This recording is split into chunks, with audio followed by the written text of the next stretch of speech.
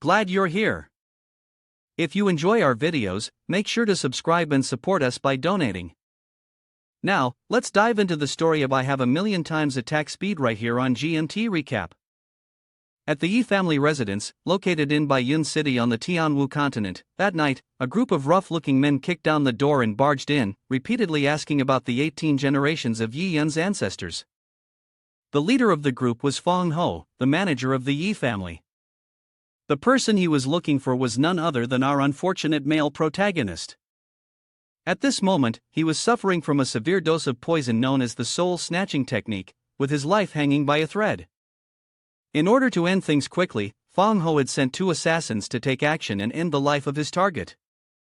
They had no respect for the young master who was poisoned, and before striking, they had been speaking nonsense for quite some time. However, as soon as they raised their swords, they were immediately struck back by a powerful counterattack.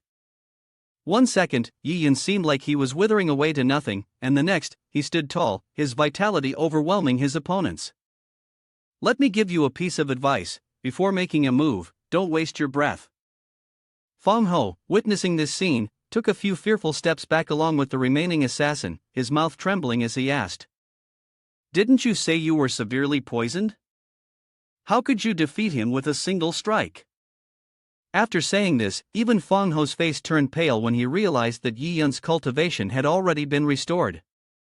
"You're wondering why my cultivation has recovered? Well, the explanation would be rather lengthy." Yi Yun flashed a dangerous smile. How could he explain to Feng Ho that he was actually a person from the modern world, a guy addicted to video games? His life had been ordinary and uneventful until one day, he woke up to find himself transmigrated into the body of the young master of the Yi family in Baiyun City, with the same name as him. Yi Yun's first reaction upon waking up was an intense pain, as though his internal organs were being torn apart. With the faint remnants of memories from the original host, he realized that he had been poisoned by Yi Kuan, the son of the Grand Elder of the Yi family. In just one night, the body that once belonged to a martial arts genius had turned into that of a cripple, and he had almost lost his life. Yi Yun had just transmigrated, barely having time to bask in the glory of being the male lead, only to be poisoned. He was unwilling to die just like this and kept praying to heaven and Buddha, hoping for mercy. Fortunately, heaven truly does not close the door on those who are righteous. Yi Yun accidentally obtained a system similar to those in novels. This system was called Devouring the 10,000 Realms. The first helpful thing it did for Yi Yun was to initiate the process of devouring the vast amounts of toxins in his body. At first, Yi Yun was skeptical, but his limbs were already weak and exhausted. He no longer cared whether what was before him was real or fake because, after all, he had no more power to choose. After the process of devouring the toxins, the system activated the status window, the inventory, and also gave Yi Yun 800 experience points. He looked at the status window filled with new and unfamiliar information in front of him. Fortunately, Yi Yun was a true gaming addict, so he wasn't too disoriented by this miraculous event. His current level was the 3rd layer of the corpse rejection realm, with an experience bar below it. Every time a new milestone was reached, he would break through to another level.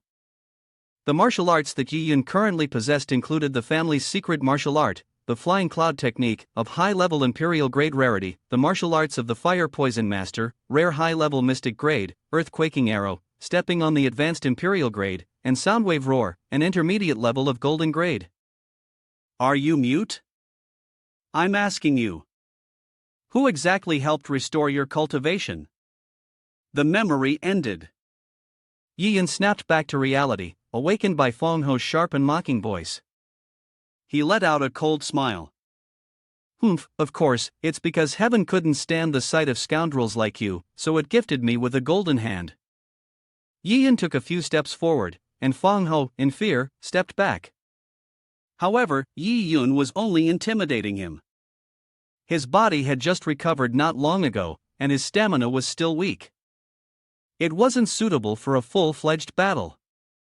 If he were to fight, it had to be a quick victory to avoid a long night full of dreams. Just at that moment, the system sent a warning, stating that Yi Yun's strength was too weak and that it had sent him a beginner's fruit pouch. Yi Yun immediately opened it, and inside was a divine technique called 10,000 Speed Strike. The system explained that this technique was incredibly powerful, so much so that its level couldn't even be assessed. It could be considered the ultimate martial art. However, due to Yi Yun's current low power, its effectiveness was limited. As his cultivation progressed to new levels, higher attack speeds would be unlocked. Yi Yun was so excited that he laughed out loud. Among all the martial arts in the world, speed is the most unbreakable. Coincidentally, the system sent him a technique that would increase his attack speed, immediately boosting his combat power. Seeing Yi Yun stunned, Feng Ho quickly gave an order to the assassin by his side. "What are you standing there for? While he's in a daze, quickly sever his limbs for me."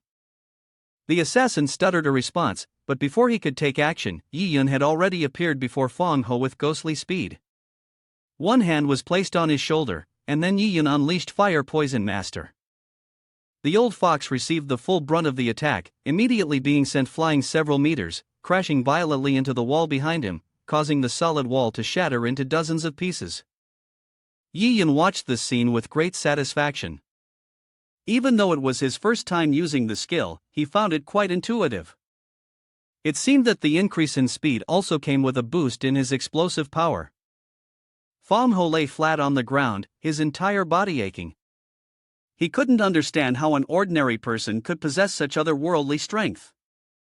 Yi Yun, however, had no patience to explain to the old man, so he simply sent him straight to the realm of death using his devour or devouring ability. Feng Ho screamed in agony as he saw his cultivation being drained by Yi Yun. By the time the devour or devouring process was completed, Yi Yun gained an additional 300 experience points. It seemed that the old man's life wasn't worth much. The remaining assassin, upon witnessing this scene, was so terrified that he wet his pants, hastily dropping to his knees and begging for mercy in front of Yi Yun. But Yi Yun had no intention of sparing anyone who had ever harbored murderous intent towards him. The next one to join Feng Ho in the underworld is this cowardly rat, Yi Yun thought. After dealing with the pests, Yi Yun headed to the Black Moon Mountain range on the outskirts and began hunting monsters. He had just successfully taken down a large wild boar. Fortunately, he managed to bring it down before his stamina ran out, and then Yi Yun began using devour or devouring on the creature.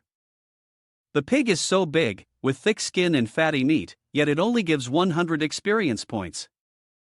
Repeating this process over and over again, Yi Yun finally reached the 5th level of the corpse cultivation after 2 days of diligent training. During these 2 days, what Yi Yun gained was not only experience points but also some insights into this system. First, it not only allowed him to devour or devouring the martial artist's cultivation but also to devour or devouring pills, martial arts, spirit cores, and so on.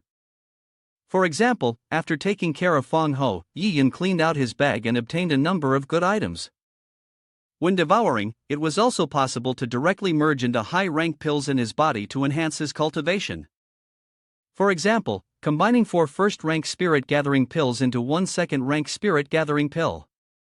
The difference in rank also meant a corresponding difference in value, equating to 500 experience points. Second, apart from martial artists' cultivation, demons were also an important target for devouring. Demons ranging from 1st rank to 9th rank corresponded to the cultivation levels from 1st to 9th rank of martial artists. Devouring demons would help rapidly enhance cultivation. However, just like devouring martial artists' cultivation, Yi Yun had to reduce the demon to the brink of death or kill it completely before he could begin devouring. After each devour of a living being, he would recover a bit of stamina, and the injuries on his body would also become less severe. But the most praiseworthy aspect of the system was its ability to self-investigate, which saved Yi Yun a lot of trouble. For example, right now, it had detected a new group of demons located 30 meters to the west. But now, Yi Yun was feeling a bit sluggish. It was also because he had been working tirelessly for 2 days straight, wiping out an entire group of wild boars, yet he had only reached the 5th stage of the rotten body. If he wanted to level up further, these demons would never be enough. It seemed that, in the long run, he would still need to find a more effective method. At midnight, after devouring quite a few demons in Black Moon Mountain, Yi Yun returned to the inner courtyard of the Yi family estate. Initially, he had planned to stay a bit longer to gather more spoils, but unexpectedly, he encountered a very tight barrier along the way.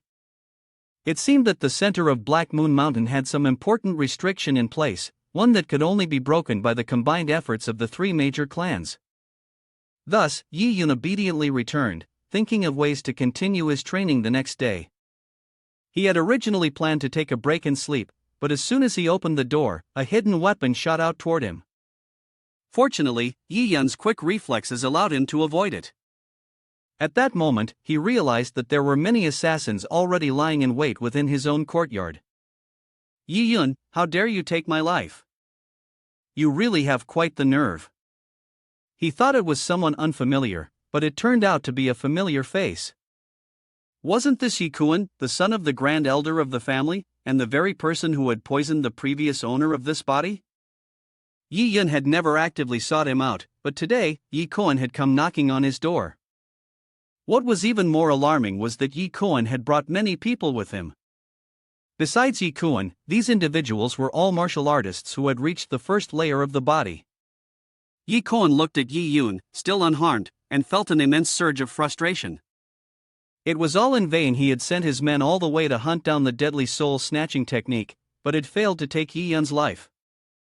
Worse yet, it had even caused Yi Yun to break through 2 levels in just 2 short days. However, today, with so many of his men here, Yikuin was certain that he could finally end Yi Yun's life. If you manage to escape the soul-snatching technique, then let me personally take your life today. As he spoke, Yikuin drew his sword and lunged forward, but his speed was nothing compared to Yi Yun's.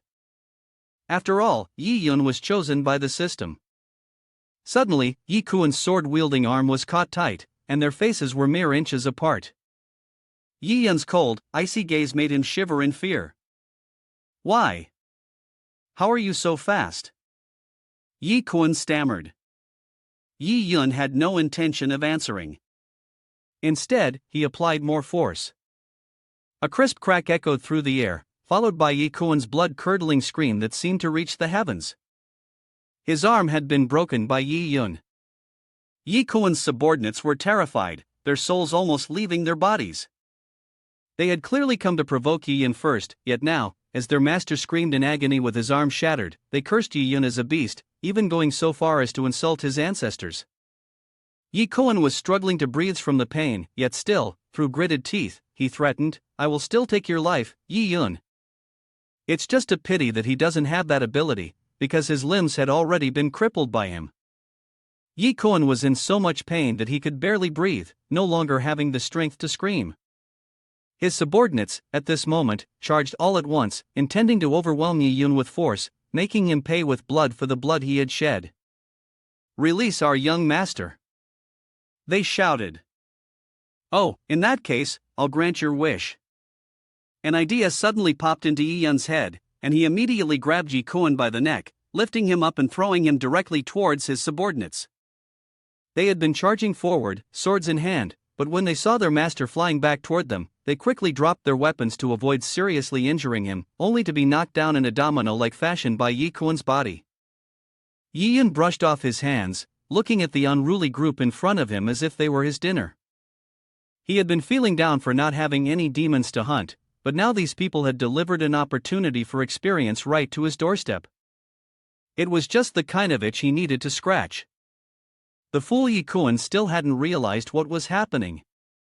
He was coughing and shouting for his subordinates to capture Yi Yun so that he could personally torture him.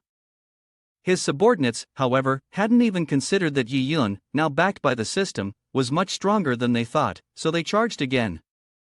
Yi Yun focused all his energy, then relied on his speed to break through their encirclement, taking the initiative to strike first. Yikuin's subordinates fell like dominoes, which made him start trembling with fear.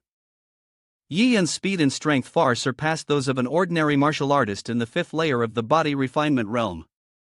At that point, Yi Yun had already knocked down all of Yikuin's subordinates and was once again standing in front of him. Yi Yun grabbed his opponent by the neck, squeezing tightly while pressing him against the wall. Yikuin was so terrified that his eyes turned completely white, repeatedly shouting at Yi Yun to stay away. But what good was it to be afraid now? Yi Yun didn't rush to take his pathetic life. Yikuin loved poisoning others the most, so Yiyun decided to let him experience the pain of his bones being corroded. He used the fire poison master technique, just like when he dealt with Fang Ho. The pain quickly spread throughout Yikuin's body. His anguished screams echoed through the Yi family's inner courtyard in the dead of night. "Yiyun, if you have the ability, kill me now. Otherwise, I will definitely find you and take revenge in the future." Despite being corroded by poison, Yikuin's filthy mouth still didn't cease. But Yiyun found it utterly laughable. A person who was now like an ant dared to threaten him. Of course, Yiyun wouldn't be foolish enough to let Yikuin have a chance to take revenge later. Now that Yikuin was in a life-threatening situation, it was the perfect time to begin the devour or devouring cultivation. Yikuin had shed much blood, and his strength far surpassed that of Fang Ho. Therefore, he provided Yiyun with 1,500 experience points. Yiyun immediately reached the 6th layer of the body refinement realm. Yikuin's body was drained of vitality, becoming gaunt and withered, yet he still retained a faint breath of life. "Yiyun, what exactly have you done to me? Where is my cultivation? I can't even withstand this?" "I'm simply returning the favor for all the things you've done to me, but 10 times worse. Right now, it's best for you to crawl out of my territory like a dog, and I will spare your life. Got it?" Yikuin was kicked to the ground, looking utterly miserable. Yiyun, on the other hand, stood high above, commanding the situation. The appearance of the two at this moment created a stark contrast. Not stopping there, Yiyun decided to reclaim both the principal and the interest. Therefore, he made his way straight to the elder's mansion, located within the larger Yi family compound. The guards outside were no match for him. Several of them were beaten to the brink of death and could only cry out for each other to quickly bring a messenger pigeon to summon the Grand Elder for help. But it seemed that none of them had the strength to carry out such a task.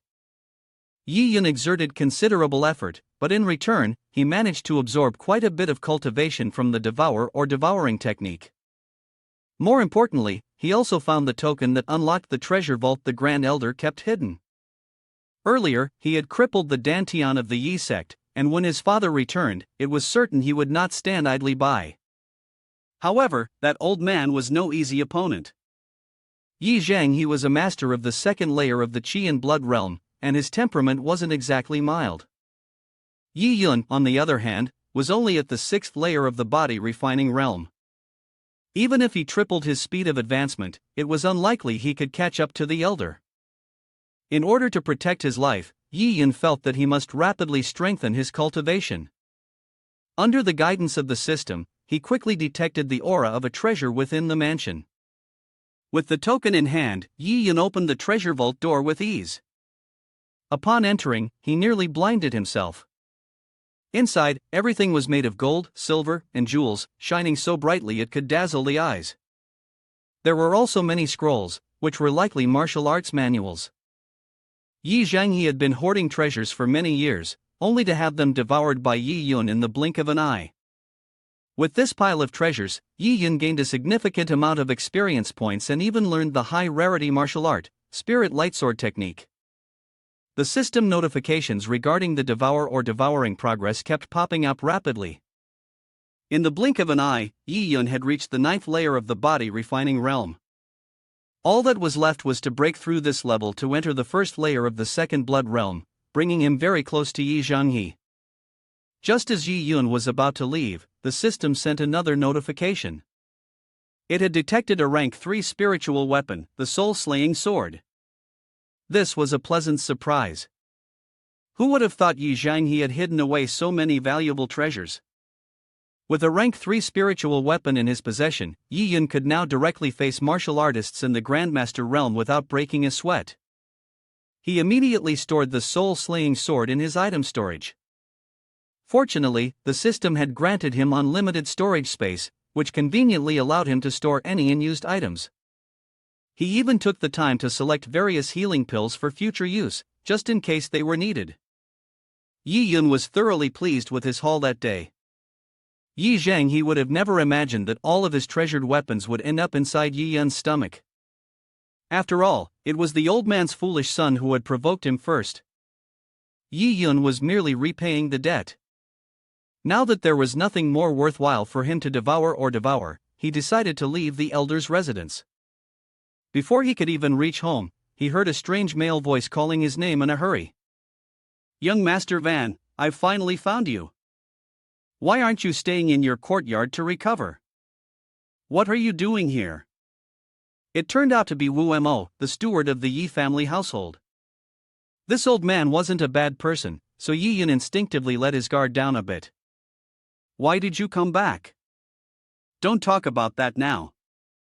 The family head just returned, he's looking for you." As he spoke, Wu Mo hastily grabbed Yi Yun's hand and pulled him back. The current head of the Yi family, Yi Wushang, was now in the residence, continuously coughing up blood. The servants, seeing this, were extremely anxious and advised him to rest, as his body was still seriously injured. But Yi Wushang, deeply worried after his son suddenly vanished, refused. "I won't be at ease until I see him with my own eyes." Wu Mo dragged Yi Yun home at the fastest speed. The moment they crossed the threshold and saw his father vomiting blood, Yi Yun was utterly shocked.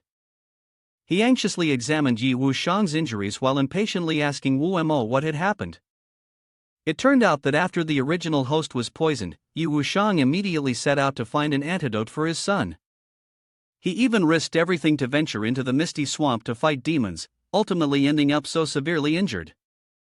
His reward was the mystic spirit fruit. Outsiders, even if they didn't know what it was for, could tell at a glance that it was a rare and priceless treasure. "Yun and I, hurry up and eat it. This way, the toxins in your body will be eliminated by at least 1/3. Yi Yun felt a bit of heartache. Yi Wushang, despite his age, was enduring so much hardship just to find something that could remove 1/3 of the poison from his child's body. The mystic spirit fruit was originally a second-grade elixir, known for its ability to detoxify and enhance cultivation. He glanced at Yi Wushang, who had just spat blood again. This father truly loved his biological child without reservation. Now that Yi Yun had transmigrated into this body and received all that love, of course, he should repay in some way. Thinking this, he quickly began using his internal energy to heal Yi Wushang. He was astonished to see his son's cultivation had reached the 9th layer of the body refining realm in just a few days. Yi Yun didn't know how to explain it, so he simply told his father that while he was alone, he had encountered a mysterious expert. Thanks to this person's guidance, not only was the poison in Yi Yun's body completely eradicated, but his cultivation had also soared. Yi Yun had also given the mystic spirit fruit to Yi Wushang and handed over many other healing elixirs to restore his father's cultivation. Yi Wushang looked at the bottle of medicine in Yi Yun's hand, confused. Did this also come from the mysterious expert? Yi Yun knew that a secret couldn't be kept forever, so he openly confessed that he had obtained the medicine from completely clearing out the treasure vault of Yi Zhangyi. He also mentioned that he had ruined Yi Kuan's Dan Tian, causing Yi Kuan to become a cripple, unable to cultivate for the rest of his life. Wu Mo and the servant beside him were left wide-eyed, their mouths agape in fear after hearing all of this. Who is Yi Zhangyi that Yi Yun dares to provoke him? They thought that Yi Wushang would be angry, scold him, or even punish him. Unexpectedly, he suddenly burst into a loud laugh, looking utterly delighted. "Well done. I never would have imagined that during my time away, your kid could make such waves. Truly worthy of being Yi Wushang's son." Wu Mo and the servant were even more terrified. This was hardly the time for the father and son to be praising each other. Yi Kuan had been crippled, and Yi Zhangyi would likely come soon to settle the score. Although Yi Wushang was the head of the Yi family in recent years, due to his cultivation stagnating at the first layer of the Qi and blood realm, he had been outmaneuvered by Yi Zhangyi. Now, among the 8 remaining elders of the family, 5 had already pledged allegiance to him, conspiring to overthrow Yi Wushang. Yun and I, from now on, the two of us must be careful at all times, always on guard against those treacherous and cunning people plotting against us. Yi Yun advised his father not to worry, for after coming here, he had decided to live by the principle of confronting issues head-on, rather than avoiding them. If those people dared to come, he would not hesitate to give his all and make sure they would not leave with their lives. As soon as they mentioned it, it happened. Suddenly, there was a loud noise from outside as the main gate of the mansion was kicked open. Then, 3 figures, clearly not up to any good, entered. They carried crude weapons and came with a message from Yi Zhangyi, inviting the entire Yi family to a meeting for discussing family matters. Although it was framed as an invitation, it was clearly intended as an order. He is just an elder, yet he dares to overshadow the clan leader. Yi Yun heard it and immediately felt displeased. In a corner of the room, Yi Zhangyi was listening to the servant accuse Yi Yun of his wrongdoings, including his actions with Yi Koan and the servants in the manor, as well as how he had emptied the elder's treasure vault. It was no surprise that after hearing this, Yi Zhangyi's anger soared to the heavens. He swore that today, he would skin Yi Yun alive. Other elders also chimed in. For example, the second elder, Yi Ming, eager to please Yi Zhangyi, spared no effort in cursing Yi Yun with every vile word imaginable.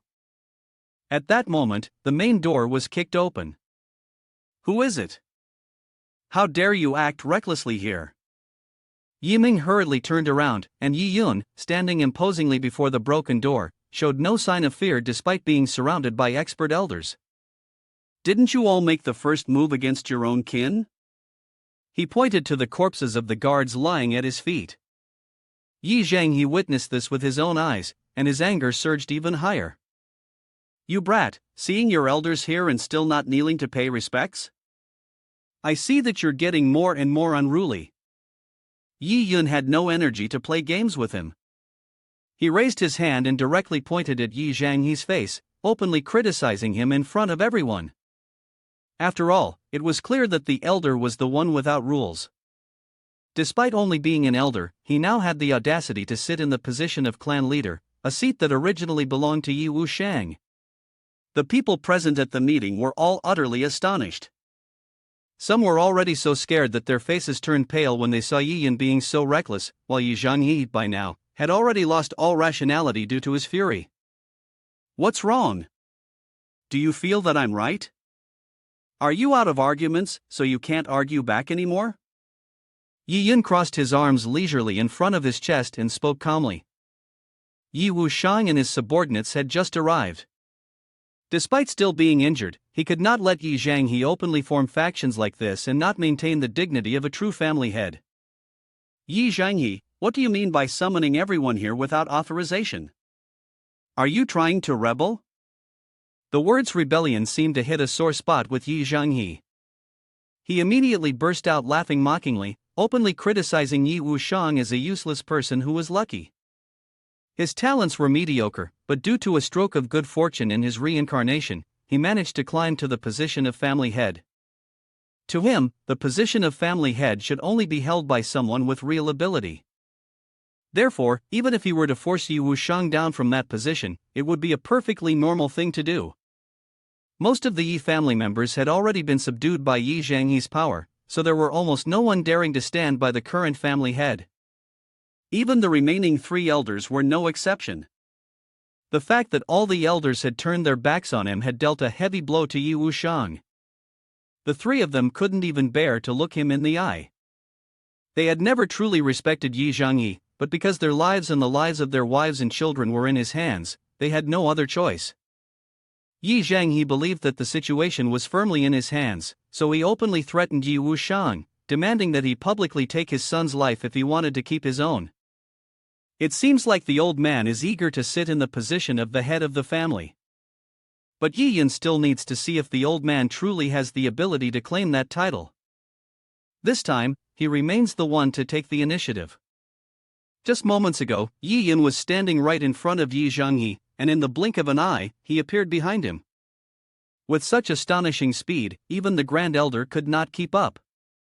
But with his cultivation at the second layer of the Qi and Blood realm, the old man felt that Yi Yun was just asking for trouble, like an egg trying to challenge a rock.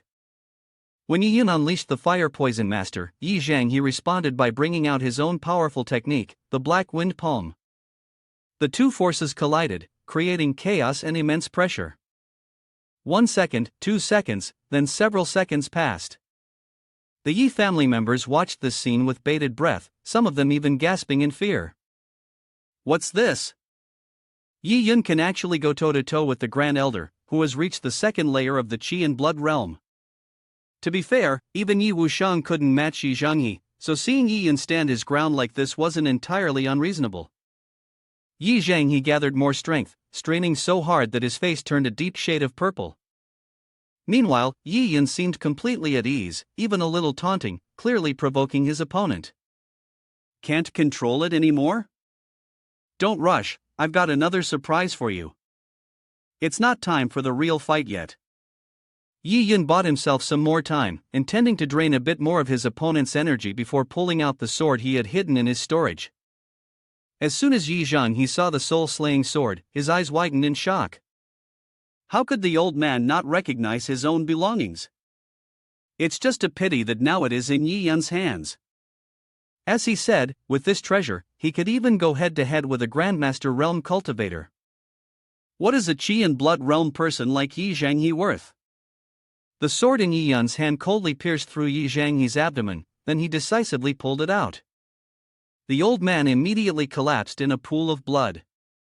This terrifying scene, even in their wildest dreams, the elders who sided with Yi Zhanghe wouldn't dare to imagine. How does it feel to die by your own sword? Yi Yun asked indifferently, not even sure if Yi Zhanghe could still hear him. However, at that moment, he was suddenly attacked from behind. Yi Yun, with quick reflexes, managed to dodge just in time. Had the attack landed, he might have been crippled. The one who had ambushed him was wearing a face mask, and didn't seem like one of Yi Zhanghe's subordinates. If they were, they wouldn't have such strength. Yi Yun, the masked attacker, spoke up. First, you crippled the son-in-law whom my Yang family valued. Now, Yikuin shamelessly takes Yi Zhanghe's life without a second thought. It seems you have no regard for my Yang family at all, do you? Yun and I, are you all right? Yi Wuxiang asked worriedly as he stepped forward. I'm fine, father, don't worry. Yi Yun said calmly, though in reality, he was feeling a bit tense. The Yang family in Qinyang County was one of the foremost powerful families. Not long ago, Yi Kuan and his son wanted to form a marriage alliance with them.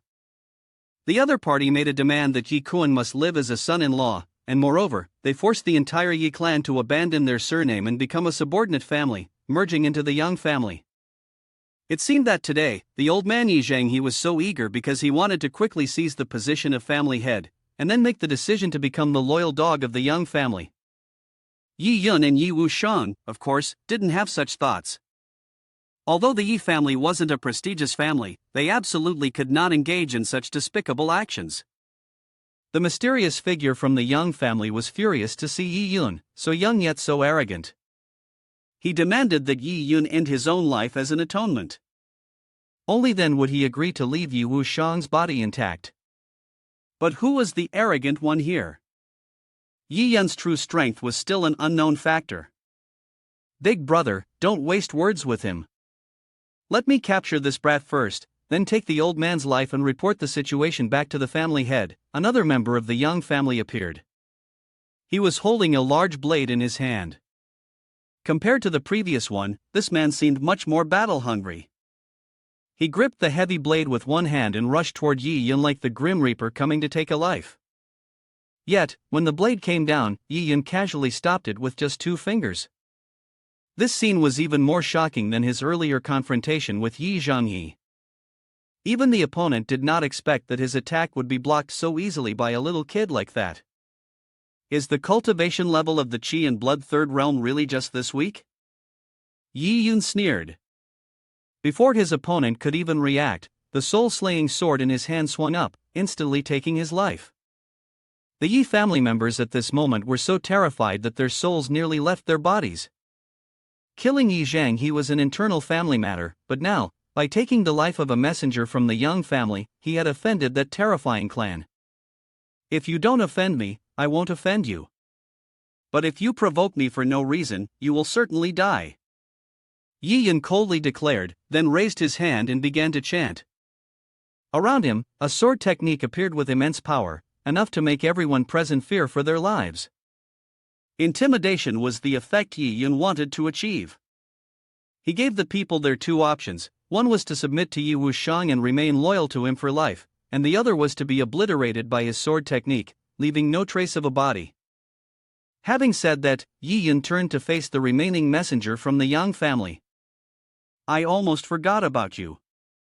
Your brother is so loyal to the head of the Yang family, so I guess you won't be willing to submit either, right?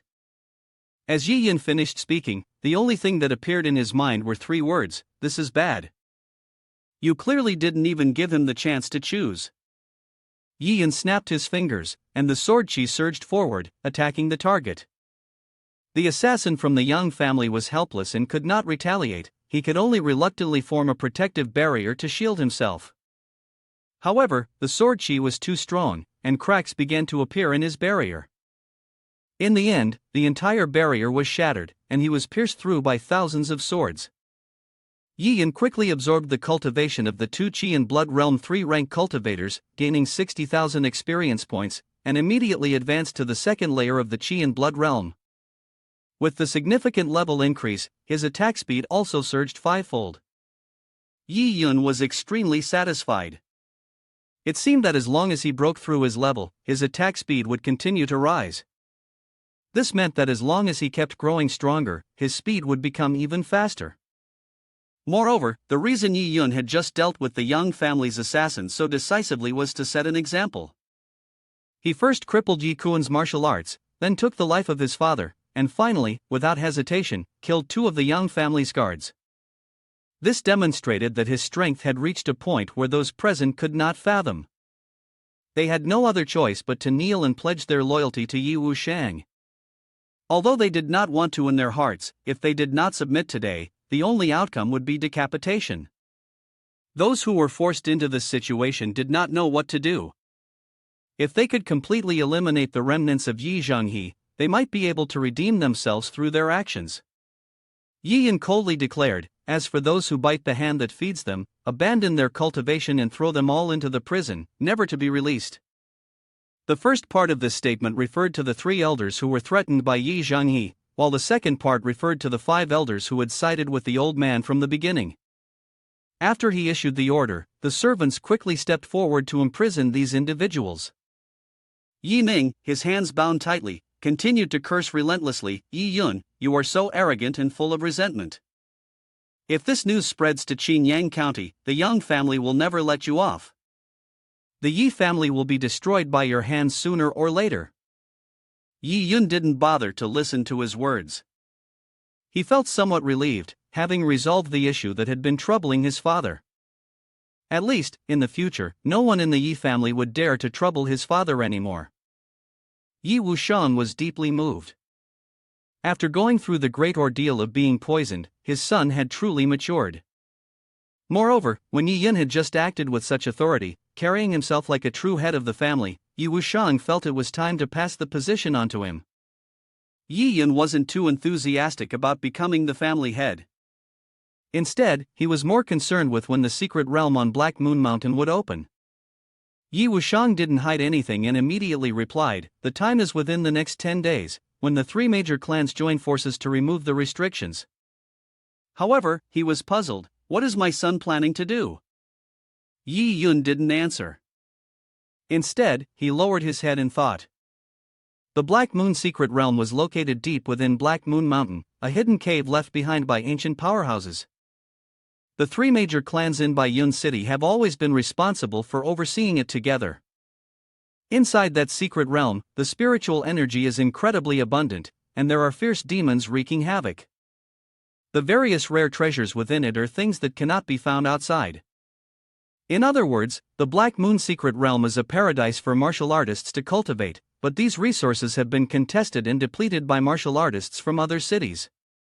100 years ago, the 3 major clans in Baiyun City teamed up to seal it off and made an agreement to only open it once every 3 years.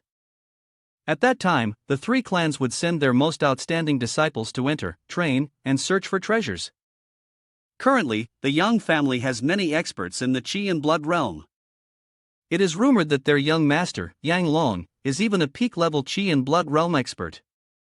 If Yi Yun wants to face him, he needs more resources to level up, so it seems he has no choice but to go to the Black Moon secret realm. While waiting for the secret realm to open, Yi Yun continued his journey of treasure hunting to gain more experience points. With the help of the system, he found a deep lake on the outskirts of the city, where treasures were hidden at the bottom. Thanks to the Bai Shui Zhou, Yi Yun easily dived deep into the lake and retrieved the treasure, earning 4,000 experience points. After devouring this treasure, Yi Yun's level rose to Qi in Blood rank 3. Before the Bai Shui Zhou's effect wore off, Yi Yun quickly surfaced. As he emerged from the water, the first thing that caught his eye was a girl with a fiery figure, her thin clothes soaked in water. Any man cannot help but look a little longer. The girl also noticed Yi Yun, and her first reaction was to cover herself and scream loudly, "You perverted bastard!" Yi Yun wished he could blind himself to prove his innocence. With his tail between his legs, he ran, but in the eyes of the girl, it made it seem like he was guilty. So, she started chasing after him. "Miss, you misunderstood," he said while running and trying to explain, but the girl continued to chase him without stopping. "You evil soul, prepare to die," she yelled as she made a move toward him. Unfortunately, her speed was too slow compared to Yi Yun's. Even with his eyes closed, he could easily grab her hand.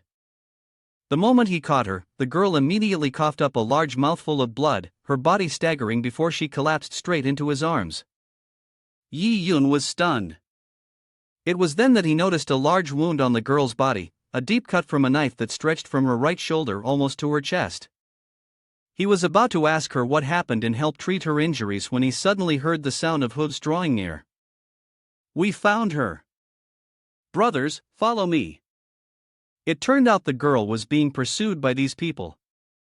As soon as the leader of the group saw them in an intimate embrace, he threatened, "You little brat, that beautiful girl has already been targeted by Yi Ma Bang.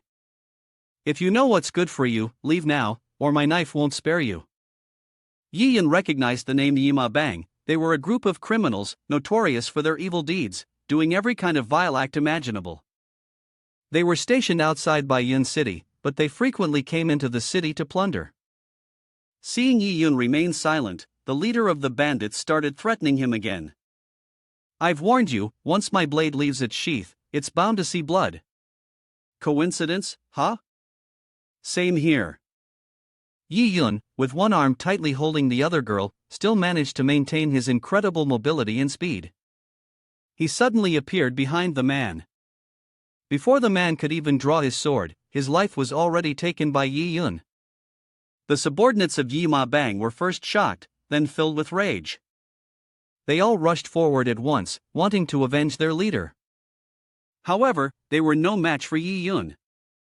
They were merely at the Qi and Blood realm, first rank, and to Yi Yun, they were no different from ants or insects. Yi Yun, holding the soul-slaying sword, easily wiped out the entire group without spending too much time. After defeating them, of course, he had to devour or devouring them.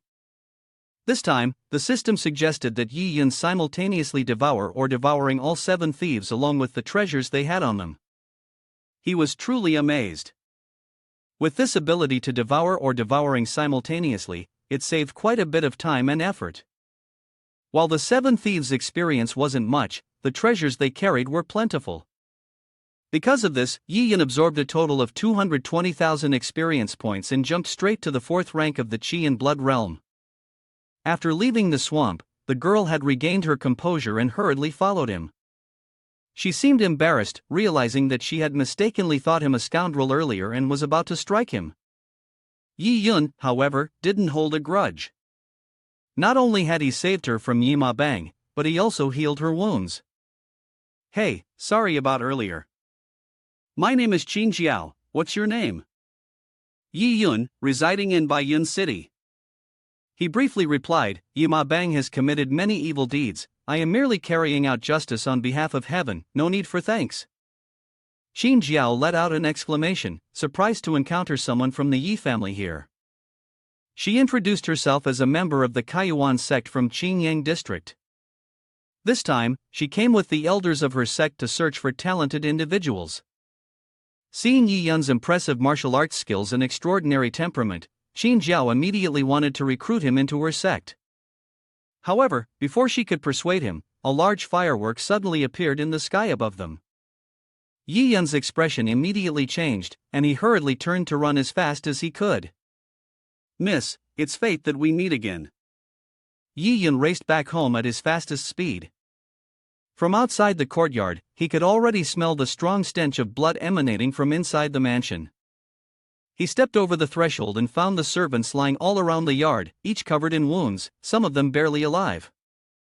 Are you Yi Yun? A strange voice rang out. Yi Yun looked up, noticing a group of strangers standing there, but they seemed even more at ease than the homeowner himself. Destroy the marriage alliance between the Yi and Yang families, and kill 2 of my elders. It seems that even a useless waste like you still has some skills left. The arrogant figure standing before Yi Yun was Yang Changmu, the butler of the Yang family and a cultivator at the 6th rank of Qian blood realm. Yi Wushang was also being held captive by them, looking badly injured. Yi Yun paid attention to the phrase waste with no cultivation left.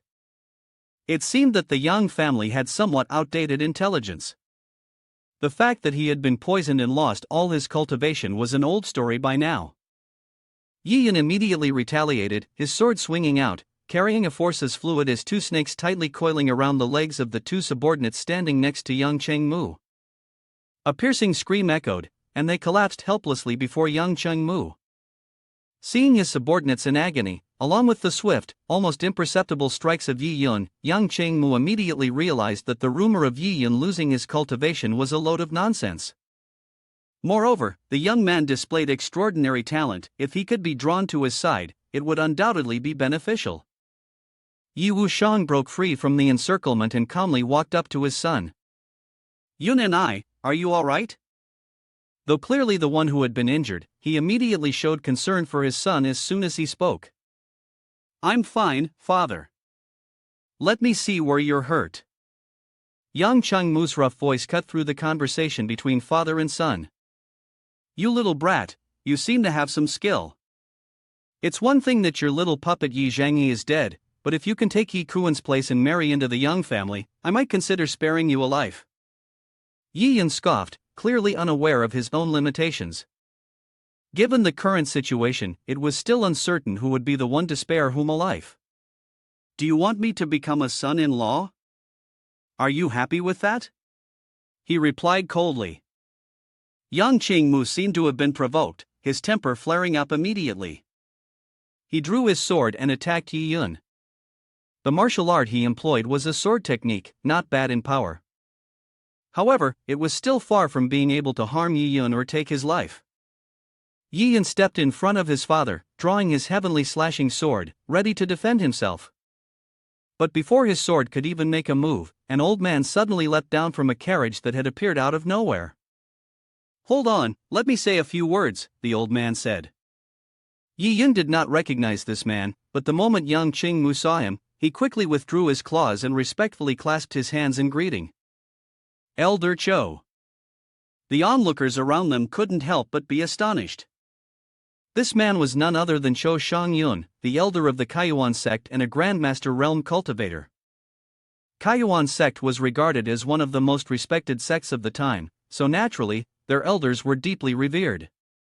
No one, however, knew why Cho Shangyun had appeared here, interrupting the conflict between the Yi and Yang families.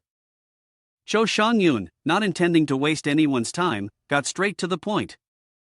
He stated that he had come to repay Yi Yun for assisting one of his disciples in the sect, and at the same time, he extended an invitation for Yi Yun to join the Kaiyuan sect. His words were like a thunderclap on a clear day.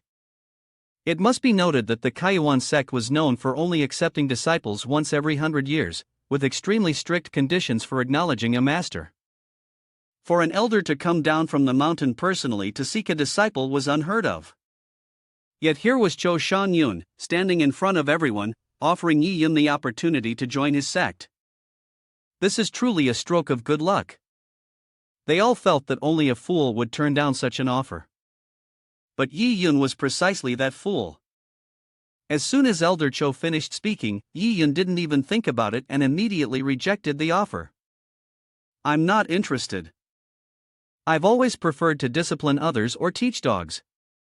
The 3 words teach dogs were emphasized deliberately, clearly aimed at young Chengmu. And he wasn't a fool, he immediately understood what was meant. He flew into a rage, his hand gripping his sword, ready to strike, but was once again stopped by Cho Shangyun. Did young Chief Steward not hear what I said, or are you intentionally opposing the Kaiyuan sect? He was deliberately defending Yi Yun, even though Yi Yun had just rejected the invitation to join the sect.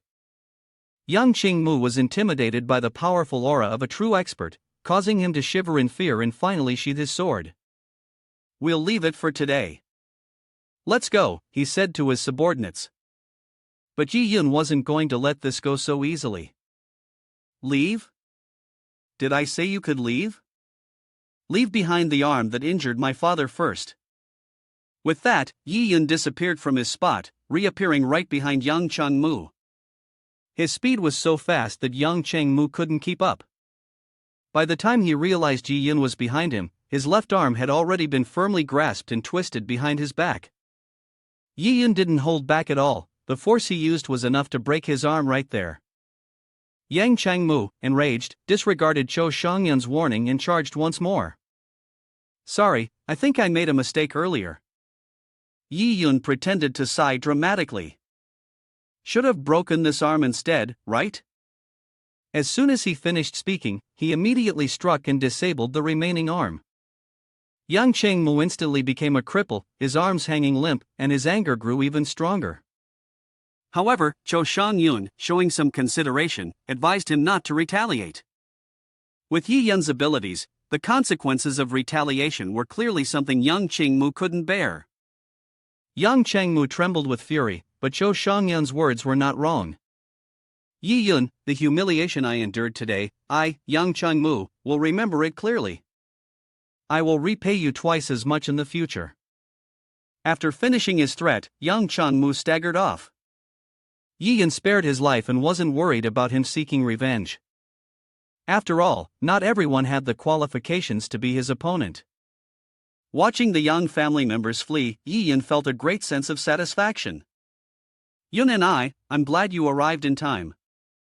Otherwise, the consequences would have been unimaginable. Only then did Ji Wushang dare to breathe a sigh of relief, and despite the pain in his arm, he knelt down to express his gratitude to Cho Shangyun for rescuing the Yi family. Cho Shangyun did not dare to accept this gratitude, since he still wanted to recruit Yi Yun. It was all because of Qin Xiao. Ever since they returned from the lake, she kept saying that she had found an extraordinary genius and insisted that he come to thank her in person. Cho Shangyun had no intention of forcing Yi Yun. Instead, he handed him a token as a symbol, saying, if you ever reconsider in the future and decide to join the Kaiyuan sect, you can use this token to enter directly without having to take any tests. Yi Yun seemed hesitant. At the moment, the Black Moon secret realm was about to open, so he had no intention of leaving. But if one wants to mature quickly and absorb a lot of experience, sooner or later, they will have to leave Baiyun City. In that case, keeping Cho Shangyun's invitation as a backup path isn't a bad idea. After receiving the token, Cho Shangyun felt somewhat reassured and immediately left. Now was the time to address the internal issues of the clan. This time, the young family had caused a disturbance, but fortunately, no one had lost their life in the manner. However, those who had been previously designated to enter the secret realm Black Moon had all sustained significant injuries, which would surely affect the progress of the exploration. Seeing Yi Wushang's concern, Yi Yun immediately stepped in to alleviate his father's worries. He casually waved his hand, producing numerous high-grade healing elixirs. The members of the Yi family could only gape in astonishment at this scene. The total amount of high-grade elixirs they had seen in their entire lives might not add up to what was in front of them. Where did you get all of this? Yi Wushang asked. It's just a stroke of luck that I acquired them, Yi Yun replied in a flustered manner. After all, the stockpile of healing elixirs in the vault was already substantial, and now it was time to use them. Moreover, they were being used on the Yi family, so it was a good investment. These elixirs would not only heal injuries but also aid in breakthroughs. Feel free to use them. The secret realm Black Moon opens in 7 days. Those who are capable can follow me inside. Yes, young master. The cheer erupted like thunder. There was no denying that Yi Yun now held significant influence within his family. 7 days passed quickly, and today marked the opening of the secret realm Black Moon. From the very entrance, Yi Yun could already feel the abundant spiritual energy, which explained why this place had always been tightly sealed off. The group following behind Yi Wuxiang and Yi Yun couldn't stop expressing their admiration. "Yi family head, long time no see?" Suddenly, a voice rang out from behind. "Haha, why hasn't Grand Elder Yi Zhangyi shown up? I remember it was always him who brought people here before." It turned out to be the Zhou family, one of the 3 major clans of Baiyin City, led by their patriarch Zhou Yuanlei, who was at the 6th rank of the Qi and Blood realm, accompanied by his son Zhou Xiong. Yi Wuxiang pretended not to hear the sarcastic tone in Zhou Yuanlei's words and responded very courteously, "The trash in our clan has long been dealt with, and I apologize for the inconvenience it caused you all." "Humph. The Yi family is so large, but is this really the best team you could muster? It seems you are truly declining." This time, members of the Zhang family appeared, with the person who made the disparaging comment being the patriarch Zheng Yinfeng, who was at the 7th rank of the Qi and Blood realm. Beside him stood his son, Zheng Tianlong. The Zhang and Zhou families began to join forces and criticize Yi Wuxiang. "Remember the last time the Yi family was chased by spirit beasts and lost all their dignity? If it weren't for us coming to their rescue, they would have all perished in there." "Oh dear, Zheng family head, don't say it like that. The coordination of the Yi family this year is much better. I'm sure we won't need to take care of them so much anymore," Zhou Yuanlei said with a tone full of mockery. "Zhou family head, that's not quite right. Of course, they still need our care. However, this year it's our turn to take care of you all," Yi Yun said casually, but deliberately released his aura to intimidate the others. Both Zheng Yinfeng and Zhou Yuanlei were immediately struck by a powerful shock. The entire Yi family team consisted of cultivation Qi and Blood rank 3, and the leader, Yi Yun, was even rank 4. The overwhelming aura of the Yi family left the 2 clan heads stunned, thinking to themselves, "It's only been a few days, and the Yi family has somehow managed to break through as a group. What exactly happened?" Yi Yun turned to look at them and asked, "Why do the 2 clan heads seem so unaware of the world? When will this secret realm finally open?" Zheng family head pointed his sword at him and said, "It's clear who's strong and who's weak when it comes to the secret realm." In his heart, he still had some confidence, though he didn't know what opportunity the Yi family had received. He still believed they weren't a match for the Zheng family. Yi Yun smiled and replied, "Then we shall see, as the tribesmen behind you are all extremely confident." Yinfeng shouted loudly, "Let's begin." The 3 clan heads immediately used their spiritual energy to open the Black Moon secret realm. As soon as the words were spoken, a spatial gate to enter the secret realm appeared. The gate opened wide, releasing a thick aura of spiritual energy. The disciples of the 3 families were gathered in large numbers ahead. Over here, Zhou Xiong, the young master of the Zhou family, charged forward and ordered, "Enter." The guards behind him followed his orders and rushed in. Zheng Tianlong, the young master of the Zheng family, was not behind either, holding a mace and shouting loudly, "Don't even think about seizing the opportunity. The Zheng family will enter quickly." Yi Yun remained calm as he gave the order for the tribesmen to set off. They smiled eagerly, "Yes, young master, we are moving into the Black Moon secret realm." The Yi family members had all entered, and inside the gate, to their surprise, lay a vast expanse of land. One person held a spiritual herb in their hand. As expected within the Black Moon secret realm, the spiritual energy was indeed abundant. Using these herbs to aid in cultivation would undoubtedly accelerate their strength. Yi Yun stood there, gazing into the distance. The disciples of the Yi family are thankful to the young master for choosing this path. Otherwise, how could we have gathered so many treasures? The system issued another notification, indicating that there were many precious items 1 mile to the northwest. He thought to himself, with the system's guidance, finding treasures in this secret realm is as easy as taking something from my pocket. Yi Yun turned to the tribesmen and said, "Hurry up, let's head back before sunset." They immediately complied. In the blink of an eye, they moved in the direction he had pointed earlier. A disciple from the Zhou family saw this and spoke up, young master, if we don't act quickly, all the treasures will end up in the hands of the Yi family. Zhou Xiong laughed and responded, "What a bunch of fools, rushing ahead like that." He then turned to the tribesmen and said, "What do you understand? With these idiots clearing the way ahead, if any danger arises, they'll handle it. As for the treasures, once the time is right, we'll just kill them and take everything." One of the tribesmen appeared a bit worried and asked, "But if we kill Yi Yun here, the Yi family won't just let it go." Zhou Xiong tilted his head back and laughed loudly. "In this secret realm, everywhere is dangerous, with beasts lurking everywhere. Does the Yi family have any evidence proving that we did it?" Truly a cunning and malicious individual. The tribesmen who were following him all chimed in unison, "Young master is brilliant." He sneered, his eyes filled with malice, and continued, "When the time comes, we can simply blame the beasts and eliminate them without anyone knowing."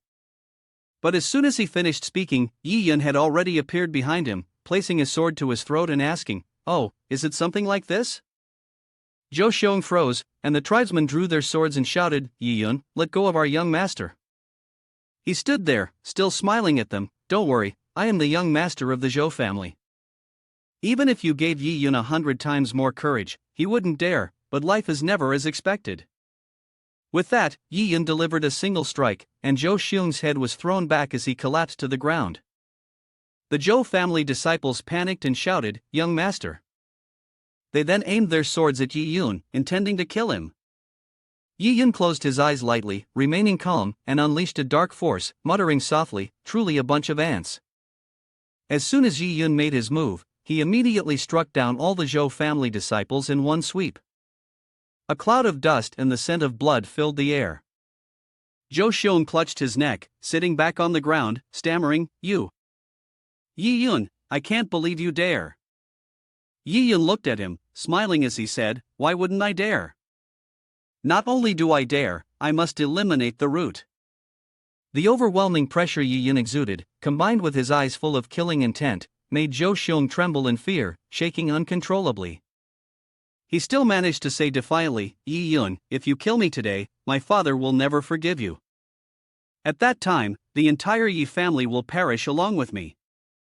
Hearing that, he raised his hand to stroke his chin, thinking for a moment before replying, "Zhou young master is absolutely right, but does your Zhou family have any evidence to prove that I am the one who did it?" Yi Yun's words caused him to be at a loss for words, his face still twisted in a grimace as he glared at him. Yi Yun moved even closer, repeating what he had just said. "I see that in this secret realm, everywhere is filled with danger, and ferocious beasts are everywhere. When the time comes, as long as we place the blame on the beasts, wouldn't it be possible to eliminate someone without anyone being the wiser?" A scene of whispering threats full of menace. Zhou Xiong's face darkened, his fear so overwhelming that sweat poured down him like rain. He quickly turned around, trying to flee, searching for a glimmer of life, thinking to himself, "No, this guy is crazy. I need to run fast. But where can I run to avoid the sun?" Yi Yun immediately grabbed his head. "Don't rush off like that, Zhou young master." Then he let out a cold laugh, indifferent to Zhou Xiong's constant screams. "I haven't even taken care of you yet." With those words, a dark aura surrounded him. The scene shifted to somewhere within the Black Moon's secret realm, where a gray wolf stood atop a rock, howling beneath the bright moon. Surrounding it were scattered swords and blades, and with one strike of a sword, the wolf's head was severed. A disciple of the Yi family, who had just been rampaging through the area, spoke to his companions, "This is the last one. Let's quickly clear the spoils." One of them looked up at Yi Yun and reported, "Young master, we've dealt with the second-tier werewolves' spirit beasts. Should we move forward?" He stood there, gently responding, On the information screen, Yi Yun's status was displayed, level, Qi in Blood Realm, 5th stage, and his current attack speed was 5 times faster. Yi Yun thought to himself, "It's too slow. Even if I absorb the entire Zhou family and many spirit beasts on the path to breaking through Qi in Blood's 5th level, my experience still isn't enough." There was another notification about a level 3 elixir from the abyss of Emerald Deep, located 300 meters southwest, which immediately caught his attention. Yi Yun thought further, that level 3 elixir is a treasure that only someone at the Martial Grandmaster realm can obtain. Without hesitation, he activated his speed and moved away, reminding the tribesmen, everyone stay here and wait for orders. I'll be back shortly. As he moved, he kept thinking, there are definitely dangerous beasts guarding the spirit herbs. It's better not to let them follow and risk danger. Scene shifts to the Black Moon secret realm, abyss of Duan Tian, where numerous flying creatures hover beneath. The entire space feels somewhat gloomy and mystical. On a tree stump, several green fruits, resembling sparkling medicinal pills, hang. These are the level 3 abyss of emerald deep fruits. Hanging from the same tree are other objects. Large bats are huddled up, sleeping on the branches. Yiyan stood to the side, observing, then said, level 3 demon, fallen in storm. I want to see just how powerful this so-called internal demon really is. He then jumped from the branch and descended into the abyss, shouting, submit and become my experience. The bats sensed the danger and immediately released sound waves, along with a malicious aura. Yiyan responded instantly, using his own sound attack at a similar frequency. In Shin Hong was struck harder, staggered, and the bats fell. Despite their combined sonic waves, Yiyan continued to charge in, sword in hand, shouting, die. He then stood in the center, continuously releasing dark spiritual energy. He described the surroundings as chaotic, moving forward and defeating every group that came his way. Only a short distance remained before he could reach the elixir. As soon as he set foot down, the stone shattered, causing Yiyan to fall. But unexpectedly, what awaited him below was another ferocious beast with its mouth wide open and sharp fangs bared. Yiyan quickly leaped away, drove his sword into the ground, and stood on it. It turned out that beneath the stone was another group of demons. These were third-level black-scaled crocodile demons. The crocodiles, upon spotting their prey, immediately rushed forward to surround him. In an instant, Yiyan jumped up, disappeared from the sword, then stomped back down precisely where the sword had been, making it dig deeper into the ground as he declared, "Then I'll deal with you all first." He continued this move for a while, then shouted, "Earthquake stomp." Almost immediately, the ground beneath him exploded, sending the crocodiles flying into the air. Yiyan leapt up, retracted his sword, and spun around, taking advantage of the chaos caused by the earthquake. He stood there, his sword in hand, preparing for his next move. At that moment, Yiyan spun his sword around him, creating sword illusions with the spirit lightsword technique. Floating in midair, he used the sword illusions to slay the demons. Little did he know, this pit was the burial ground for all the demons, and the terrain was perfectly suited for the spirit lightsword technique. Yiyan summoned a whirlwind of sword illusions from below, shouting, "Die, all of you!" He drew his sword back to his hand, and the spiritual energy in sword illusions slowly dissipated, leaving behind only the corpses of the demons. Once everything was settled, he landed and breathed a sigh of relief. Then, Yiyan placed his hand on the ground and said, "My experience is about to arrive, use devour or devouring." A notification appeared on the screen, preparing to start absorbing the group. A moment later, the absorption was complete, granting him a total of 500,000 experience points. The absorption of the group was finished. Continuous notifications congratulated the host for breaking through the Qi and Blood Realm's 7th layer. Yiyan stood there, smiling, having leveled up by 2 ranks. That was not bad. He glanced at the spiritual fruit tree beside him and said, "Lucky for me, thanks to these demons, the abyss of emerald deep fruit is mine next." Suddenly, a large mace shot toward him from behind, startling Yiyan. He quickly sidestepped to avoid the strike. The person who arrived was the young master of the Zhang family, who yelled a threat, "Kid, the abyss of emerald deep fruit is mine. Move aside if you know what's good for you." Yiyan had never been intimidated by threats. He reached behind, gathered his energy, looked at Tianlong, and laughed, "Is it just you?" Tianlong immediately charged at him with the mace, cursing, "Yiyan, a waste like you dares to be so arrogant?" Tianlong's strike stopped right before the energy shield around Yiyan. Yiyan sneered, "Is this all you can do? You really disappoint me." With that, Yiyan bent down, dashed toward him, and then delivered a punch to his stomach, sending him flying backward. The move seemed light, but the force behind it was immense. The strike caused Tianlong to vomit blood and fly back 10 meters, crashing hard into a cliff, with dust and debris flying everywhere. The Zhang family disciples panicked and shouted for their young master. Yi Yun raised his hand in challenge. "Zheng, young master, if you dare try to take what's mine, you'll lose your life for it." However, the man stood firm despite the painful blow, getting up and saying, "Interesting." He took out a red pill, wiped his mouth, and looked at him, saying, "But today, don't even think about leaving here alive." Tianlong quickly put the pill in his mouth and swallowed it. Yi Yun, seeing this, was momentarily surprised and on guard. As soon as he finished swallowing, Zhang Young Master's whole body exuded a fierce aura, accompanied by a savage laugh and cold, piercing eyes. His body swelled, muscles bulging. Tianlong laughed even louder, and the ground around him cracked under his immense weight. He roared, "This time, you're definitely dead." Yi Yun stood there, still unmoving. Disciples of the Zhang family whispered, "This is a level 2 qi and blood pill. After taking it, one's strength can be tripled in a short period of time. This kid, Yi Yun, is as good as dead." Tianlong stepped forward, grabbed his massive mace, and charged toward him, swinging it down. He laughed wildly, threatening, "Yi Yun, I'll give you a chance. If you kneel down and call me father right now, I might show mercy and spare your life." Yi Yun merely smiled in response, "Enjoy your last minute, and don't come crying for your father afterward."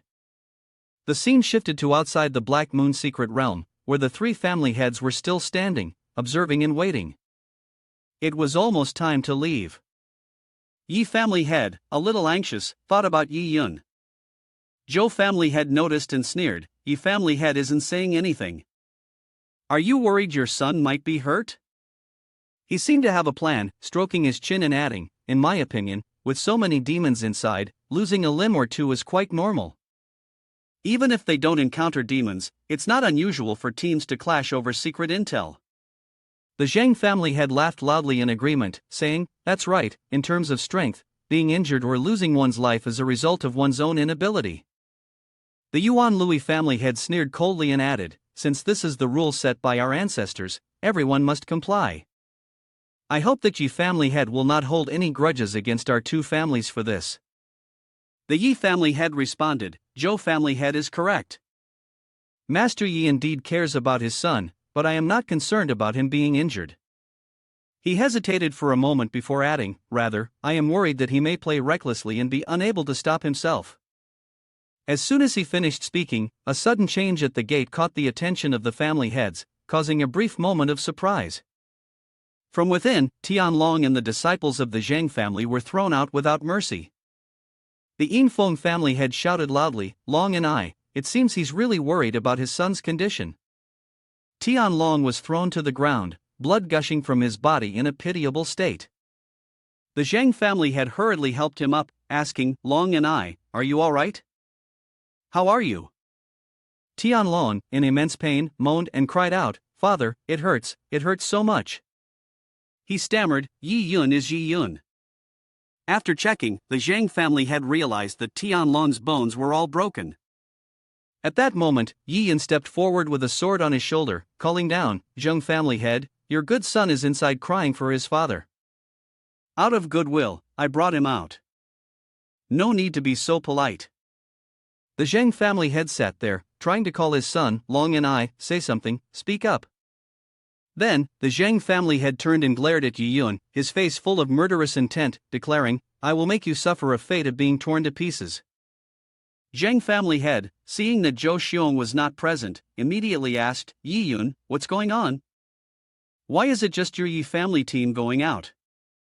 Where's the Zhou family's team?" He gently replied, "Zhou family head, while I do have the intention to take care of him a bit, this secret realm is very dangerous, and I'm not confident that I can fully look after him." Hearing this, the man angrily pointed and scolded, "You brat, you must have done something dirty to my son, otherwise, how could they not even bring a single person out?" He then turned to provoke Zhang family, "Yinfeng, do you still want to just stand by and watch the show? If this guy is not dealt with, he will cause a great disaster in the future." At this moment, Yi family head, who had been standing behind, spoke up, "Zhou family head, what do you mean by that? Are you trying to break the rules? The man's face darkened, and he replied, Wu Shan, you can't blame me for this. Immediately after, Zhou family head exuded a murderous aura, shouting, Today, I will definitely leave this kid's life here.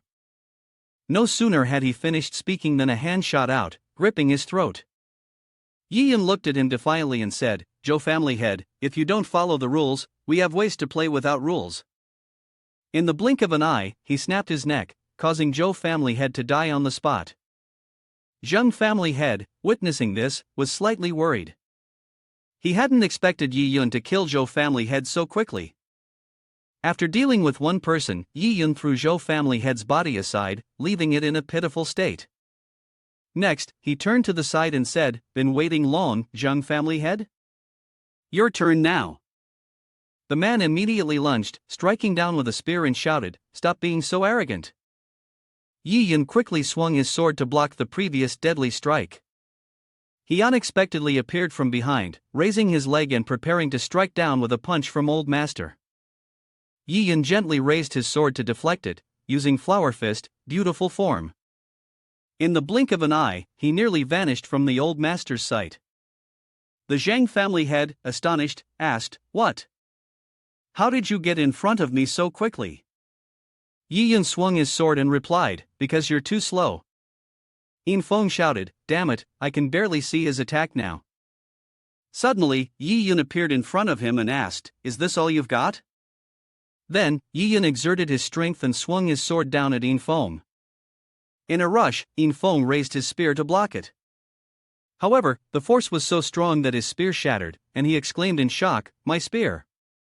Not stopping there, Yi Yun followed up with another strike. A continuous series of sword strikes rained down, leaving the Zhang family head covered in wounds, blood pouring out uncontrollably. As the Zhang family head collapsed, the Yi family disciples watched in awe. My God, young master, is that strong? Yin Feng lay there, stuttering, I never expected this old man to be defeated by you. However, the three great families in Baiyun City have coexisted for hundreds of years, maintaining a balance. He turned to the Yi family head and continued, Yi Wushang, now that balance has been broken by your Yi family, the two great families will definitely unite. When that time comes, will you be able to withstand it? Yi Yun, upon hearing this, stepped forward and stood before him. The Zheng family head spoke with great reason. Covered in blood, he added, Yi Yun, if you spare me today, I will certainly serve as a horse for the Yi family in the future. This old man can even speak on your behalf before the Zhou family. Yi Yun declared, Zheng family head, you are not wrong. The three great families have maintained a balance in Baiyun City for too long. From now on, Baiyun City will have only one family, and that is the Yi family. His words were like thunder, akin to declaring the destruction of the two remaining great families. He continued, the Zhou and Zhang families have relied on the trial of the secret realm to harm countless members of the Yi family over the years. Do they think we are powerless? He raised his hand and invoked dark spiritual energy. Since you like to be bound together so much, then go to hell together. Yi Yun's hand appeared in the eyes of the Zhang family head, followed by a terrible scream. No, wait, you can't. The Zheng family head was officially eradicated, and everything around him was drenched in blood. The scene shifted to Baiyun City, at the Zhou family's mansion, where numerous disciples were lined up neatly outside. Guards were stationed outside, and the lights inside were brightly lit. On the road, the sound of deliveries echoed late into the night, the air dry and crisp, and care was taken with firewood. A person stepped forward, pointing with some impatience, asking, How much longer must we wait? He was Han Li, the second master of the Wild Horse clan. On the other side was Zhou Tianhao, the young junior of Zhou Yuan Lui, who, while sipping tea, replied, Master, do not rush. If our family master has not yet given the signal, then it would be better for both you and I to wait further. Han Li grabbed his collar and threatened, If you've chosen Yi Ma Bang, are you still afraid that we can't handle the two Zhengyi families? Do you not trust me, or do you not trust the more than 100 brothers of Yi Ma Bang? Tianhao bowed slightly, Han the second master's martial arts are profound, of course I trust you. However, to ensure that the plan goes without a hitch, we must wait until the family master succeeds before we take action. When it comes to seizing treasures in the Qi realm, the selected individuals are the elites from the three major families. Our plan was to wait until the treasure hunt in the secret realm Black Moon concluded, and then, while the Zheng family is caught off guard, the family master will land a fatal blow on Zheng Yinfeng, and we will provide support at the same time. As for the Yi family, they won't stir up much of a storm. At that point, once the family master and the main forces of the two major families are killed, the remaining tribesmen will be like headless chickens. There's no way they wouldn't kneel and submit. After hearing this, Hanli clenched his fist inside, so that's how it is. He turned and smiled evenly. The prestigious families in the righteous path, some of you, when it comes to using despicable tricks, are even dirtier than I am. Tianhao sipped his tea and sneered, as long as the goal is achieved, it doesn't matter what methods are used. However, if the head city investigates, then Han the second master will have to suffer and take the blame for us. Hanli laughed heartily. You can rest assured about that. As long as the money is settled, the rest is easy to discuss.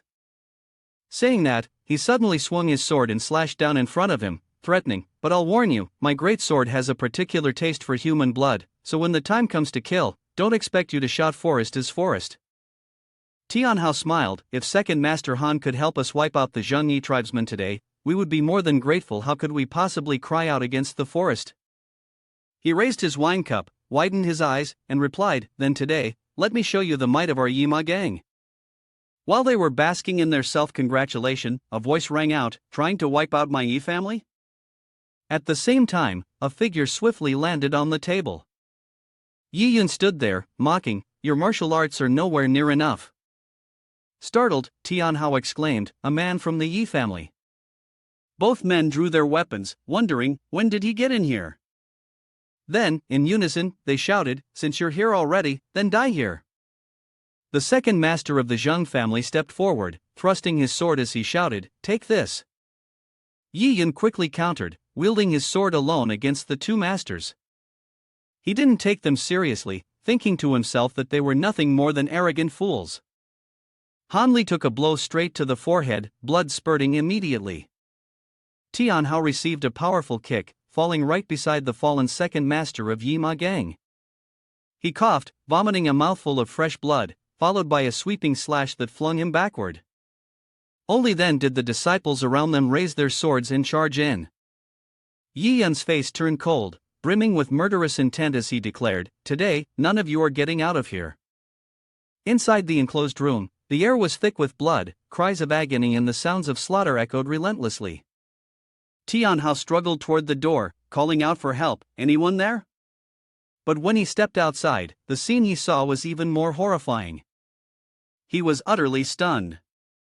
A Zhou family disciple was thrown right in front of him, causing Tianhao to jump back in shock and fall flat on his back. His face was filled with fear as he stammered, "How? How can this be?" Yi Yun stepped forward and said, "Right, I almost forgot to mention."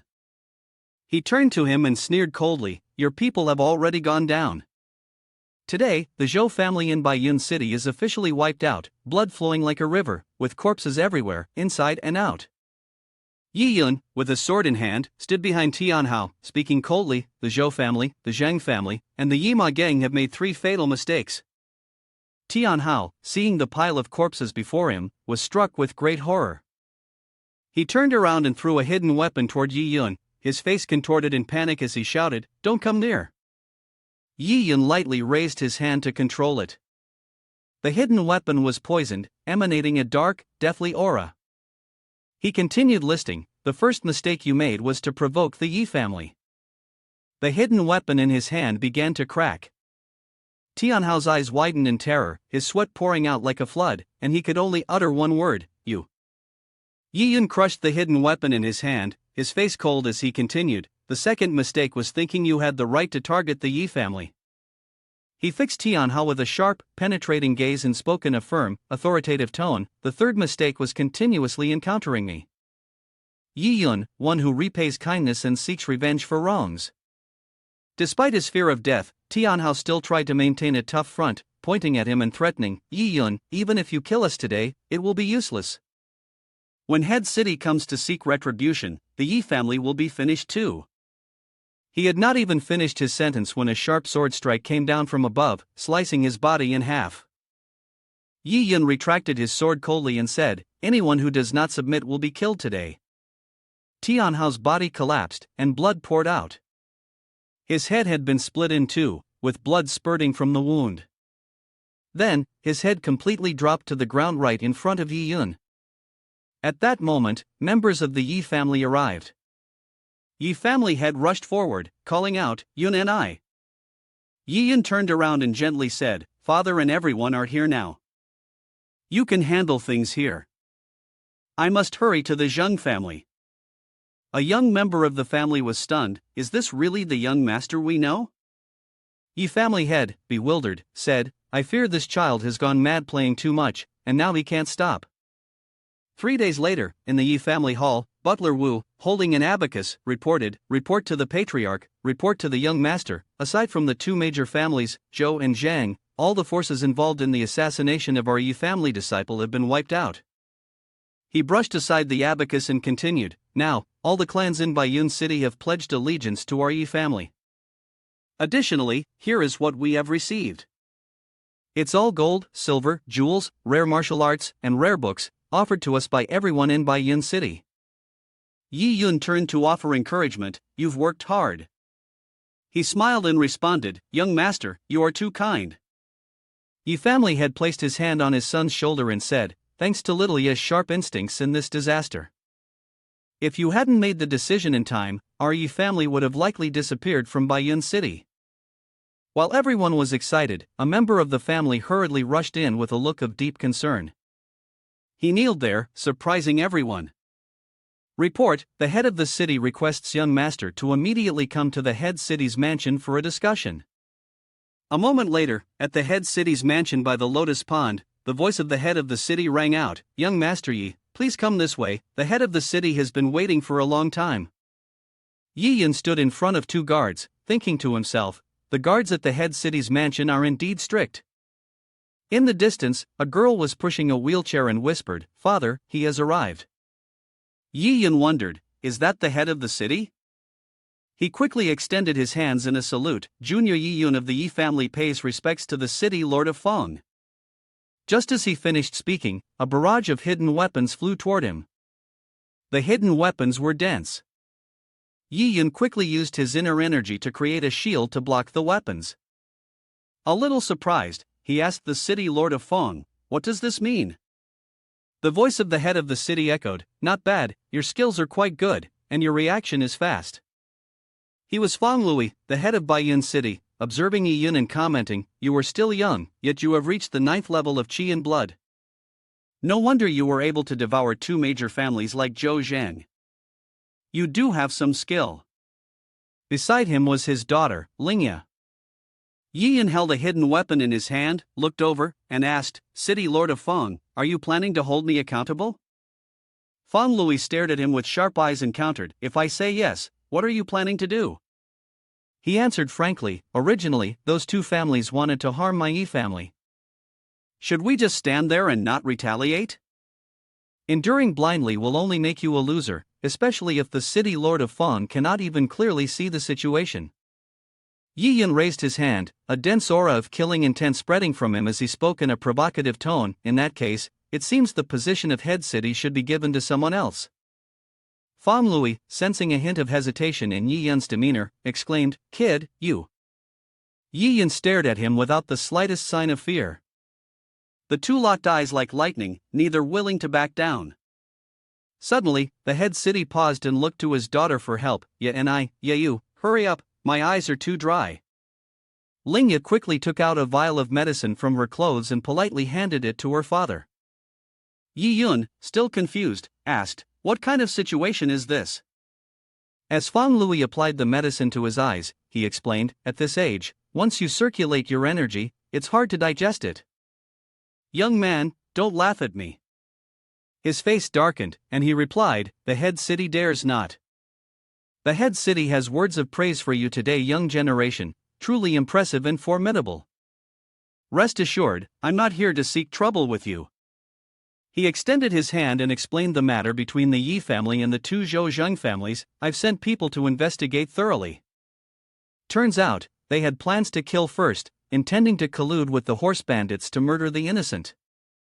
With such malicious intentions, their death is not regrettable. Yi Yun immediately asked further, so, does the head city have something to say to Junior today? Understanding what you meant, without letting you finish your sentence, he immediately replied, today, I'm looking for someone because I need a favor. The lord of the city spoke frankly, I want to ask you to escort my daughter, Linga, to the Kaiwan sect in Qingyang district and protect her with all your ability. Upon hearing this request, both of them were taken aback. Linga exclaimed in surprise, what?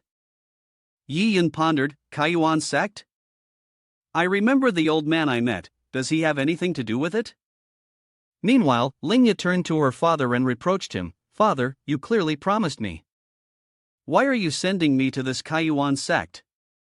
Fang Lui raised his hand to cover his mouth and coughed, then spoke calmly to his daughter, Linga, you are no longer a child. My health is deteriorating, and I can no longer afford to divide my attention in caring for you. She fell silent and listened. Your talent is greater than mine. I can no longer teach you anything more. Kaiwan sect is the place where your strength can improve quickly. Moreover, I have found you a trustworthy companion. Upon hearing this, Yi Yun immediately reacted, City Lord Fong, I don't think I've agreed to go to the Kaiwan sect. Fang Lui replied seriously, Yi Yun, I won't beat around the bush. Joining the Kaiwan sect will bring you many benefits. Your strength is indeed great, but the Yi family can't rely on you alone. Looking at the situation strategically, military power can momentarily threaten the two major families, but that's not a long-term solution. Even if you win, other families will surely harbor thoughts of betrayal. That's when the Zhou family, the Zhang family, and others will rise, and you won't always be there to protect the Yi family. Listening to those words truly makes sense. Yi Yun fell silent, unable to say anything more.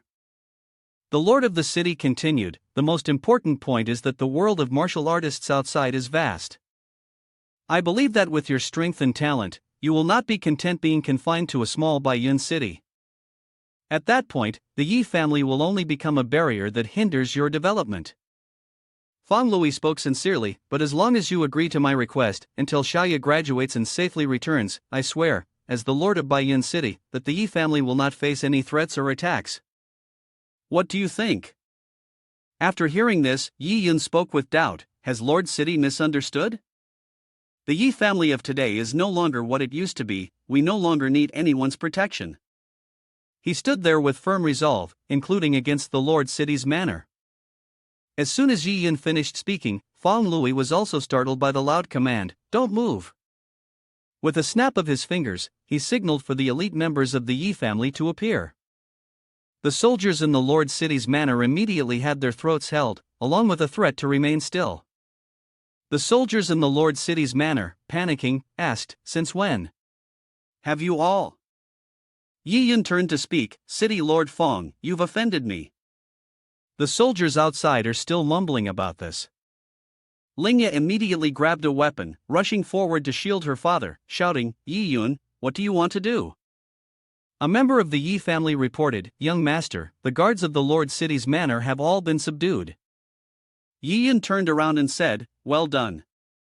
He further announced, our people are outside the city, ready to follow young master's orders at any time. Yi Yun looked over and smiled, asking, what do you think of the Yi family, City Lord of Feng? Do we still need protection? Fang Lui observed the guards of the Yi family, thinking to himself, these people are all at least Qi in blood rank 7, their presence is so well concealed that even I couldn't detect it. How could they have achieved this in such a short time? He continued, the internal conflicts and chaos that used to plague the Yi family have long become a thing of the past. The Yi family now will no longer be pitted, no one can stop the Yi family from becoming stronger. The city lord, hearing and witnessing what he said, lowered his head and sighed, it seems I made the wrong judgment. Yi Yun turned to leave, adding, however, there is one point you made that is very true. Fang Lui immediately asked, what is it? Yi Yun glanced back, the world out there is vast, it's time to go and see it for ourselves. Upon hearing this, the city lord immediately shouted confidently, well said. If the person refuses to drink the wine I offer and insists on drinking the punishment wine, then I can only use my ultimate skill. Yi Yun instantly turned and responded, fight until the end. Fong Lui pushed his wheelchair forward and hugged Yi Yun's waist, crying, Hova, you're a strong young man, but are you really going to bully a disabled person like me who can't even tie his own shoes? What's the meaning of treating someone like me, who has worked so hard to raise a daughter? I just want to protect her, is that really such a bad thing? The appearance of Lord City was indeed somewhat embarrassing. Yi Yun was stunned, while Linga was both embarrassed and angry, clenching her fists and calling out to her father. Lord City didn't stop, continuing to plead, Yi Yun, if you don't agree, I will cry until the sun rises and the sea turns to stone. He helplessly clutched his head, is agreeing enough? Let go of me already. What do you think this is? Receiving the desired response, Fong Lui immediately stepped back, his expression changing 180 degrees. A man of his word, even 4 horses can't chase him, from now on, Xiaoya's future depends on you. He took out a book and said, this martial arts manual is my family's inner strength technique, containing the fierce, tyrannical energy of Yang. Then, throwing it toward Yi Yun, he continued, unfortunately, Xiaoya, being a woman, cannot learn this. I will now pass on some of its essence to you, as a token of my gratitude for this trip. In his hands was the Vajra Lapis Lazuli body martial technique. The system notification appeared, congratulations to the host for acquiring the martial skill, Vajra Lapis Lazuli body. Yi Yun respectfully cupped his hands, if that's the case, I will accept it. 3 days from now, I will escort Miss Fong safely to Kaiyuan Sect. The scene shifted to Qingyang County, which, as expected, was a city beneath a large sect, bustling with martial artists coming and going. Inside a tavern, Mr. Li asked, Wang brother, recently, there have been many unfamiliar faces in Qingyang County. What's going on? Mr. Wang, eating chicken, answered, Li brother, you're from the outskirts, so you wouldn't know. They've all come because Kaiyuan Sect is recruiting disciples. Wang added, Kaiyuan Sect is one of the strongest sects around several counties in our Qingyang district. It has many experts, and now that they are publicly recruiting disciples, of course, it will attract a considerable number of martial artists. He warned, however, I've heard that the conditions for recruitment at Kaiyuan Sect are very strict, with numerous tests and trials. So, although many people come to Kaiyuan Sect every year to take the examination, only a very small number of them remain in the end. The two were talking rapidly, and he continued, even if someone successfully passes all the trials, they can only be considered an outer sect disciple. Only inner sect disciples can truly enjoy the cultivation resources. Li quickly raised his cup, based on what Wang brother just said, I won't be joining in the fun anymore. After hearing the conversation, Linga stood up and called the young waiter to pay the bill. Then, the two of them left. Once outside, she turned to Yi Yun and asked, why didn't you say anything? Were you scared by what that person just said, afraid you won't be able to enter Kaiyuan Sect? He smiled and asked back, scared? Then, he looked ahead, his face full of confidence. I should say, I'm excited. He glanced at the bustling martial artists along the road and thought to himself, Baiyun City is just a small place in the northern region. Qingyang district is indeed much larger and will definitely be livelier. This Kaiyuan Sect will certainly not disappoint. Linga crossed her arms and mocked, excited? Humph, the arrogant one speaks first, but don't stop me later. A while later, the scene shifted to Chengdu County, at the foot of Changnil Mountain, where Kaiyuan Sect was established. From top to bottom, there were many martial artists gathered. They came to test and examine the sect, and only by climbing Mount Qingnil could one reach the main gate of the Kaiyuan Sect. While everyone was climbing frantically, Yi Yun remained calm, stepping up each step with ease. The first challenge was to climb the stone stairs, which didn't seem too difficult. Amongst the towering mountains, he turned back and asked with a sarcastic tone, is that right? Fong young lady? Over here, Linga was panting, clutching her stomach in exhaustion. It seemed that, as a young lady, she had never done such laborious tasks before. Looking up, Yi Yun moved so gracefully and leisurely, causing her to mutter bitterly to herself, annoying, this guy is so much more capable than I imagined. She then regained her composure and whispered to herself, I absolutely can't let him see me embarrass myself. Yi-Yun glanced toward the horizon and reminded her, if you keep dawdling, it'll be dark soon. He then grabbed Linga's hand and pulled her up.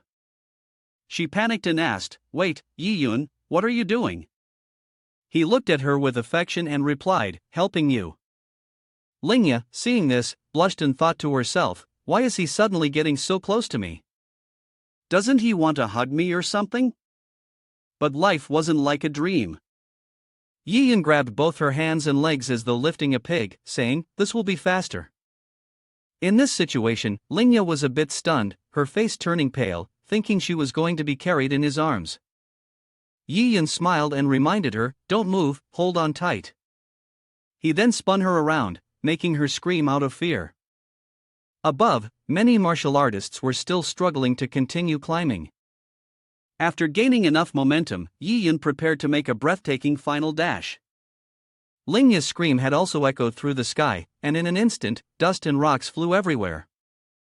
Several martial artists, startled, looked at each other and asked, did something just fly by? Linga's voice screamed out, Yi-Yun, you scoundrel, let me down now. Moments later, Yi-Yun spun around, and Linga swiftly jumped from step to step, reaching the peak of the mountain where the Kaiwan sect was located. Along with heavy breaths from exhaustion, he tossed Fong Yun Lady's bag to the ground, causing her to cry out in pain. Although she had been carried, Linga sat there, her mind spinning as she sighed, finally, we're here. I'm so tired. Yi-Yun stood beside her, completely calm. Two elder attendants from Kaiwan sect, Xiao and Guo Gang, stood there. The first attendant spoke, congratulations to all of you for passing the first trial. He raised his hand and continued, if you've made it this far, it means you all wish to join Kaiwan sect. However, our sect's rules state that one must be at least 18 years old and have reached the blood chi realm in cultivation before joining. The second attendant gestured to a stone behind him and announced, this is our sect's spirit stone, which can measure your age and cultivation. If you meet the requirements, the spirit stone will light up automatically. If there is no response, it means the conditions are not met. The martial artists below murmured, as expected of Kaiwan sect, their requirements are strict. They whispered to each other, stop complaining, line up quickly. An hour later, the martial artists had lined up neatly, and the first attendant announced, congratulations to all of you for passing the spirit stone test. You have met the necessary conditions to join Kaiwan sect. However, if you wish to truly become a disciple of Kaiwan sect, you must have the strength to match. He looked down and pondered, there were still 40 people left. Then he pointed towards the stairs and said, next, you will need to take the second test. Follow me. The group followed the attendant upwards and passed through a small, somewhat shabby gate. The martial artists walked through a training ground where disciples of the sect were practicing strikes. Along with the two attendants, they arrived at a large courtyard. This is our Kaiwan sect's martial arts demonstration arena, Gua attendant pointed and said, this is the final test. Those who remain will be disciples of the Kaiwan sect. He declared, the rules are simple. You will fight freely on this stage. The last 20 people standing will be the winners. Weapons are not restricted, but no one is allowed to endanger life. Is that clear? The martial artists below responded in unison, clear. Gua attendant stepped forward, his face serious, all right, then let's begin. On this side, a disciple leaned against a pillar, sneering at the new martial artists, mocking them as just a bunch of newly hatched chicks. He was outer sect disciple Han Feng, blood 9-tiered realm. He added, I wonder if there will be any formidable characters this time. Outer sect disciple Chen Bing, also at the blood 9-tiered realm, walked up with a smile, indeed, oh, how boring. How about we make a bet, Han brother, to see who can last the longest? Chen Bing looked towards Yi-Yun and said, I think that small guy with the serious face isn't bad. I bet he'll make it to the shortlist. I'll wager 5 chi and blood pills, 3 RD rank. What, don't tell me you're afraid to bet? Han Feng glanced over with a hint of caution. Kid, your heart is so dark, this is the result of my 6 months of effort. Looking at the martial artist dressed in luxury with bodyguards following, Han became confident. Fine, if it's a bet, I'll wager that the person over there will make it to the next round. Chen Bing smiled. Han brother, let's wait and see then. He responded, don't cry and regret it later if you lose. Han Feng thought to himself, Chen Bing, I've done my research before coming here. This guy is the once-in-a-century genius of the Chao family. I heard that 4 years ago, when he was only 15, he broke through to Qi in blood rank 4, and now he's reached the first rank of a master. Han smiled smugly. And you dare to bet against a young, naive kid who's barely known for his Qi and blood pill? I'm sure I'll win this. After 40 martial artists had stepped onto the stage, the attendant declared, let the battle begin. Everyone, return to your designated spots on the stage. Some raised swords, others readied bows, all of them prepared for the fierce selection contest ahead. Linga appeared worried and said, Yi Yun, these people seem tough. Should we support each other? Suddenly, Yi Yun raised his hand and called out to the attendant, causing everyone around to focus their attention on him. Yi Yun threw out a token and asked, I'd like to use this. Is that allowed? Xia Yan grabbed the token and handed it to Gui Gang, who examined it and said, this is the insignia of Elder Cho. The 2 outer sect disciples who had just placed their bets immediately understood the situation. Han Feng exclaimed in astonishment, what? The attendant stroked his beard and declared, if Yi Yun has already gained the recognition of Elder Cho, he is exempt from the test. No one else is allowed to challenge him. He then turned to Yi Yun and said, Yi Yun, you should only observe from the stage. Yi Yun smiled and nodded in acknowledgement. Linga immediately reproached him, Yi Yun, shouldn't you be standing side by side with me? He calmly responded, young lady, you want to experience this for yourself. You can't always rely on my protection. If you can't even pass the outer sect disciple trial, do you expect me to protect you for the rest of your life? Hearing this, she felt a bit flustered. Who needs you to protect me for the rest of my life? She then raised her hand, showing off her abilities. It's just the outer sect disciple trial. Watch me win. With that, Linga took out her weapon and shouted loudly. The weapon she has drawn now glistens slightly, indicating it's of decent quality.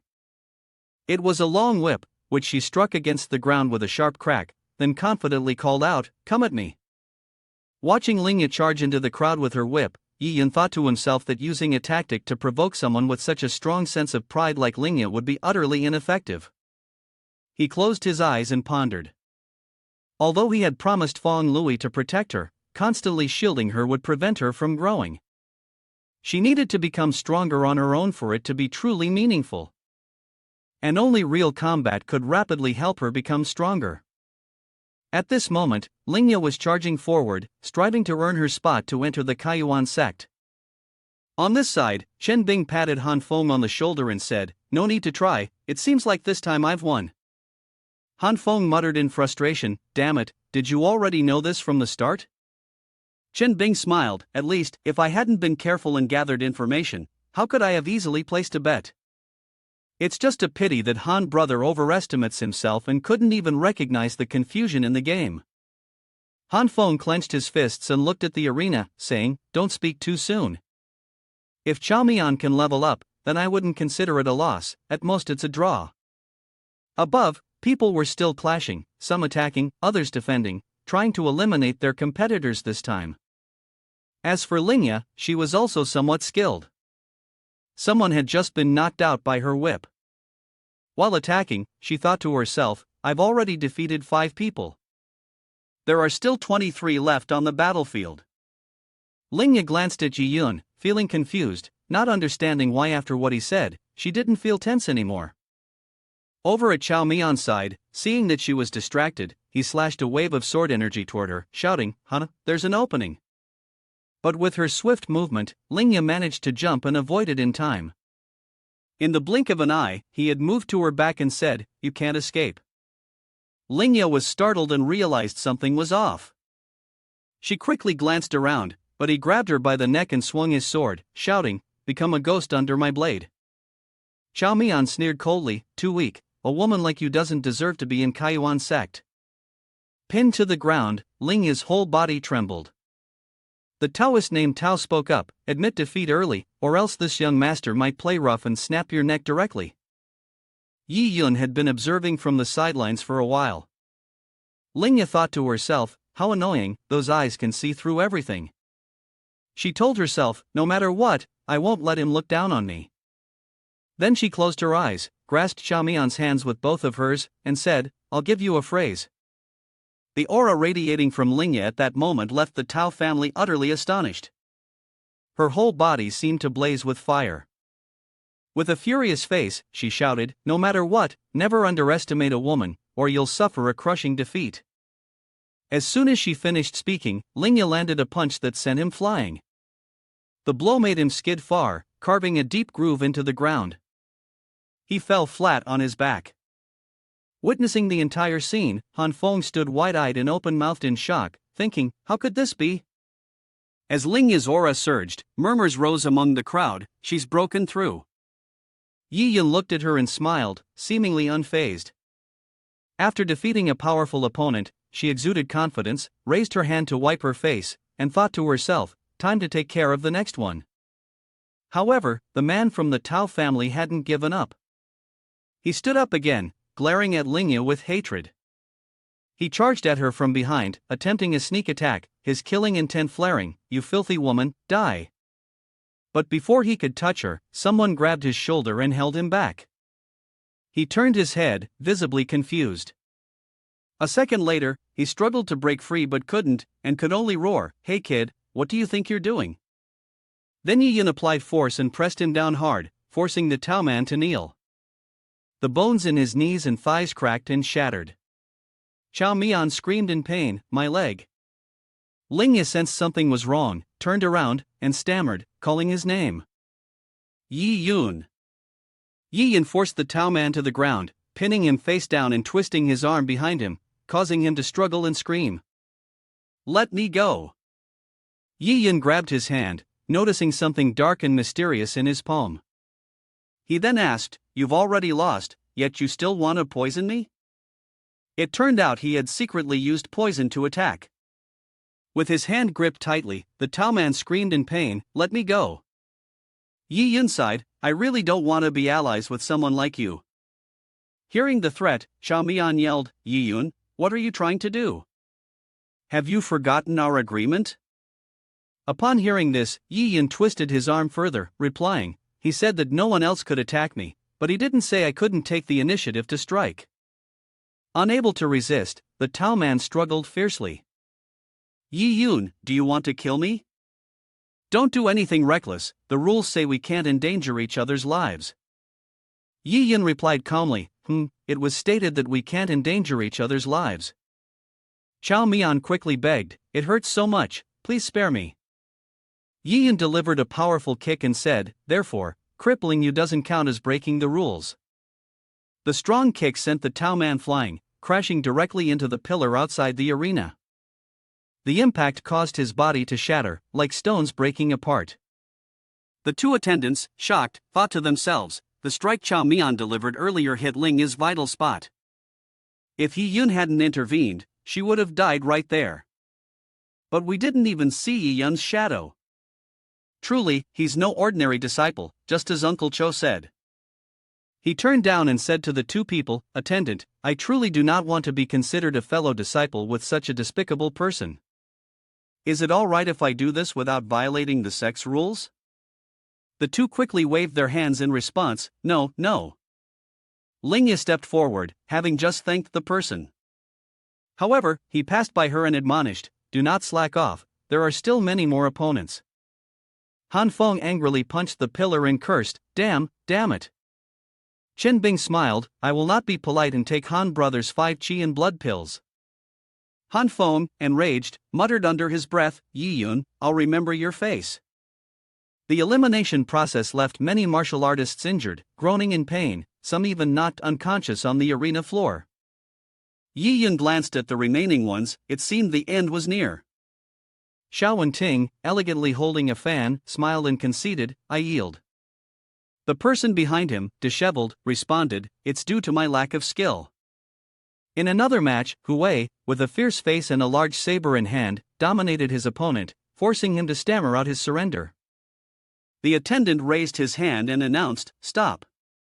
The remaining 20 participants have passed the examination. From today, you are officially outer sect disciples of the Kayuan sect." Linga wiped his face, letting out a sigh of relief. Finally, it was over. Yiyan glanced at the elegant young man from earlier, Xiao and Ting, who was fanning himself, and also at Hui, the fierce and strong one.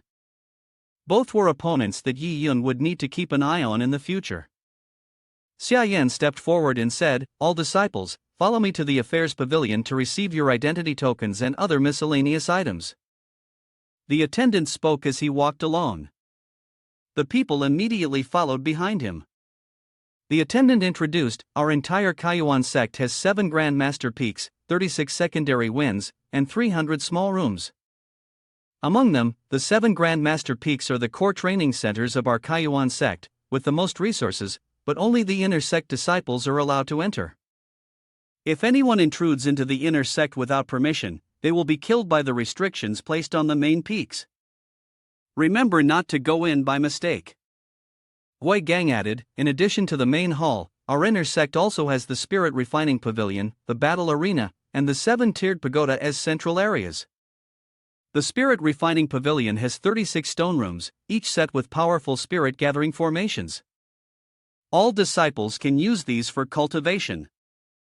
The Treasury Pavilion is where Kayuan sect stores its treasures, heavenly talents, earthly treasures, martial skills, alchemists' manuals, and sharp divine weapons. The Affairs Pavilion that I just took you to is the task station and the place where you will receive daily necessities." He continued, "As for the battle arena and the 7-tiered pagoda, you are still too inexperienced. It is better to wait until later to come in contact with them." The attendant spoke again. "Earlier, each of you received a token, a storage bag, and 5 spirit stones as part of your entry reward, right?" Finally, he reminded them once again, "In Kayuan sect, we use specially crafted spirit stones for exchanges and transactions. From now on, when you activate the cultivation formations or receive rewards, it will all be based on these." Everyone below was still listening attentively. In other words, no matter what their previous status or wealth had been, once they became disciples of Kayuan sect, they were considered as having nothing. A disciple below panicked, "How could this be? I know cultivation is very difficult, and I've brought so much money from home to pay, but now it's all in vain." Someone else smiled, "No wonder it's the Kayuan sect, so fair, starting over from scratch." After a while, the Ta attendant led them to a place. This was the cave residence where the outer sect disciples rested. A tall mountain with small cave doors was called the cave residence. Xiaoyan said, "Male disciples stay here, female disciples, come with me to the back." The group of disciples grimaced, thinking, "Isn't this cave residence a bit too simple?" A person beside them held their face, "Brother, your description is still quite polite."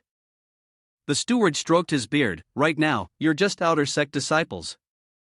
Only when you become inner sect disciples can you enter the pavilions of the secondary wind. If you're unwilling, then work hard to cultivate. The winner of the inner sect's grand competition in 3 months will soon be able to enter the inner sect." Yiyan smiled confidently, "I am determined to win."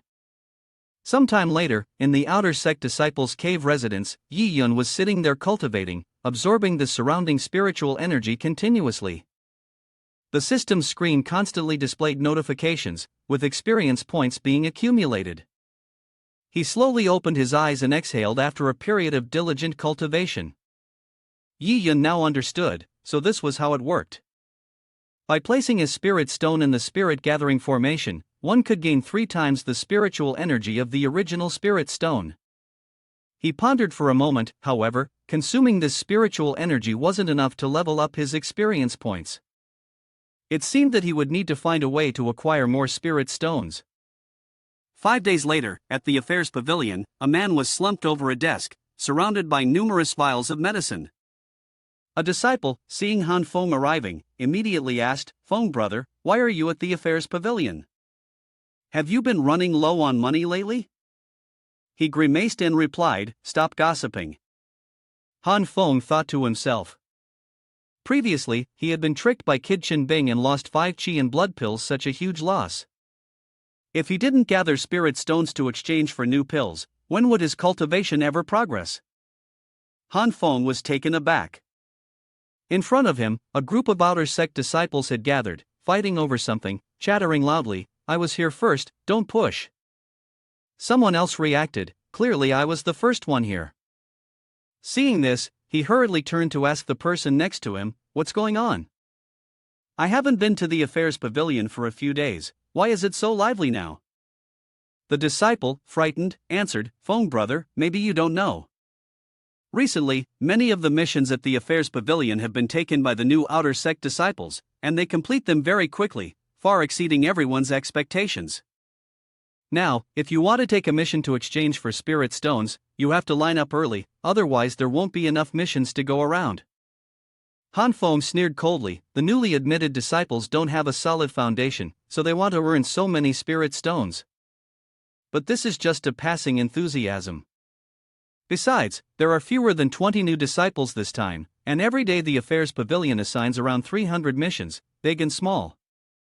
Is it really necessary to be this ambitious?" The disciple scratched his head and replied, "Feng brother, you might not know, but one of them can complete nearly 100 missions in a single day. That person is none other than Yi Yun." This time, he came again, bringing back many completed mission items, and then called out to the elder, "Elder, I've come to exchange for spirit stones." The old man, his face red, looked at him and replied, "Kid, you come here every day and bother me while I'm trying to drink my wine." He took out a pile of spirit stones and placed them on the table, then waved them toward Yi Yun and said, take them, I don't want to see you again." Yi Yun put the spirit stones into his storage bag, turned around to leave, but not forgetting to say, "Then I'll come again tomorrow." The old man then threw a few wooden tokens at him, frowning and cursing, "Scram, tomorrow I want to sleep until I wake up naturally, kid, don't come knocking on my door and ruin my sweet dreams." Yi Yun swiftly controlled his spiritual energy to catch the tokens. He held the mission tokens in front of him, not forgetting to politely say, "Thank you, elder." The crowd below was astonished. The elder actually dared to give him a grade 7 mission. One should know that the difficulty of missions at the affairs pavilion ranges from grade 1 to grade 10, with outer sect disciples typically taking missions from grade 1 to grade 4, such as picking spiritual herbs or hunting 3rd rank demon beasts. Missions from grade 5 to grade 10 have increasing levels of difficulty. Yi Yun walked past the crowd, under the admiring gazes of many people. How could he, on his own, complete so many grade 7 missions? What kind of background did he have? The elder, holding a wine jug, stood up and declared, "All the other kids have finished their missions today. Go back now." Seeing Yi Yun walk by, Han Feng's face turned purple with anger, but he couldn't do anything. He gritted his teeth and muttered under his breath, "Yi Yun, it's him again." After a while, the scene shifted to the forest in the sect. Yi Yun stood atop a tall tree, looking down and thinking, is this the next mission? It doesn't seem too difficult. Below, on the wide grassy field, many demon beasts had gathered. They were resting, playing with each other, and there were also some skirmishes to assert dominance within the pack. Yi Yun smiled as he observed them. The swift wind wolves, ranked 3N, specialized in team-based combat. Judging by the number, there were about 30, at least 40 of them, all at the leader level. He immediately jumped down into the pack. This was a major win. The remaining 2 would be used to complete the mission. The spirit beasts, sensing an intruder in their territory, immediately howled and rushed towards him, surrounding him while growling. Little did they know, the god of slaughter was approaching. In the blink of an eye, he launched a flurry of attacks, severing the heads of the swift wind wolves. Just a moment later, Yi Yun landed, and by then, the entire wolf pack had been wiped out. He confidently said, "The remaining wolves will just serve as stepping stones to make me stronger." Then, Yi Yun extended his hand, using his devouring skill to absorb everything. After the absorption, the system notified him, the army has been devoured. Host gains 3.6 million experience points. Yi Yun stood there, continuing to devour the rest. Suddenly, he noticed something unusual charging toward him. Behind him were the two swift wind wolves he had left earlier, now rushing in to attack. Yi Yun smirked and snorted, rushing to their death. He then activated the Vajra Lapis Lazuli body, his entire body encased in golden armor, before turning around to deal with them. Yi Yun delivered a powerful punch to each of the wolves, then crossed his arms and shouted loudly, "Die!" His hands transformed into claw-like weapons, decapitating both wolves in one swift motion. He then collected their inner cores to complete his mission. The system congratulated Yi Yun for breaking through to the first rank of the martial master stage, increasing his attack speed by 10 times. The announcement board showed the host's stats, and in addition to the usual information, his experience bar surged, almost ready to break through to the second rank. Yi Yun walked away, leaving behind a scene of carnage where the swift wind wolves had once stood. He sighed, the Vajra Lapis Lazuli body is truly a powerful martial skill of the earth rank. It's incredibly domineering. He looked at the screen and realized that his attack speed had also leveled up. Yi Yun pondered, considering his current cultivation speed, and thought that next time, he should ask an elder for an 8th rank mission. As he was making calculations, a sudden attack came from behind. With his quick reflexes, he nimbly dodged to the side. A group of outer sect disciples stood in his way. Han Feng pointed his sword at him and coughed, "Yi Yun, hand over the demon core you're holding." Yi Yun looked at him in confusion. "You know me?" Han Feng grinned maliciously and replied, "Not only do I know you, but since you angered me, your fate was already sealed to be miserable." He ran his fingers through his hair, smirking, "However, I am quite magnanimous. If you hand over the demon core now, I might consider letting you go." Upon hearing this, Yi Yun remained completely calm, only giving a soft "oh." The disciple next to him laughed loudly. "Feng brother, why waste time talking to this guy? I'll lead the brothers to beat him up, and his belongings will naturally belong to us. I saw him just exchange a lot of spirit stones with the elder." The one with the headband quickly asked, "Wang brother, isn't it really risky to harm a fellow disciple like this? What if attendant or the elder asks about it?" Wang interrupted, "What's there to be afraid of? Isn't it normal for a disciple to lose a hand or a foot during a mission? As long as we don't say anything, who can investigate us?" As soon as they finished speaking, along with Han Feng's command to strike, the group of outer sect disciples immediately charged. After surrounding Yi Yun, they laughed mockingly among themselves, "This kid is definitely dead." Wang smiled, "Feng brother, why don't you go rest for a bit? Watch as we beat this guy until all his teeth fall out."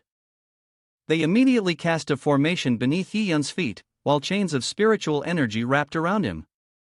Yi Yun hadn't reacted yet, but he realized the formation was absorbing his spiritual energy. At this moment, he started to seriously look down on these people. Wang laughed loudly, "Yi brother, since you just joined the sect, you probably haven't seen our Kaiyuan sect spirit link formation, right? This formation will continuously absorb spiritual energy, making it impossible to escape. Moreover, the more people cast the spell, the more unbearable the binding sensation, isn't it? Hand over your belongings obediently," he taunted, "or maybe you can reduce your punishment." The chains cocooned around him like a shroud. Yi Yun sneered, "Is this the little bit of power you're relying on to imprison me? The light inside your body shines with a dazzling golden glow." Seeing this, Han Feng was utterly shocked. Yi Yun activated the Vajra Lapis Lazuli body, instantly breaking through the formation and dispelling all the chains of spiritual energy, while his immense power sent all of them soaring into the air. Han Feng, stunned, thought to himself, "What is going on? In just half a day, that kid has broken through to the Grandmaster realm. How could he do that?" With no way out, Han Feng immediately drew his sword and charged, shouting, "Yi Yun, I'll kill you." Yi Yun immediately increased his attack speed tenfold, charging straight towards Han Feng. With ease, he pinched the tip of Han Feng's sword with 2 fingers, then snapped it, causing the blade to shatter. Han Feng, his face full of confusion and fear, was grabbed by the neck. Yi Yun said coldly, "Since you've been coveting my possessions, your fate has already been sealed." He glared at him with sharp eyes, "You will meet a very miserable end." Han Feng, trembling, begged, Yi Yun, you brother, please don't kill me, I don't need anything, I'll give you everything, just spare me. Yi Yun looked at him with a cold smile, you're quite wise to recognize the situation. Yi Yun released his grip and threw Han Feng to the ground, while his subordinates were still writhing behind him. A moment later, Han Feng and his lackeys knelt, offering, this is all the spirit stones we have. We hope you brother will accept them and spare us. Yi Yun knelt down, took the spirit stones, and smiled as he asked, is your life worth only this little amount of money? Han Feng stuttered, unable to speak a word. We. He managed. Yi Yun continued asking, since you are old disciples, you must have quite a bit of wealth, right? Then, he leaned into his ear, everyone carries a storage bag, don't they? Yi Yun stood up, and the disciples exchanged awkward glances. They immediately pulled out their storage bags and offered them up. Everything we've accumulated since joining the sect is here. We hope that you, sir, will show mercy and spare us. Yi Yun took the bags, tossing them up to gauge their contents. It seemed they had collected quite a few valuable items. He took a spirit stone, then tossed the storage bags back to them. All right. The group quickly grabbed their bags, hastily saying, rest assured, sir, we will never speak a word of today's events to anyone. Han Feng, wiping the sweat from his brow, added, if you're satisfied, then we'll be on our way. Yi Yun coldly sneered and spoke, wait a moment. As the group was about to leave, they froze in place. Yi Yun drew his sword, swinging it from top to bottom, striking each one. The group screamed in pain. Yi Yun, with a mocking tone, said, my word. After cutting off one ear from each person, he sheathed his sword and asked, when did I break my word? Yi Yun stood there and said, I agreed to spare your lives, but I never said I wouldn't hurt you. Didn't you all claim that losing a hand or leg during a mission is quite common? Han Feng was furious, but he could do nothing, clutching his bloodied ear. Without another word, Yi Yun turned and left, leaving them groaning as they sat there.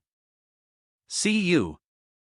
The scene transitions back inside Yi Yun's cave dwelling, where he sits, continuing to absorb spiritual energy for cultivation.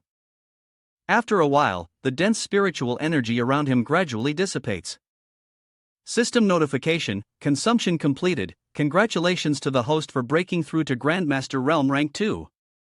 Holding a spirit stone in his hand, he smiles and thinks, I didn't expect that the spirit stones and elixirs in the storage bag of those disciples would be so plentiful, enough to help me break through to Grandmaster Rank 2.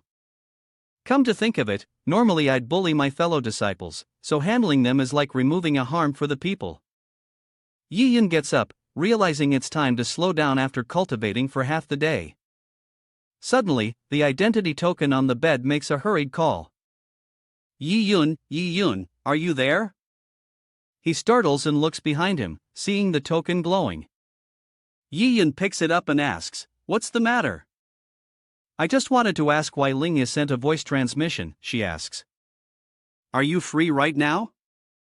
Linga continues, my friend received a rank 5 mission, but it requires a group of 4 people. Right now, we have 3, and we'd like to invite one more. I've heard that recently, the missions from the Affairs Pavilion have become very competitive. Yi Yun looks at the pile of mission tokens in his cave and thinks to himself, it seems she doesn't know it's me. He responds, I was planning to rest, so I'm afraid I won't be able to help. Then he adds, the rank 5 mission requires splitting the rewards among 4 people, and I'm not interested. Linga accepts his response and replies, got it, then, never mind, you can rest. She then turns to speak to the person leaning against a tree, young master, I'm sorry, my friend says they want a rest, so we'll look for someone else. The remaining girl added, when Ting brother, it's okay, let's find another brother instead. It turned out that the person was Xiao and Ting. He hid his sinister smile behind a refined fan and replied, is that so? Then, that is truly a great pity. A moment later, in the forest behind the outer gate, the companion turned to ask Xiaoya, is that person with the surname Yi? Does he like you? If not, why did he immediately rush over as soon as he heard Xiao brother's name? When Ting glanced over and said, luckily Yi brother has arrived, otherwise, who knows how long this mission would have dragged on. He didn't answer. Linga looked at him and thought to herself, does this blockhead like me? She recalled when she heard Zhao's voice earlier. Yi Yun immediately asked, who are you doing the mission with? Is that Xiao Wenting beside you? She thought back to past events and what Yi Yun had said, and then she silently wondered, I've known Yi Yun for so long, but I really don't understand his true feelings. This person always surpasses my expectations in everything. After that, Linga closed her eyes and smiled slightly. Tang sister, you're wrong. I believe Yi Yun definitely doesn't have those kinds of feelings. Let's not talk about it anymore. We should quickly catch up with them. She immediately started running. Tang's sister was startled and called out, Xiaoya, wait for me over here. When Ting smiled and reminded Yi Yun, I don't know if Linga has told brother about this mission before. This mission is somewhat dangerous. He added, we need to figure out how to get to the black water swamp in the center of the forest to retrieve the truing bone blossom. I've heard it's an extremely cold and lethal item, very mysterious, and few people have ever found it along the way. If we encounter demon beasts, that's one thing, but the biggest trouble is the gas eggs produced by the black water swamp. Once inhaled, it will immediately corrode the internal organs, and even those who are lucky enough to survive will be crippled. Hearing that, Yi Yun immediately asked, why look for them for such a difficult task? Isn't it easier to find grandmasters at the brother realm? Tang's sister, hearing this, stepped forward and asked, Yi Yun, are you worried that we, being at the Qi and Blood realm, will hold you back? Xiao brother, clearly at Grandmaster Realm 3 RD rank, does not look down on us, but you. When Ting turned and asked, Yi brother, are you doubting me? I won't hide it. I invited everyone to form a team because I have a special method that can ensure the success of the mission. He then took out a small vial and added, this by ND and Yuan Dan is a secret medicine from my family. When consumed, it can eliminate toxins within an hour, helping everyone maintain their best condition in the Black Marsh. Shui then sweetly handed the vial to the two girls behind and said, isn't it better to have two beautiful ladies for company than a group of gentlemen just staring at each other? Receiving the medicine, Tang's sister smiled and blushed. Xiao brother really knows how to talk. Yi Yun held the medicine in his hand and skeptically asked, is that so? Tang's sister responded, hurry up and take it. There's no way we can withstand the poison with just our bodies. She then directly consumed the medicine and praised Wen Ting, Xiao brother, you're really too thoughtful, you've thought of everything. Seeing that Yi Yun and Linga hadn't taken the medicine, he asked cautiously, why haven't you two taken the medicine? The cold poison here is very powerful, it won't be easy to pass the outer disciples' trial. Leaving your life behind here wouldn't be worth it. The two answered in unison, then simultaneously put the medicine in their mouths.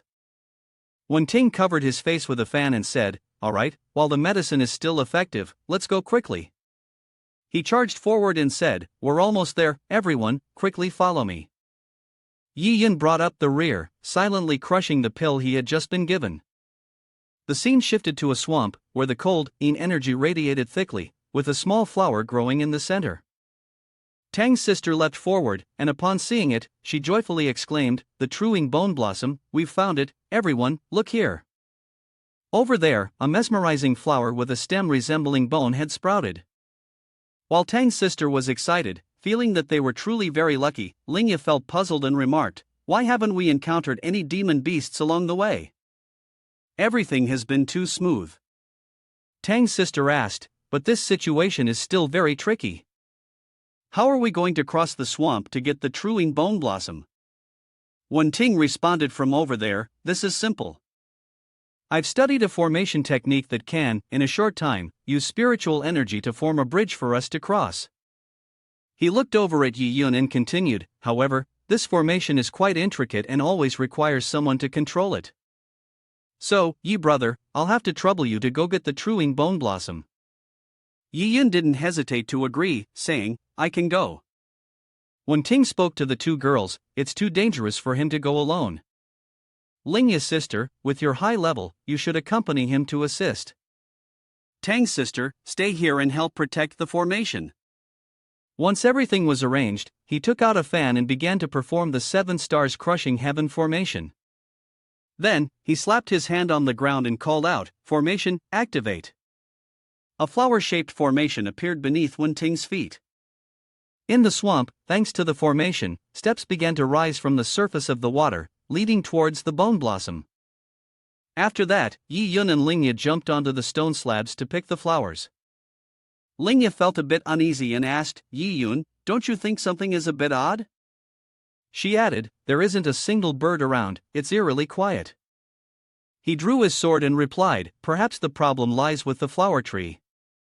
From a distance, Yi Yun launched a wolf wind slash towards the bone blossom. Linga sighed in relief, while Tang's sister smiled, "It's all going smoothly." Yan Cheng, as if anticipating it, maintained the formation. As for the bone blossom tree, after being struck by Yi Yun's attack, sharp branches immediately shot out.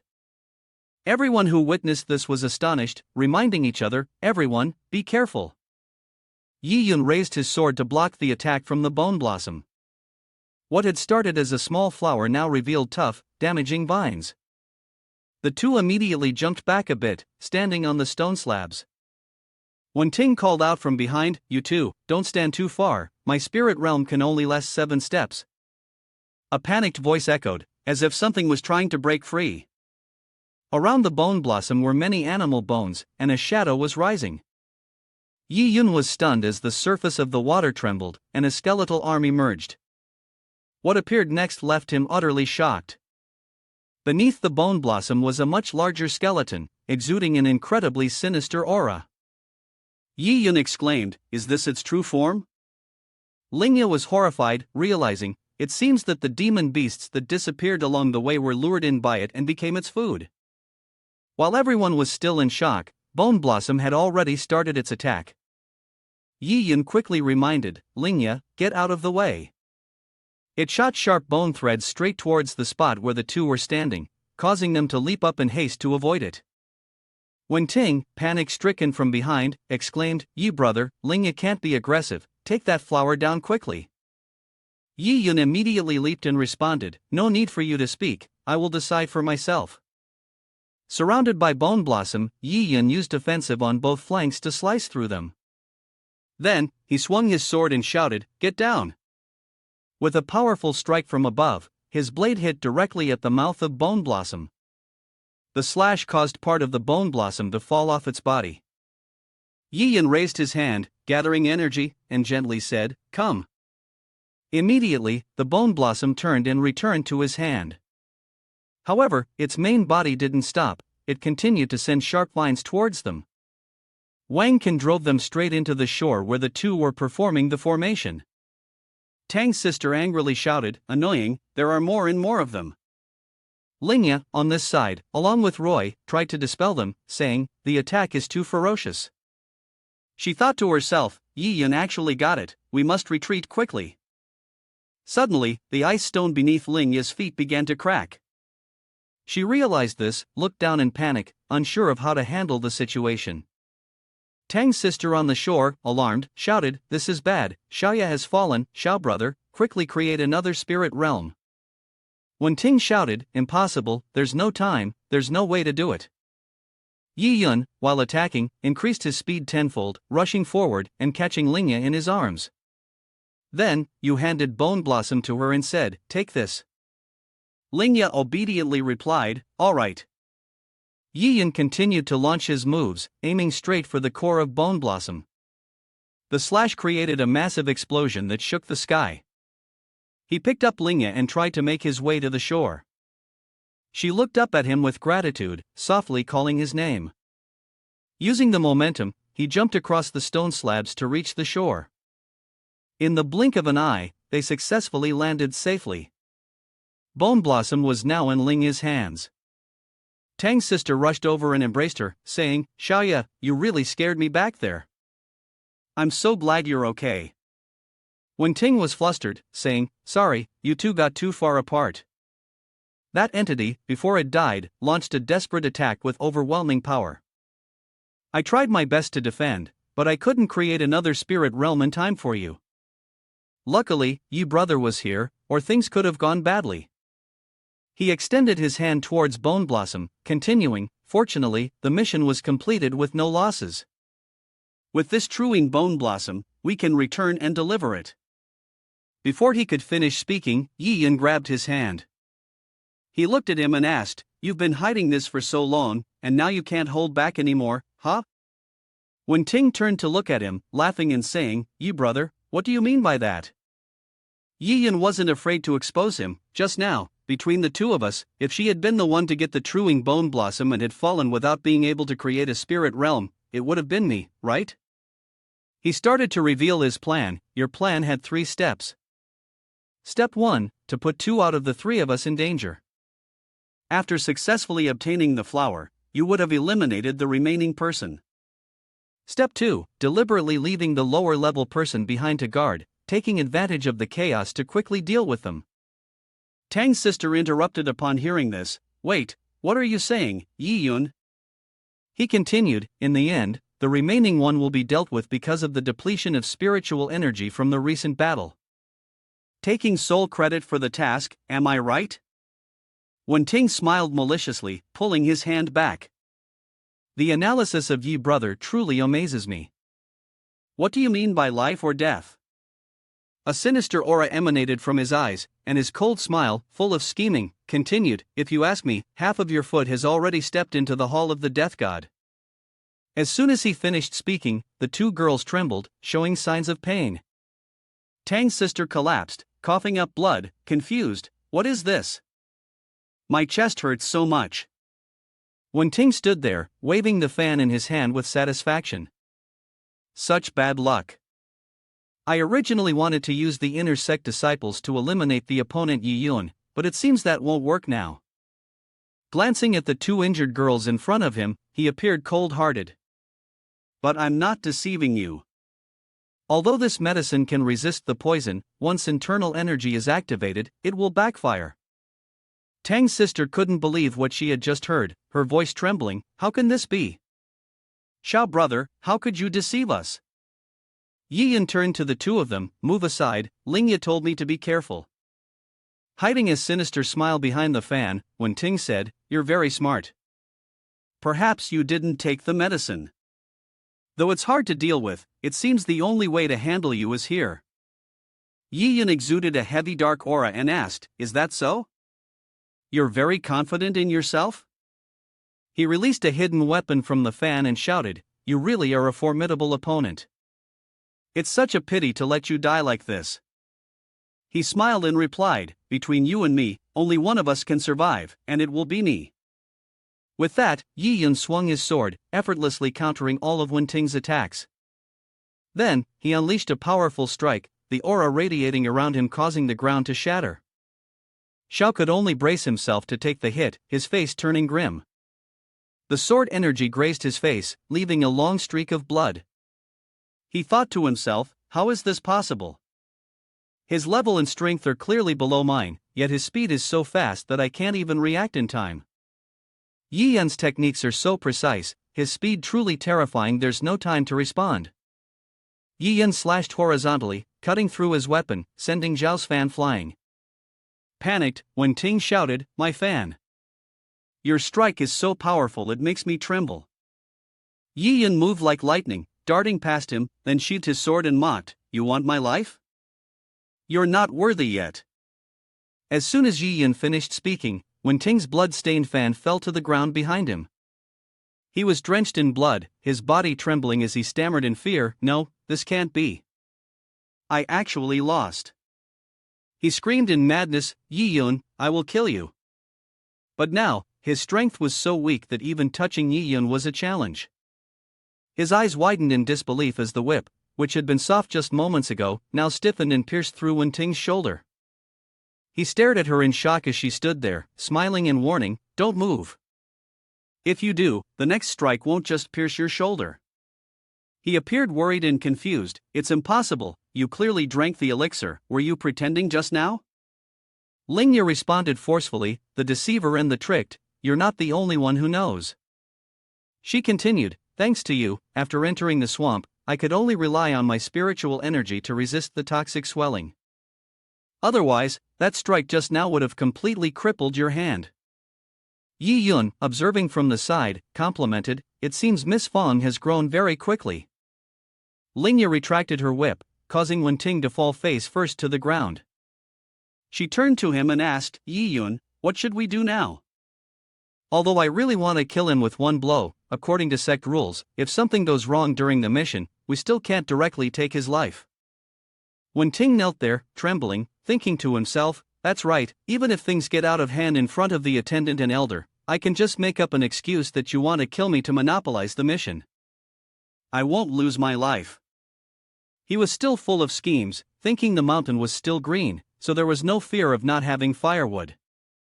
This was the perfect opportunity to get closer to the elder. He wasn't afraid of not having a chance to turn things around. He glanced at the unconscious Tang sister, and as for the witnesses, as long as he spoke a few sweet words, the foolish woman Tang Xiaoru would definitely wake up and obediently speak on his behalf. While he was still calculating, Tang Yun arrived and squeezed his neck, lifting him up as she asked, were you just thinking there was a way out, secretly rejoicing because we don't have any evidence, right? Wenting felt guilty and wondered to himself, how does he know? Does this guy have mind-reading technique?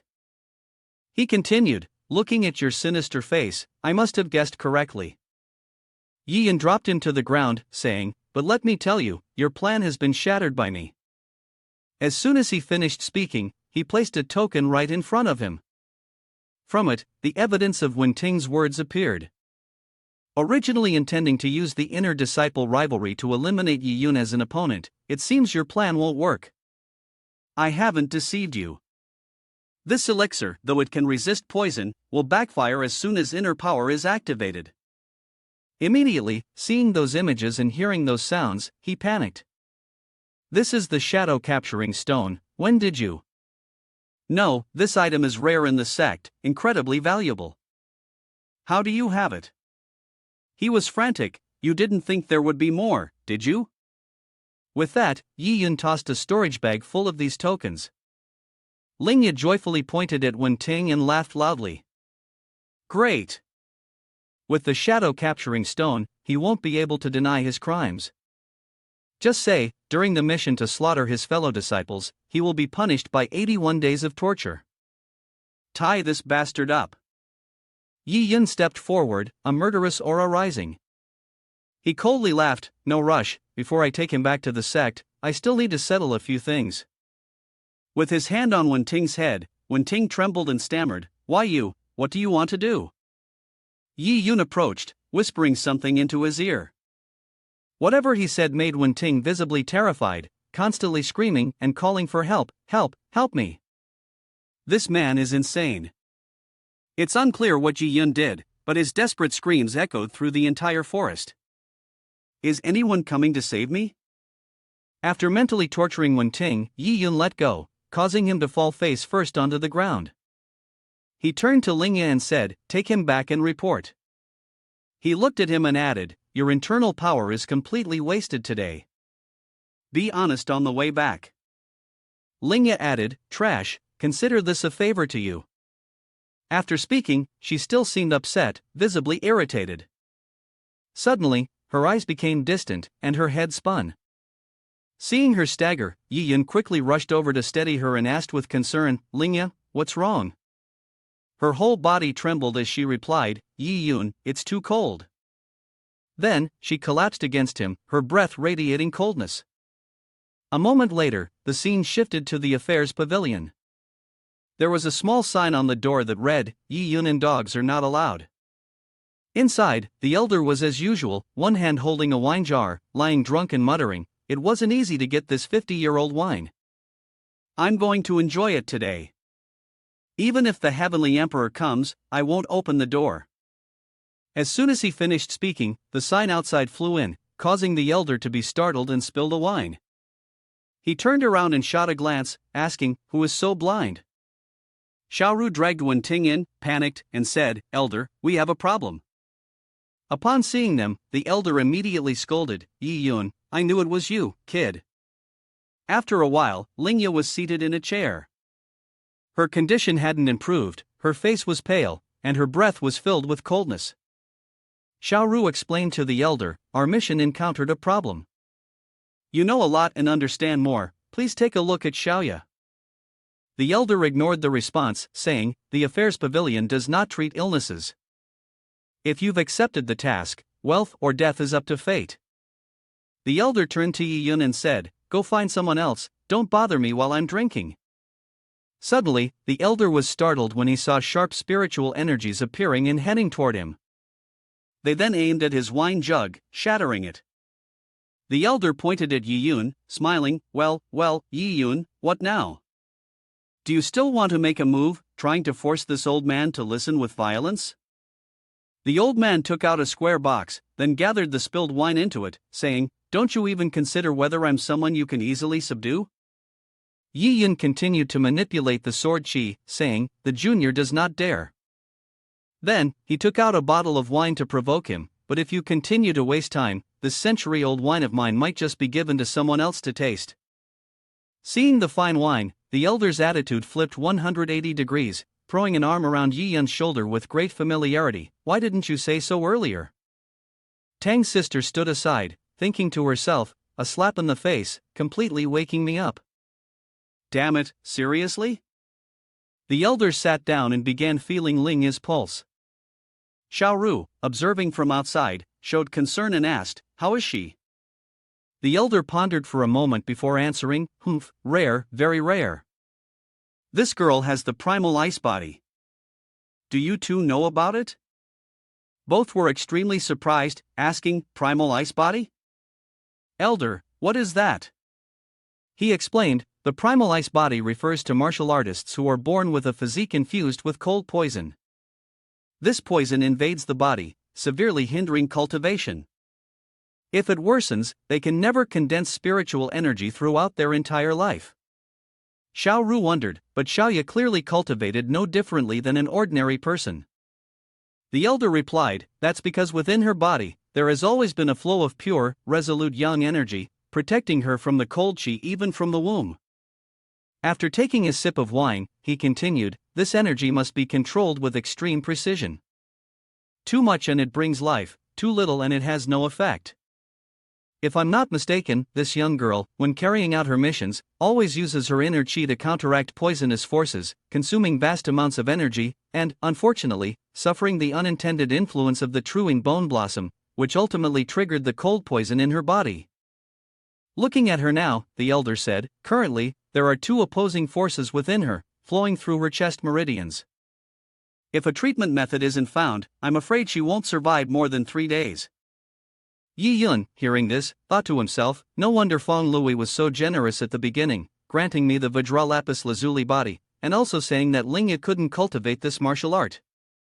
On the outside, it seemed like gratitude, but in reality, it was a precaution to ensure that if anything happened to Linga, he could offer assistance. Truly, a sly old fox with evil schemes." After thinking this, he turned to ask the old man, "The Vajra Lapis Lazuli body cultivates pure yang energy, can it help her regulate her chi?" The elder replied, "It won't be effective. Right now, her body's chi is scattered. Simple chi regulation won't heal her." Yiyun anxiously asked, "Is there any other way to treat her?" After thinking for a while, the elder responded, "In my opinion, it would be better to treat poison with poison. First, thoroughly activate the cold energy within her body, then use yang energy to enter her body, transforming her completely into an iceborn saint body." Yiyun was startled and asked again, "Iceborn saint body?" He replied, "That's right. Although the primal ice body has adverse effects on martial artists, if one is fortunate enough, they can eventually transform into the iceborn saint body. It is one of the top physiques.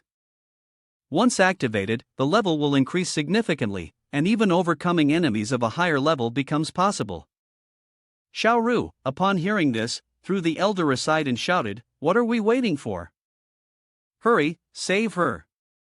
That night, inside the room, the elder's voice rang out, "Do you remember the method I instructed you to guide the spiritual energy?" Inside the room, a tub of hot water had been prepared, with steam rising in thick waves. Linga was placed in it, her clothes already removed with Xiaoru's help. She stood there, still exhaling cold air. Yiyun also sat in the hot tub, turning his head to sigh, "How did things end up like this?" Then he adjusted the Vajra lapis lazuli body on his hand, turned around, and said, "Never mind, saving her is more important." 4 days later, Linga was still lying unconscious in bed. At that moment, her eyes slowly opened, vaguely seeing Xiao Ru's figure in front of her. She whispered, "Oh, where is this?" Xiao Ru stepped forward and smiled. "Xiaoya, you've finally woken up." Linga asked, "Sister, weren't we on a mission? Why are we here?" Tang's sister replied, "Of course, Yi brother can be trusted. He's the one who brought us back." Linga questioned again, "Trusted? I remember you had a lot of prejudices against him when we were on the mission before. What happened now?" Xiao Ru smiled. "I used to think of him as just a kid who constantly spoke harsh words and was hard to approach. It was only later that I realized how wrong I was. He really is the treasure of our Kaiyuan sect since its founding." Her eyes clearly showed admiration. "You have no idea. When you passed out, although he didn't say a word, he held you in his arms the whole time, searching for medicine to help you." Recalling that moment, Yi Yun had said to Xiao Ru, "I've already neutralized the poison for you. Take this trash back to Kaiyuan sect." Tang's sister whispered into Linga's ear, recounting what happened that day. Once the task was done, Yi Yun stepped out and said, "I've circulated the energy for her, what else needs to be done?" The elder handed over a pill, saying, "This is the Ice Soul pill, it can activate energy." "It seems I'll have to find a way to thank him properly." She thought to herself, the Ice Soul pill is worth a lot, yet Yi Yun is so generous. If it were me, I might not be able to be that bold. Tang's sister smiled and said, "Thank you, I think you could repay him with your body. After all, you two spent 3 whole days and nights together in Wenji."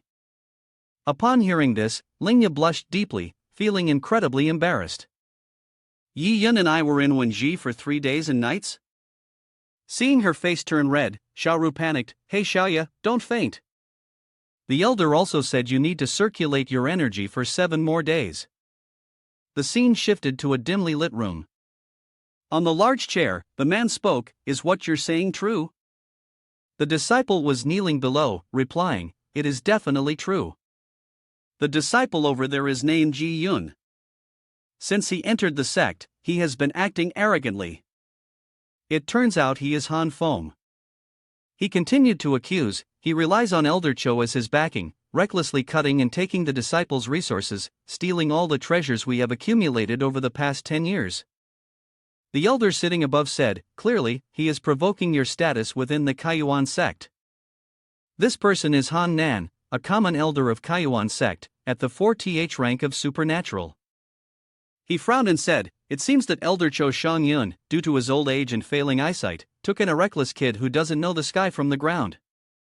Han Feng added, "Uncle, Elder Cho is the one who passed on the teachings to Qin sect only half a month ago. He is the 10th elder chosen by the Qin sect leader to pass on the sect's techniques, and now he has broken through to the 4th rank of supernatural." Han Nan replied, "No need to worry. It is merely a token of thanks from the sect leader for saving his daughter, Qin Jiao. But this newly promoted elder has not yet stabilized his foundation. Could it be that he thinks he can ride on my head?"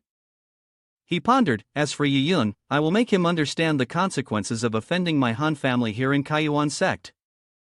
Han Feng, somewhat pleased, bowed and said, "Uncle is wise." He secretly laughed, "Yi Yun, you won't have an easy time in Kaiyuan sect from now on." One morning, Yi Yun was walking while thinking. It had been exactly a month since he arrived at Kaiyuan sect. Perhaps because his level had increased recently, his progress in strength had slowed down. He stroked his chin, thinking that he needed to make a big leap in a short time, and had to come up with a different approach. A few disciples were talking as they walked along the road. "Have you heard? Someone won 4 consecutive matches at the arena today." "Really? That impressive? Let's go watch the excitement." Yi Yun recalled the arena and thought to himself, "That's a place for fair and open duels, where fellow disciples can bet spirit stones or medicinal herbs, weapons, and engage in decisive battles.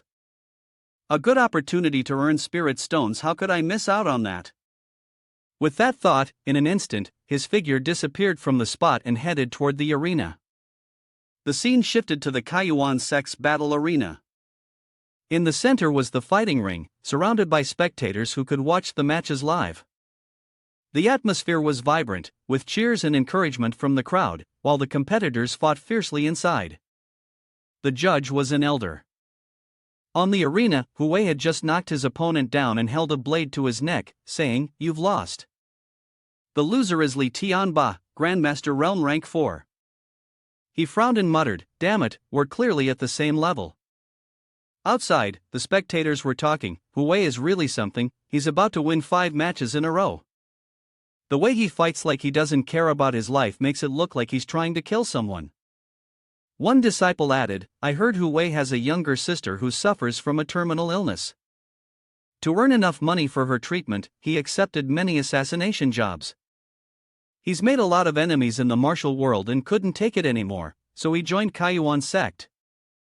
Another person sneered, "No wonder he's fighting like he doesn't care about his life, turns out he's just a wandering outcast."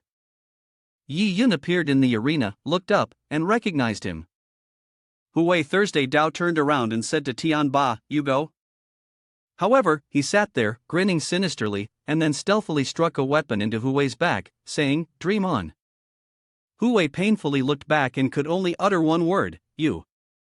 Tianba continued to charge forward, laughing loudly, "The rules of the arena, unless you fall off the stage, if the opponent doesn't admit defeat, it can't be considered over. In battle, deception is allowed." Hu younger brother. Hui knelt there, his body trembling slightly, thinking to himself, "Not good, this weapon is poisoned." Tianba relentlessly attacked him. "Younger brother, retract your hand. Weren't you very arrogant just now?" He appeared extremely smug.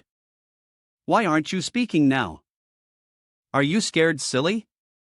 Admit defeat already, you weak chicken." The disciples watching were extremely shocked, angrily cursing, "Despicable, I can't watch anymore, truly shameless." Despite the jeers from the outside, the arena chief was not only about this. Tianba continued to advance with fierce momentum. He raised his hand to control his weapon and grinned wickedly. "Not speaking? Then get off the stage." Hui lay motionless, unable to resist. Yi Yun, seeing the injustice, appeared behind Tianba in a flash, grabbing his shoulder tightly, then delivered a sky-high kick, sending him flying across the beam. The strike caused his chest to bruise with blood, and he groaned in pain, lying there, confused. The weapon fell right beside him, and he looked at Yi Yun and asked, "Who are you?" Yi Yun smiled and replied, "Let me fight you." Then, you looked down and asked how to challenge him. The elder asked Hui, "Can you still fight?" He raised his hand and replied, "Forget it, I'll forfeit the match." The elder then announced, "As of now, Tianba has accumulated a total of 160 spirit stones. If you wish to challenge him, simply place the same amount of spirit stones in front of me. If you win, you can take all the spirit stones." Tianba wiped his mouth and said, "I've heard of you, Yi Yun. You stand out among the outer sect disciples this time, but listen to your senior brother's advice, don't take unnecessary risks, or you'll end up with nothing, not even your underwear." Ignoring the empty words, Yi Yun turned back to him and said, "Admit defeat. If you don't, you won't have another chance later."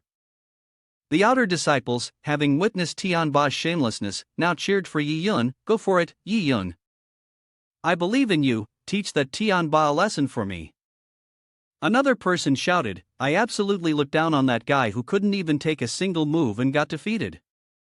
Throwing the spirit stones for the bet, Yi Yun appeared completely indifferent. "I'm very busy. Let's start quickly." Tianba arrogantly shouted, "Yi Yun, I'm a 4th rank sect master. You, with your 2nd rank sect master strength, think you can defeat me? That's like using an egg to hit a rock." With that, he struck straight at Yi Yun with the Saharan wheel in his hand. Yi Yun swiftly swept his sword through the air and replied, "Is that so? Who's the egg, and who's the rock?" With lightning speed, the two of them flashed past each other in an instant and froze for 5 seconds. Tianba, with an extremely grim expression, thought to himself, "Fast. Too fast. Yi Yun sheathed his sword and said, "The clash speaks for itself." As soon as he finished speaking, blood splattered from the man's face, even though he himself hadn't yet figured out what had just happened. The disciples watching from outside shouted loudly, "What's going on? He clearly has the advantage in level, yet he can't even defeat a newcomer." Upon hearing this, Tianba became enraged, channeling his spiritual energy as he yelled, "You damn brat!" As soon as the words left his mouth, he immediately launched 2 Saharan wheels from his hands toward Yi Yun. Yi Yun gently raised his hand and calmly responded, "You're overestimating yourself." Tianba shuddered in fear, suddenly realizing why his body no longer responded to his commands. He felt an immense pressure emanating from Yi Yun, and soon recognized it as the oppressive force created by spiritual energy. His previously confident face turned pale with dread and worry as he thought, moreover, the sword strike just now was so fast that the naked eye couldn't even follow it. If I don't concede now, I'll have no life left. Tianba knew he had no chance of winning. He immediately opened his mouth, "I concede." But before he could finish speaking, his own Saharan will struck him right in the mouth. Yi Yun casually stepped forward, smiling, "I told you, you won't have a chance to concede." Pressed by the overwhelming pressure, Tianba immediately fell to his knees, unable to move. Yi Yun declared the end of the match, and with that, delivered a full-force strike that drove his head into the ground, the impact so powerful that the arena floor cracked. Tianba lay there unconscious, his teeth and lips mangled. He could only blame his bad luck for encountering a demon on this day. Along with that, the arena was engulfed in dust, the sound of the impact echoing loudly after Yi Yun's strike. The disciples outside stood with wide eyes, asking each other, "What just happened? I don't think I saw him execute his move." Yi Yun, leading Tianba, lifted him up as if he were a chicken, then turned to ask the attendant, "How do you evaluate this?" "He's out cold." The attendant immediately threw a spirit stone towards him, his expression far from pleased, shouting, "This is the spirit stone you won, take it and leave." After collecting the stone, Yi Yun turned to ask, "Hui can win 5 matches in a row, so why can't I fight the next match?" The attendant pointed at the arena and scolded, "Open your eyes and look for yourself. You destroyed my arena, how can you fight the next match?" Indeed, Yi Yun's last attack had been a bit too much, the entire arena was shattered, and all the witnesses were stunned. He hadn't expected to strike with that much force, as he had only used 30% of his strength. Switching scenes to the forest in the sect, Yi Yun was moving when he suddenly heard someone calling him to stop. This caught him off guard. Standing before him now was Hui, holding his saber. Seeing him, Yi Yun immediately asked, "The poison has been cured, are you here to thank me?" But the answer was completely unexpected. With a murderous aura, Hui replied, "I'm here to kill you." Yi Yun calmly smiled and asked, "Killing a fellow disciple so openly, aren't you afraid of punishment?" Hui swung his saber in a sharp arc, saying, "If you're dead, you won't be able to speak." Yi Yun leaned back, narrowly avoiding the strike, then calmly responded, "This won't kill me." He gently drew the sword from his back, preparing to counterattack. Hui still hadn't stopped. He swung his blade down with force, shouting loudly, "You didn't use your full strength last time in the arena, let me see your true power." Without a word, Yi Yun employed his agile footwork, leaping into the air. In the blink of an eye, he both neutralized the threat and reappeared behind Hui.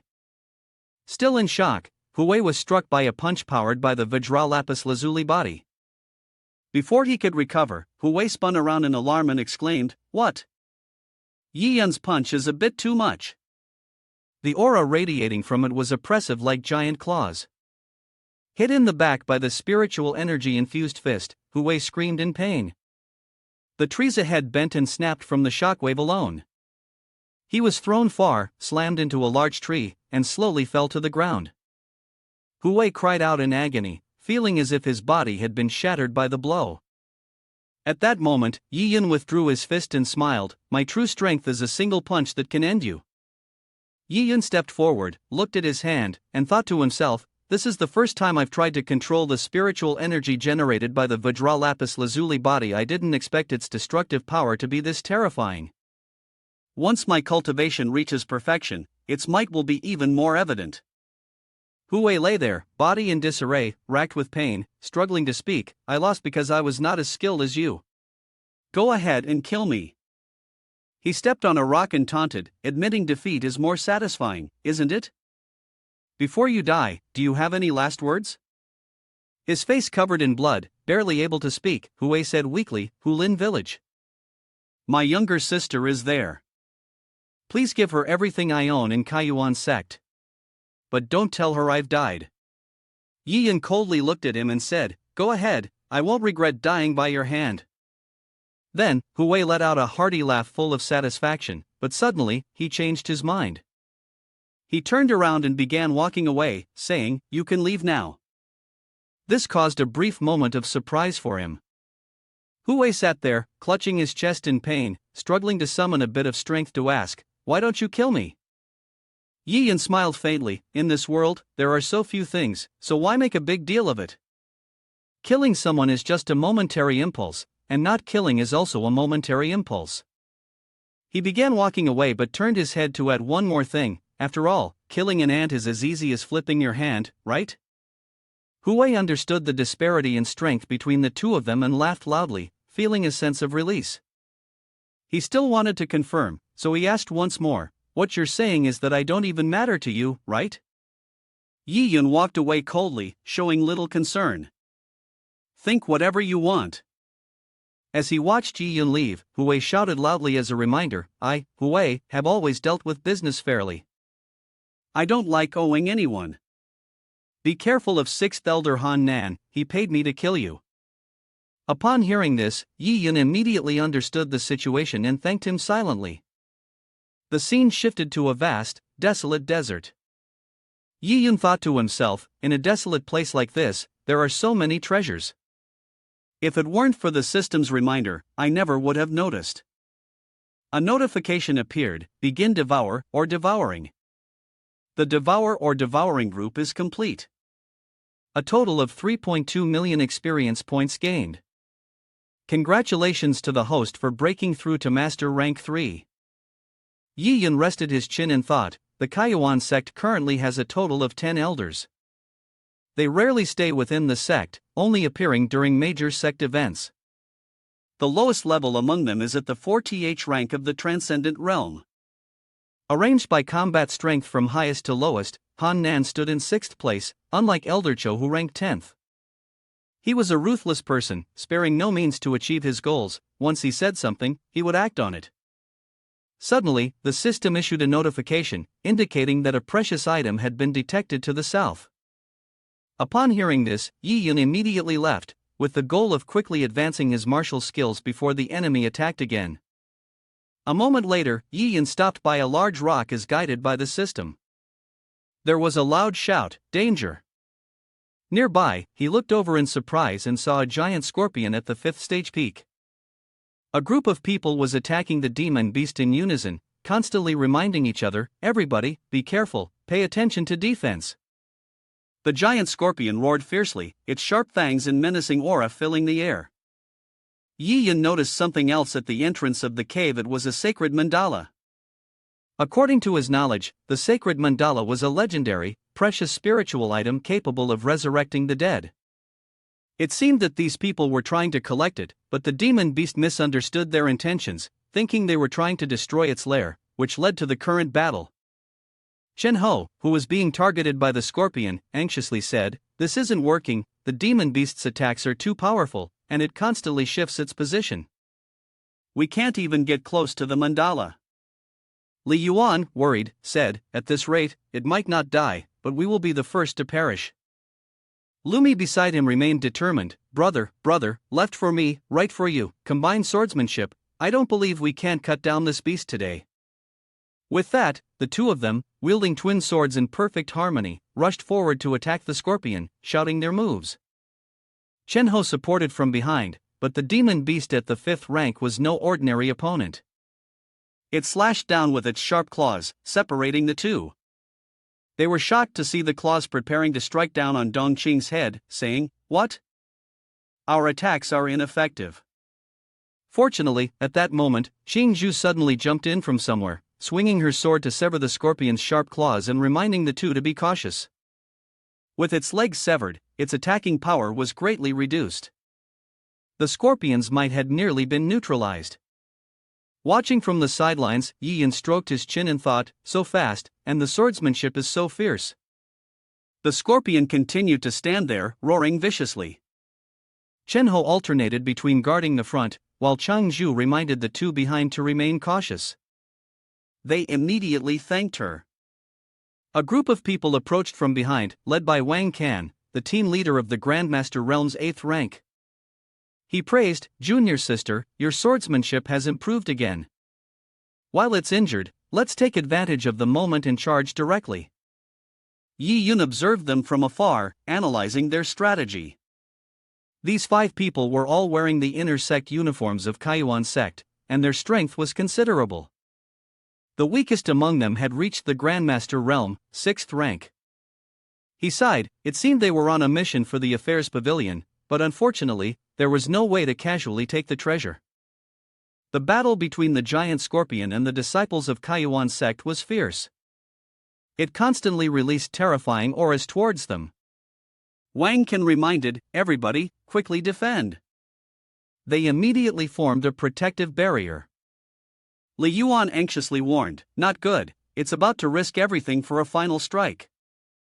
Lumi then asked, "Does it want to die with us?"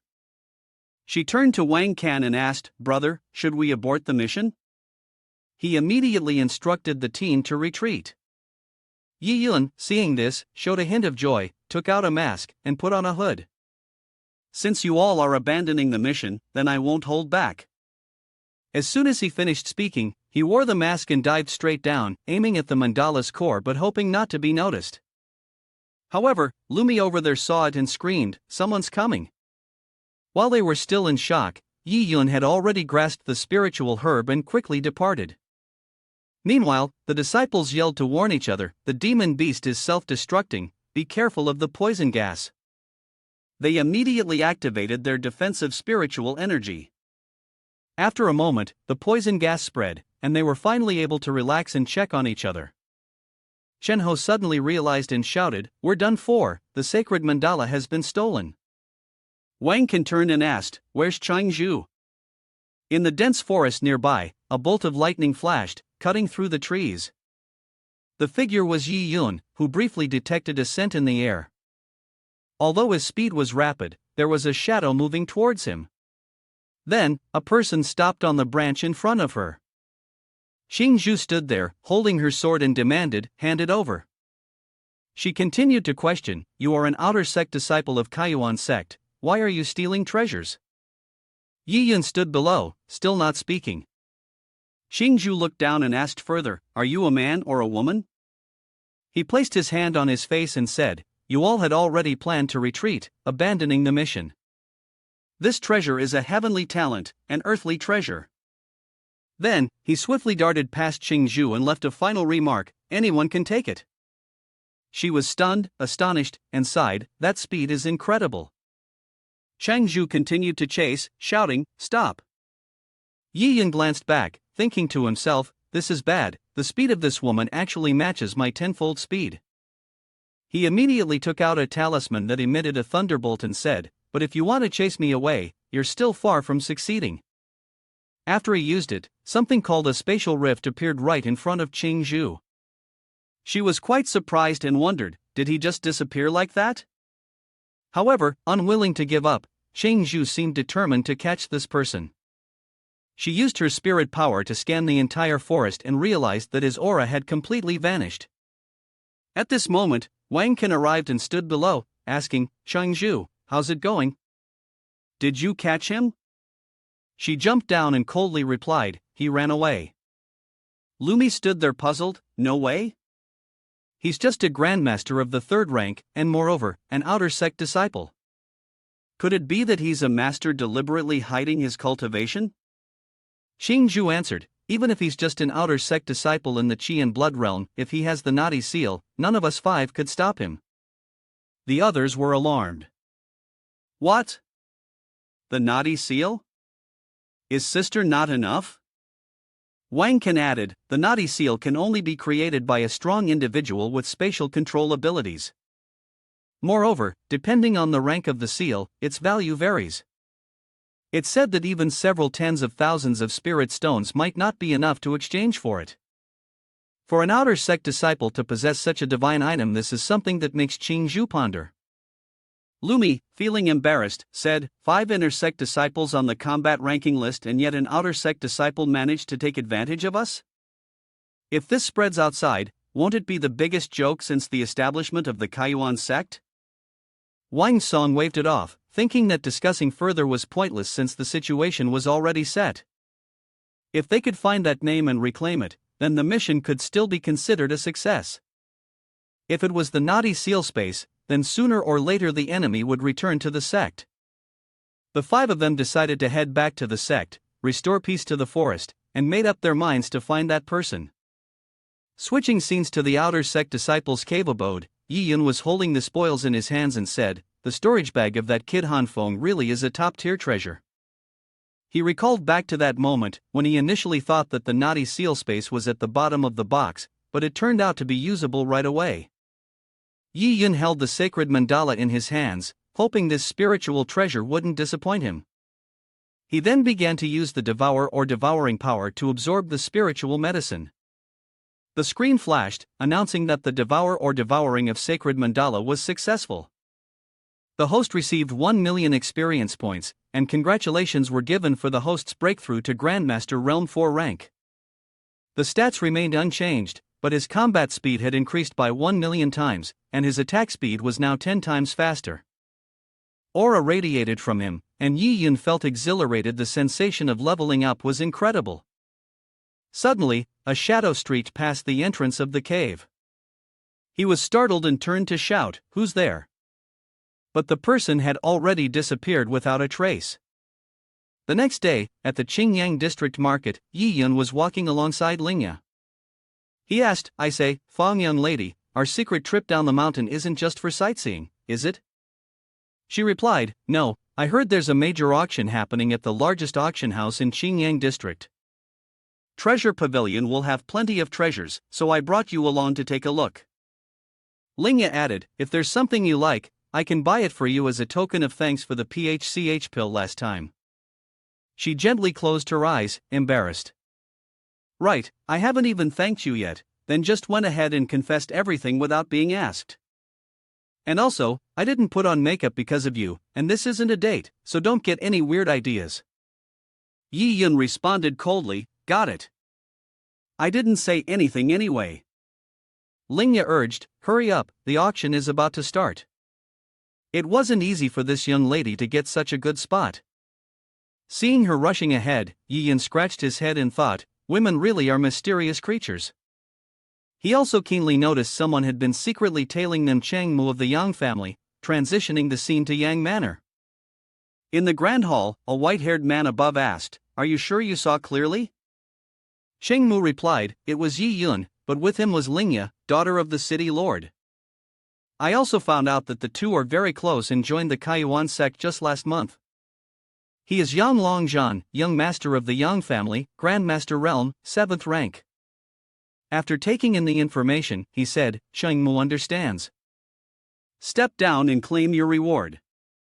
With one arm broken, he hurried to thank Longzhan, only to be met with a harsh beating and scolding. Instead, a useless cripple still dares show his face to claim a reward. The blow to his back made Chingmu cry out in pain.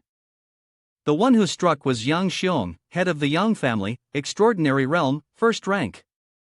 He said to his son, "Zhan and I is about to inherit the position of family head, yet you still can't tell right from wrong?" The thing that had its arm chopped off by someone else and couldn't be completed like this was truly useless. The face of the Yang family sitting in the family head's seat, he exuded an evil aura and said, "Damn it." Below the main hall, the tribesmen immediately bowed respectfully to congratulate the family head on his return. Longzhan spoke, 2 victories, no encounters, father's cultivation has advanced again. He responded, "If I hadn't been unable to break through in my cultivation, would I have been able to do something like that in the Yi family?" Looking at Changmu being dragged outside, Yang Xiong continued, "Shou Shangyun, he is the kind of person who dares to block and kill members of the Yang family. Long Zhan replied, "What father says is the truth." Today, Yi Yun actually dared to come to Qingyang County. I will make sure he leaves without returning. He spoke to his son. Before, I wanted you to acknowledge the master of the Luha sect, but you refused, wanting to follow the Netherworld elder. You, neither human nor ghost, practicing martial arts. Look at you now, barely over 20, and you've turned out like this. He smiled and responded, "Father, don't be angry."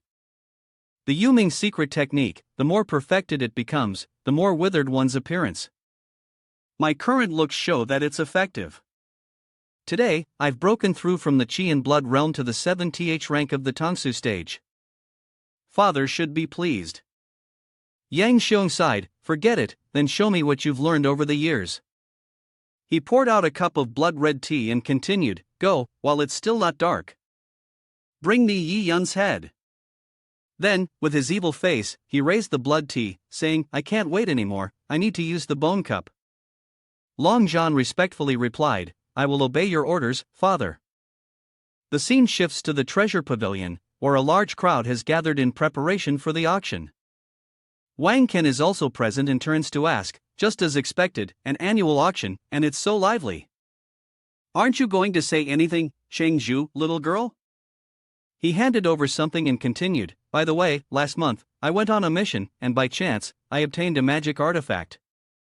I've heard it can withstand attacks from beings at the 3rd rank of Transcendent.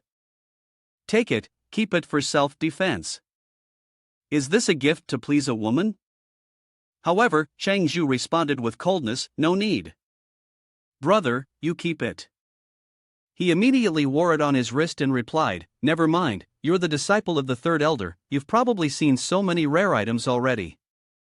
It's normal that this little thing wouldn't catch your eye." Suddenly, Sheng Zhu looked toward the door and said, "I think I saw him." Wang Ken asked curiously, "Who?" She looked over at Yi Yun and Linga and answered, "You must be referring to Mandala, right?" Linga looked around and sighed, "It's so lively in here." She then turned to Yi Yun and happily said, "I've heard this auction has many rare and extraordinary treasures, we must check them out." Just as they were about to enter, an arm stretched out to stop them, saying, "Wait." Wang Ken stepped forward and asked, "Sir, I believe we've met before." Yi Yun immediately recognized Qing Zhu, she was the girl who had chased him the other day. She had recognized him the moment he entered. Qing Zhu stepped forward and asked, "Excuse me, are you a disciple of the Kaiyuan sect?" Linga quickly answered, "We are all outer sect disciples of the Kaiyuan sect." "Why?" Qing Zhu extended her hand toward Yi Yun and introduced herself, "I'm also a disciple of the Kaiyuan sect. Let's get to know each other, I'm Li Qing Zhu." Seeing this, Linga wondered, why is she reaching out to him directly? Yi Yun remained silent, thinking, is she trying to probe my spirit power? Linga, not wanting another woman to touch Yi Yun, took the initiative to step forward and introduced herself with a handshake. "Hello, brother, sister, I am Linga, and this is Yi Yun." Wang Ken introduced himself and then cautiously asked, "Both Qing Zhu and I are inner sect disciples. We were carrying out a mission outside when a treasure was stolen by an outer sect disciple." "Do you know that person?" Linga innocently responded, "How would we know what you mean by that? Are you suggesting that person is Yi Yun?" His face turned serious. "We are merely eliminating suspects. How about this, Yi Yun, let us take a look at your storage bag to prove your innocence." Linga sharply defended her companion, "Wait, on what basis do you want to see it?" Qing Zhu also intervened, "Brother, this isn't possible." Wang Ken raised his hand in reassurance, "Don't worry, I will be reasonable." Stepping forward confidently, he added, "It is only natural for an older brother to keep an eye on his younger brother. Even if we have to endure a little grievance, finding the item is our top priority." He then presented a pouch and proposed, "How about this? Let this 100 spirit stones serve as a wager. If you're not the one we're looking for, the spirit stones will be yours." Linga still felt uncomfortable about the situation and immediately refused, "We don't accept this." However, Yi Yun suggested an alternative, 1,000 spirit stones, and in addition, you must kneel and apologize. If so, I'll accept this wager. Wang Can hesitated for a moment and leaned over to Qing Zhu, whispering, "Little girl, how sure are you that the person in front of us is the one?" She responded confidently, 80%. She figured it would be a good opportunity to impress her crush. After hearing her certainty, he immediately agreed to Yi Yun's terms. Yi Yun was just waiting for this moment. He threw his storage bag toward him and said, "Take a look." He handed it to the little girl and said, "Cheng Zhu, your soul-searching technique is the most careful, so examine it thoroughly." She took it, nodded, and then Cheng Zhu began to use her soul power to probe inside. The first time, there's no aura or mandala. The second time, none either. The third time, still nothing. Wang Can anxiously asked, "Little girl, how is it?" Cheng Zhu looked over and said, "Sorry, you're not him." Her answer shattered Wang Can's dignity. This fan had just paid the price and had to kneel. What was he supposed to do now?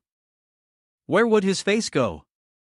Meanwhile, Yi Yun showed a smug smile, knowing very well that the Ling herb had already been devoured by the devourer, leaving no trace of aura behind. Linga smiled and said, "See, I told you, someone who is pure doesn't need to prove they're still pure." Yi Yun took back the storage bag and replied, "There are many outer sect disciples, it's nothing unusual to see someone like Lin." He placed his hand on it and asked, "Then, will you return this storage bag to me?" Taking advantage of the moment, Qing Zhu transmitted a slight wave of spirit power to feel once more. The two locked eyes. In contrast to Yi Yun's ease, Qing Zhu seemed a little dissatisfied. A moment later, the result remained unchanged. Still nothing. Linga, who had been standing by, noticed the subtle interaction and asked with a hint of jealousy, "Why again? Do you like touching Yi Yun's hand like that?" Wang Can used a voice transmission to ask, "What's going on with Qing Zhu, little girl?"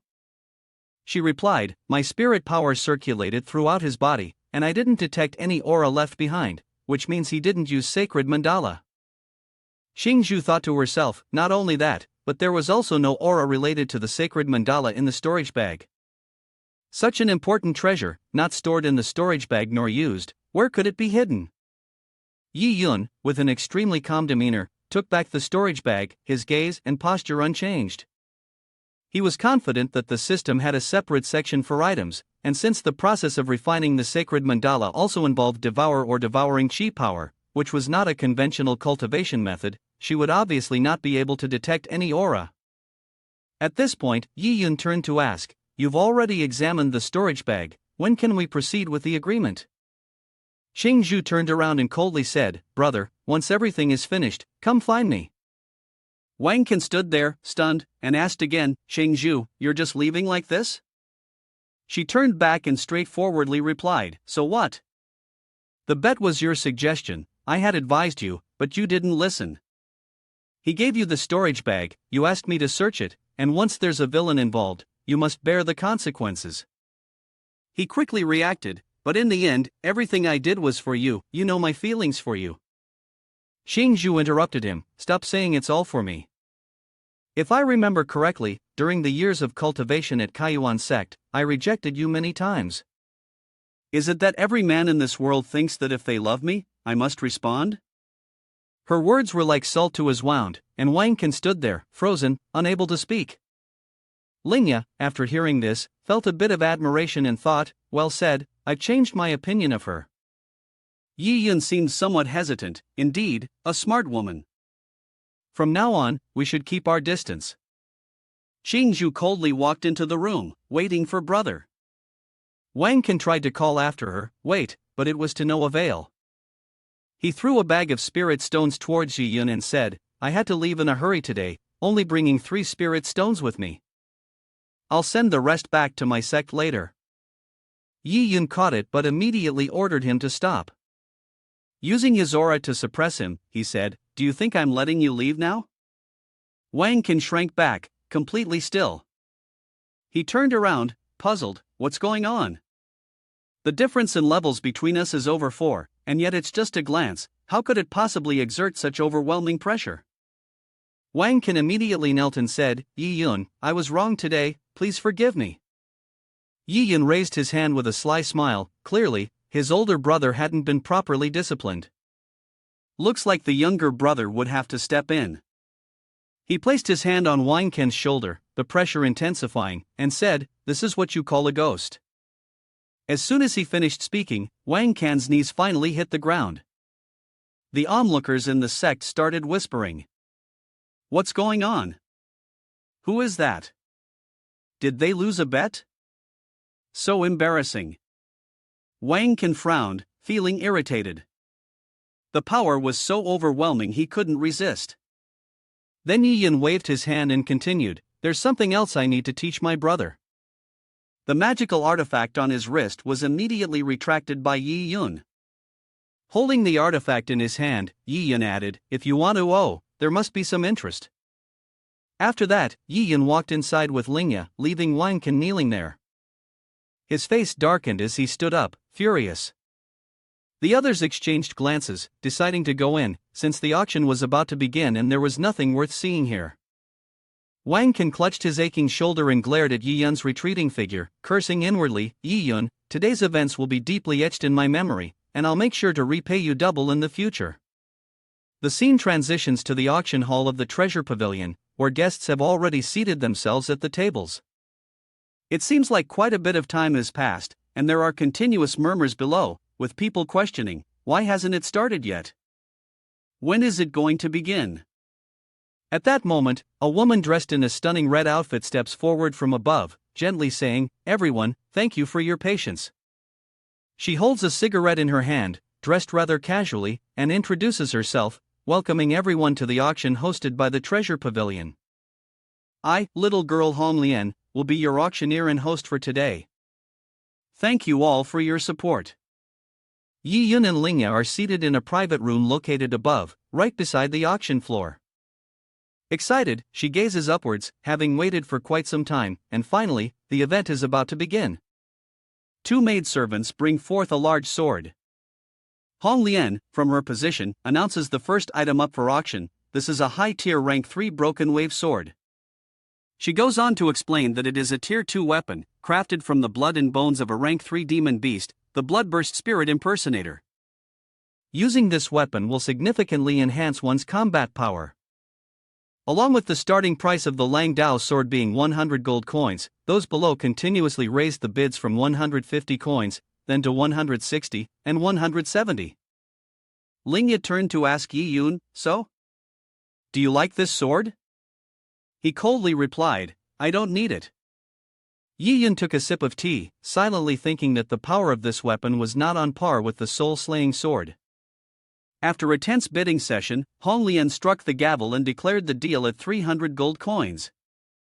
In another room on the second floor, Wang Can and Chang Zhu were intently observing. The voice from below rang out, announcing that the next item would be a precious treasure. Wang Can glanced to the side, thinking to himself that it was a good thing she hadn't been there earlier. If she had been, it would have been bad enough to lose face, but what would be even worse would be her looking down on him in the future. Watching Chang Zhu coldly sipping her tea, he let out a slight sigh of relief. Fortunately, Chang Zhu had always remained indifferent and paid no mind to it. This auction was all about money. This time, he was determined to make her look up at him. After some time, many auction items had found their owners. Hong Lian clapped her hands and announced, "Ladies and gentlemen, the next item is the penultimate treasure of this auction." This time, the maid brought out an item that was secretly and carefully concealed. And this item turned out to be the blood essence of the Frost Jade Toad Monarch. The martial artists below were full of awe, so it was truly the blood of the Frost Jade Toad Monarch. Hong Lian began her explanation. "As you all know, the Frost Jade Toad Monarch can neutralize all poisons in the world. The efficacy of this particular Frost Jade Toad Monarch surpasses even that of an ordinary one. If a martial artist uses it, it can eliminate all known poisons and dramatically accelerate cultivation, exceeding 10 years of painstaking practice." Yi Yun looked at the item with a smile. This was somewhat interesting. Linga glanced over and noticed the interest on his face. From the beginning, Hong Lian had announced the starting bid to be 10,000 gold coins. While those below were bidding from 10 to 50,000, Wang Can boldly splurged to win favor with the beauty, raising his hand to offer 100,000. The people below clearly didn't have enough money and whispered among themselves, that price is way too high. On this side, Yiyun raised his hand intending to bid 200,000, but before he could speak, Linga hurriedly covered his mouth and said, Yiyun, wait a moment. She looked at him and added, Yiyun, are you trying to bid before this young lady does because you think I can't afford it? Are you looking down on me? He quickly replied, I'm not looking down on you. Below, Hong Lian asked again, is there anyone else offering more than 100,000? Yiyun turned her face away, smiling, I almost forgot she's a proper young lady, but the financial power of the city lord is so vast? And why does it feel like she's being sponsored? Linga slammed the table and shouted loudly, 30,000. She thought to herself, I've bet all the red envelope money I've received since birth. Yiyun likes this item so much, today, I must get it. Yiyun was quite surprised, looking over, not expecting this young lady to have so much money. Hong Lian below had sparkling eyes, it seemed she had met the Golden Lord this time. Other martial artists looked pale and shocked. Damn it, that's already a lot of money. Half of my life might not even earn that much. Wang Can basically didn't have enough strength to continue bidding, his face looked very ugly, and he cursed under his breath, damn it. As per the rules, Hong Lian continued to ask the entire audience, is there anyone else bidding 30,000? Everyone below remained silent as a grave. Wang Can turned to look at the little girl, feeling a little uncomfortable in his heart. This is bad, I was planning to give this gift to Ching to win her favor, but the price has gone up so much. But what's even more surprising is that Ching herself raised her hand and announced the bid for this item at 500,000. Wang Ken was momentarily stunned, asking himself, Ching actually has that much money? Linga couldn't believe that someone had bid so high, and the spectators at the auction could only choke on the enormous sum. Linga glared at Ching side, steaming with anger. Yiyun looked on, and to her surprise, it was her. You should be the happiest now, Treasure Pavilion, Hong Lian said, raising the hammer with a smile and asking, it's 500,000 now, is there anyone else willing to bid? Linga turned to the side, feeling flustered. Yiyun apologized, 500,000 is really beyond my capacity, I didn't expect the price to rise this much. He raised his hand, pretending to cough before replying, it's fine, I accept her sincerity. Seeing that no one responded, the auctioneer raised the hammer and announced, if there are no further bids, then the item is sold. Yiyun furrowed his brow, thinking to himself, I should just do it myself. He prepared to make a move, determined to win this bid. Just as he was about to raise his hand, someone in the crowd interrupted the announcement. Wait, said Lord City, as his bodyguard pushed him in a wheelchair. I bid 1 million. Everyone present was taken aback, but only Hong Lian looked pleased, happy to see the item fetch such a high price. She then announced, congratulations to this distinguished gentleman for securing the blood of the Frost Jade Toad monarch. The scene then shifted outside the treasure pavilion. After the auction ended, it was already late afternoon. Linga pushed the wheelchair for Lord City and gently spoke, Father, what a coincidence, as soon as I came down from the mountain, you arrived at Qingyang County. She then leaned down, playfully asking, you didn't send someone to watch over me every day, did you? Lord City immediately laughed and denied, no, of course not. Seeing her father's expression, Linga pretended to be angry, thinking, as expected, I guessed it right. The city lord of Fong quickly changed the subject, taking out the blood he had just won at the auction, and without mentioning anything further, said, Yiyun, take this. You were bidding for this, weren't you? As soon as she saw him, Yiyun cast a doubtful glance and asked, what is it this time? What are you planning to make me do again? I don't know what this old fox is scheming. He looked at Yiyun with a serious expression, his ability to provoke others into anger still as sharp as ever, then said, you're still as good as ever, not a single word you say is something I like to hear, but go ahead and accept it. Lord City added, it's only been a month since we last met, and Linga has already advanced from the Qi and Blood 9th stage to the Grandmaster 5th stage. It must be thanks to you, right? Linga blushed and replied, I really owe it to Yiyun. He immediately threw the blood essence into his hands. Because of the primal ice body, she has a lot of potential in her, but the accumulated power over the years hasn't been able to fully manifest. Now that her cultivation has skyrocketed, this old man is truly grateful to you. Yi Yun took it and replied, if that's the case, then I won't be polite. Lord City smiled and stroked his beard. No need to be polite. Just think of it as a dowry I'm preparing for Linga's marriage. She immediately blushed and turned away. What is my father saying? And Lord City, you're laughing so loudly.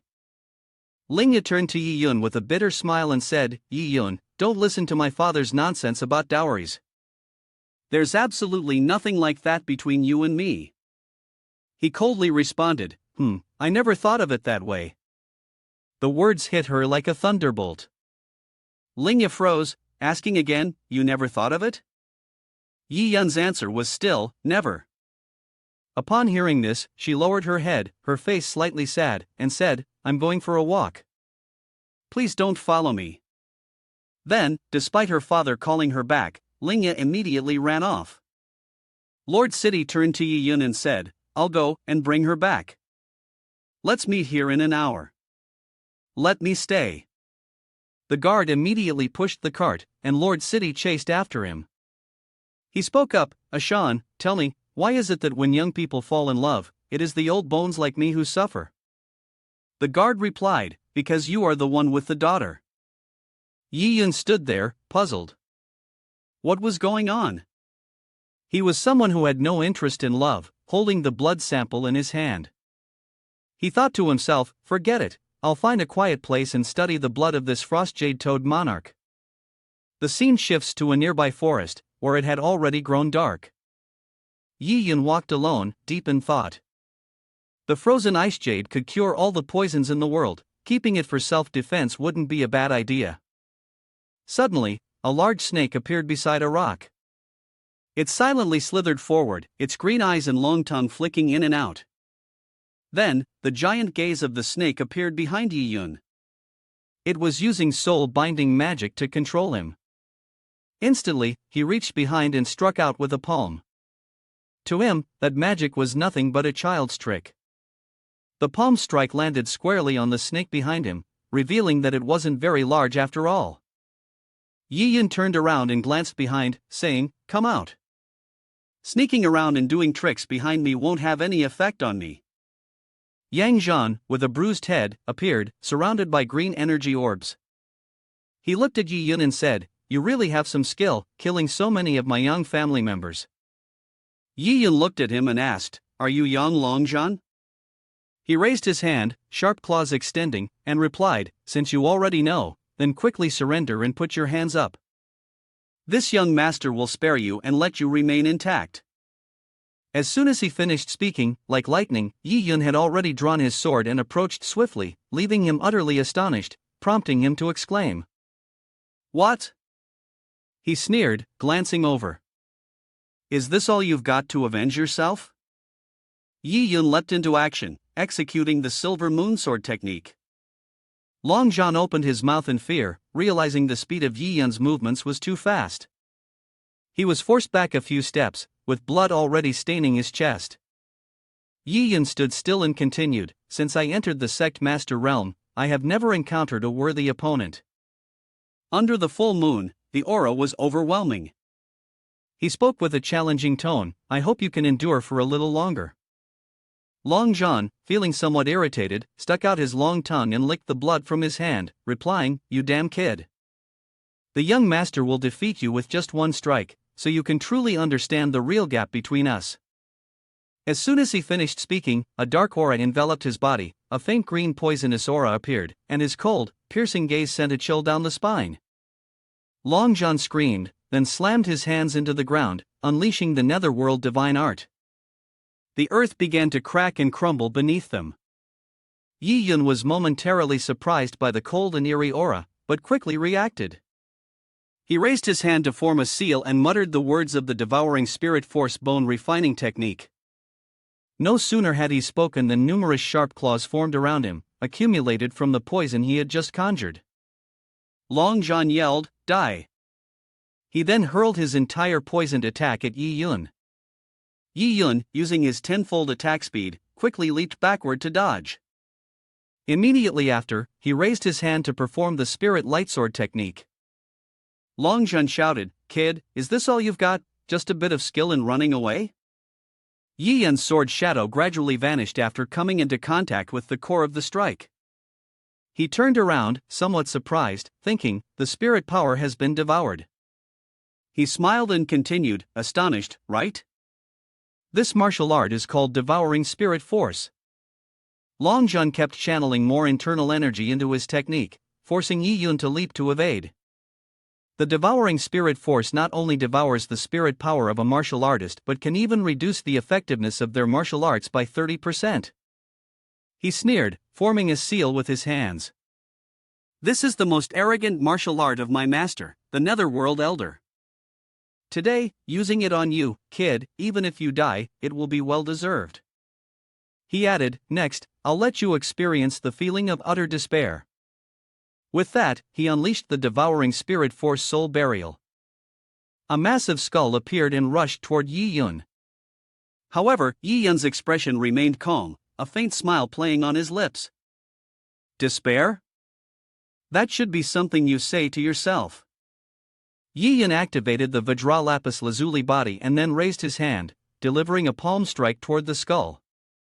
Long Zhan's face shifted, his thoughts in turmoil. This is a martial art purely of the Supreme Sun. He started to worry. While the Guardian Spirit Force was incredibly powerful, it had a fatal weakness, its pure fire attribute and the Supreme Sun martial art. Long Zhan was slightly taken aback. It was now evening, the perfect time to strike. Yet, he never expected Yi Yun to be able to counterattack so fiercely.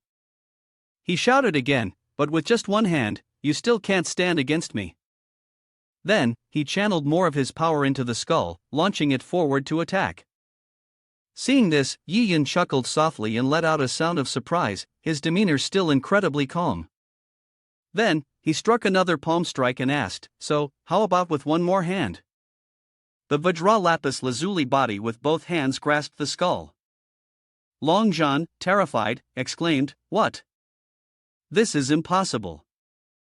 Yi Yun added more force, "Nothing is impossible, die for me." With those words, he clenched his fist tightly.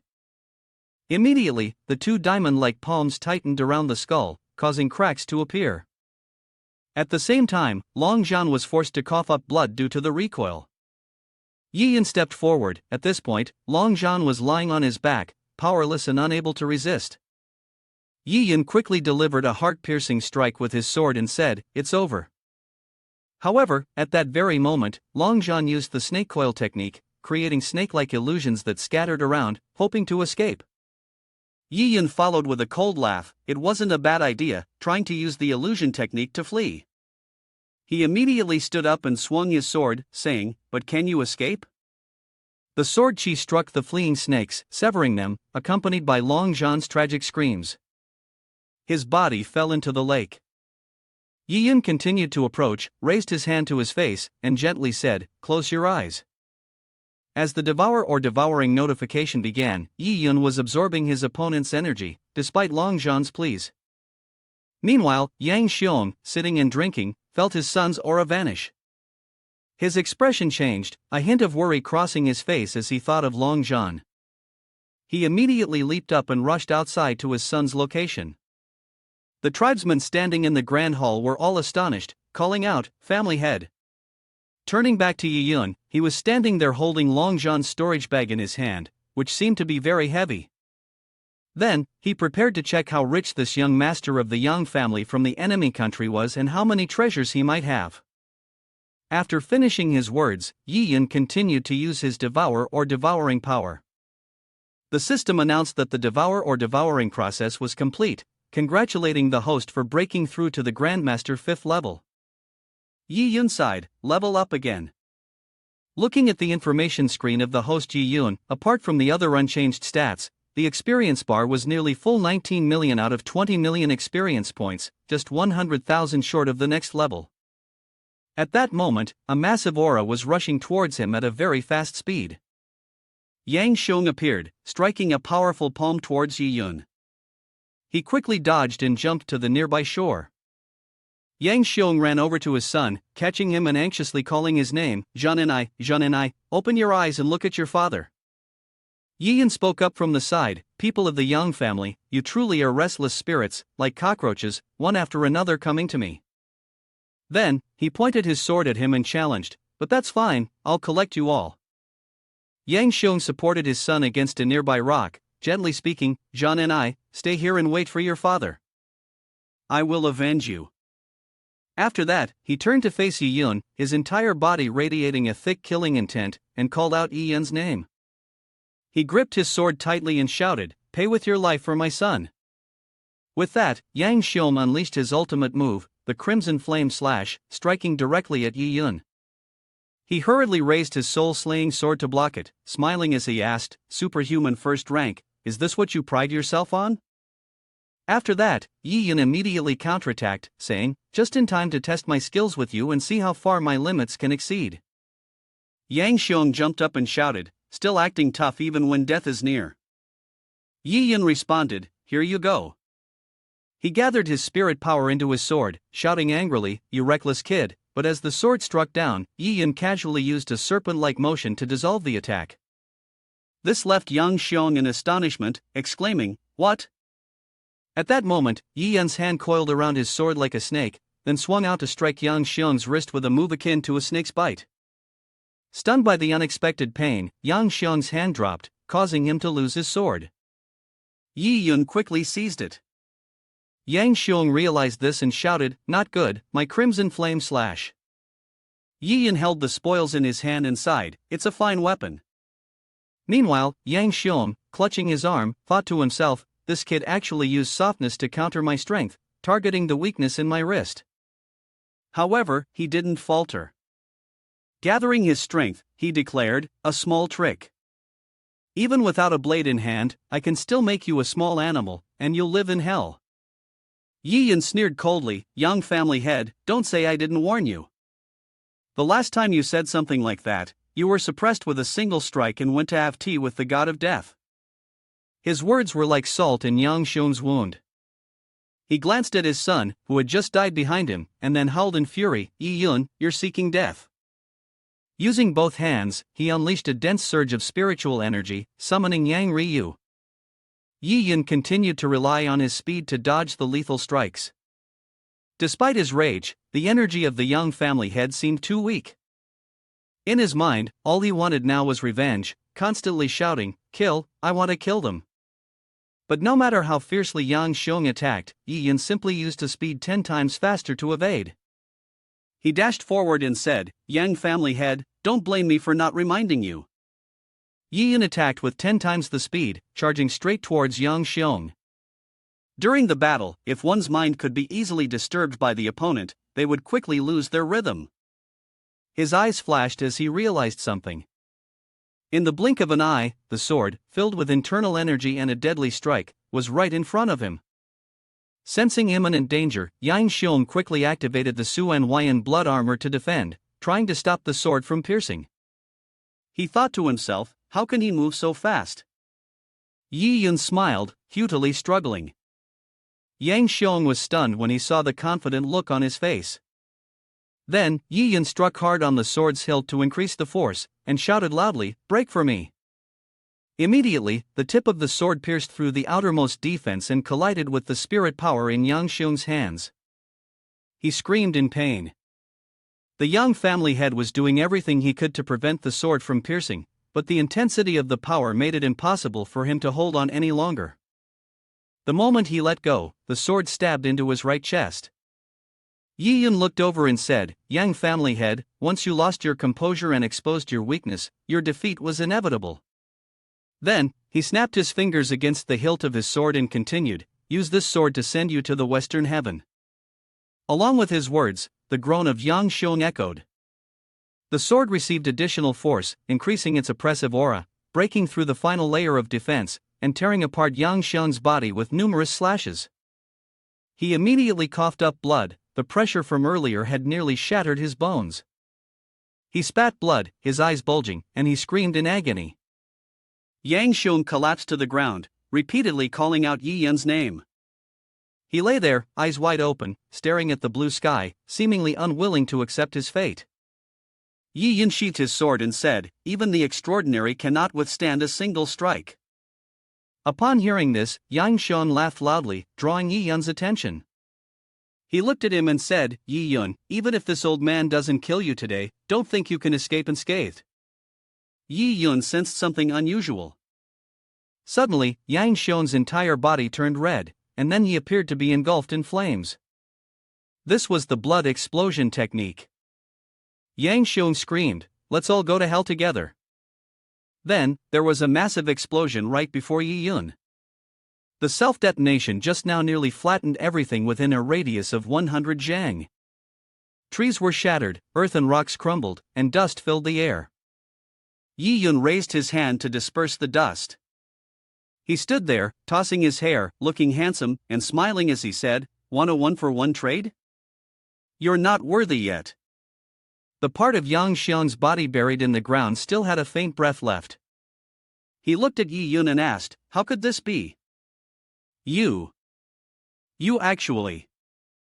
Yi Yun raised his hand and smiled, "Sorry, young family head. When you self-destructed, I switched to this. Your calculations were wrong. This time, not only did I retreat unscathed, but I also suffered no losses, all thanks to the defensive artifact I obtained from Wankan." Yang Xian, unwilling to accept this, cursed, "Damn it, how do you have such a powerful artifact?"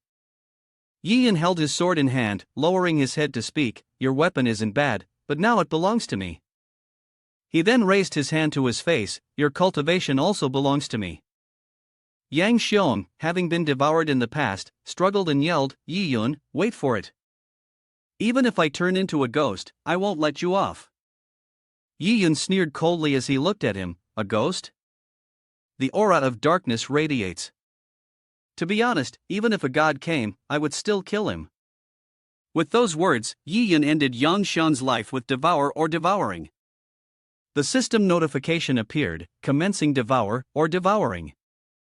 A moment later, another notification sounded, "Congratulations, host, you have broken through to Grandmaster Realm rank 7. Yi Yun stood up, satisfied. He had risen 3 levels in one go. He hadn't felt this good in a long time. Then he spoke, "Get out, how long are you going to keep watching?" Xing Zhu leapt out, appearing behind him. Yi Yun turned and asked, "What's your purpose, following me from the treasure pavilion? What do you want?" Xing Zhu straightforwardly mentioned the Frost Jade Toad Monarch. He glanced at her suspiciously and asked, "You want to steal it?" She replied briefly, "No." Then she bowed and said, "I wish to request a change of scenery to Qingyang County tomorrow morning." The large and spacious manor was Li Manor. Xing Zhu led the way, and Mr. Yi invited them in. Yi Yun thought for a moment. There were a total of 3 prominent families in Qingyang County. In addition to the Yang family, the other 2 were the Li family and the Mu family. All 3 families were very powerful, and there needed to be mutual restraint among them in Qingyang County. Looking at the girl in front of her, Yi Yun was surprised to learn that Qing Zhu came from the Li family, one of the 3 great families. What was even more astonishing was that she had personally witnessed Yi Yun kill 2 members of the Yang family and devour their spirit power, yet she didn't ask a single question along the way. The thoughts of this woman were truly difficult to grasp. Seeing the 2 of them, the tribesmen in the house were overjoyed, tears filling their eyes. Miss actually brought a man back. Unexpected, indeed. The sun must be rising in the west. Someone else whispered, "Keep it down, don't scare her off." Arriving in front of a room, Xing Zhu stopped and turned to say, "We've arrived. There's an old man lying on the bed inside. It seems he is seriously ill." Yi Yun asked, "Who is this?" Xing Zhu replied, "This is Li Yunjian." Seeing the old man's condition, Yi Yun speculated, "I think he's been poisoned." Xing Zhu explained, 3 years ago, my grandfather went into the mountains to cultivate and unexpectedly fell victim to the poison of the Black Scale Exile King. This poison causes snake-like scales to appear all over the body of the victim, slowly corroding their internal organs, rendering them unable to speak, move, or eat, leaving them in constant pain. And when the markings spread to the face, that is when death comes. Looking at the old man's current condition, Yi Yun noticed that the poison had already reached his neck. His life was in grave danger. Yi Yun, after listening, pondered deeply as he observed the state of the old man. The Li family members had probably spent quite a bit trying to halt the corrosive effects of the poison, otherwise, they wouldn't have managed to hold on this long. He then turned and asked, "So, the reason you're so persistent about the blood of the Frost Jade Toad monarch, following me all this way, is to save your grandfather, right? But what if I don't agree to give it?" Immediately, Chang Zhu knelt and said, "I can do one thing for you in return." The servants behind her looked at each other, feeling a little sorry for her. She added, "Regardless of life or death, this is something that truly made Yi Yun pause and think." Afterward, the members of the Li family all knelt and pleaded, "Please, save the family head. Yes, please save the family head. We." Yi Yun was slightly taken aback, thinking to himself, "You guys are really pushing for this, aren't you?" They looked utterly pitiful, with tears streaming down their faces as they cried, "Please, save our family head, we beg you." Yi Yun hesitated, worrying that if he refused, he might be continuously troubled by them at Kaiyuan Sect. He then sighed and took out the blood, saying, "All right, never mind. Saving a life is more valuable than building 7 towers, I'll consider it a good deed." He made the Li family head drink the blood. Yi Yun thought, if I rely on the devour or devouring toxic system, his cultivation will likely be drained in no time. The only option is to give him the antidote. Then, he circulated his energy to activate the antidote in the blood externally. The onlookers murmured, and soon left. The family head was saved. Xingzhu also felt a sense of relief. An hour later, the Li family head slowly opened his eyes. After that, he coughed up a mouthful of poisonous blood. Changzhu hurried over and asked, "Grandpa, how are you feeling?" She wiped the blood from his mouth. The head of the Li family coughed and asked, "Changzhu, Grandpa feels better now. It seems like my spirit power is gradually returning." "Who saved me?" She pointed behind her and replied, "It was your younger brother's friend, Mr. Yi." Before she could even finish saying his name, the old man immediately accepted Yi Yun as his grandson-in-law, then took his hand and said, "You are my grandson-in-law." Xingzhu next to them felt a bit confused. Yi Yun quickly stepped back, avoiding it, "Senior, that's not the case."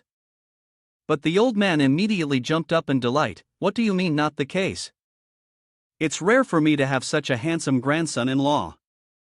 At this point, Yi Yun could sense the cultivation level of the Li family head. It was extraordinary, a 4th rank realm. The Li family head asked eagerly, "Tell me, how did you and Qingzhu meet? Where is your family from? What are your parents' names? When do you plan to marry?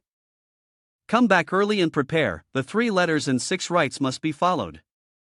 Yi Yun scratched his head, "Senior, you really misunderstood. I have no relation to Qingzhu, and I have no intention of marrying her." Upon hearing this, the old man immediately lowered his voice and asked, "Kid, what do you mean? Is there something about Qingzhu that's not worthy of you?" Yi Yun turned to leave, saying, "The necessary things have been done, I hope you won't bother me again. I have things to do, bye." The head of the Li family immediately made a move, shouting, "Stop! You must marry Qingzhu today." He quickly dodged and asked in return, "Senior, what is it that you want?" Qingzhu tried to dissuade him.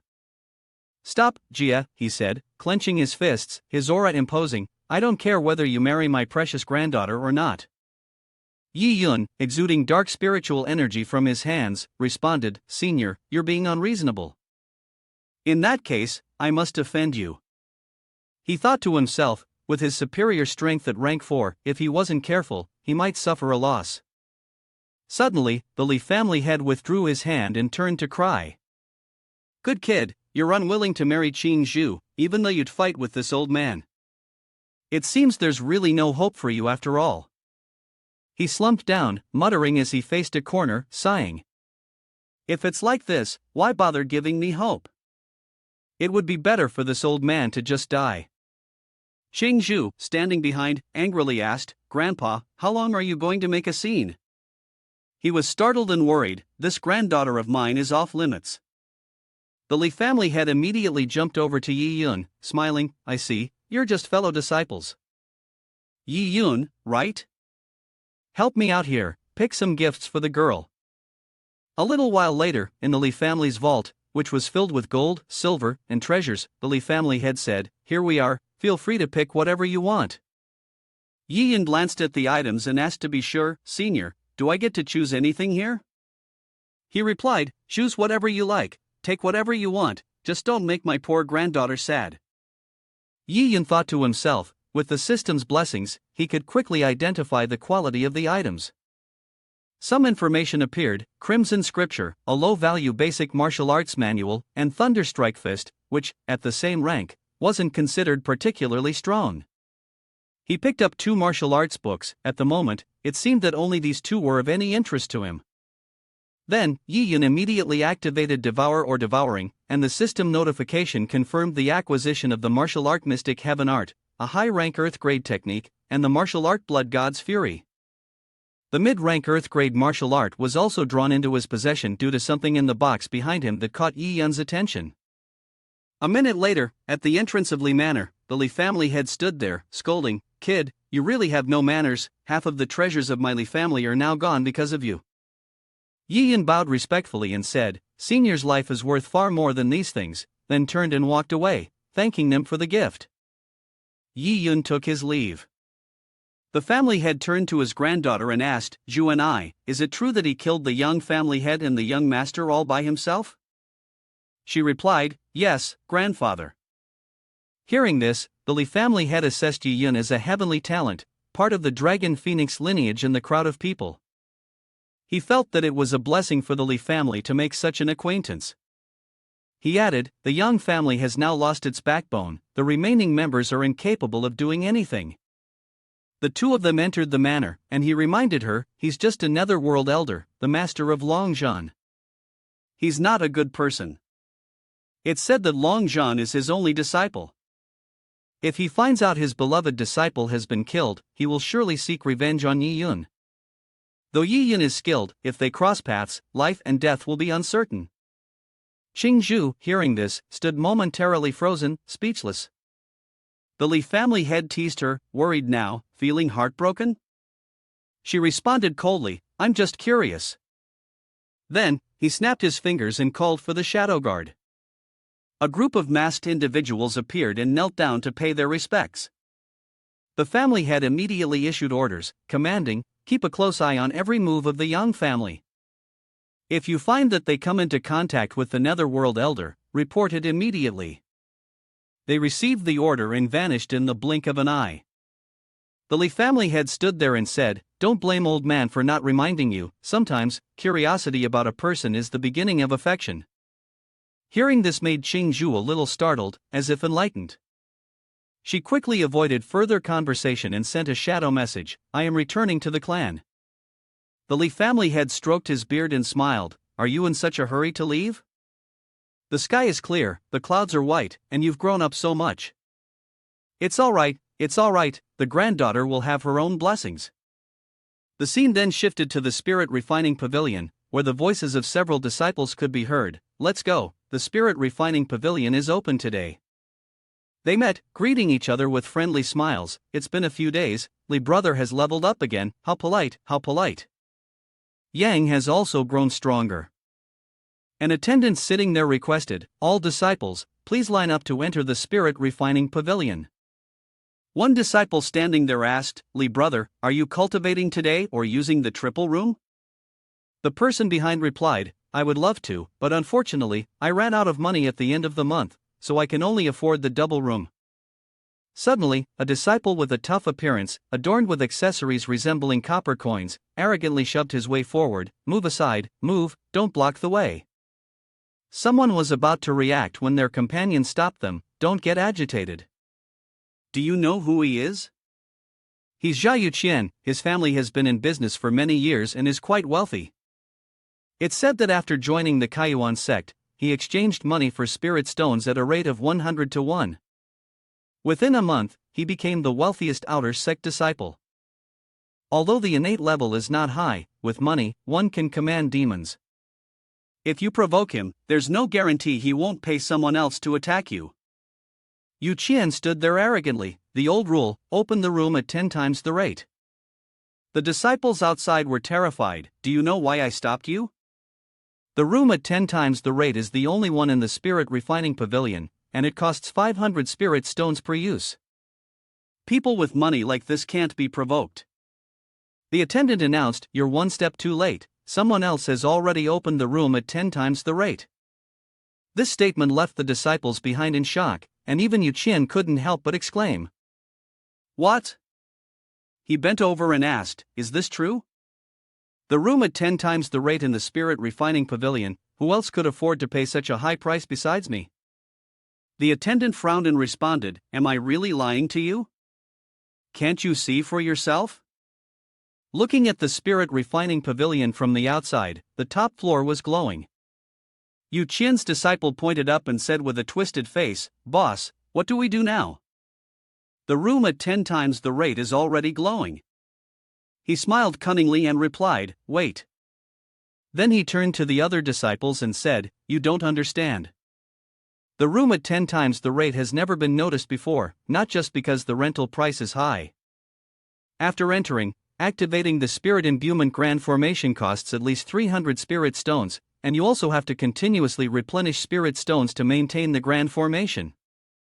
If the formation fails or cannot withstand the pressure of the formation, there will definitely be a backlash." Yu Qian appeared very confident, smiling, "Just wait and see, even if a wealthy person opens a tenfold room, without enough spirit stones to activate the formation, it's all in vain. It won't even take half an incense stick before they come out." After an incense stick's time, seeing some disciples walking out, Yu Qian stood there smirking, "They're about to come out. Managing to last for one incense stick is already very impressive. Wait until that kid comes out, I'll beat him up." An hour later, the group was still waiting. One disciple scratched his head in confusion. Why hasn't that kid come out yet? Time continued to pass, and 2 hours had gone by. Yu Qian, standing there, seemed extremely irritated. "It's driving me crazy." Seeing the disciples behind him yawning and dozing off, he turned around and snapped, "Wake up, you've drooled all over me." One disciple turned to ask, "Boss, it's been so long, why hasn't this person come out? Could he be some hidden rich figure?" Yu Qian raised his fist confidently, "In Kaiyuan Sect, except for me, Jia Yu Qian, when did a second wealthy person appear to snatch my tenfold room? I'll make sure he regrets it today."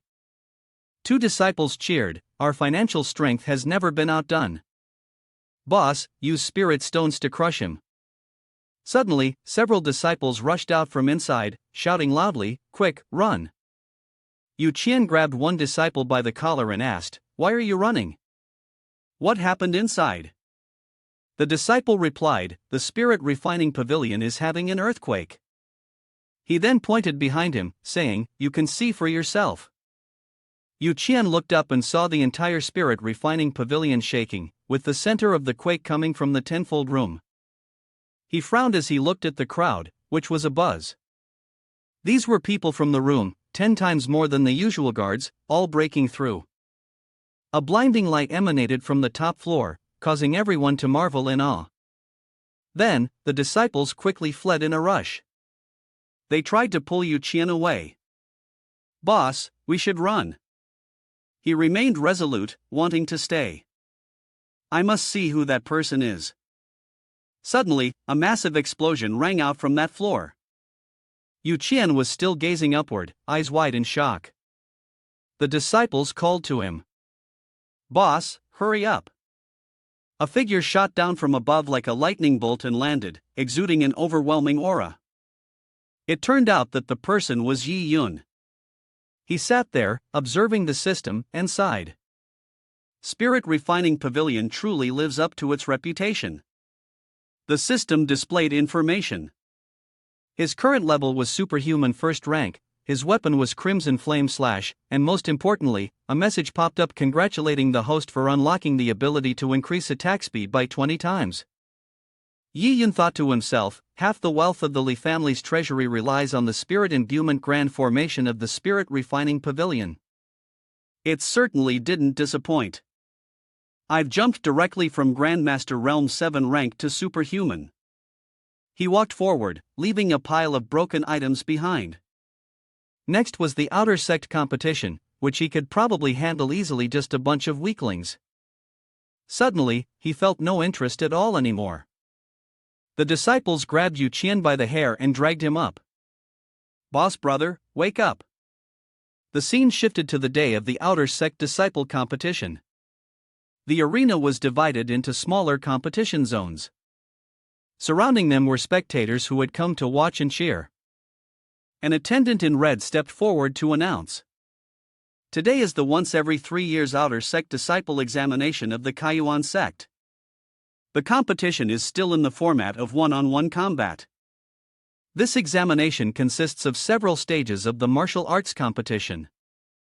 300 outer disciples will participate in the competition. After it concludes, only 20 will earn the qualification to enter the inner sect." Yi Yun was also present, listening attentively along with everyone else. During the competition, when it comes to stopping, do not be overly aggressive or competitive to the point of harming your fellow disciples. Linga, who was standing behind, gently called out. Yi Yun turned slightly and asked, "What is it?" She turned her head away, avoiding his gaze, and replied, "Nothing, nothing at all." He glanced over and thought to himself, since Linga returned from the mountain, every time, she deliberately avoids meeting him. What is she angry about? As for her, she was recalling Yi Yun's words and, without thinking, muttered to herself, "You are such a fool."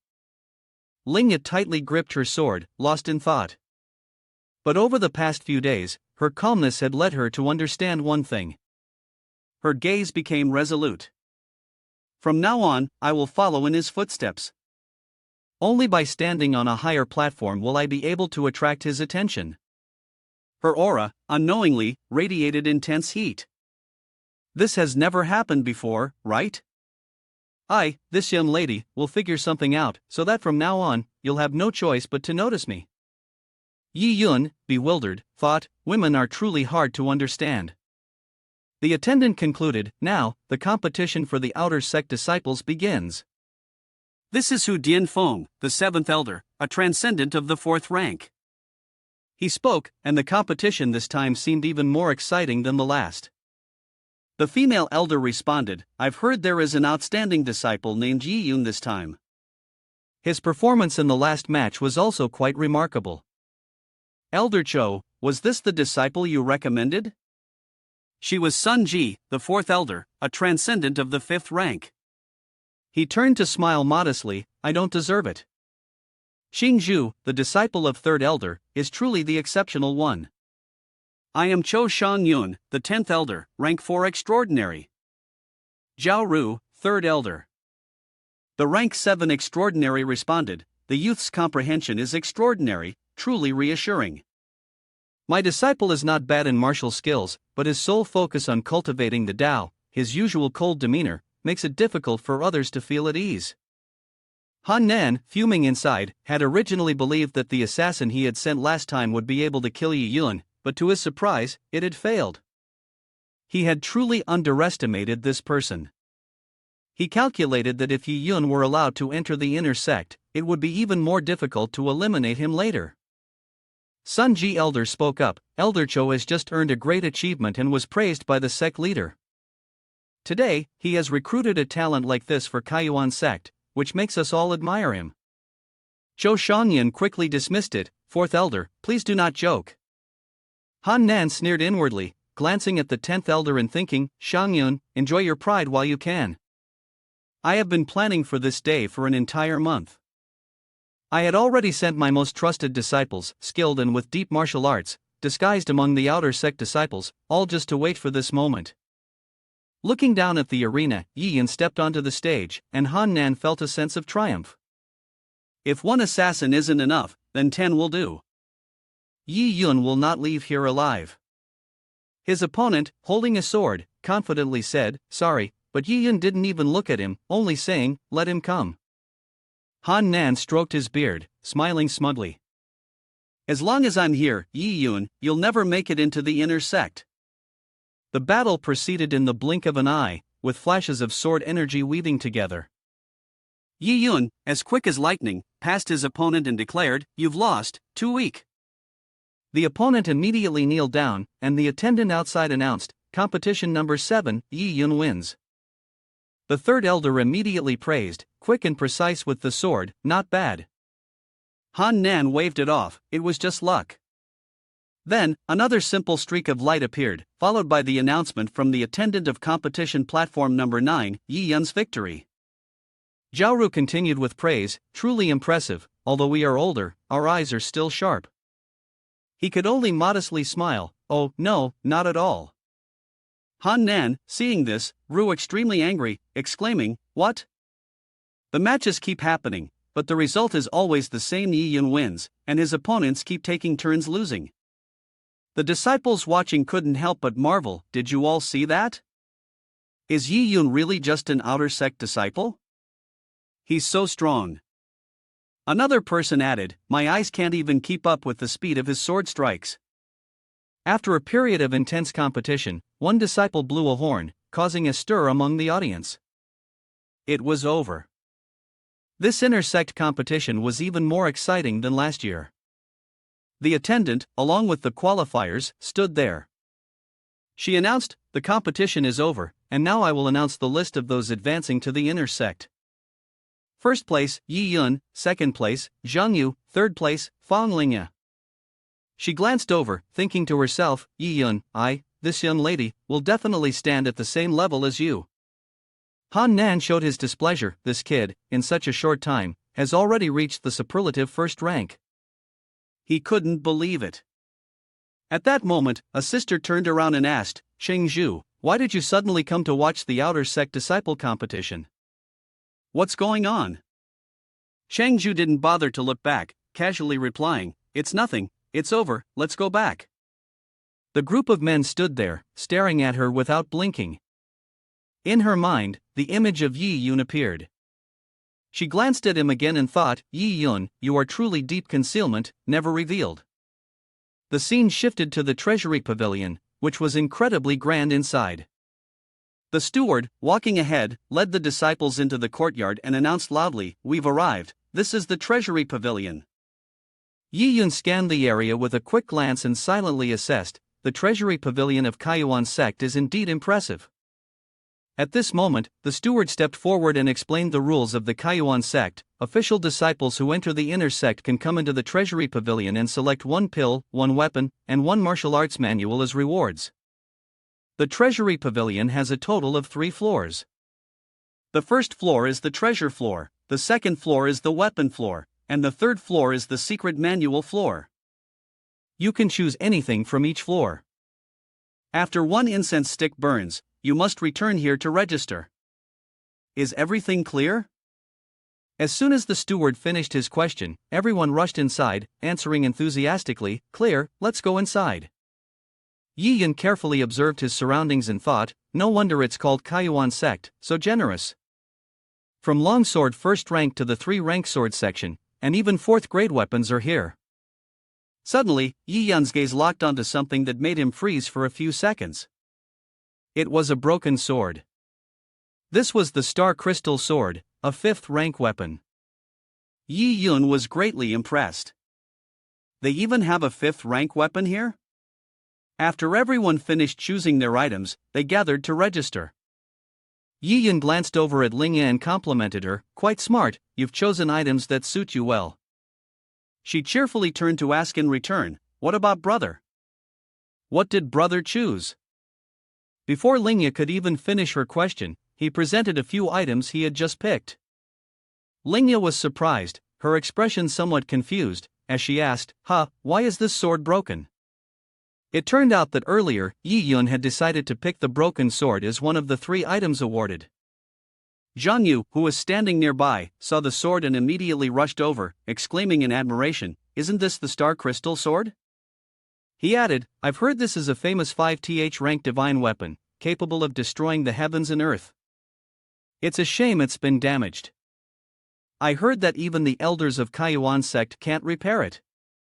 Right now, it's practically just a shattered piece of metal. You'd better not take it. After hearing the advice, Yi Yin confidently held the sword in his hand and replied, "How do you know I can't fix it?" He recalled back to the time in the Li family's treasure vault when he had followed the system's suggestion and obtained some mysterious box. When he took the box out, Li Yunjian had seen it and praised him with satisfaction. "Kid, you've got a good eye for quality." Inside the box was a rare and ancient black iron, extremely precious, which could be used to refine his own divine weapon and upgrade its rank. In all of Qingyang County, only the Li family possessed it. Yi Yun walked up to the registration desk and said clearly, "I'm done choosing."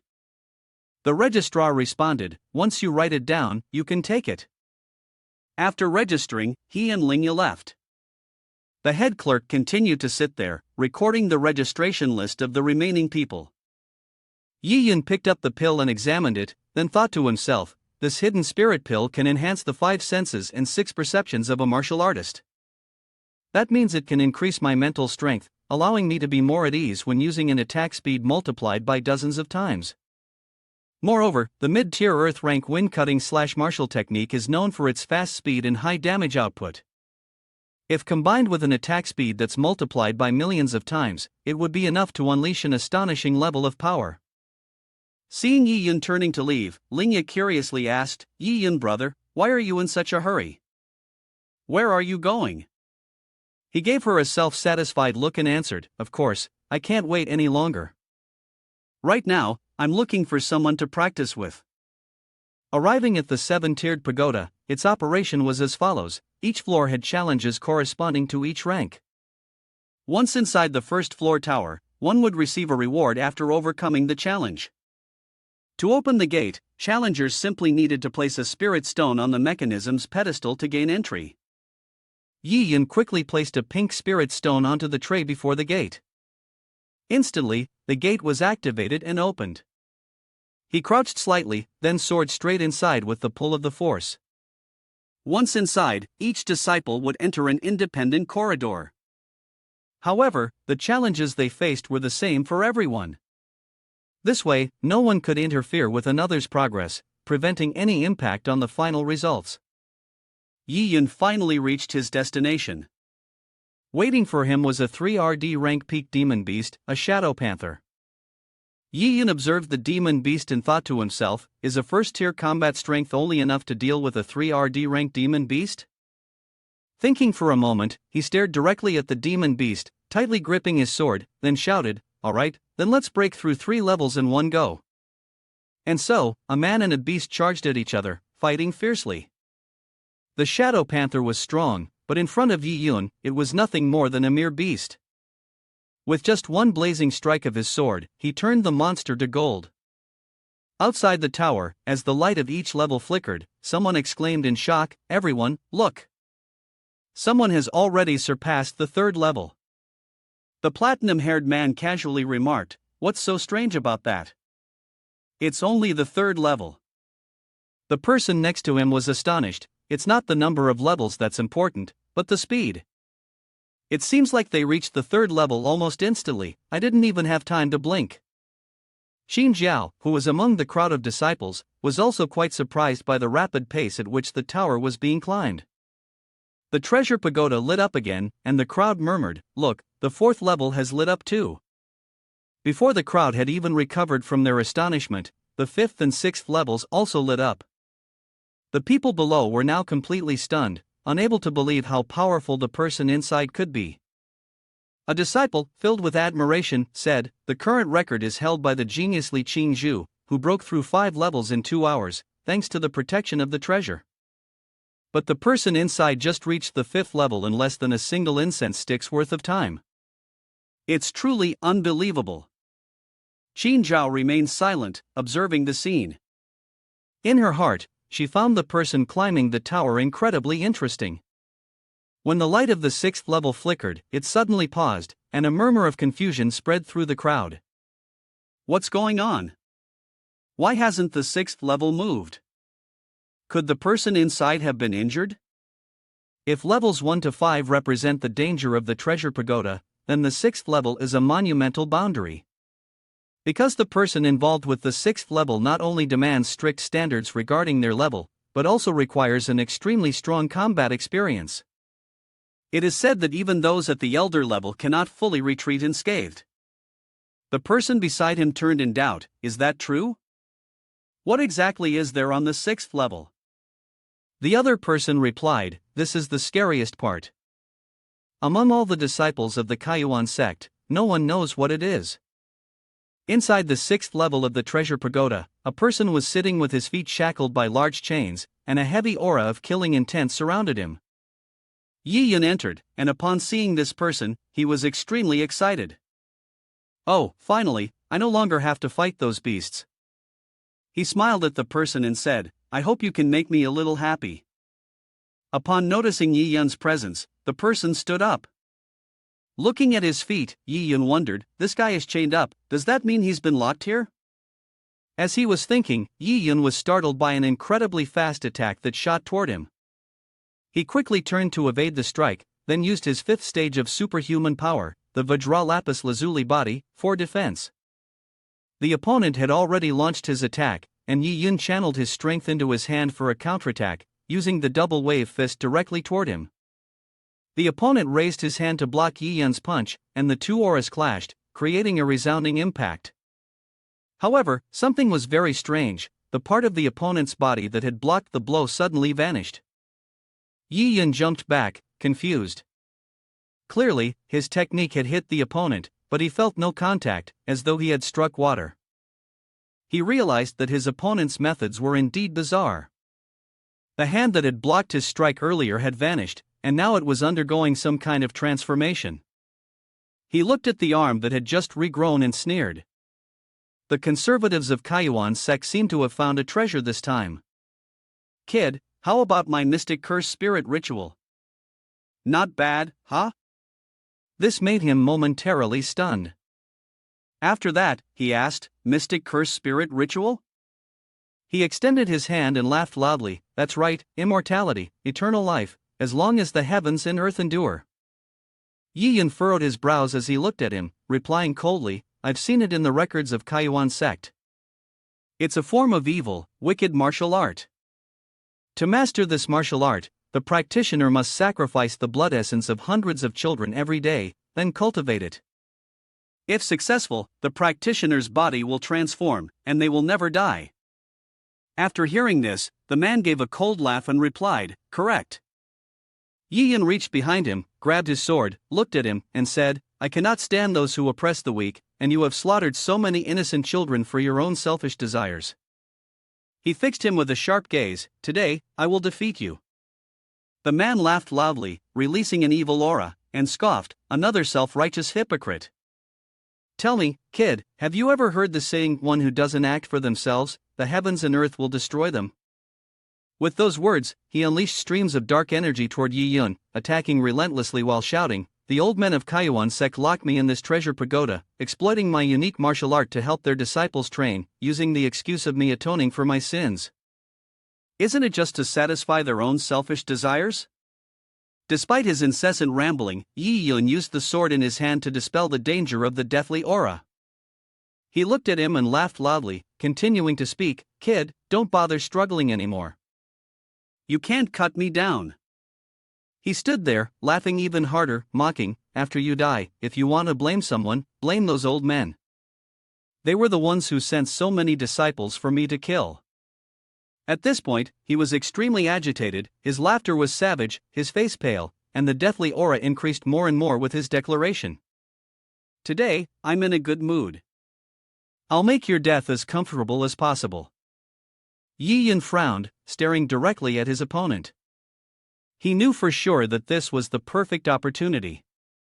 Without hesitation, Yi Yun used his speed skill to attack 20 times faster than normal. This move caught the demon off guard, he hadn't expected Yi Yun to be that fast.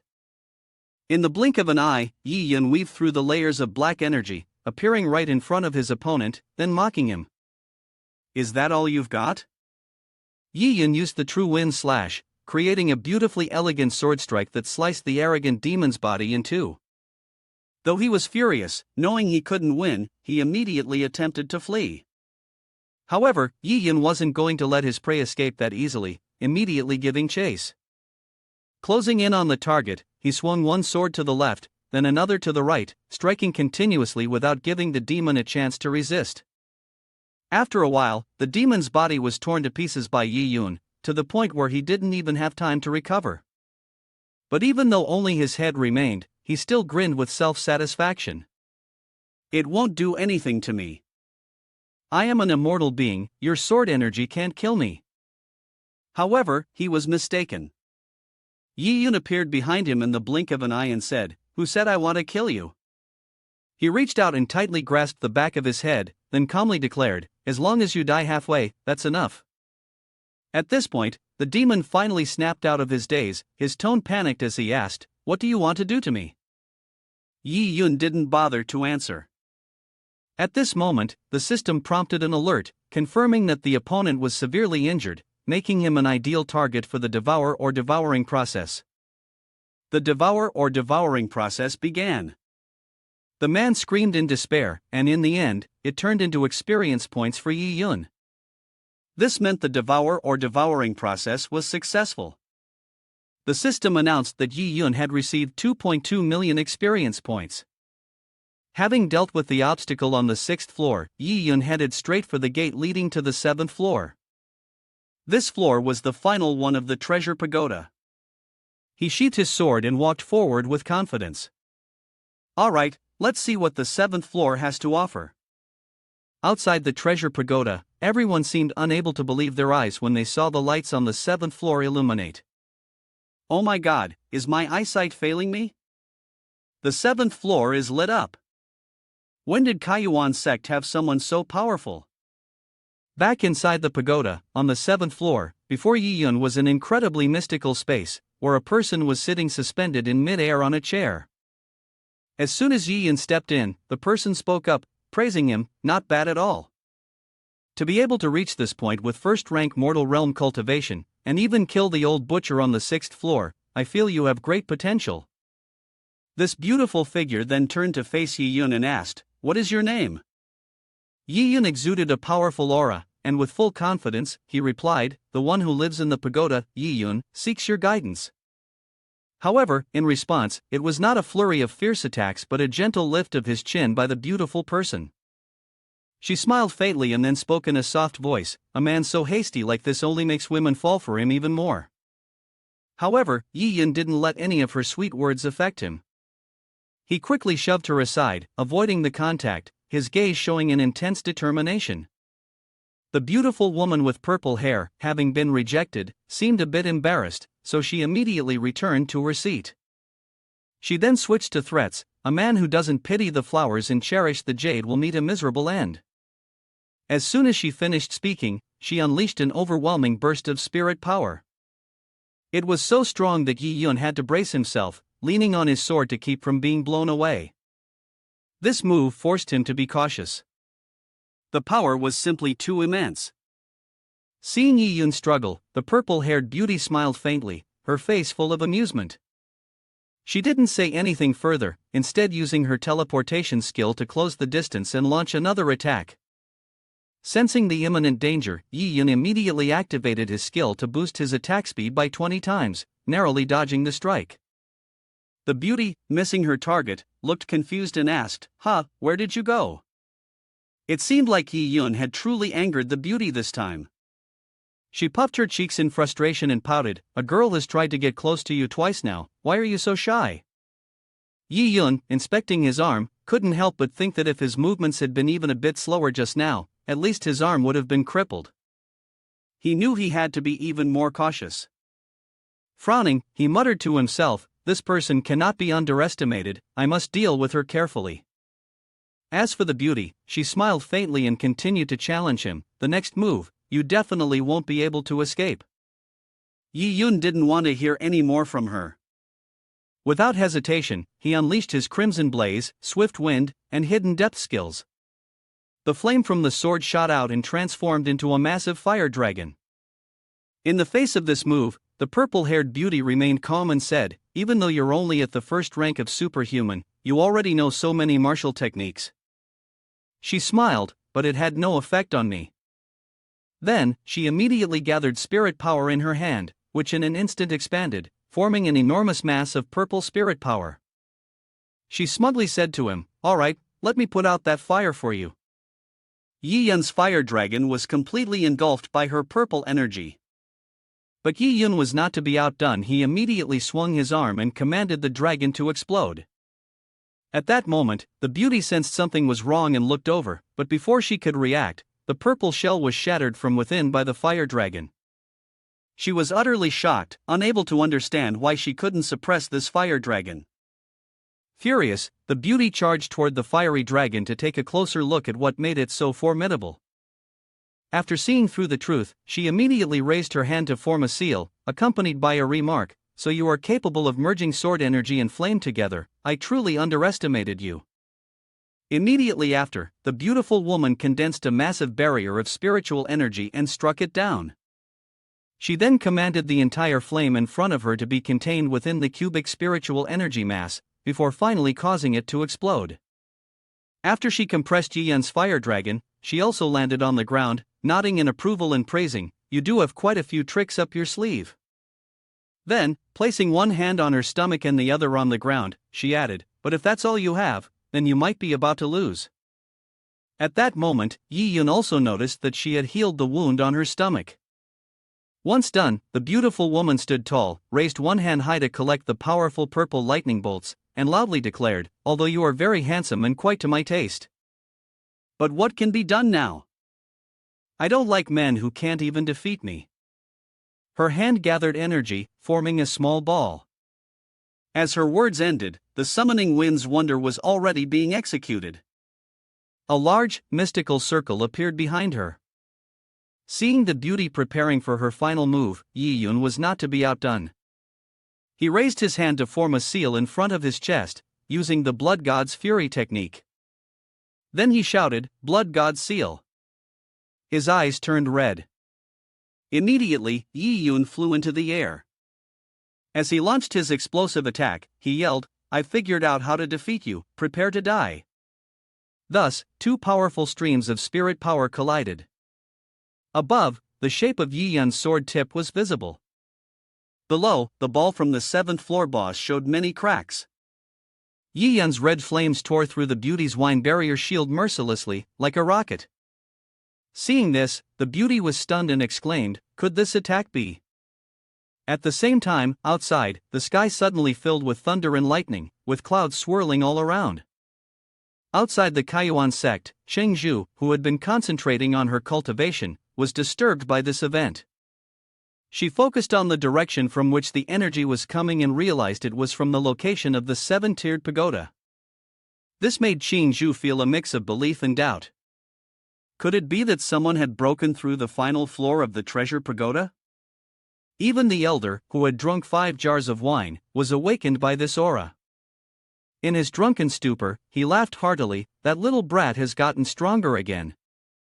If he keeps this up, even the elder will fall asleep." Back inside the 7-tiered pagoda, the beauty was now straining to dodge Yi Yun's attack. She raised both hands in front of her defensively and then asked in confusion, "What is this? How can this be? How did you know my weakness?" Seizing the opportunity, Yi Yun attacked with a speed 20 times faster than usual. The clear long sword shot straight toward the beautiful woman. Terrified, she immediately transformed her body into that of a little girl and collapsed onto the ground. Yi Yun was startled when he saw this and stopped, asking, "Your true form is a child? A child shouldn't be causing harm." Yi Yun quickly shifted his sword to the side to avoid inflicting harm on the little girl. The little girl immediately pouted, her face full of tears, nodding repeatedly, and then burst into loud sobs. "They've been bullying me for so long. After all these years, someone dares to bully me, and this is what happens." Yi Yun was so frightened that his face turned pale. The little girl then asked him, "When did you figure out my true identity? And how did you think of using mental power to attack me?" Yi Yun didn't hide anything and replied, "From the very beginning, Shu Yan's wind cutter technique didn't hurt you at all. You're not like the old man on the 6th floor. You can recover because you're a spirit entity, right? The little girl immediately pouted and nodded in response. That's right, you guessed everything correctly. I am Bai Shun, the spirit guardian of the seven-tiered pagoda. Yi Yun immediately propped his chin in thought. The spiritual entity was a form of spiritual energy that had been transformed by the celestial essence. It was very difficult for normal martial skills to completely destroy it, it could only be attacked with mental power. Who would have thought that the blood god's fury, which was taken from Li Manor, would be so effective now? He turned to Bai Shin and asked, "Why did you disguise yourself like that before?" The girl scratched her head and honestly replied, "This tower is so boring." Is it so bad to dress up as an adult and have a little fun? Yi Yun was speechless upon hearing this, really, the nature of a child. He didn't bother speaking further with Bai Shin and turned to leave. I've passed the 7th floor, now I need to go claim my reward. See you later. Yi Yun was extremely pleased with himself. Not only had he gained more practical combat experience, but he also believed he would receive a generous amount of spirit stones as a reward. However, just as he was about to leave, Bai Shin grabbed his hand and pulled him back. What do those rewards from those little old men at Kaiyuan Sect even mean? Don't rush, come with me. Bai Shin pulled Yi Yun along swiftly, and the two of them stopped in front of a large wooden door. In fact, if you pass the 7th level, there's also a special reward opportunity available where I am. Then, she tapped the door and continued, that would be the top-tier heaven's chosen reward. After taking Yi Yun on a quick tour, Bai Shin spoke again, you can choose any heaven-grade martial technique here. Yi Yun, slightly confused, asked again, can you really choose a heaven-grade martial technique? He turned to ask once more, and you mentioned there's an opportunity, so what exactly is the standard you're using to judge this? Bai Shin answered bluntly, it's based on how handsome you are. At this point, Yi Yun was truly at a loss for words with her. After a careful selection, he finally picked the one he wanted, which was the scroll in front of the two of them. Bai Shin's voice rang out, that's the 9 annihilation swords. Yi bro, you really have an eye for this. Immediately, she transferred it into Yi Yun's hands, reminding him, this martial technique is the strongest explosive secret scroll I have here. I hope you can master it as soon as possible. Holding the martial technique scroll in his hands, Yi Yun wore an expression full of confidence, certain that he would succeed in mastering it. The scene shifted to a mountain, with a small pavilion atop it. A Go board appeared, and there were two elderly men playing Go. One of them was Grand Elder Wang. As he gently placed a piece on the board, he asked, Sect leader, it's been several hundred years since our sect has seen the top-tier heaven's chosen reward. The player playing chess with the Grand Elder was the sect leader Qin Yuan Dao. He stroked his beard and asked again, Grand Elder, what do you think? Wang Fun said that he would send someone to check it out later. If Yi Yun was truly a talent, he would break the rules and take him as a disciple. Upon hearing this, Qin Yuan Dao tossed the chess piece in his hand into the jar and conceded. I am getting old, and my reactions aren't as sharp as before. Wang Fun sensed something unusual and asked, Sect leader, are you troubled by something? Yuan Dao stood up, clasped his hands behind his back, and sighed, the sect competition of the Tianla Empire will end in less than 3 months. Xiangyang looked into the distance, hoping this person could surprise him. The Grand Elder smiled and said, I hope so. Even the beautiful, fairy-like scenery at the highest point of Kaiyuan sect couldn't calm the troubled hearts of the sect leaders. The scene shifted back to the outside of the 7-tiered pagoda, where Yi Yun had arrived to claim his reward. As soon as he arrived, he spoke up, Elder, I'm here to collect the spirit stones for clearing the tower. The elders immediately opened the chest, pouring out a mountain of spirit stones, and cheerfully said, all of this is yours. Yi Yun then opened his small bag and began to collect all the spirit stones into it. The disciples standing around were all wide-eyed in astonishment, not believing that the person who had climbed the 7-tier tower was Yi Yun. Qin Zhao walked over, saw him, and immediately called out his name. She smiled and said, it's really you.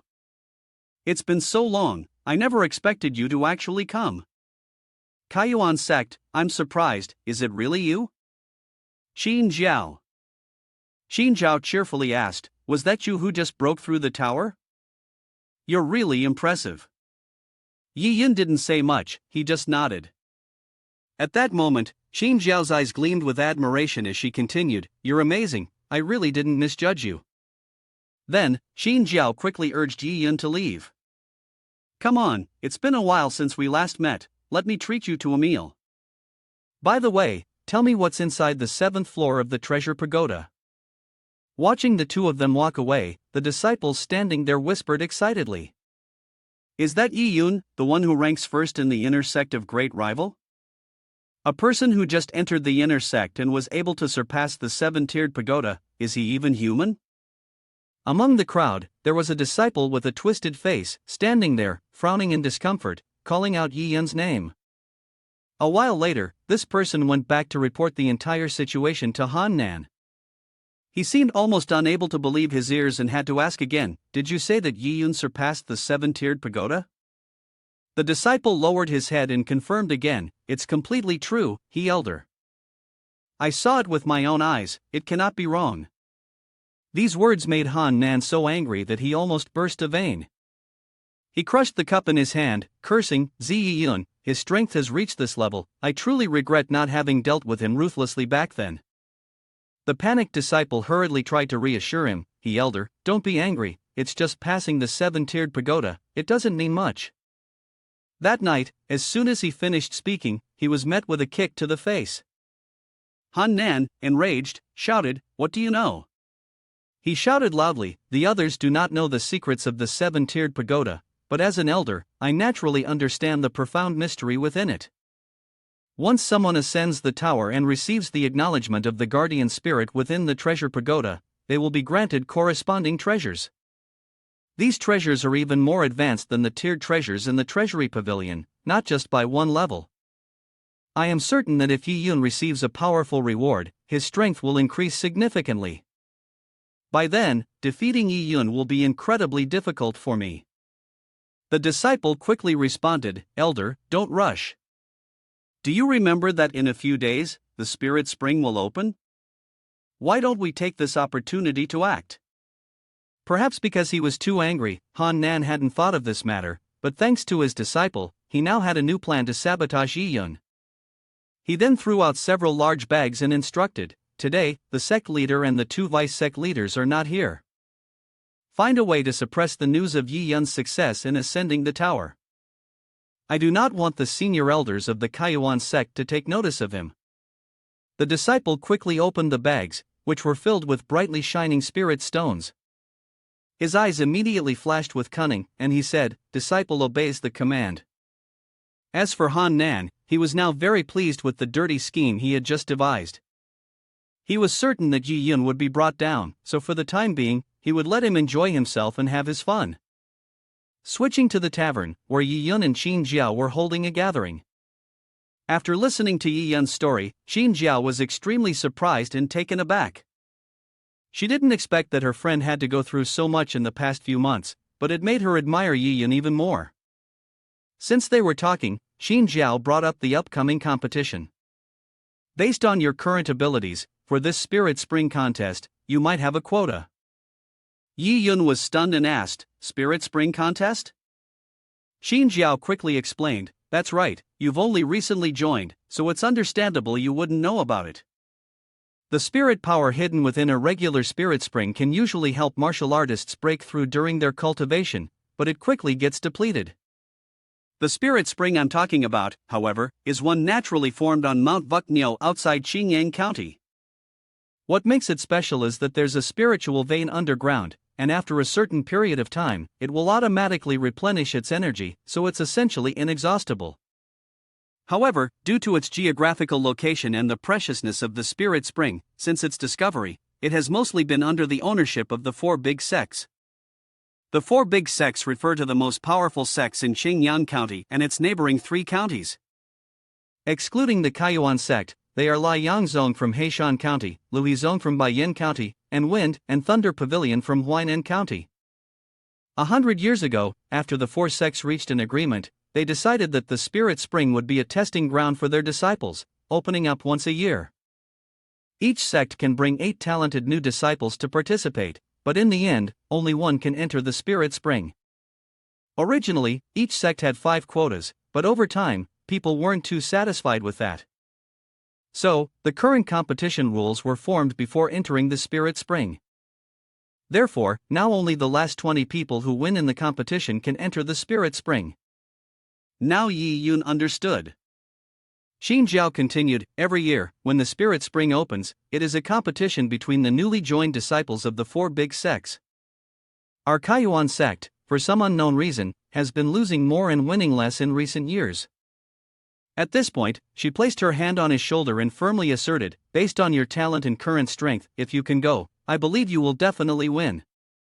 Yi Yun calmly replied, if what you say is true, then it really is a good place for cultivation and rapid breakthroughs. Thank you for telling me this. Xin Zhao smiled brightly, you saved my life. What is this little thing compared to that? If you ever need help in the future, just ask. Now that the woman had spoken, Yi Yun took the opportunity to ask for help as well. Well then, at the moment, there is something I need your help with. His attitude seemed very urgent, which made her somewhat curious, so she asked what it was about. The scene shifted to the back of Kaiyuan Sect's mountain, where someone was repeatedly punching the tree for some reason. It turned out to be Wang Can. He was punching and shouting loudly, damn it, I've risked my life like this and yet my cultivation still hasn't progressed. Angry, he blamed everything on Yi Yun, that kid is becoming more and more eye-catching.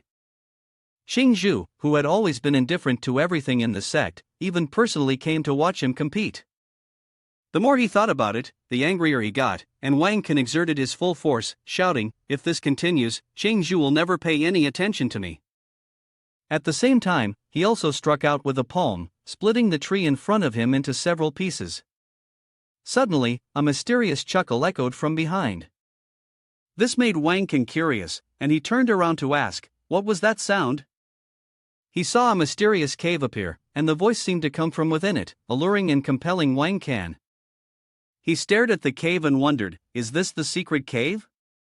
On a beautiful morning at the training square of Kaiyuan Sect, all the disciples had gathered. Elder Sun Ji stood in front of them, speaking clearly, you are among the inner sect disciples chosen by the elders this time, which means you already know what our mission is. This trip to the Spirit Spring will definitely bring many benefits to you. I hope you won't disappoint the sect. The disciples below chorused loudly in unison, confirming that they understood. Han Nan sat silently, observing Yi Yun, and thought to himself smugly, kid, just wait and see. Scene transitioned to Fugu Mountain, where they had finally arrived. Elder Sun Ji announced to everyone that this was the location for the Great Rival Spirit Spring event this time. Suddenly, a teasing voice came from behind, Sun Ji, are you still personally leading the team this time? Haven't last year's troubles been enough? This person was Louis Shan, the second elder of the Thunder Wind Hall. Upon seeing him, Xin Jiao leaned close to Yi Yun and whispered, I've heard Master say that although Louis Shan is still young, his cultivation has reached the extraordinary 9th rank. He's not someone to be underestimated. The group from Lai Yang's sect stepped forward to mock, don't underestimate Elder Louis. Perhaps this time Elder Sun has come prepared, and who knows, maybe she plans to compete with Lu Ha's sect, which has always been ranked first, like us. Xin Zhao immediately introduced the person as Third Elder Yang Yan, whose cultivation had reached the 8th realm of transcendence. At the same time, Grand Elder Six Swords of the Lu Ha sect also stepped forward with an extremely cold expression. This person was praised by everyone as the Sword Saint, and his cultivation had reached the 2nd rank of the Martial King realm. The 4 big sects had gathered together, and the air was thick with the scent of gunpowder. Sun Ji, feeling irritated, spoke up, clearly, this is a stage for the young ones. What's the point of all these old geezers talking back and forth? If you keep dragging this out, it'll be dark soon. Yang Yan immediately stepped forward to cut him off, Sun Elder is right. You old men keep talking in circles without keeping your word. It's better to just get on with it. The Six Swords Grand Elder didn't say much more, he simply called out a name, Ing and I. From the crowd, a disciple swiftly darted up to the stage and introduced himself, I am Lu Ha sect, Yang Guan. Which senior here is willing to give me some guidance? Sun Ji, a bit worried, turned to ask, "He elder, what do you think of this?" He Yin furrowed his brow and replied, "From his movements, this disciple named Yang Guan has already reached the first rank of transcendence. It seems that Luha's sect is determined to win this time." In response to Yang Guan's challenge, a disciple named Qin Feng volunteered to go first and spar a few moves. Qin Jiao, curious, asked Yi Yin from below, "Do you think Qin Feng can win?" Yi Yin replied bluntly, "Qin Feng is no match for that Yang Guan." Indeed, on the arena, Qin Feng's martial techniques only made Yang Guan look down on him.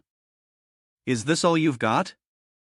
Seeing that he was looked down upon, Qin Feng became enraged and immediately used the ancient spirit fist to charge forward and attack.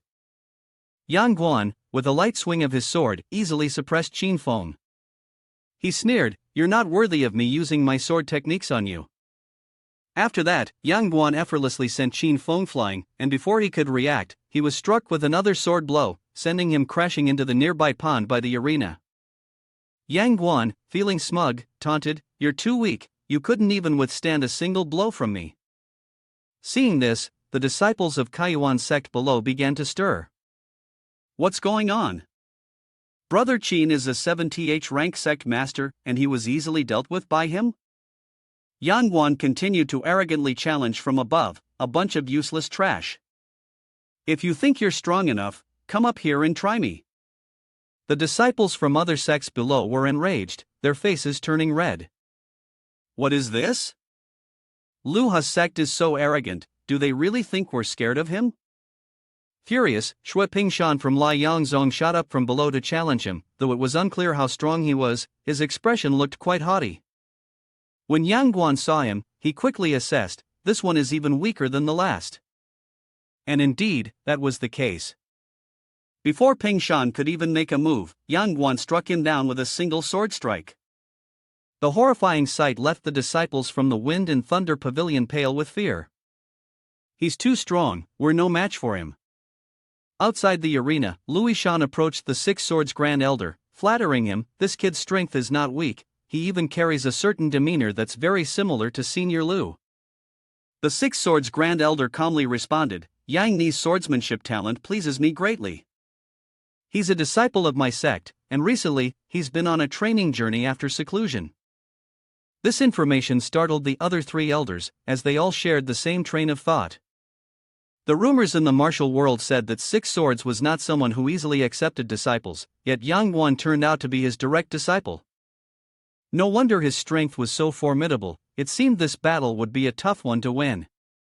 One by one, disciples from other sects were defeated by Yang Guan, who stood there mocking them. "Are these the ones who only know how to wave their hands and legs around?" One after another, disciples who stepped onto the stage were knocked off, and it seemed that he had already defeated 6 people. A disciple from the Kaiyuan sect, who had been defeated, struggled to speak in a faint voice, "Elder, I'm sorry." Sun Ji waved his hand, saying, "It's fine, don't say anything more. You've already tried your best." Seeing the situation, Yang Yan, feeling disheartened, turned to Louis Shan and said, "It seems the first place is already decided. The second spot, however, might require some competition between us." Louis Shan immediately taunted, "Sun Elder, I think old Yang is right. It looks like this year Kaiyuan sect will once again be at the bottom of the rankings." Sun Ji, frustrated, was left speechless. Long silently wondered if there was no way to deal with them. Suddenly, Han Nan spoke up, "I don't think it's necessary." Until the final moment, how could Kaiyuan sect just give up? His words not only surprised Sun Ji but also all the other elders. Seeing their reaction, he laughed loudly, "Why are you all staring at me?" Then, he turned his gaze toward Yi Yun and provocatively said, "I see your strength isn't bad. Why don't you step up and fight for Kaiyuan sect?" Sun Ji quickly intervened, "He elder, although Yi Yun's talent isn't bad, he definitely isn't a match for that person. It's better not to add unnecessary harm." But Han Nan remained firm, "I see that Yi Yun's strength is not bad. He can definitely turn defeat into victory. Moreover, Yi Yun surely wants to bring glory to the sect. Don't you agree?"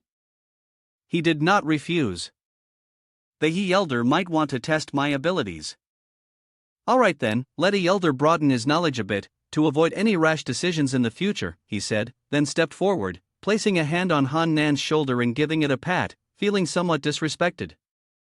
Han Nan shot him a glare and asked, "What do you mean by that?" Yi Yun didn't bother responding. He simply gave a faint smile before soaring directly to the battlefield, clearly announcing his name.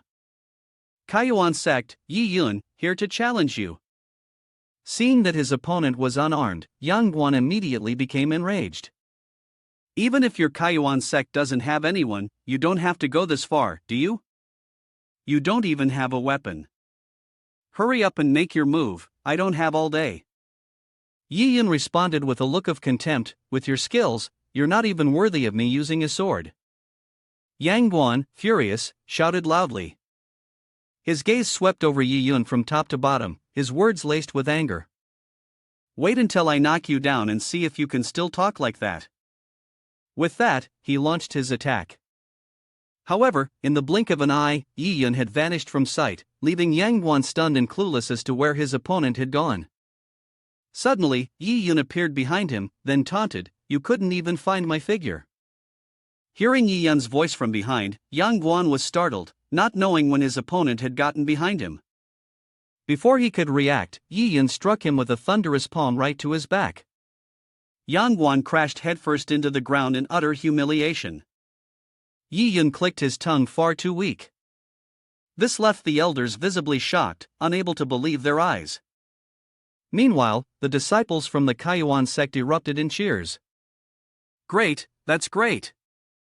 Yi Bro is truly formidable. However, Yang Guan refused to concede. He quickly got up and shouted, "How could I lose to you?" Fueled by burning rage, Yang Guan launched himself forward with a new technique. But Yi Yun had no interest in playing with him any longer. With a swift kick, he sent Yang Guan flying out of the arena and loudly called for the next challenger. As Yang Guan splashed into the water, murmurs spread among the spectators. What just happened? That was insanely fast. Humiliated, he shouted, "I refuse to accept this." But the Six Swords Elder quickly intervened, "Ing and I, that's enough. You've lost. Step down." Though the master's words left him confused, he dared not argue. Yi Yun stood tall on the arena stage and declared, "This year, the Kaiyuan sect will take 8 spirit spring quotas. To save time, all of you come at me at once." He Nien jolted and shouted, "Yi Yun, what are you saying?" Provoked, the disciples from the other sects leapt onto the arena together. At the same time, they yelled in fury, "This damned brat just got lucky. That's it. To think he dares to look down on the 3 great sects, he deserves nothing but death." Yi Yun furrowed his brow and looked directly at the group of boisterous individuals with a highly satisfied expression. This was much more effective. Immediately after, he performed the Ling Tien technique, stomping hard on the ground. The energy spread out, and a large flame erupted, clearing the crowd. The immense energy had such an impact that even the elders standing on the outside were affected to some degree. At this moment, Han Nan wore a tense expression. He thought to himself, "This guy's strength is far deeper than it appears." After dealing with the group of bullies, Yi Yun pointed his finger towards the sky and asked once again, "Is there anyone else who wants to challenge me?" The scene then shifted to the spirit spring inside the cave, where Sun Ji led the Kaiyuan sect team inside. The path into the cave was rugged, and everyone reminded each other to stay close and not fall behind. Sun Ji had a beaming smile on her face, praising, "This time, Kaiyuan sect actually managed to secure all 8 quotas. Yi Yun, you are truly remarkable." She reaffirmed, "Yi Yun has done exceptionally well, and I'm sure he'll be rewarded when we return." After traveling quite a distance, they finally arrived. An elder spoke up, "This is the entrance to the spirit spring. The spirit chi in the left cave is the strongest, while the one on the right is the weakest." Sun Elder reminded the disciples, "Hurry up and go in, find a place to cultivate. Make the most of the time here, and take as much as you can." The disciples were all excited and quickly set off to find a good spot for cultivation. Louis Shan couldn't hide his amazement, exclaiming, "This spirit spring is truly incredible." Even standing here, you can feel the powerful energy surging. The disciple gradually entered Kaiyuan Sect and claimed the first place, which granted them the right to enter the cave with the strongest spirit spring, while the elders waited outside. Inside the cave, Qin Jiao sighed, "The spirit chi here is so dense." Before everyone were large spirit spring pools brimming with spirit power. The disciples didn't hesitate, immediately stripping off their clothes and jumping into the pools to fight for a spot to cultivate. The system popped up a reminder for Yi Yun, telling him that the spirit chi to the south was the densest. He followed the system's suggestion and chose a beautiful spot to soak and absorb. Qin Jiao appeared at this spot as well, nervously speaking, "Yi Yun, may I cultivate here?" She stood there in a thin, revealing robe, shyly speaking. It seemed like the spirit chi here was the most abundant. Yi Yun didn't mind, allowing her to do as she pleased. Although he was bathing in the same pool as a beautiful woman, he didn't pay any attention, focusing solely on his cultivation. Qin Jiao looked over at him, blushing, "Thank you, brother." The system notified that devour or devouring had begun, with powerful spirit power flowing into Yi Yun's body. Outside the cave, a group of disciples from Liang Zong were sitting and lamenting, "How unlucky we are, I can't believe the first position was snatched by Kaiyuan Sect. This year, Liang Zong has ranked last again. It's truly embarrassing." Hearing the two disciples lamenting, the person named Ping Shan took out a large gourd and said, "Isn't it just a loss? You all look so disheartened, it's a waste of the guidance we receive from Master." Upon hearing this, a younger disciple asked, "Big brother, why are you not even a little angry?" He shook the gourd and confidently replied, "Of course, I have a plan." He opened the gourd and asked, "Take a look and see what this is." This spiritual gourd was secretly given to me by Elder Yang before we entered the cave. He said it can devour or devouring all the spiritual chi of heaven and earth. Now, we just need to point this treasure at the location of all the people from Kaiyuan Sect. He smirked wickedly and immediately began to draw all the spirit chi from their spirit spring over here. The two others immediately cheered, "Is this real or fake?" As expected of the master, always prepared for everything. Then, Ping Shan pointed the mouth of the gourd directly into the cave, and instantly the spirit spring's chi was sucked in. The younger brother cheered, "With this magic treasure in our hands, the Kaiyuan Sect is wasting their time practicing today." Ping Shan sneered, "So what if those kids from Kaiyuan Sect took first place? In the end, all this spirit power will belong to us." The disciples who were meditating turned to each other and asked, "Do you feel something strange? The spirit chi in the spirit spring seems to be weakening." Another person responded, "I feel it too. Could it be that the spirit spring is running out of energy?" Over here, Yi Yun also sensed the change. He thought to himself, "Someone must be manipulating the flow of spirit chi." However, challenging Yi Yun isn't that simple.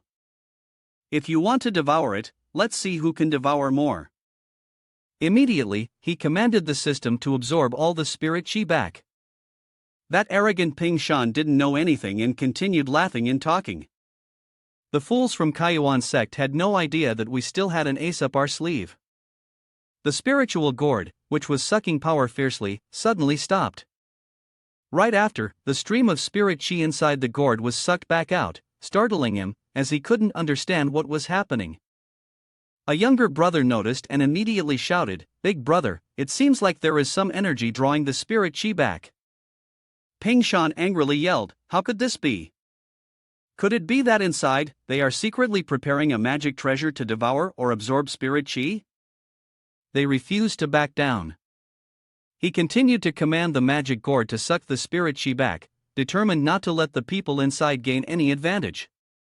However, no matter where the energy was supposed to go, it could only be seen flowing out, not in. The younger brother reminded him that the spirit chi they had previously struggled to gather had already been sucked away by the tomb. At this point, Ping Shan couldn't retrieve it anymore. So, he decided to go all in and quickly called for two disciples to assist him. Ping Shan realized the situation was critical. If things continued like this, not only would he fail to maintain control over the magic treasure, but even the spirit chi they had previously worked so hard to collect would likely be consumed completely. Seeing that the others refused to stop, Yi Yun decided to take a stronger approach. He ordered the system to immediately assist in drawing the spirit chi with full force. This caused quite a commotion, startling the disciples inside the cave who were unsure of what had happened. In the cave of Lai Yang Zone, the group of disciples who were meditating suddenly noticed something strange. The previously turbulent spirit chi flowing in the water had suddenly thinned out. Not only the water, but even the mountains began to shift. Everyone was confused, unable to understand what was going on. Yang Yan stood outside observing, watching as countless streams of spirit chi flowed into the Kaiyuan sect. He was extremely puzzled, not understanding why this was happening. The elders were extremely surprised, and Six Swords wondered, what exactly is going on here? The spirit spring unexpectedly moved in one direction. Sun Ji was extremely anxious, shouting, "This is bad, if this continues, the spirit spring will dry up." At this moment, Louis Shan suddenly realized that Yang Yan was nowhere to be seen and asked Yang Elder, "Where is she?" Inside the cave, Yi Yun, aided by the abundant flow of spirit power into his body, quickly broke through. Each time he advanced a level, the system displayed a notification, "Congratulations, host, you have broken through to Transcendent Rank 2, then to Transcendent Rank 3, and next, you have broken through to Transcendent Rank 4. The disciples present in the cave were also benefiting from this event. Once again, Yi Yun broke through, this time to Transcendent Rank 5. Qin Jiao, who was sitting nearby, was also affected significantly. The intensity of the spirit power, as strong as the wind, made it impossible for her to even open her eyes. Finally, the absorption process was complete. Yi Yun exhaled a thick breath of spirit power, and the system notified him, "Congratulations, host, you have broken through to Transcendent Rank 6. Yi Yun stood up and smiled lightly, "Now this feels comfortable." The system then updated the information. Yi Yun was at Transcendent Rank 6 with 82 million experience points. Once he reached 85 million experience points, he would break through to Transcendent Rank 7. The weapons he currently possessed, Crimson Flame Slash, Mystical Heaven Art, the Family Martial Art Flying Cloud Technique, Martial Arts Annihilation, 9 Swords, Wrath of the Blood God, Vajra Lapis Lazuli Body, Spirit Light Sword Technique, Fire Poison Master, Earth Shaking Arrow Tread, and Een Wave Roar. After everything, Yi Yun smiled. Apart from a small amount of spirit chi reserved for his fellow disciple, he had absorbed all the spirit chi from other sects. This promotion was truly beyond expectations. Outside the cave, Ping Shan was now pale, frothing at the mouth, dazed, and stammering. "It's over, it's all over." With those words, he collapsed to the ground, fainting, leaving his two younger brothers panicking, unsure of what to do. Moreover, their spirit chi had completely dissipated. At this moment, Qin Jiao curiously asked Yi Yun, "You caused that disturbance just now, didn't you?" Yi Yun didn't deny it and immediately nodded. "Yes, I caused a little disturbance. It shouldn't have bothered the brothers who were cultivating, right?" Qin Jiao's face turned pale as she pointed to the thick spirit chi in the surroundings and exclaimed, "Yi Yun, you call this a little disturbance?" However, Yi Yun turned away, pretending to cough, then said, "Please put on your clothes first." Qin Jiao was startled and looked at her smooth, silky undergarments with an expression full of concern. As they reached the cave entrance, a voice called for them to stop, and an arm appeared to block Yi Yun's way, startling him for a moment. It was the group from Lai Yang Zone. Yang Yan irritably asked, "Yi Yun, can you explain why all the spirit power from the spirit spring was taken by you?" Qin Jiao immediately responded, "Yang Elder speaks so well. We haven't even reported you yet, and you've already learned to rob and shout, haven't you? It's clear that you took the spirit power from us first, and then Yi Yun helped us retaliate. We were just defending ourselves." Yang Yan glared and retorted, "Just because you say it's self-defense, does that make it so? Do you have any evidence? How can you prove that the disciples of Lai Yang Zong attacked first?" At this moment, the other elders had also arrived. Sun Ji saw everyone and immediately asked, "Is everyone all right?" Yi Yun replied, "I'm fine." She immediately turned to question Yang Yan. Yang elder, one can eat casually, but one should not speak recklessly. If what you say is true, do you have any evidence to intimidate others so aggressively? Sun Ji's question left Yang Yan speechless. Six Swords also voiced his displeasure. Yang elder reacted quickly, and Yang Yan quickly tried to cover up. I was just concerned about the safety of the disciples, so I acted first. Six Swords stepped forward, touched the stone wall, and commented, the spirit spring naturally replenishes its spirit chi, but now it is depleted, so someone must have used a magic treasure, either devour or devouring. Soon, Yang Yan pointed directly at Yi Yun and shouted, if that's the case, we should investigate this Yi Yun. He had only entered an hour ago, and yet his aura was already so robust, it was certain that he had secretly used a magic treasure to devour the spirit spring. He looked at him and asked, Yi Yun, do you dare to open your storage bag for us to check? Despite the accusation, Yi Yun remained calm and silent, standing still without saying a word. The sixth elder turned to the two elders from Kaiyuan sect and asked, what do you think? Sun elder immediately responded, this was indeed a flimsy excuse. Han Nan, standing behind, interjected, fourth elder, wait. My disciple from Kaiyuan sect is completely innocent, so why should we fear any accusations? Yi Yun, is that true? He calmly replied, he's not wrong, but what if I don't have any treasure on me that can devour spirit power? Yang Yan immediately responded, then I suppose this is my fault for picking a fight, and Kaiyuan sect owes you an apology. But now, do you dare to hand over your storage bag for everyone to check? Yi Yun confidently responded, what's there to be afraid of? He turned to Six Swords and Louis Shan, adding, to avoid any suspicion, please have the two of you act as witnesses. Once everything was arranged, Yi Yun tossed the storage bag to the sixth elder and said, 1 or 2, they're all just child's play, no creativity? Go ahead, take it, feel free to inspect it. Louis Shan, standing beside him, told Six Swords, brother, you go first.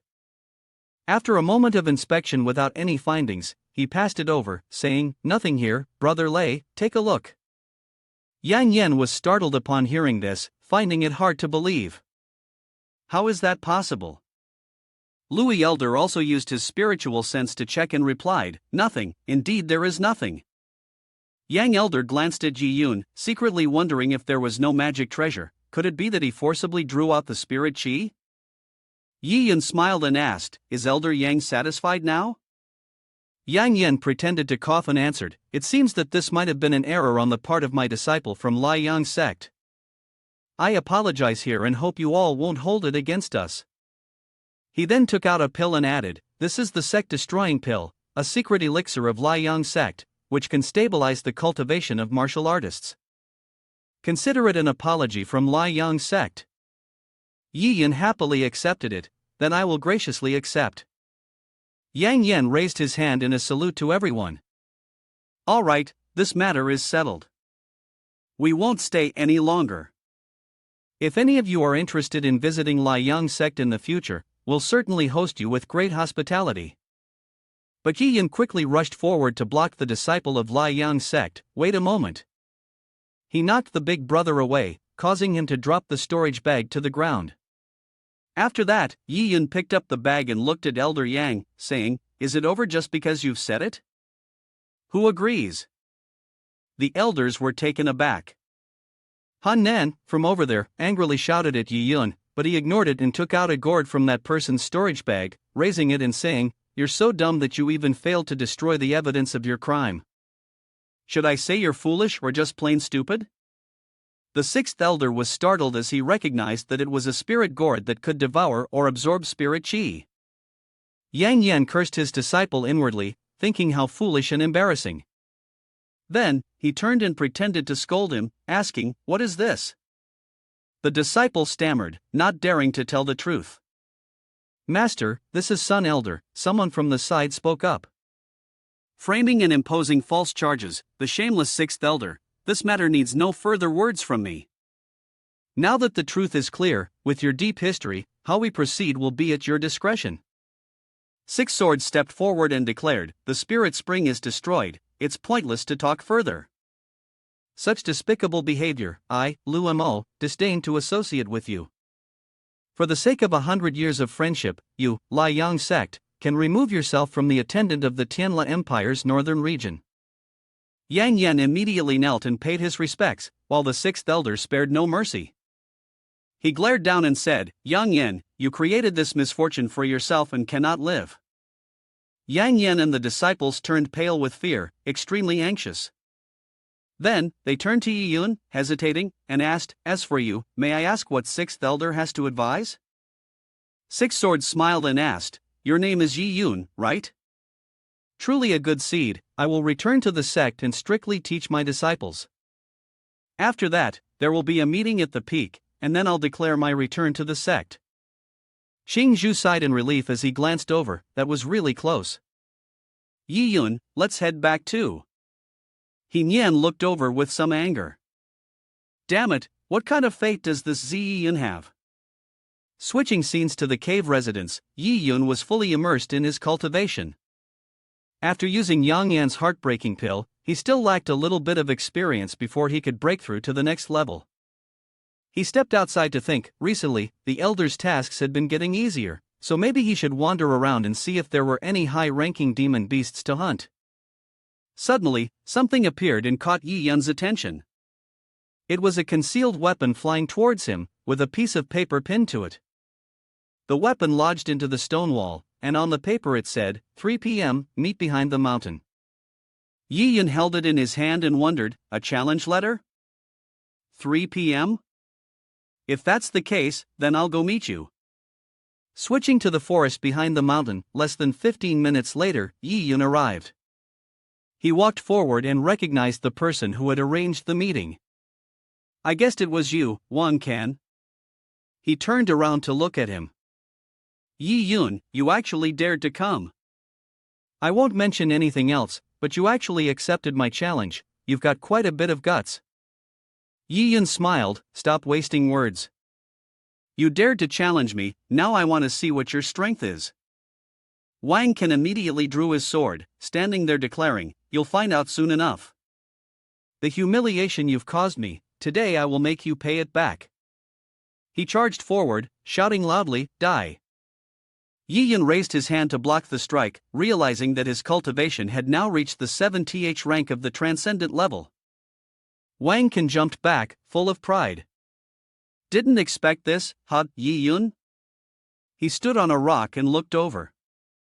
You're really strong, to be able to block one of my strikes at 50% power. But now, let's see how you handle my full force attack after I've undergone body transmutation. Yi Yun immediately became cautious. The rapid progress Wang Can had made in such a short time made his strength somewhat unsettling. The man began to exude an ominous aura, and then let out a mocking laugh. Are you scared, Yi Yun? You'll be the first to die under this move of mine. He raised both hands and cast the beloved copper technique. A demonic eye filled with killing intent appeared above him. Then, he released a dense beam of spirit power, brimming with death, aimed directly at Yi Yun's position. Yi Yun swiftly swung his sword, unleashing a sweeping slashing move. A series of sword chi appeared, intertwining with one another. But to his surprise, the sword chi was dissipated the moment it came into contact with Wang Can's sinister aura in an oddly peculiar way. Yi Yun thought to himself, this energy has the strange ability to dissolve. He leaped again, swinging his sword, and laughed loudly. Has Yi Yun finally lost all hope of surviving? Just accept your death. With those words, he struck down with immense force. Yi Yun immediately used a rapid attack technique, increasing his speed 20 times to dodge. This power was too strange. In the forest, Wang Can's continuous attacks echoed. He laughed loudly, chasing after Yi Yun, shouting, Yi Yun, wouldn't it be better to just stand still and die quietly? Meanwhile, Yi Yun used his speed to avoid the damage. Wang Can accelerated, laughing eerily, Yi Yun, give up already. You won't escape, come out quietly. Suddenly, Yi Yun turned back, facing him, and smiled. Who said I want to escape? He said with a grin, isn't it easier to aim accurately when we're closer? Then, he raised his sword to eye level and said to him, let me also give you a taste of the sword technique I just learned. Yi Yun launched his move, and a golden thunderbolt appeared, accumulating on the sword, unleashing the first move of the 9 Annihilation Swords technique. This move was called Devouring Light, creating a surge of senior golden force that struck down from above, hitting Wang Can directly and causing his sword to be knocked out of his hand and sent flying behind him. He quickly mobilized the evil spirit chi of the demon god and used it to block Yi Yun's attack, then added the beloved copper to counterattack, striking against Yi Yun's palm force. Yi Yun shouted, "Wang Can, stop relying on weak points to defend yourself." The clash of the two powerful palm forces, one red and one gold, caused the entire forest to tremble. However, with his superior strength, Yi Yun's devouring light overwhelmed Wang Can's beloved copper, blowing away his evil aura. Wang Can planted his sword into the ground to anchor himself and muttered, "Impossible, you're even stronger than last time." Wang Can was still struggling to resist, his mouth trembling. "I'm starting to be impressed by you." His face contorted, as Yi Yun's aura pushed him back with great force, but he still stubbornly continued, "To be able to force me to this point, it really astonishes me." Wang Can knelt down, continuing, "If I hadn't been fully prepared, I might have already fallen into your hands." He gritted his teeth, resisting, and his dark aura began to reveal itself more and more. Wang Can frowned and sneered, "If that's the case, then I no longer need to hide anything." Yi Yun was slightly startled, wondering, "What is this strange light?" Wang Can yelled loudly, his body seeming to be consumed by darkness, with an incredibly dense evil spirit chi surging. He shouted, "Get out!" As soon as he finished speaking, dark aura poured out from his mouth, and his body became emaciated. The surrounding space suddenly darkened, and a blood-red hue filled the air, accompanied by a chilling, eerie laugh. Yi Yun sighed, "The evil energy aura is too much." Then, a strike from the sky, the demon god transformation, demon god claw. A sinister hand, full of murderous intent and power, appeared with a loud shout, "Die, Yi Yun!" Yi Yun quickly used a speed 20 times faster than normal, as swift as lightning, retreating to avoid the evil claw. His previous strike had caused a huge explosion, destroying a wide area of land. As he landed and regained his balance, Yi Yun thought to himself, "Wang Can has such strong energy, this must be a problem. No matter, I'll deal with him first and then figure it out." At this moment, Wang Can, his body completely withered, laughed maniacally and shouted, "Yi Yun, are you scared now? This is my final trump card, today you won't escape." Once again, the demon god claw struck toward him. Yi Yun calmly responded, "A trump card? Looks like I need to teach you a lesson." With that, he used the Vajra Lapis Lazuli body to form a golden shield and turned to charge forward. As he swung his sword, he said, "Against absolute power, all tricks are meaningless." Seeing Yi Yun's demeanor, Wang Can was astonished. How is he still so composed? From the direction of Yi Yun, a powerful golden light column emerged after the collision, its aura radiating immense strength. Wang Can covered his face, wondering, what kind of energy is this? He stood there in awe, and it was even stronger than before by several times. Could he have more tricks up his sleeve? The light column seemed to pierce the sky, and within it, the shadow of a sword appeared. Yi Yun raised his sword and said, "Now, I've used 50% of my strength." Then, he unleashed the second form of the 9 Annihilation Swords, the Broken Void, from which a gigantic sword was now created from the light column. Wang Can moved, his demon claws howling in shock. "No, this is impossible, is this still a person? Demon God's claw, protect me, this is absolute power." The sword strike effortlessly pierced through the mighty claw. The sword's light threatened to blind him. Wang Can looked up in despair. It's over, everything is over. With Yi Yun's shout, "Ah!" the sword descended, carrying an overwhelming surge of energy. The light gradually dissipated, leaving only dust and the anguished screams of Wang Can.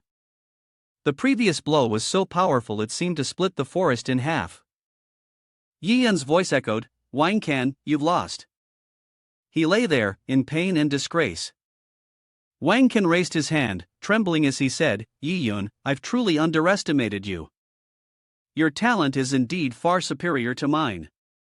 He released something dark from his mouth and shouted, "But the more it is like this, the more I want to destroy everyone. Yi Yun gently dispelled the energy inside. What a tangled mess. It seemed like he quickly realized that this energy was consciously flowing in a certain direction. Yi Yun decided to leave him lying there and immediately followed to see where the aura would lead. Sometime later, at the Demon God Cave, Yi Yun followed the aura here, and the energy had just vanished. He stood there, surprised, not expecting such a cave to be hidden behind the mountain of Kaiyuan Sect. Wang Can's sudden change of behavior might be related to this place. Then, he took a step forward and noticed something. In front of him, a gigantic demon beast stood there, grinning wickedly and speaking in a sinister voice. "Mortal, you have inherited my demon god legacy. You are fated, and you may take a part of the demon god's treasure." Yi Yun looked down into the abyss and saw several coffins lying there. He wondered, is the demon god treasure these coffins below? Looking at the coffins that were opened, he could guess that 5 people had been here. Yi Yun also jumped down, using his sword chi to cut through a chain binding one of the coffins and said, "Let me take a look at what's inside." Inside was a martial art technique called the Blood Demon Art, exuding a malevolent, evil aura. Yi Yun extended his hand to touch it. Looking at the martial art suspended in front of him, Yi Yun could sense the spirit chi carried by this martial art was similar to the spirit chi emanating from Wang Can. Suddenly, Yi Yun snapped his gaze to the side. This was when he crushed the martial art scroll and thought, so that's it. Now I finally understand the reason why Wang Can's strength increased so rapidly. Yi Yun looked at his hand, deep in thought. Just moments ago, when he started the martial arts trial, within the pure energy flow, he could feel a surge of demon power trying to absorb the spirit power within his body. He continued, "I once saw in the archives of Kaiyuan Sect that the soul-stealing technique is an ancient forbidden method. The mother body can skillfully transmit its own spirit power into self-created martial arts for other physiques to cultivate. If a physique practices this martial art, within a short time, it will gain the immense power of the mother body, accelerating the cultivation speed and enhancing combat abilities. But there's no free lunch in this world. After using the boundless energy, the physique will eventually be devoured by the owner of this spirit chi. All of their essence, blood and lifetime cultivation will become food to nourish the mother body." At this point, Yi Yun had also figured it out. No wonder Wang Can could break through so quickly. Most likely, he was practicing this so-called blood demon art. He looked up at the demon god, thinking to himself, although I don't know the origin of this demon god, it seems like it has awakened spiritual intelligence. It silently uses this technique, turning opportunities into traps, luring people to become physiques. It must have already consumed several yangs, and it looks like many have followed this path. Yi Yun swung his sword, unleashing a series of strikes to blow away several of the dark energies. These things, left unchecked, would only bring harm to the mortal realm, so he effortlessly erased them. The shadow of the demon beast appeared, and he thought to himself, still hoping to resist? Then, Yi Yun leaped into the air, using the spirit light sword technique, and continued, "If that's the case, then let's try this." As he launched his strike, he added, "Each of my Dao spirit light swords has extraordinary combat power, ranking at 6th level. I don't believe these 1,000 sword chi will fail to destroy you." "Damn," came the eerie voice of the demon beast. "You detestable mortal, once the demon god is resurrected, I will wipe out your soul." Yi Yun challenged, "Then, wait until your demon god comes out, and we'll see who's stronger." Outside the cave, the destructive force was so immense that the ground cracked. Along with the surge of demonic energy, its final words echoed. The demon god race was eternal, and the gleam of the sword almost obliterated the cave, affecting the surrounding area as well. Below was a heap of broken debris, above was a blood-red sky. Yi Yun stood there, examining the remnants, then said, "It's all cleaned up." In a mountain range somewhere within the Kaiyuan Sect, beneath the layer of magma, a dark object appeared, accompanied by a mysterious voice. It had finally reacted.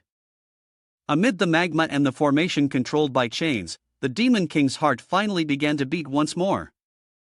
With each thundering heartbeat, the aura of the Demon King grew stronger. However, it still couldn't escape because it was suppressed. The voice was angry, "This damn wind demon spell." A mysterious, evil eye appeared, along with special language characters. The voice of the demon beast spoke again. The demon king's heart has begun to beat, and the awakening day is probably approaching. A dragon-shaped demon beast stood there, gazing at the demon king's heart and declaring, "My Yao Huang sect will descend upon the mortal realm once again." The scene shifted to the Lord's mansion in Qingyang district. A man sitting there spoke, "Descent of the Blood Moon." He held a bracelet filled with evil demonic energy and continued, "Demon heart agitation." This man is Lu Yong, Martial King 4th rank, Lord of Qingyang district. He smiled and said, "Finally, it's about to begin, isn't it?" In the northern region of the Tianvu kingdom, below the mountain valley, a herd of beasts was frantically running out. A voice rang out, "Xiao brother, it's been many years since we've seen this blood moon." Two people on the cliff looked down and said, "Even these wild beasts are howling because of it." This person is Zhao Wudi, Martial King 6th rank. The sect leader of the Black Dragon sect said, "It seems like the Demon King's aura. His breath has caused the chaos of the beast tide." Who could cause such a commotion? Elsewhere, an old man with a cane looked up to the sky and laughed loudly, "The aura of the demon beast. He is Xiao Ha, Martial King 5th rank, leader of the Golden Thread Pavilion." He added, "This Qingyang district can't avoid the calamity now."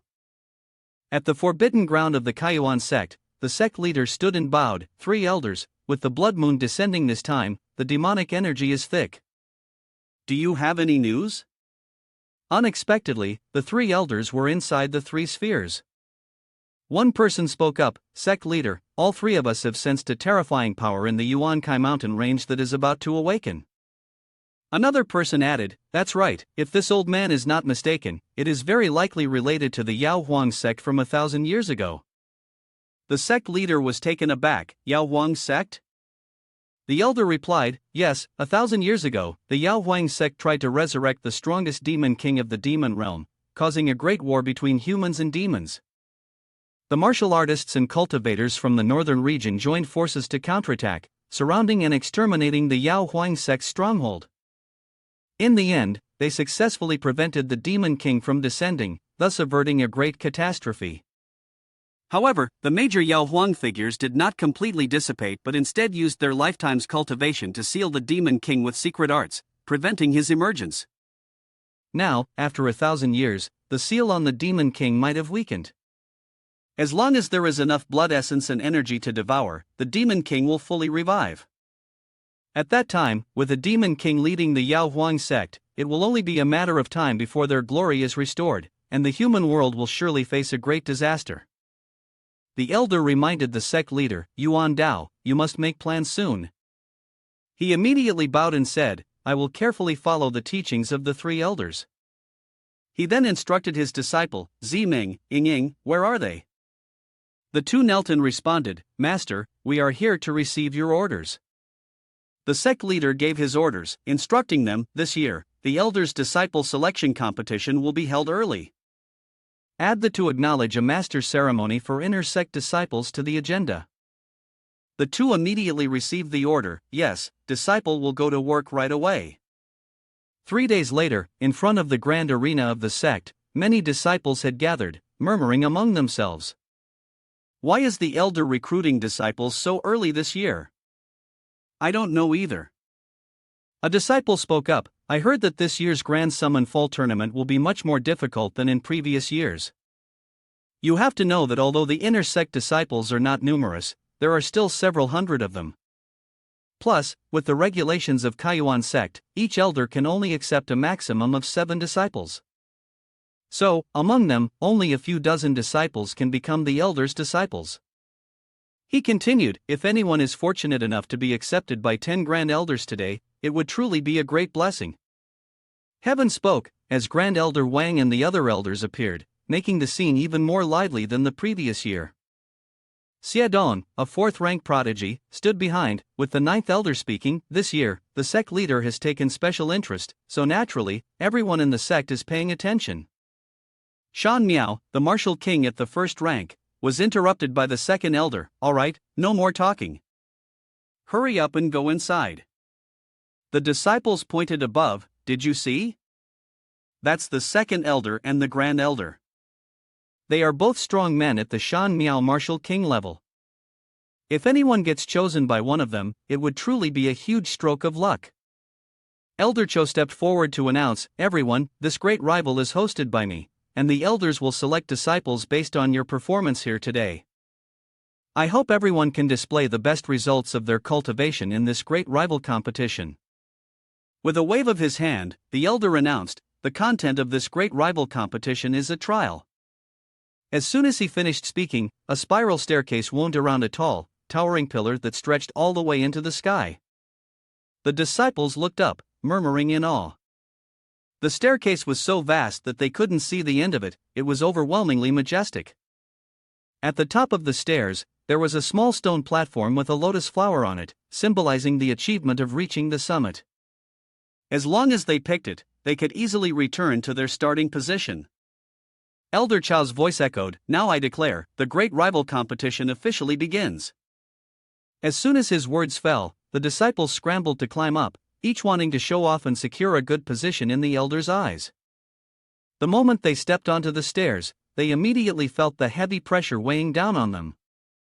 Over here, it wasn't much different either. Without enough strength, they couldn't take another step. While others struggled, Yi Yun happened to step forward at this moment. He smiled, "So that's what this is." The celestial stairs were enchanted with magic, each step weighing 1,000 pounds. One person managed to climb a few steps before sighing, "This is impossible, even walking is hard. How could anyone reach the top?" Meanwhile, 7th Elder turned to ask Xiao, "Old Ninth, do you think we've made this too difficult this time?" He responded, "There's no other way. If we don't do it like this, how can we sift out the real talents?" The sect leader specifically instructed that this time's competition must be more challenging. "We can't let it end too quickly." A disciple this time used 70% of their strength, but still only managed to climb a few steps. The 9th Elder, on the other hand, calmly performed the formation technique, and those who wished to ascend had to expend considerable effort. Everyone was frowning. The first few steps could still be managed with the protection of spirit chi, but as they climbed higher, it became increasingly difficult and unbearable. The 9th Elder took pride in the formation in his hands, confident that no one could pass. However, someone caught his attention unexpectedly. How could this be? Yi Yun calmly stepped forward, moving with effortless grace. The 10 elders were all impressed. "Not bad, he's actually walking up so casually." Yi Yun continued to ascend, thinking to himself that the pressure was no challenge at all, as he could simply activate his Vajralapis Lazuli body to resist it, with almost no impact on him. The 7th Elder turned and asked, "Old Ninth, did you forget to eat today? 70% of your strength, and even a newly initiated disciple can't be suppressed?" Hearing this, Old Ninth grew angry and increased the pressure in the formation, shouting, "Watch me." The moment the word watch echoed, the disciples below groaned and fell to their knees under the strain. Those behind them continuously cried out, "It's too heavy." Only Yi Yun remains calm and unaffected. The 9th Elder smiled confidently. "I've used 90% of my power this time. Surely it will work now, but life is never as expected." Yi Yun continued to ascend, unfazed. This sight left the elder both angry and astonished. Yi Yun's physique was truly extraordinary, and his strength clearly surpassed that of an ordinary disciple. Even the body cultivation level was something the Kaiyuan sect had never seen before. Grand Elder stroked his beard, smiled with satisfaction, and gave a compliment, "This kid is not bad." Han Nan, however, wore a visibly displeased expression, frowning as he thought to himself, "This kid is a bit too strong." Shan Miao, the 2nd Elder, sat there nodding in approval. It seemed that the disciples in this batch were not bad, a few of them even persisted until the end. Linga, though facing some difficulties, looked upwards and encouraged herself, pushing through for a while longer. Yi Yun was too powerful, showing no signs of being affected by any pressure, which made it impossible for her to sit still. The 7th Elder stood up, holding a blade with a smile, thinking to himself that the task assigned by the sect leader could only be completed by him. He then unleashed the Divine Wind, Chaotic Dance, and Slash technique, a series of blade winds aimed at the sky ladder. No one could maintain such speed while carrying a heavy load. As expected, many disciples were knocked down. Fighting against the overwhelming pressure was already exhausting, and they could not dodge in time. Linga realized it was the blade energy, and she thought to herself, getting up here was already incredibly difficult, and now we have to raise our weapons to defend against such a powerful sword technique? The third elder calmly sipped his tea, adding for fun. The second trial was to engage in a counterattack, testing the disciples' ability to respond by launching surprise attacks. The seventh elder's multiple techniques were renowned for their speed and sharpness. Combined with the ninth elder's Chibusi spell, even a disciple at the supernatural rank 7 level could not easily dodge. Yiyun immediately launched an attack at 10 times the speed, like lightning, rushing forward to avoid the blade wind. He mocked, "With just this speed, you're not even worthy of me using my attack at 20 times the speed." Seventh elder watched in amazement as Yiyun evaded the attack. How is this possible? How can his speed be this fast? Yiyun surged forward, effortlessly pressing the attack, casting a brief glance toward the elders. Old Seventh seemed elated. The explosive speed of this kid is truly astonishing. Meanwhile, the other disciples were continuously struck, frantically crying out, their sword energy and cultivation intensifying with each moment. Seventh elder continued to probe, unleashing a sword technique 3 times stronger than before, eager to see how Yiyun would respond. At this point, Yiyun finally used an attack speed 20 times faster than before. Seeing this, Old Seventh thought to himself, what? His speed is even faster? How can this be? The pressure and sword aura don't seem to hinder him at all. Yiyun swiftly ascended. The ninth elder scowled and cursed, damn it, this kid not only remains unharmed but also gets faster. Yiyun smiled, the power of these sword auras is formidable, but neither their speed nor strength is enough to pose any threat to me. He swiftly moved upward, his thoughts focused, I'm done playing with you all. Just a few more levels and I'll reach the top. I will definitely win this great rival challenge. Old Ninth shouted, if this keeps going, the challenge will end before even a single incense stick burns out. How are we going to report this to the sect leader? Old Seventh, worried, replied, you ask me, but who can I ask? Defong continued to strike without stopping, adding, this kid's movement technique is truly strange, and yet he is able to retreat while we and Old Ninth are attacking.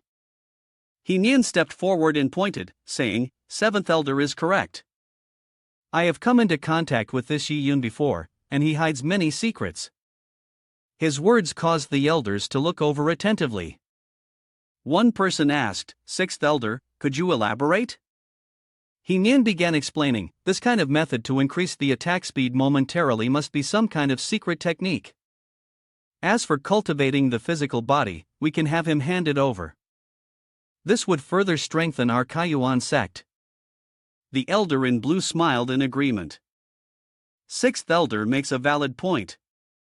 If this martial arts secret is handed over to the sect, it will certainly enhance the overall strength of our Kaiyuan sect. The elder in purple chimed in, that's right. This Ziyi Yun has good potential. How about I take him as a disciple, reward him, and then have him hand over the secret technique? We can cultivate him as a core disciple in the future. Third elder voiced her dissatisfaction, you people are really ridiculous. A martial artist's opportunities are something they create for themselves. I joined Kaiyuan sect with the purpose of nurturing disciples. Teaching disciples has always been my top priority, but now, you all want to seize the opportunities and fortunes of the disciples. How shameless. Her words left the two elders speechless, unable to refute. She added, if everyone were like you, would any disciple with fortune still dare to stay in Kaiyuan sect? Hearing that, the sixth elder dared not act recklessly and had no choice but to agree. The third elder nodded in approval. The second elder turned and asked, brother, I heard that you have yet to find a successor for the Dongli swordsmanship. What do you think of Yi Yun? He doesn't seem bad. Wang Fun, the Grand Elder, also showed some interest in this disciple but still restrained himself, suggesting that everyone continue observing the great rival. A moment later, Yi Yun had reached the top. The disciples below were in an uproar, looking at each other, wondering who had reached the peak so quickly. Could it really be a person? Yi Yun stepped onto the lotus platform, silently thinking to himself that this challenge wasn't really that daunting. He then extended his hand, preparing to pick the lotus. All he needed to do was pluck the lotus flower and bring it back to the ground, and it would be over. Suddenly, something affected Yi Yun's consciousness. He paused for a moment, wondering, wait, what is this feeling? Soon, Yi Yun found himself in a different space, where he stood as if on the surface of water, his reflection visible beneath him. He couldn't help but mutter, where is this place? After a while of sensing and observing, Yi Yun began to vaguely realize what was happening. Some time later, Linga also reached the top. She ran over and sighed, finally made it. Yi Yun, why haven't you picked the flower yet? She was puzzled and curious, wondering why he wasn't moving. Yi Yun remained standing there, his eyes closed, with no response. Linga's voice asked with concern, Yi Yun, are you alright? Below, the second elder, casting a spell, said, the final part of this test examines the heart demon's obstruction. When one touches the flower, the deepest fear of the martial artist's heart will manifest. He added that if a disciple remains silent in the illusion and is bewitched by the heart demon, even after obtaining the flower, they will not be able to descend the heavenly ladder smoothly. Within his sea of consciousness, Yi Yun stood still, with a strange shadow lurking beneath him.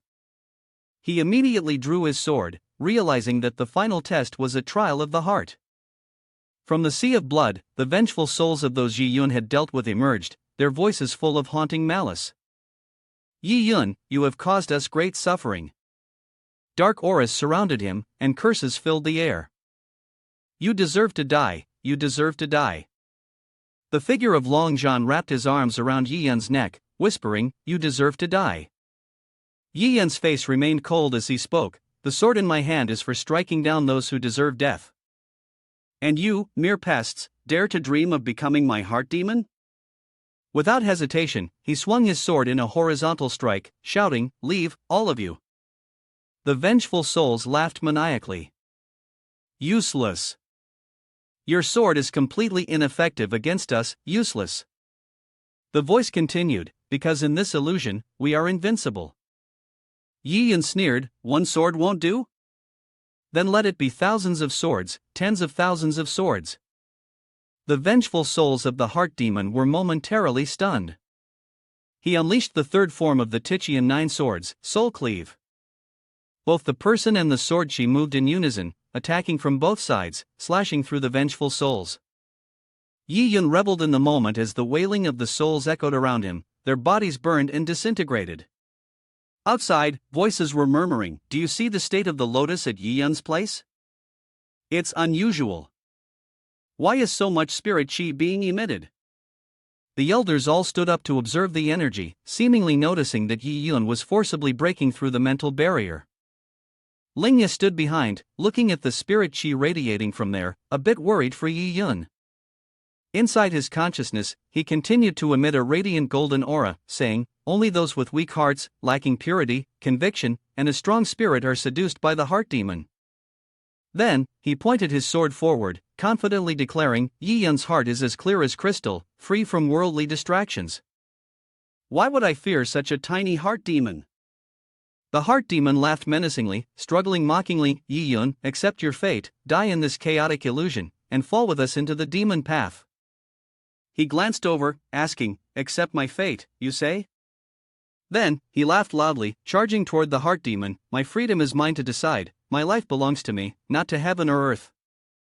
Yi Yun unleashed a move, continuing, as long as it's not my martial path, I'll destroy everything before you. With that, he struck a powerful blow towards the heart demon. The elders below were stunned, the disturbance was too great. The third elder, concerned, said, this is bad, the spiritual platform is about to collapse, and Yi Yun's sword move hasn't stopped yet. Is he really determined to shatter his heart? The commotion he's causing is bringing the spiritual platform to ruin. The disciples hurriedly reminded each other to cast defensive spells, but some who couldn't react in time were immediately blasted away. Grand Elder used the Spirit Chi barrier and reminded elders, quickly build the Spirit Chi barrier to minimize casualties to the lowest possible level. The protected disciples began to breathe a sigh of relief. That was too dangerous. Luckily, the elders used the Spirit Chi barrier for us, otherwise, we would have really fallen. They were astonished. Everyone looked on, the sky ladder had collapsed completely. Others wondered what had actually happened up there. While everyone was wondering where Yiyun was, he appeared on the ground without a scratch, then turned back to ask, "Elders, how are things?" Yiyun stood there, raised the lotus in his hand, and asked further, "Does this mean I passed the trial?" This left all the elders in complete shock. Han Nan felt somewhat dissatisfied, thinking to himself, this kid actually passed the trial without a scratch. The ninth elder was frightened by this scene, his eyes wide in astonishment. This is truly incredible. Is he really a new disciple? Grand Elder turned to ask, has he been injured? Second Elder replied, this kid's methods are hard to avoid, he's a bit too impulsive. Sixth Elder clenched his fist and muttered under his breath, damn it, Yiyun's cultivation seems to have increased again. Linga had just jumped down and asked with concern, Yiyun, are you alright? He coldly replied, I'm fine. Grand Elder looked at him and thought, since I joined the Kaiyuan sect, I've never seen anyone break the heart demon illusion so quickly. This person's talent is truly extraordinary. Yiyun, your talent is truly one of the strongest among the disciples I have ever seen. You possess a strong and pure martial artist's heart. People like you will never be swayed by overwhelming power. Linga was worried when she saw Yiyun standing still. When she realized he was fine, she let out a sigh of relief. That really scared me just now.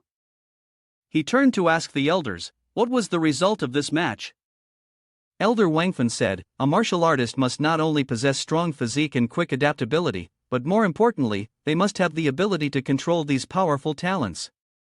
You truly deserve to be at the top. The elders behind them kept calling out.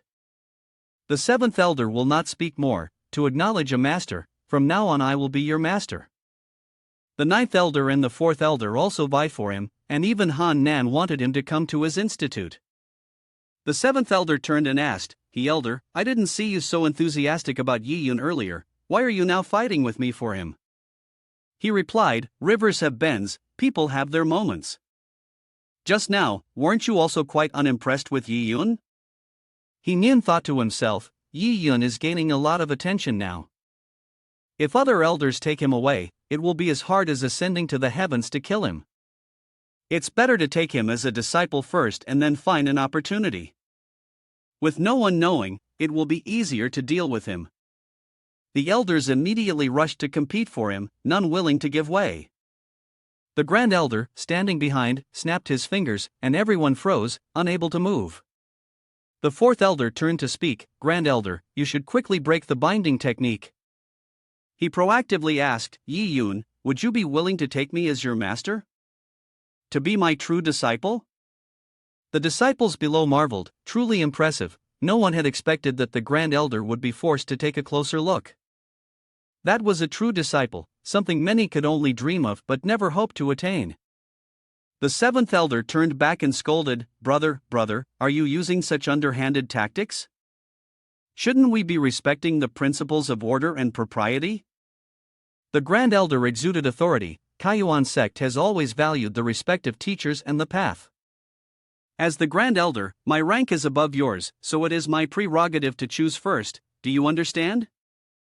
The others immediately quieted, not daring to argue, only muttering to themselves, how insidious, using status to pressure others. Then he snapped his fingers again, breaking the binding technique for everyone. Nian stood behind, anxious. If this continued, there would be no chance to kill Yiyun, so he had no choice but to play his trump card. He took out a poisonous insect and thought to himself, today, he must kill him with a single blow. The elders began to make their offers, if you take me as your master, I will teach you 10 sets of heavenly rank sword techniques. What do you think? Yiyun pondered, it didn't sound bad. On this side, Han Nan looked pleased. This type of ancient poison insect was a hidden insect from the Wugong demon beast, 5th rank, colorless and shapeless. Even a master at the Shan Miao Martial King level wouldn't be able to detect it. But what he did not expect was that Yi Yun had a system, which immediately notified him of the detection of a 5th-grade demon beast appearing in the north direction. The venomous insect was preparing to attack. At this moment, Han Nan could only wish Yi Yun would die. He laughed wickedly and walked down to the Death God Hall, thinking to himself, "Go and acknowledge the master, repent properly, why did you offend me?" Yi Yun suddenly turned around, preparing to raise his hand and use his spirit power to grab him. Some people truly have no patience, and then, they dared to challenge the venomous insect. Such petty actions from behind, I fear, will only harm yourself. The 6th elder was astonished upon seeing this. The thing he was most confident in was unexpectedly easily grasped by Yi Yun. Yi Yun looked at him with a gaze full of killing intent, then used a counterattack speed 20 times faster, closing in face to face. Han Nan, startled, exclaimed, "Yi Yun, what do you want to do?" Yi Yun grabbed his neck and slammed him down. "What do I want to do? I should be the one asking you first." Han Nan screamed, "Yi Yun, let go. Kid, how dare you offend me, what crime have you committed?" The 7th elder, holding a blade, asked Yi Yun, "What do you want to do?" The 9th elder waved his hand, "Let's talk slowly, why are you causing a commotion?" Yi Yun threw him aside and responded, "He elder, you've secretly harmed me multiple times. It's time for us to settle the score." He pointed at Yi Yun and quickly denied, "I don't know what you are talking about." "Harm? You are simply talking nonsense." Yi Yun raised the venomous insect's neck and said, "This is the insect's poison. If it gets hurt, it will certainly return to its mother. He elder, dare you let me check if you have ancient insects on you?" Han Nan immediately drew his palm and shouted, "Take it out for me." But in the blink of an eye, Yi Yun's sword was already at the old man's throat, and he said, "If you want to kill me, you should work on improving your cultivation. Half a month has passed, yet you've only just surpassed the 4th rank of the superhuman level." He continued to scold, "As an elder, you really are lacking in perception." The old man immediately launched his attack, shouting, "Beast, shut your mouth." The other elders, not understanding what was happening, hurriedly intervened, "6th elder, what are you doing? If there's something to discuss, let's talk calmly, stop right now." He appeared furious, mobilizing his spirit chi. "As you can see, elders, this Yi Yun hasn't even acknowledged a master yet, and he dares to act so recklessly, showing no respect for anyone. Today, I will clear out the trash from Kaiyuan Sect." Yi Yun calmly responded, "Han Nan, you are an elder, yet you have such malicious intentions, slandering disciples, and now you've brought this upon yourself. The scum needs to be removed, and I believe that's you." Radiating killing intent, he charged forward and shouted, "You seek death, no wonder you're standing here waiting for it." Yi Yun swiftly passed by the old man, briefly saying, "Noise." Han Nan froze, unable to speak. Blood began spurting from the center of his chest, and he could only mutter, "Impossible." Yi Yun stood coldly, saying, "Scum, your death is not regrettable." The 9th elder angrily scolded, "Yi Yun, how dare you injure the 6th elder?" At that moment, a massive aura descended from the sky, making an immense commotion. Dust and smoke filled the air. Yi Yun stood there, still not understanding what had just happened. The elders looked on with wide, worried eyes. "This is not good." From within the ruins, the sect leader emerged and asked the elders, "What is going on here?" His eyes widened in anger as murmurs spread around them, "The sect leader is here." At that moment, He Nian stood up and pointed, "Sect leader, it was all Yi Yun's doing. He not only ruined the competition, but also deceived everyone with lies, and injured me severely. You must give me justice." The sect leader turned to look at him and asked, "You are Yi Yun, the disciple who destroyed the heavenly ladder, correct?" The elders were anxious, "It's over." Surely the sect leader wanted Yi Yun to take responsibility. A single strike from someone at the Martial King realm would kill Yi Yun instantly, but the one who was struck was He Nian. One blow from the sect leader sent him flying backward. He cried out in pain, skidding across the ground and landing hard, then asked, "Sect leader, why?" Sect leader Ching replied, I saw everything just now. As an elder, to harm a promising disciple and distort the truth, such actions deserve death. Take him away, cripple his cultivation, and never allow him to set foot in Kaiwan sect again. He Nin was dragged away by 2 disciples, shouting in despair, Sect leader, please let me explain. The elders now bowed respectfully, greetings, sect leader. We've disturbed you, and deeply regret the trouble caused. The grand elder added, Sect leader, this is Yi Yun, the one who passed the first great rival. I was preparing to accept him into the sect. Yuan Dao smiled, not bad aptitude. Come with me to the main peak. 7th elder sternly said, Sect leader, please reconsider, this is too hasty. 2nd elder added, Sect leader, historically, only direct disciples have been allowed to enter the main peak. And a direct disciple of an elder must practice for a year before they are eligible to enter the main peak. Breaking the rule like this, Qin sect leader placed his hand on Yi Yun's shoulder and responded, the 2 elders need not worry too much, Yi Yun is very determined. He is the best person I have encountered since the founding of Kaiwan sect, and he is qualified to be an exception. They still felt uneasy, but he raised his hand to silence them. No more discussion, I have made my decision. Grand Elder stepped forward and spoke up, Sect leader, why are you so partial? This old man had made the decision beforehand. Qin Yuan Dao turned to look and replied, Kaiwan sect has no such thing as first come, first served, only the hierarchy of seniority. As sect leader, I should be the first to make the decision. The elders secretly rejoiced, as Grand Elder had essentially shot himself in the foot. Upon hearing this, Wang Fun Elder had no choice but to accept. Afterwards, the sect leader turned to ask him, Yi Yun, do you agree to be my disciple and cultivate under me? He knelt and bowed, thanking the sect leader. Linga over here also felt a bit of joy. Yi Yun had actually been chosen by the sect leader as a direct disciple, quite impressive. A voice calling from behind made her turn around. Linga, do you agree to become a disciple of 2nd elder? The old man is serious. I can see that you have a good heart and are willing to endure hardship. Do you want to become a disciple of this old man? I won't beat around the bush. Linga knelt and bowed.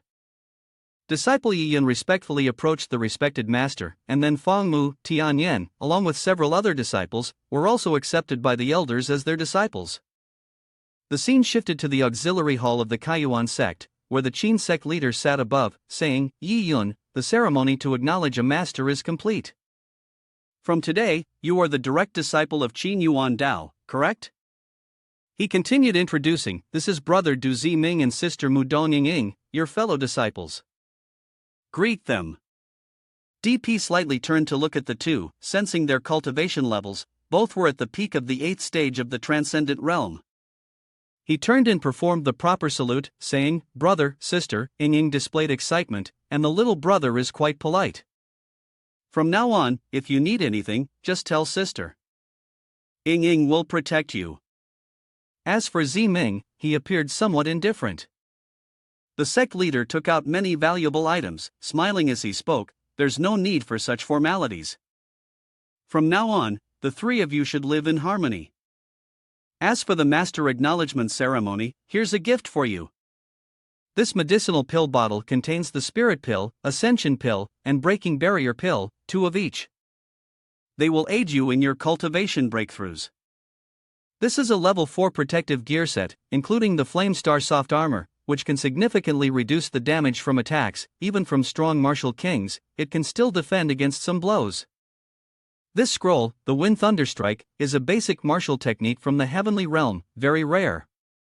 Study it carefully. As for the spatial ring, it can hold tens of thousands of magic treasures, its value far exceeds that of ordinary storage chests. Yi Yun immediately received the items and expressed his gratitude to the master. Ying, standing behind, commented, this time, master is being quite generous. We've asked him for a spatial ring many times before, but he never agreed. Ziming, however, maintained his usual displeased demeanor. Once everything was settled, Yuan Dao stood up and told the disciples to return, not forgetting to remind them, your immediate task is still cultivation. The most important thing is to break through to a higher level of cultivation as soon as possible. The three of them immediately bowed and took their leave. He stood there watching them depart, thinking, Yiyun, what kind of surprise will you bring to Kaiyuan Sect? The next day, after returning, he immediately went to the stream to continue his cultivation. The system notified him, congratulations, the host has reached superhuman rank 7. Yiyun remained calm. After taking some medicine, his cultivation increased slightly. Looking at his status panel, he thought deeply, in the future, the amount of experience needed to level up will keep increasing, so I need to find some tasks with better rewards. From the token by his side, a voice came, Yiyun, Master has arranged a mission for us. Gather in 1 incense sticks time. Scene transition to Linga Mountain, where the 3 disciples of the sect leader, following the instructions, had arrived. Ziming led the way and said, according to Master, there is a ruin in this valley, the remnants left behind by a strong martial king realm expert. That's why the 3 of us have been sent here to investigate. He continued, although this ruin is dangerous, with demon beasts appearing, the 2 of us should be able to handle it. Master has arranged this specially to protect you. Ying turned around and whispered, Yiyun, don't take it personally. Ziming brother is not a bad person. It's just that because you joined so suddenly, he hasn't fully adjusted yet. He doesn't like strangers. Yiyun smiled, sister, there's no need to hide it from me. I can tell that brother is mostly wary of my strength, right? The taller the tree, the stronger the wind. I fully understand this principle. He stepped forward, his voice full of confidence, sister, don't worry. As long as brother doesn't actively come to provoke me, I won't pay any attention. Ying frowned, visibly frustrated, this house would fall apart sooner or later without me. After some time moving through the forest, they were finally close. It was just ahead. This was Linga Mountain, a forbidden area. Ziming stood there and said, the spirit chi sealed here is the densest. It's right here. He turned around and reminded, Yiyun, step back a bit. When we forcibly break the seal, be careful not to get hurt. He then added, this restriction requires at least the strength of 3/8 rank extraordinary disciples to activate. The 2 of us are at the peak of 8th rank extraordinary. We can barely open it. Yiyun, stay behind. Yiyun ignored those words and stepped forward. Gathering his spirit power into a flower in his hand, he asked, as long as I can release an attack with the equivalent force of an 8th rank extraordinary, is that right? Then, he unleashed a powerful strike on the seal and shouted loudly, break for me. The strike caused visible cracks in the seal. The 2 brothers and sister who witnessed it were both astonished. Such powerful strength. He turned to Ziming and asked, this seal doesn't seem that hard to break. Brother, are you hurt? Ziming's face turned blue with anger, but he couldn't argue. Ying intervened. Stop fighting, both of you. Then, she pointed ahead and said, look, there's a long wooden bridge inside the seal, leading into the distant mountain range. The sky darkened, and a pervasive aura of dark spirit chi and demonic energy filled the air. On both sides of the bridge, thick black mist swirled, and Ying was excited. The ruins had appeared, and unexpectedly, the seal was broken, revealing such a scene inside. This time, Yiyun took the lead and said, everyone, let's go in together. Ziming thought to himself, this kid is so dramatic, but his strength is quite formidable. I just hope there's an opportunity in here that could help me level up. As the 3 of them walked forward, the black mist immediately spread behind them, blocking their way back. Ziming pointed toward the entrance of a cave and called out. Everyone looked in that direction and saw a skeleton clad in armor sitting, with a treasured sword by its side. It seemed to be a martial artist at the Martial King Realm Peak. Ying pointed and recognized, the box behind the skeleton must be our goal this time, right? It looks quite simple, just cross the suspension bridge, and we can get it. Ziming, upon hearing this, reminded her, simple, huh? Take a better look around. At that moment, tall pillars appeared on both sides of the wooden bridge, each topped with statues. Ziming added, there's an incredibly mysterious spirit chi in those statues, they must be puppets. If I'm not mistaken, those skeletal figures sitting there are likely ghostly puppeteers. Yiyan thought to himself, Demon Fault Master, I've seen it in the classics before, it's a very rare profession.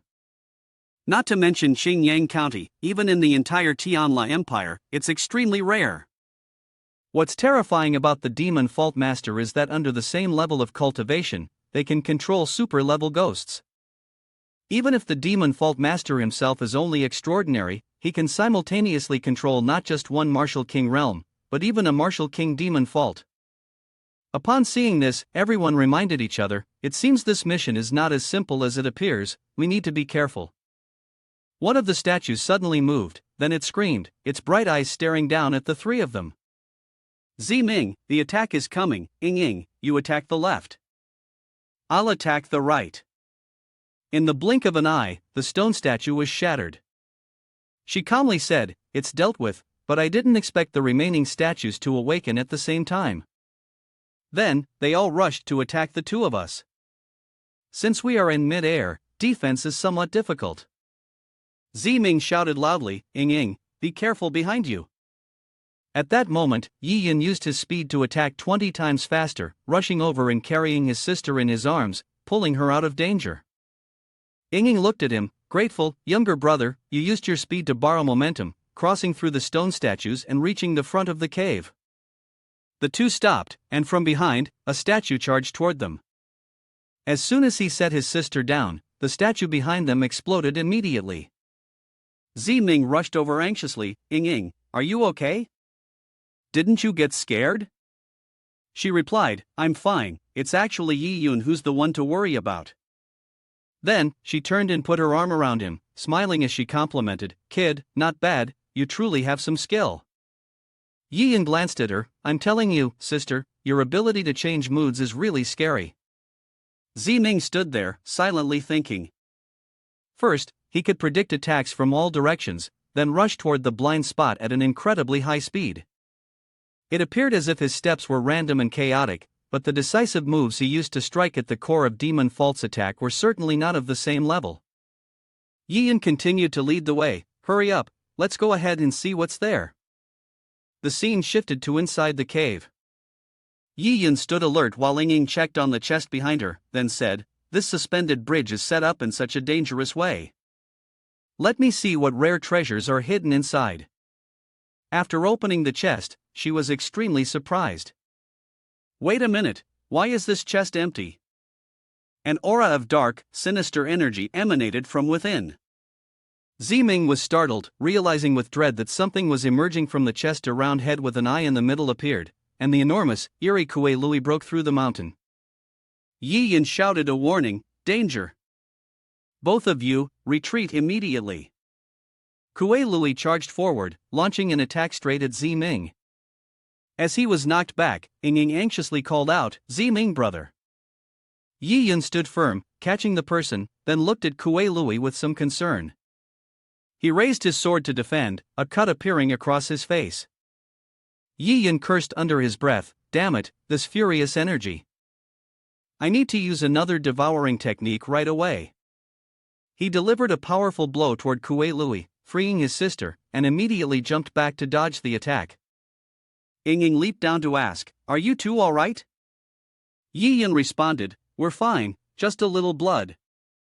Sister, take brother to a safe place. That one should not be underestimated. Kue Lui stood there with two sharp swords in his hands. Yiyan stepped forward to face him, both in terms of energy and strength. He had already reached the 8th rank of the Shan Miao Martial King. On Kue Lui's side, there was a slight change. It had been equipped with armor transformed from dark mist. Yiyan glanced over, contemplating. It seemed the transformation of this kid was not yet complete.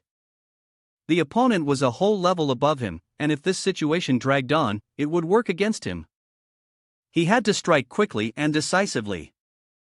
Without hesitation, Yiyan immediately swung his sword, entering the fourth form of 9 annihilation swords. The previous strike had aimed at Kue Lui's head, but it immediately lowered its head to avoid. However, this sword technique, called breakthrough, sliced open a crack in space right behind Kue Lui's waist. Ying blinked, surprised. Yi Yun was actually able to skillfully manipulate spatial power, and along with the whistling sounds, there was a force pulling from the crack in space.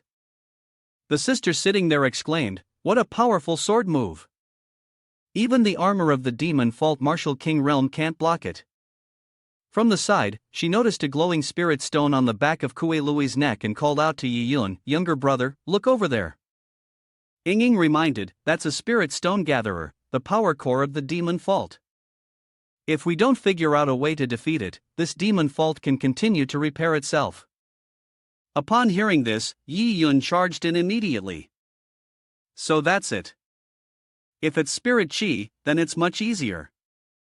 He grabbed its neck and shouted, "I'll devour it completely." However, this spirit stone was somewhat strange and produced a form of resistance. The energy it emitted caused Yi Yun some difficulty, with the backlash being far too strong. Ying exclaimed, "Younger brother, what are you doing? Don't make a mess. At this rate, you'll end up completely crippling your arm." He ignored those words and continued to use the power of devour or devouring. "Forever is never enough, suck more for me." As soon as Yi Yun finished speaking, dense spirit chi radiated from his body, and the energy inside demon fault was quickly absorbed. The system notified him of a breakthrough to the 9th level of the transcendent realm. After the spirit chi was drained, the spirit stone behind demon fault cracked, and the energy spread out, obscuring the view. Ying immediately called out, "Young brother, where are you?" Once everything was settled, Yi Yun appeared to reassure her. "Sister, stop crying, I'm here." She stopped sobbing, immediately feeling relief. "You brat, you almost scared me to death." Then, she ran up to closely examine him, saying, "Thankfully, you're not missing any limbs, otherwise, how would I explain it to Master when we return?" He smiled, "Not only am I missing limbs, I even have one more thing just like it." Demon fault behind him knelt on the ground.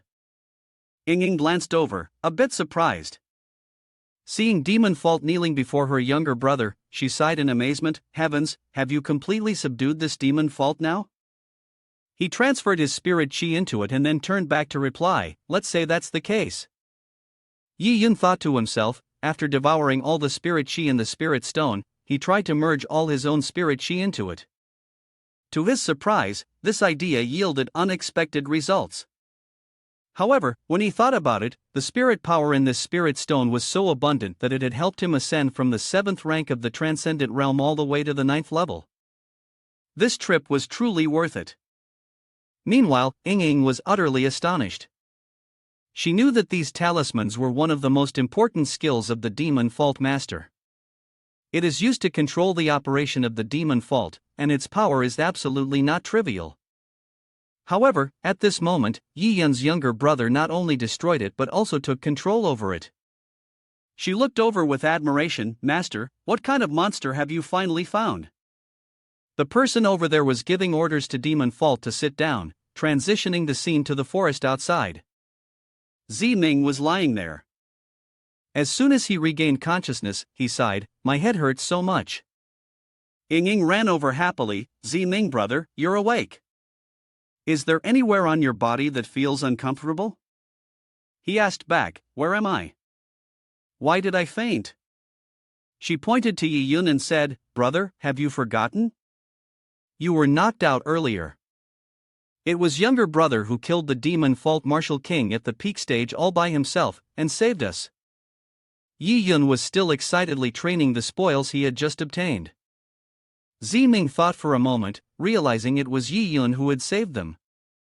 Then he lifted his shirt and said, "Wait a minute, this is a gift from Master to Yi Yun. Flame Star's soft armor."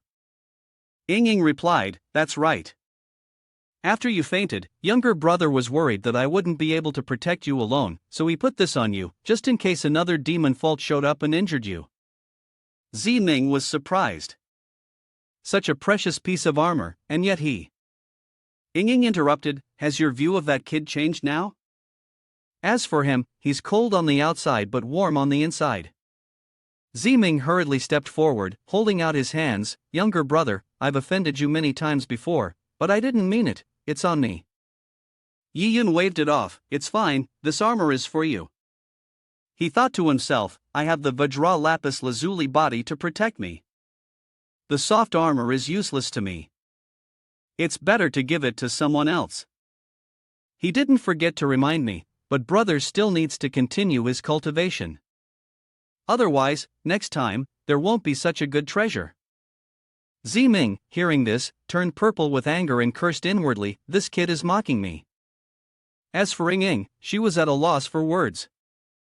These two really never change.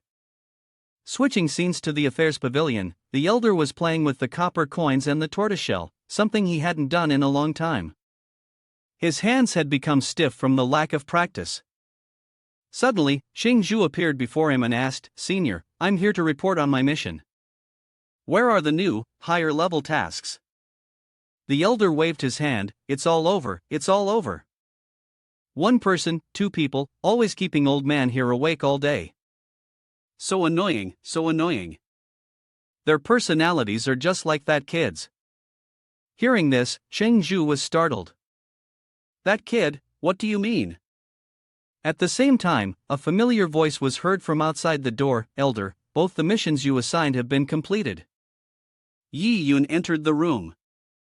I told you before, leave the higher level missions to me. Don't go back on your word. The two of them locked eyes, sparks flying. It's been a while since we've seen each other. The elder suddenly stood up, his tone full of reproach, here you are, it's that brat who drives everyone crazy. Xingzhu looked at the pile of mission tokens in his hand and said, it seems like this time, younger brother has been working hard on his cultivation. Your cultivation has made significant progress. Yi Yun turned his gaze and replied, Sister, you're not falling behind either. She responded, if I have time, I'd still like to compete with you again. Yi Yun proposed, there's no better time than now. I have time later. He sensed that the aura around his sister had also reached the 9th stage of transcendence, just like his own. No wonder she's the second-ranked disciple in the Kaiyuan sect. The elder grabbed the chicken feather broom and rushed out to chase them away. Go, go, both of you are terrible. Do you want to ruin my affairs? If you want to fight, go somewhere else and fight. The communication card from Xingzhu announced, the family is in trouble, hurry back. She hurriedly ran out the door, calling back, sorry, younger brother, it seems like our duel will have to be postponed until another time. Yi Yun was confused, not knowing what had happened. The elder immediately slapped him on the back, stupid kid, if you're worried, go and chase after them. A grown man should not be so sluggish. So, he rushed off, still shouting, I'll take my leave first. The elder watched him leave with a smile, youth is truly wonderful. He glanced at the divination and continued, but this divination says, lower settlement, upper slot, the town is shaken by thunder rolling, the trap is like a storm about to come, with waves of danger closing in. Looking at Yi Yun's retreating figure, with a small light on his waist, the elder quietly left behind a strand of fur. You kid, hope you seek more blessings for yourself. The scene shifted to Li Manor, where a tribesman poisoned and lying in agony, constantly begging for death. The Li family head, injured all over, still stood firm, you better give up on your hopes. The netherworld elder, with a loud roar, stood before a demonic figure, surrounded by snake heads, exuding immense malice. This person was the master of Yang Longzhan, the netherworld elder Vu. At rank 2 of his stage, he stood there sneering and threatening. Li Yunjian, you old bastard, today I'm going to give you a good taste of what's coming. He stood before the Li family and asked, I'll say it again, first, hand over all the tribesmen of the Yi family that you're protecting. Second, hand over half of the Li family's assets and withdraw from Qingyang County City. He stuck out his long, repulsive tongue and continued, third, marry your granddaughter, Li Qingzhu, to my beloved disciple in a public engagement. If any of these 3 conditions are missing, the Li family will be annihilated today. The Yi family had sneaked up behind the old man and shouted, take this strike from me. Old Demon sneered, knowing he was out of his league. He countered with a move of his own, sending the Yi family head flying outside the gate. The Li family head ran to catch him and asked, Yi brother, are you alright? Why do you have to get involved like this? The Yi family head replied, "Today, Netherworld Elder is hunting down my Yi family. Master Yi just learned that his son killed Yang Longzhan. Fortunately, a senior exerted all their power to protect Master Yi. If this incident implicates the Li family, Yi Wuxian cannot rest easy." Netherworld Elder laughed coldly, with a hint of anger. "Yi Yun killed my beloved disciple. I will wipe out everyone associated with him." He released a swarm of poisonous serpents towards the two family heads. "If you two are so deeply bonded, why not go together to the 9 springs and become a family there?" But fortunately, a wave of spirit chi chopped off the heads of the snakes, saving them by the skin of their teeth. Old Demon looked over and shouted, "Who's there?" Xingzhu stood there, exuding a chilling aura, and declared, "You have violated my Li family, and for that, you deserve death." The tribesman saw her and was overjoyed. "Young lady, you've returned." Xingzhu knelt to help the family head. "Are you all right?" He grimaced and replied, "I'm fine." "Why did you come here?" "This is not a place for you." The maid beside her cried, "Master, it was I who secretly sent word to young master." Xingzhu pointed her sword and said, "Netherworld Elder, I will collect the blood debt you owe." The old man screamed and continued to release venomous snakes. "Zhan and I is dead, but I see that your little girl is not bad, with fair, beautiful skin, Fulian origin, and outstanding talent." She immediately spun her sword and struck out, her thoughts swirling in a haze, but the evil old demon swiftly passed by Xingzhu and then seized the Li family head, controlling him and threatening, "Drop your sword, or I'll kill this old man first." Realizing the danger, he desperately tried to persuade her, "Zhu and I, don't worry about me." She immediately retracted her sword and cursed him as vile. The Netherworld Elder grinned maliciously, "You are too naive. On the battlefield, there are no rules. When did I ever say I would fight you openly and honorably?" He commanded, "If you don't drop your weapon, all you'll see is this old man's corpse." In that moment, Xingzhu, unwilling to let her elder be harmed, sheathed her sword and said, "I've put down my weapon, now release him." He tossed the Li family head aside, smugly saying, "What a well-behaved girl," then released a stream of poisonous spirit chi aimed at Xingzhu. As soon as it hit her, she immediately felt her body weaken, and she collapsed in pain. "This is accursed poison." The evil old demon raised his sharp claws, his face wicked.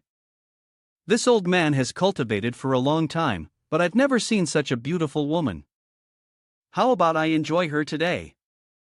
Xingzhu struggled to scream, "Get away, don't touch me." At that very moment, the devouring light technique broke through the wall from the outside, striking directly in.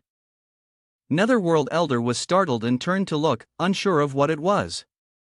He called the snake-headed creatures his dragon pups, then controlled them to block the attack. The little dragons were immediately shattered. The old man, standing there, shouted in disbelief, "What? You destroyed my dragon pups?" In a fit of rage, Netherworld Elder demanded, "Who dares to ruin my plans?" You appeared, holding Xingzhu in your arms, and replied, "I go by no other name, I sit under no other family." Yi Yun. Everyone was stunned to see you. "Yun and I, the kid from the Yi family, what brings you here?" You handed Xingzhu to a maid and instructed, "I've sealed her meridians. She's fine for now, but take her down first." Then you helped your father, saying, "Sorry, father, I've made you suffer." Despite his injuries, he didn't blame you. "Foolish child, you don't need to worry about me." Netherworld Elder's strength is extraordinary, you are no match for him. The Li family head gathered his strength into his hands, leaping forward and saying, "Kid from the Yi family head is right. You must take Zhu and I and run, don't worry about us." The tribesmen, holding swords, stood in front, speaking in unison, "Young master, go quickly." However, Yi Yun stepped forward, placing his hand on their shoulders, and asked, "Young master, what are you doing?" At that moment, Netherworld Elder revealed his full poisonous and sinister form, declaring, "Yi Yun, so you finally appear. For the death of my disciple, I will make you pay in blood." In your hand was a sphere. You raised it with a soft incantation, and as you spoke, a powerful golden barrier manifested. The Netherworld Elder raised his hand to shield himself, but his body was struck by the formation and he spat blood. This was the Golden Sun Formation, a defensive array that could only be broken if the one who created it died, otherwise, it was unbreakable. Yi Yun drew his sword and stood up, saying, "Since everyone calls me young master, I will ensure your safety today."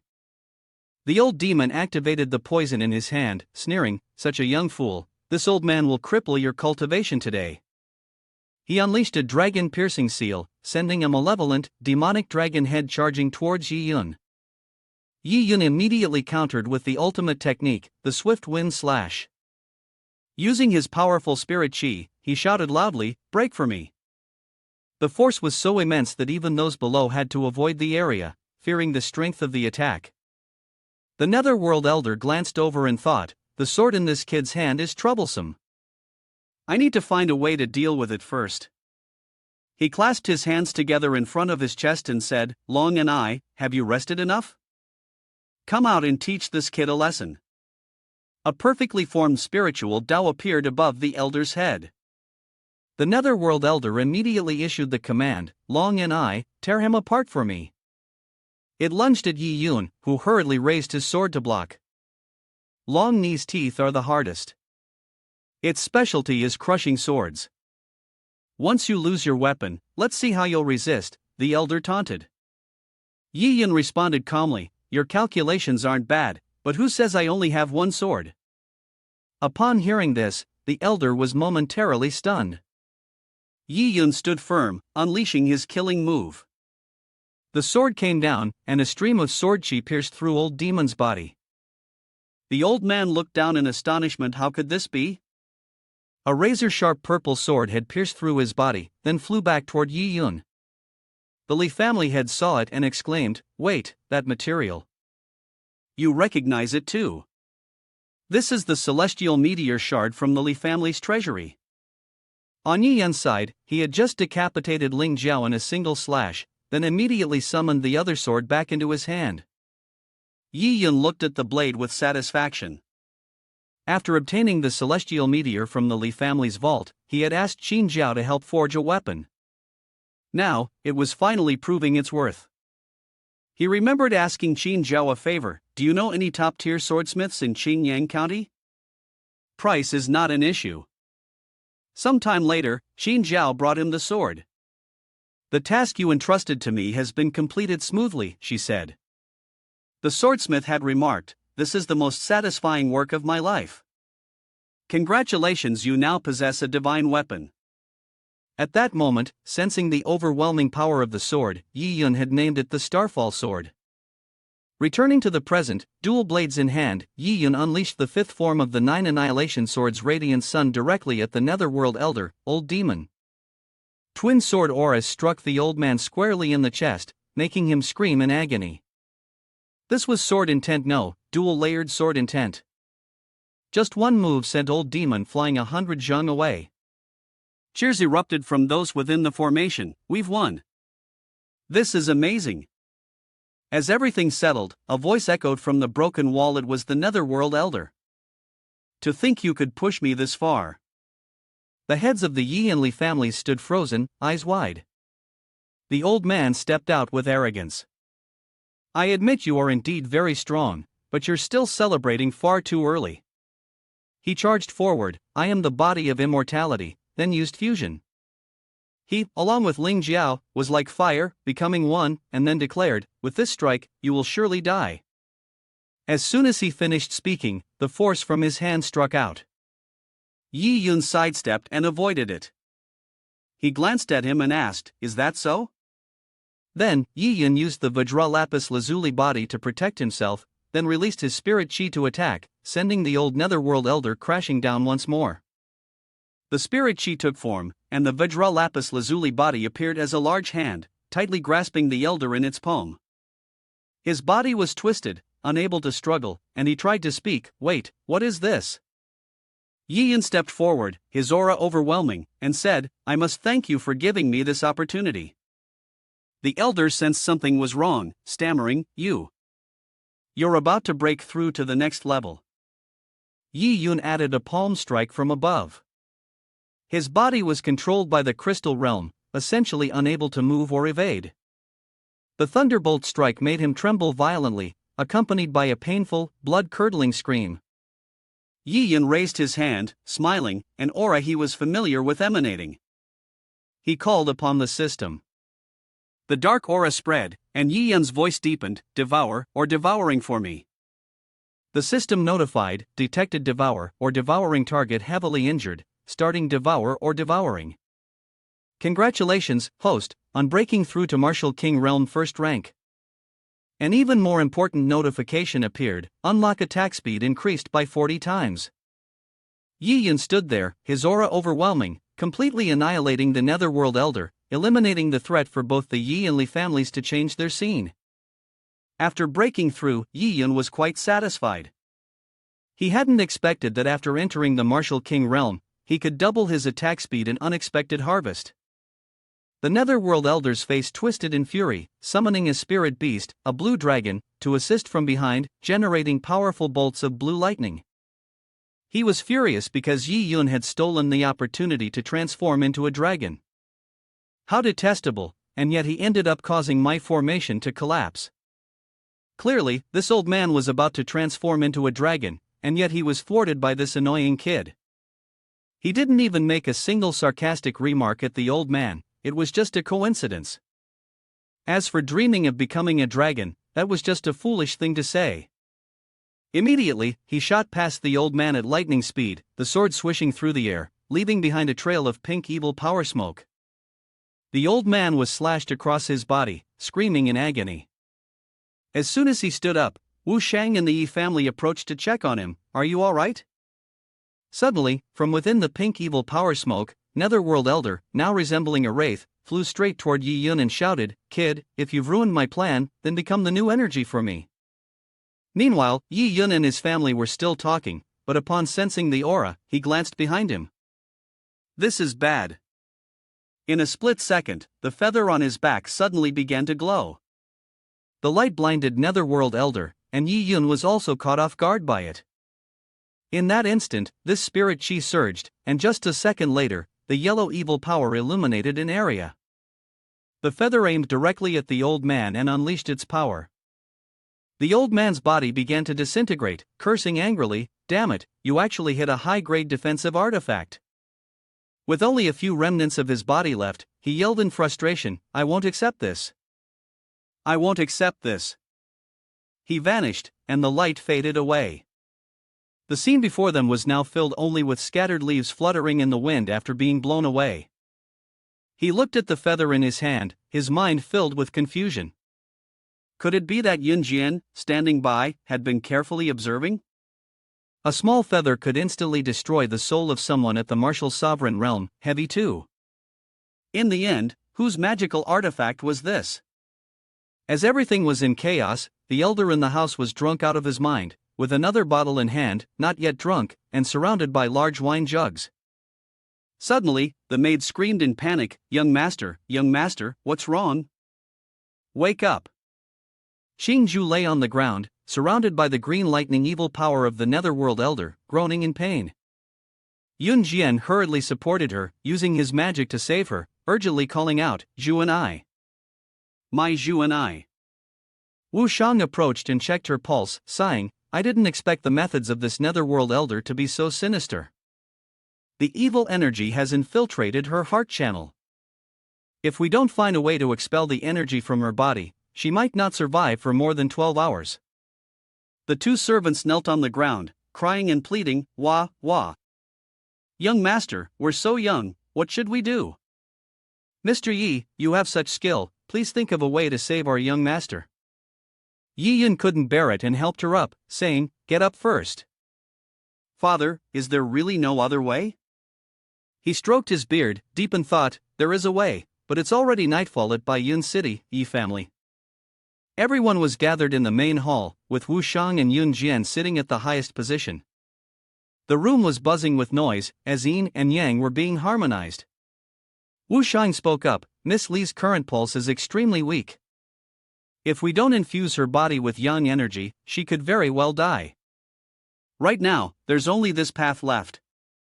Yun and I, your diamond crystal realm is a martial art that is purely yang, and the primordial yang in your body is flourishing. At this moment, you're the only one who can save her. Yi Yun replied, but this is related to sister's reputation. I remember she wouldn't have agreed to this. She's in a hurry to save her niece. Yun Jian frowned and emphasized, Juanai is about to die. If her life is gone, what use is reputation? He then went over to Yi Yun and kneeled before him. With things having come to this point, are you really going to have this old man kneel and beg? Yi Yun hurriedly helped him up. Senior, please don't do this. All the servants, from the maids to the guards, are looking to you and begging for your help. Mr. Yi, seeing how everyone is like this, you've given your consent. There's no other urgent option but this. The moon hung high over the roof of the Yi household, and tonight, the full moon illuminated the sky. Inside the house, Yun Jian's voice echoed. Yi friend, my precious granddaughter's life is in your hands now. Xing Zhu lay unconscious on the bed, writhing in pain. Yi Yun walked over and gently untied the knot of her dress. With one hand, he tossed her clothes to the ground. His upper body was bare, revealing the well-toned muscles of a martial artist. He climbed onto the bed and gazed at Xing Zhu, silently thinking to himself that saving her was the priority. Slowly, he pressed his body closer to hers. In his heart, he reassured himself, there's no time to think about how she'll blame me when she wakes up. And then he touched her lips. The soft curtains fluttered, making the air in the room even more oppressive. There was no longer any concept of space or time, as the two of them immersed themselves in the fiery and passionate spring night. The scene shifted to the dimly lit, gloomy room, where two disciples of the Huangfu Pavilion were trembling, kneeling on the ground, holding up something unclear. One of them reported, Third Grandmaster, disciple Mu Xian is responsible for overseeing the Spirit Jade Hall. Today, the disciple discovered that standing with dignity before them is Master Xiao Ha. Behind him, there is a broken metal token. The other one stammered, Netherworld Elder, Great Sir. His face drained of color, sweat beating down his forehead, struggling to speak, each word fading away slowly. Xiao Ha ground his teeth in anger, his eyes turning red. Damn it! He swung his hand and unleashed his evil power, instantly killing his two disciples. They were thrown backward, shouting, Master of the distant wilderness. What they had been holding up was another token, similar to the one behind Xiao Ha, but now it was shattered in half. Xiao Ha's face grew stern as he extended his hand toward the token. Slowly, the token returned to his palm. Immediately, a green flame erupted from his body, looking terrifying. The token had been completely reassembled. He was furious. Young Junior, at first, I was too hasty. The young junior got upset and left. Now, you've caused him to disappear into his hands. Don't worry, I will definitely make the enemy pay for what they've done to you. Xiao Ha said in a low voice, Xingyang District, that old man has released a powerful spell, like an eruption of fury. In a while, I must make a trip there. In the early morning, the sky was vast and clear, and the lotus pond reflected the sunlight, shimmering beautifully. In the midst of this peaceful and dreamy atmosphere, the sounds of clashing swords and blades rang out sharply. Xing Zhu was fighting with Yi Yun. Yi Yun, draw your sword for me. You're dodging but not counterattacking. Long thought to himself, I knew something like this would happen once I woke up. She decisively leaped toward the other side of the bridge. The servant standing beside Yun Jian anxiously asked, Master, what should we do? Everything was fine, but now young Master and Miss Zhu are fighting again? He looked at her as if to say, you ask me, who should I ask? Suddenly, she recited the command to activate her evil power, and at the same time, a shining crystal of ice appeared in the palm of her hand, forming a heaven-blowing array. Immediately, sharp ice crystals shot toward Yi Yun at her command. He was stunned. Wait, is that woman really coming for me? Not thinking any further, he swiftly dashed through the ice crystals, fast enough to leave behind a streak of lightning. Xing Zhu ran to block his path, thinking, if there's an opening, it's now. She gripped her sword tightly, pointing it straight at Yi Yun, charging forward to strike him. At the same time, he neither dodged nor did anything else, only shouting, come at me. Seeing his attitude, she hesitated. He was doing it on purpose. Xingzhu finally stopped the fight, no longer wanting to harm him. The two of them landed lightly, and the ice crystals fell down as a result. However, Xingzhu wasn't one to let things go easily. She continued to point her sword at him, the steel-black blade asking, "Why?" The tip of the sword was close to Yi Yun's neck, but he showed no fear. On the contrary, he calmly and gently explained, "If this will make you feel better, it's worth receiving your strike." She was at a loss for words. "You seem so indifferent, but it seems like you weren't really trying to kill me, so I don't understand what your intention is." Pulling her sword back, Xingzhu turned and began to walk away. "I just wanted to spar with you a little." She added, "I didn't expect your strength to have reached that level." He stared at her, as if trying to figure out her true meaning, then Xingzhu walked closer to him, facing him and questioning, "There are times when I really wonder how you train. Is there a faster way to cultivate?" Taken aback by the question, Yi Yun stammered, unable to answer, then thought to himself, "I can't tell her about my golden finger." Knowing that Yi Yun had something difficult to say, Xingzhu didn't press further. "I was just saying it casually. Everyone has their own secrets. Since you don't want to share, I won't ask." He nodded in agreement. "Indeed, sister, you are wise." His mind wandered aimlessly, a faint smile on his lips. In the end, he just let it go, as if the road had been cleared. Suddenly, she became listless and sad. "All right, those 2 words, sister won't mention them again. Martial artist at the highest level, with strength and prestige, now you are a master in the kingless realm.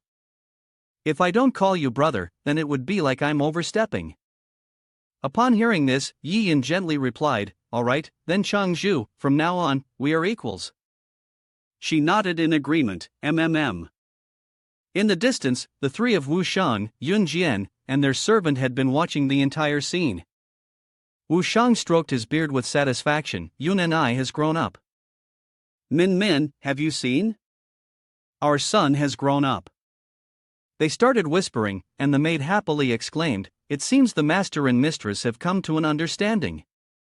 Yun Jian, pleased, said to his in-law, "Do you think we should include the banquet arrangements in the schedule?" Wu Shang joyfully agreed, "I think that's a good idea." Suddenly, both Xingzhu and Yi Yun froze. A message had arrived for inner sect disciple from Kaiyuan sect to immediately return. They were both astonished. "Sect Zhao has come." In the main hall, all the sects were present. Sect leader Qin Yuan Dao stood on the stage to speak. He explained that the urgent summons was due to matters concerning the Debai Tianla Empire Northern Region sect. He continued, "In our heavenly martial continent, we honor martial arts, and the Tianla Empire organizes the Debai sect event every 2 years, promising great rewards to encourage the sects to practice martial arts. Apart from the chance to win an extremely rich amount of resources, the sects also receive support from the empire, raising their ranks." Yuan Dao did not stop, continuing, "The Debai is divided into 4 regions. Although our Kaiyuan sect holds a position in Qingyang, Xiangxiong district, Xiangba, there are still many strong individuals in the northern region among the hundreds of sects. We are only ranked 3rd. He stood before the battle map, his face solemn. However, if the results of this Debai were not good, the empire would impose a punishment. The 3rd sect would be handed over to the 4th sect. Such humiliation was truly unbearable, so this was a major issue. Having said that, Yuan Hao looked down at Yi Yun. "Yi Yun, this time, Debai is selecting a total of 10 participants. I plan to send Zi Ming and Ying to battle, along with you. Do you agree?" He immediately clasped his hands before his chest, respectfully. Disciple is willing to bring glory to the sect. Satisfied with his plan, Yuan Hao spoke gently. "Then you 3 prepare yourselves. We depart in 3 days." 3 days later, at the training ground of Kaiyuan sect, all the disciples gathered around the arena. From a distance, Fong Lingya joyfully waved her hand and called out, "Yi Yun, over here, over here." He looked at her and smiled. "Good, your cultivation has increased again. Looks like you've been working hard recently." I can also say that I haven't let the lord of the city down. She looked pleased with herself. Of course. Who do you think I am? Under the guidance of my martial uncle, my cultivation has advanced rapidly. Meanwhile, as Yi Yun and Linga were talking, Xiao walked over. Yi Yun, it's been a while. Linga glanced at her, thinking to herself. Ha, who is this woman? He calmly crossed his arms in front of his chest. Xiao, are you also planning to join? She shook her head. How could I? My cultivation isn't enough. I won't participate. I'm just here to watch and gain some experience. By the way, how powerful is the star crystal sword? Seeing that the two were conversing quite comfortably, Linga felt a bit uneasy. It seemed they were quite close. Yi Yun spoke gently. It's not bad. I can tell you're paying attention. Xiao shyly responded, the benefactor who saved my life has asked me to do something for the first time, I must take it seriously. As long as I can help, it's enough. She suggested, by the way, now that we're so close, there's no need to be formal like strangers. From now on, just call me Zhao. Yi Yun readily agreed, all right, Zhao. She blushed with happiness, and Linga, seeing this, felt uncomfortable. It hadn't been long since their last meeting, and now she already owed her a favor. She showed her displeasure and pointed at Xiao, asking, Yi Yun, why didn't you introduce me to this sister? Suddenly, Xiao rushed over to her, excitedly eyeing the scented pouch on her. Wow, little girl, this scented pouch you have looks really beautiful. Did you make it yourself? Linga was taken aback. Yes. Taking the pouch in her hands and admiring it, Xiao praised, you're really skillful. As expected, women are always beautiful and talented. Just a moment ago, Linga had been annoyed, but now, with the praise, she smiled brightly. Not at all, if you want to learn, I can teach you next time. Your clothes are also very beautiful. Yi Yun, seeing the two women like this, secretly wiped away a sweat and thought to herself, women's friendships are so strange. Just moments ago, they seemed ready to fight each other. At that moment, Ching stepped over to the three of them and spoke, as I thought, I was right. With your talent, the sect leader will definitely send you on a training trip. He greeted seriously, Shangzhu, I also guessed who would participate. You didn't pay attention to me, just gently passing by with a reminder. This sect competition is full of many powerful masters, so be cautious. Yi Yun replied, same to you. The two behind him, Linga and Xiao, thought together without a word, realizing that they didn't even call each other sister. It seemed there was something ambiguous between the two. Indeed, this was the most concerning relationship. In the sky, a loud voice called out, signaling, and all the inner sect disciples turned their eyes upward. Yi Yun confirmed that they had arrived. A large, imposing flying ship appeared above them, and the voice continued, all disciples, board the flying ship. We expect to reach the battlefield at Nanzhan County in 3 hours. Standing on the edge of the ship was Yuan Dao. Everyone was quietly meditating, not allowed to cause trouble, otherwise, strict punishment would be enforced according to the sect rules. At Luo Luishan in Nanzhan County, the sky was filled with dark clouds, and the terrain was rugged. On the rocky peaks, swords were emitting strong electrical energy, surrounded by ancient pillars, layers of fog swirling. Below the mountain's peak, many people were lining up to ascend. When all the inner sect disciples had landed from the ship, Ziming spoke to Yi Yun, I heard that the other sects are well prepared for this. This battle still requires caution. If we can't defeat the enemy, we should admit defeat. Have you all fully prepared for the grand sect battle? He replied, don't worry, big brother, we are fully prepared. Suddenly, a voice interrupted, oh, the fighting spirit of Kaiyuan sect is really high. Ziming instinctively turned around. It was Xuelin Hai and his group. They swaggered forward, sneering. It seemed they were impatient to find someone to sacrifice. Who is Yi Yun? He stepped forward, confronting him directly. I am Yi Yun. With a serious expression, he scoffed, "Where did this wild dog come from, so eager to find a master?" Lin Hai's anger flared up, his body tensing with rage. "What did you say?" He pointed at Yi Yun's face and shouted, "All right, Yi Yun, listen carefully. You harmed my big brother Shui Pingshan at Liangzong, preventing him from participating in the grand battle in the northern region. My big brother was also expelled by the Sect leader. Today, I will settle the score with you." Yi Yun remained calm, closing his eyes and stroking his chin, trying to remember who this person was. Shui Pingshan. The name seemed familiar.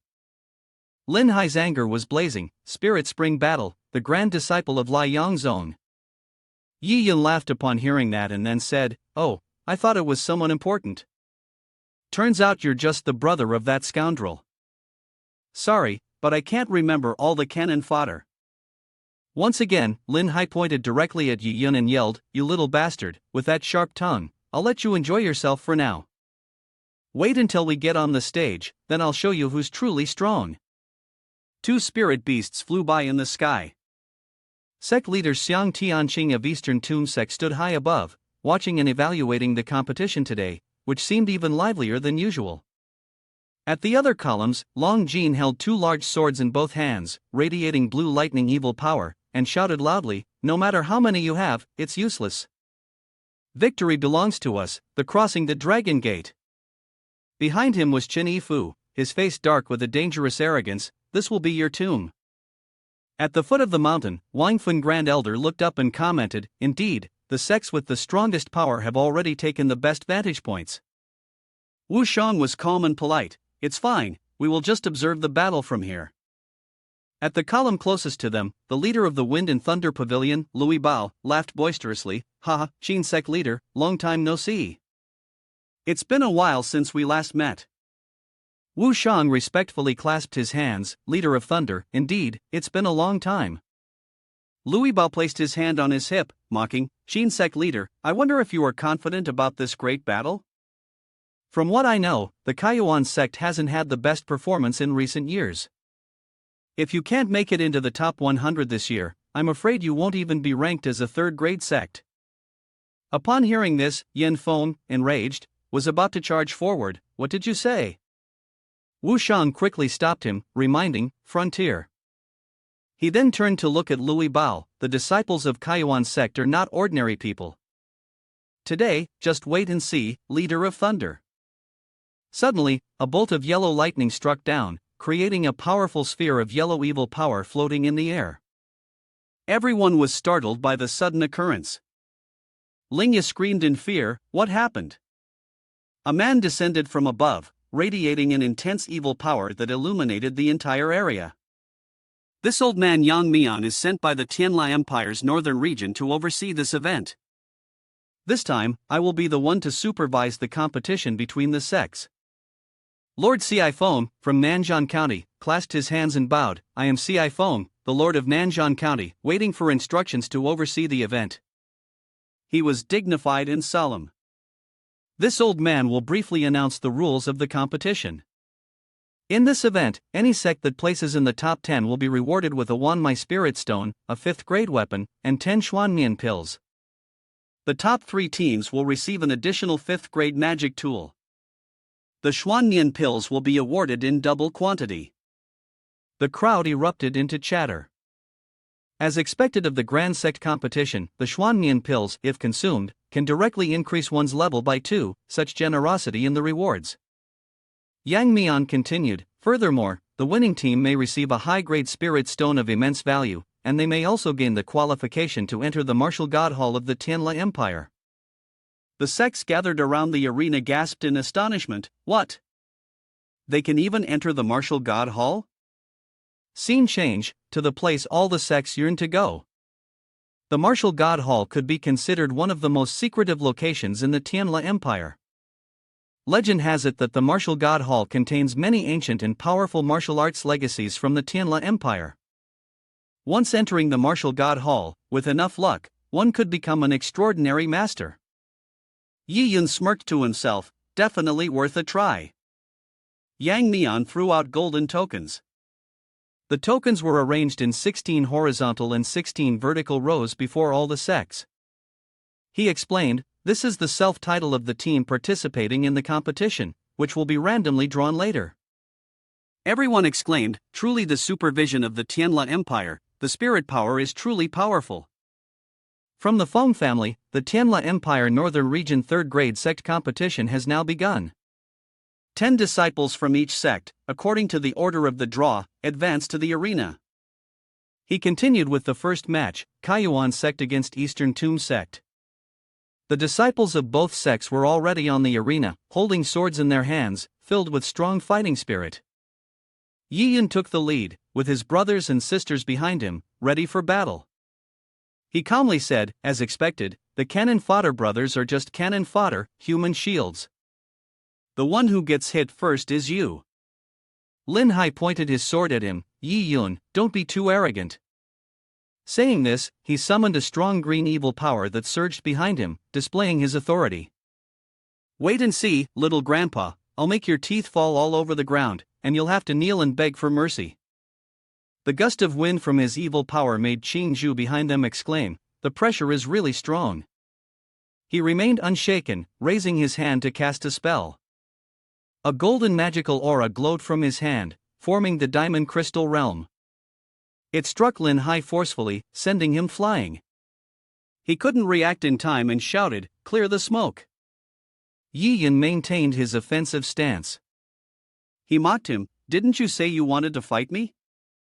Suddenly, Lin Hai's legs collapsed, kneeling hard on the ground. Yi Yun triumphantly said, "Now, who's the one searching for their teeth on the ground and kneeling to beg for mercy?" At this point, Lin Hai's face was covered in blood and bruises. Holding his cheek, he cursed, "Damn you." The other younger brothers of his didn't dare charge forward. They could only ask, "Big brother, are you okay?" On the other side, Long Jin laughed with interest and mocked, "Haha, it seems that you are quite proud, but your body appears a little weak now." Tian Qing's anger flared, and he thought to himself, "What the hell is that Shui Lin Hai doing?" He was defeated in the first round, kneeling before them. He has completely embarrassed the sect. The next moment, the disciples of Eastern Tomb sect charged together, forming a sword formation to kill this kid, venting their anger for Big Brother. Yi Yun waved his sword in an arc, proudly declaring, with this level of strength, you're still not worth my attention." The storm of magic from his sword tore apart the Eastern Tomb sect's formation, sending them flying with a powerful explosion. One of them cried out in pain, "My leg was cut off. Oh, my arm." Disciples from other sects watched in shock. "What's going on here? Eastern Tomb sect is supposed to be the favorite for the championship. Why are they being attacked by some nameless person? Is this even reasonable?" Xiao Feng was also surprised and shouted, "This match is won by Kaiyuan sect." Below the arena, the disciples of Eastern Tomb sect lay sprawled out, heavily wounded. Yen Feng cheered in delight, "Sect leader, we actually defeated Eastern Tomb sect. The sect that was legendary for its superiority in formation techniques is now down. This is amazing." Yuan Dao stood by, looking grim and trying to calm him down, urging him not to act like someone who has never seen the world. But upon closer inspection, he found that the sect leader was wearing a very mischievous smile. Seeing his expression, she helplessly thought to herself, "Sect leader, you really need to teach others how to control their facial expressions." Yen Feng, on the other hand, was so overjoyed that he looked like he was about to fly into the sky. Time passed, and the command resounded once again. The 12th match, Kaiyuan sect vs Wind and Thunder Pavilion. The senior disciple of Wind and Thunder Pavilion arrogantly stepped forward amidst the cheers of the martial team. "I am Huang Fu, undefeated. It is truly an honor for you to fight me and become the 1000th person to be defeated at my hands." After finishing his sentence, he was sent flying in disgrace, his sword thrown far away, and his face drained of color. The blow came from Yi Yun. "You don't need to announce your name. Anyway, you'll be heading down soon enough." Now Yuan Dao mocked, retorting the earlier humiliation from Louis Bao. "Lord of Thunder, what do you think of the martial arts of our Kaiyuan sect?" He was momentarily stunned. Here, how could this be? The commands sounded again. The 15th match, Kaiwan Sect vs Shangxing Sect. They all charged forward together, intending to kill Yi Yun. Everyone, together, let's kill this kid. It was the same powerful sword strike as before. A single slash wounded them severely. Face of mine. Continue. Match 101, Kaiwan Sect vs Jinwu Sect. The disciples of Kaiwan Sect, from start to finish, never had to lift a finger, calmly standing by and watching as Yi Yun delivered the finishing blow. The Shangxing Sect was no different from the previous sects, charging forward in succession with resentment. Oh my god, my head hurts, so painful. Match 230 continued, with the disciples of Kaiwan Sect still standing there, looking left and right as the opposing sect members were battered by Yi Yun. Ah, help me, stop hitting me, stop hitting me. Linga hesitantly spoke. Big brother, Mudong's sister, it seems we really don't have any chance of getting up to fight. Ying helplessly replied, Ziming couldn't help but sigh, Yi Yun really is too extravagant in his actions. Outside the arena on the bridge, the other sects quietly received the announcement of match 280, Kaiwan Sect won. The brothers and sisters this time rushed over to cheer for Yi Yun, and Ying patted his shoulder, little younger brother, it's all thanks to you. I'm increasingly impressed by you. On the other side, a few disciples from other sects visibly frowned, too impressive. Indeed, Kaiwan Sect had won every match, not losing a single one. The Thunderstorm Pavilion disciples were furious, their veins bulging. What kind of monster is this Yi Yun? Yi Yun stood on the arena, dignified and arrogant. Well, let's switch scenes. Ziming pointed and grumbled, Yi Yun, my sword still hasn't been unsheathed, kid, calm down a little. You're not exactly innocent either, provoking me like that. Well, brother, next time, move a little faster, don't drag it out. Ying laughed and intervened, alright, no more internal squabbles, winning is what matters. The Grand Elder of Luha Sect, Six Swords, stood high on the pillar, observing the Kaiwan Sect disciples below the arena. He spoke, Ying and I, have you seen this? Yang Guan, standing among the disciples of Luha Sect, answered respectfully, Disciple has seen it. In just one short month, his strength has progressed tremendously. I am no match for him. He clenched his sword tightly, trembling. Yi Yun, he truly is the one who inherits the path of the sword, a real genius. Six Swords stood with the elders and said, not to mention talent, but in terms of martial arts, the path of martial arts is always about refining the heart and strengthening the mind. Yang Guan clasped his hands in respect and thanked the master for the teachings. Next, Ci Feng shouted loudly to announce, the first round of the competition is over. The top 10 winning teams are 10,000 Images Pavilion, crossing the Dragon Gate, Immortal-looking Sect, North Han Gate, and Kaiwan Sect. As soon as the words were spoken, the disciples of Kaiwan Sect shouted in joy, this is great, we've won, we've won. Ying, feeling a sense of comfort, said, little younger brother, you've worked hard. Our Kaiwan Sect, after so many years, is finally something to be proud of. Yi Yun commented, is this the best the sect can do? So weak, they couldn't even put up a decent fight. On the other side, Yan Feng cried with joy, unable to contain himself as he shook Yuan Dao violently, nearly scaring him out of his wits. Brother, we've made it into the top 10. This is truly a miracle since the founding of Kaiwan Sect. Am I dreaming? Once again, the announcement echoed through the arena, the day after tomorrow, the sect will select 2 disciples to compete in a one-on-one match. The top 3 will be selected based on their performance. Please take some time to rest, esteemed guests. Yuan Dao immediately flew over to praise, Yi Yun, well done. You truly haven't disappointed me. He continued, still, we must wait for the master's guidance. Suddenly, the people from the Dragon Gate of the family arrogantly walked forward, with those ahead clearing the way. Kaiwan Sect immediately stepped aside to let them pass. Ying whispered to him, this is the Dragon Gate of the family, also the sect expected to be the champion this year. Their sect specializes in heat-based techniques. She then pointed to the tallest person with long hair, do you see that disciple? His name is Lin Tu. I've heard he's the sect leader's inner disciple, specializing in powerful techniques, and his strength is comparable to the semi-martial king realm. Ying prayed, "Heaven, protect us. I hope none of our team encounters him tomorrow." Yi Yun watched Lin Tu's retreating figure, his expression somber. The next day, the sky thundered and lightning cracked, and on the arena were Yi Yun and Lin Tu. Ying sighed, "Just as I feared, what you dread is what happens." Xing Zhu comforted her, "Don't worry, he will win." Ying, seeing her, was puzzled. "Xing Zhu, with your strength, why are you here?" She closed her eyes and replied calmly, "I lost." Ying was stunned and thought to herself, "Wait, did you lose because you're worried about your young junior in the competition?"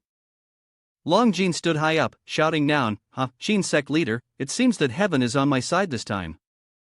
I must admit, the disciple from your sect has surprised me. So young yet already at martial king realm first rank, but against my disciple, he will surely lose." Yuan Dao frowned and responded, "Dragon Gate Master, if you're this confident, your insight into your disciple is quite sharp." He suggested, "How about we make a bet?" "He's nervous, what do you want to wager?"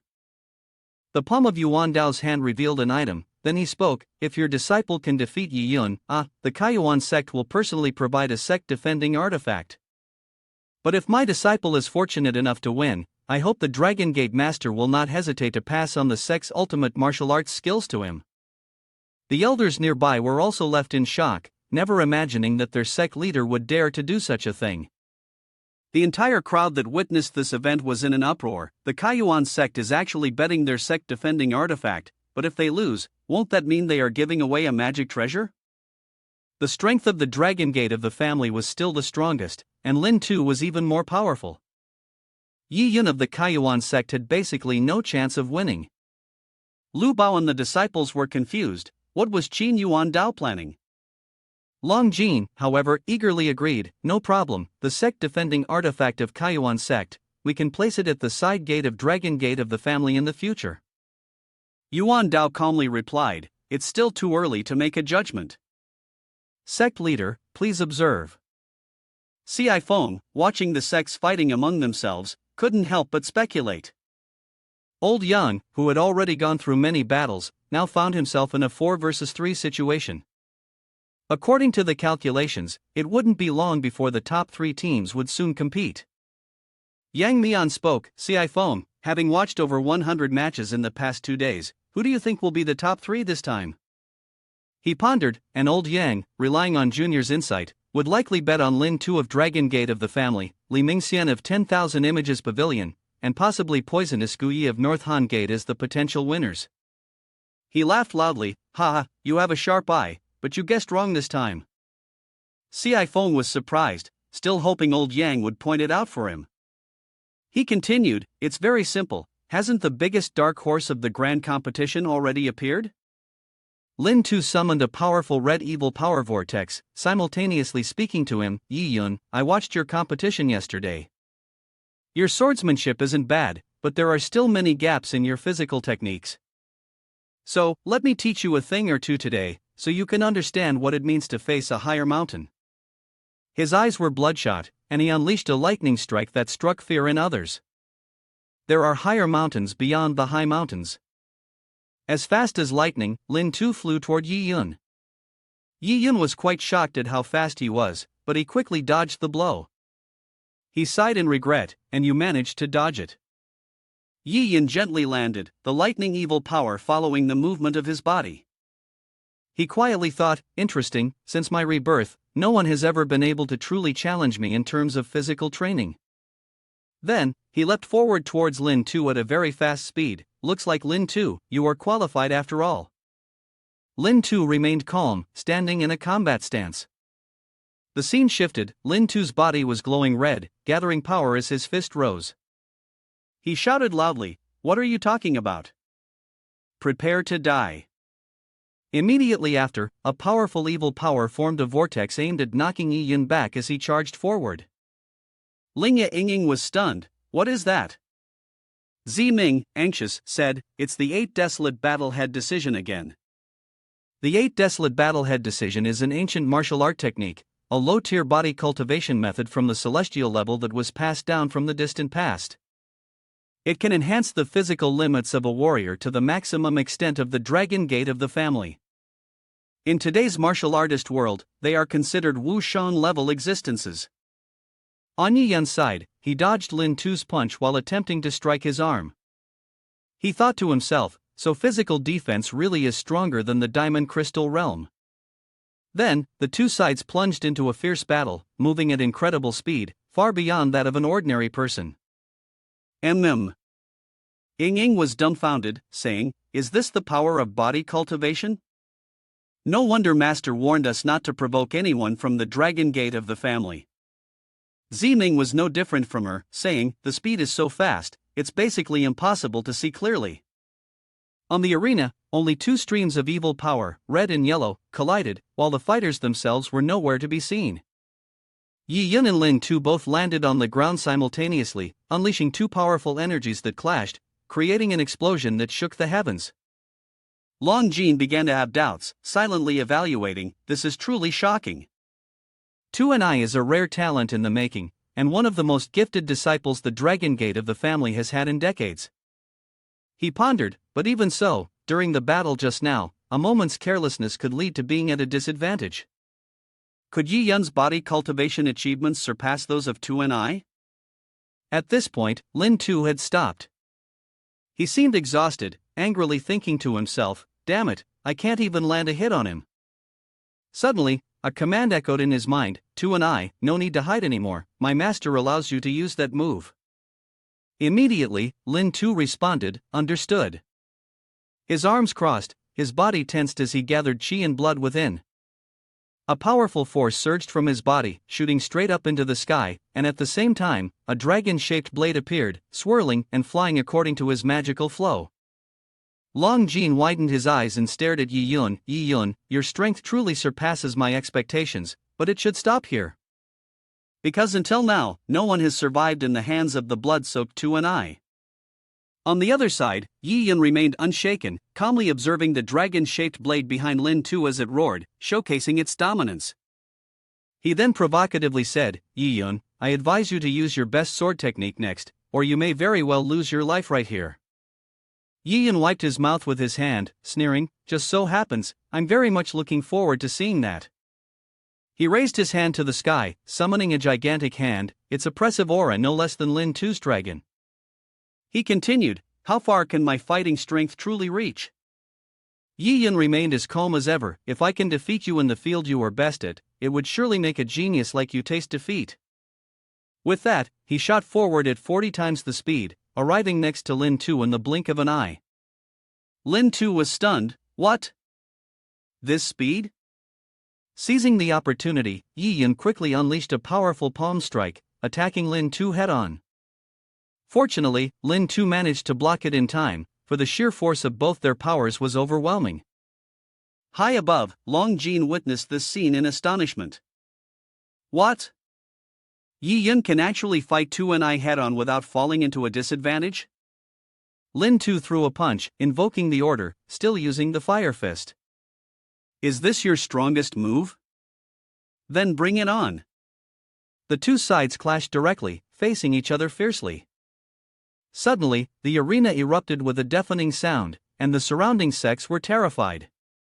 "Ugh, this terrifying atmosphere, my ears." Lin Tu was knocked back, screaming in fury. "I will kill you." Yi Yun stamped his foot for momentum, causing the ground to crack. He released a powerful burst of energy. "You'd better be capable." Suddenly, the air exploded, and Lin Tu was sent flying, his body skimming close to the ground, looking pitiful. Seeing his disciple in such a state, Long Jin felt a pang of sorrow and panic. Tu and I stood above, watching Lin Tu's defeat, and Ci Foam couldn't help but sigh, "What a stunning strike." Yang Nian nodded in satisfaction. This old man was not wrong, victory is assured. Yi Yun smirked, "Do you want to continue?" Lin Tu lay sprawled on the ground, looking utterly defeated. "I admit defeat. Yi Yun, you are indeed a worthy opponent." The disciples of Kaiyuan's sect looked on in disbelief at the outcome. am I seeing this wrong? The genius disciple from Dragon Gate of the family, with Wushang power, enough physical strength to surpass 3 levels of battle, has finally been utterly defeated? Now Yuan Dao raised his face. Dragon Gate Master, please make sure to send the martial arts techniques to our Kaiyuan sect. Long Jin was drenched in sweat, furious. Damn it! At a high place, Yifu secretly assessed Yi Yun as somewhat interesting, but in the end, he seemed like a reckless person who only knew how to rely on brute force. The 10,000 Images Pavilion will show you. He spoke coldly with authority. On the martial arts path, cultivating spirit power is the true orthodox way. Scene change. Li Mingxian swung a powerful sword, knocking poisonous Gu Yi away. Yes, Yifu announces the winner. I declare the North Han Gate battle against the 10,000 Statues Pavilion, with the winner being Li Mingxian from the 10,000 Images Pavilion. Li Mingxian smirked arrogantly, ha. Seeing this, Linga couldn't help but wonder, what happened?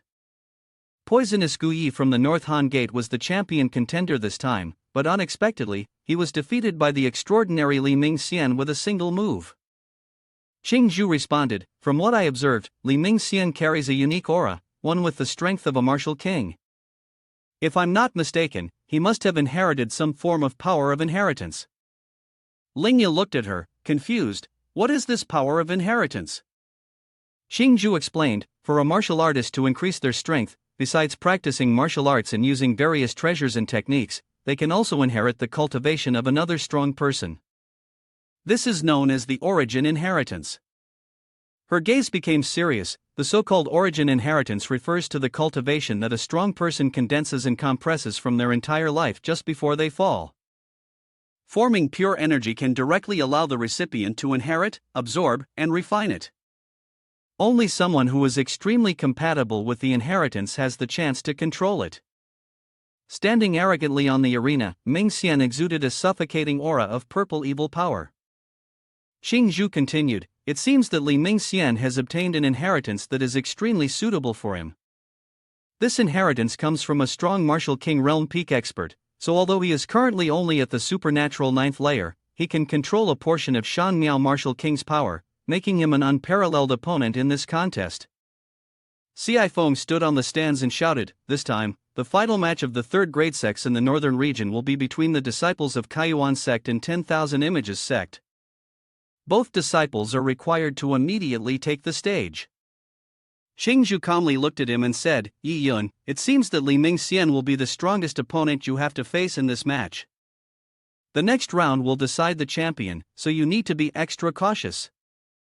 Without delay, he leaped onto the arena, reassuring Ching don't worry, I'll show him what it means when there's always a higher mountain.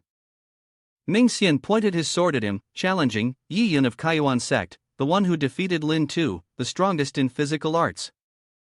He raised his hand behind him, gathering evil power, and purple streams of energy spiraled deep into his palm. Let me see just how strong you really are.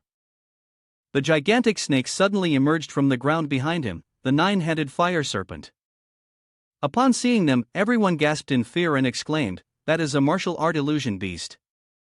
Yifu silently thought to himself as he watched the scene unfold, the 9-headed flaming snake's spiritual resolve is a unique martial art I, Du Mingxian, have cultivated, using condensed spirit chi to transform into an illusionary beast with extremely powerful attack force, its might is unparalleled. Yi Yun quickly turned to dodge the snakes charging at him, then immediately used his energy to strengthen his punch, shattering them. Afterward, Yi Yun soared through the air to attack one of the snakes. Yifu, watching him strike, sneered, this move, even a martial king realm would have to exert all their strength to block. He really doesn't want to live. Rushing forward like this, he is truly overestimating himself.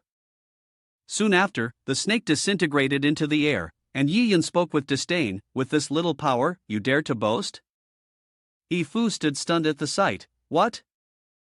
Mingxian sheathed his sword and looked at him with some caution, saying, indeed, you are a genius of the body cultivation lineage. In the entire northern region, there may be few who can match you.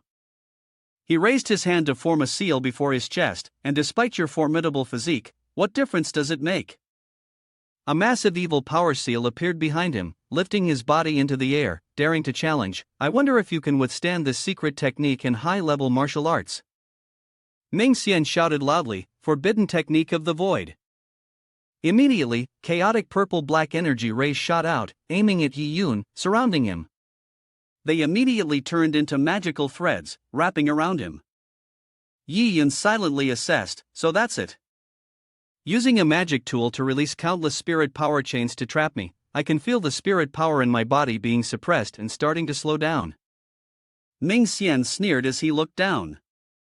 Yi Yun, to cultivate this secret technique, I had to pay a great price to succeed.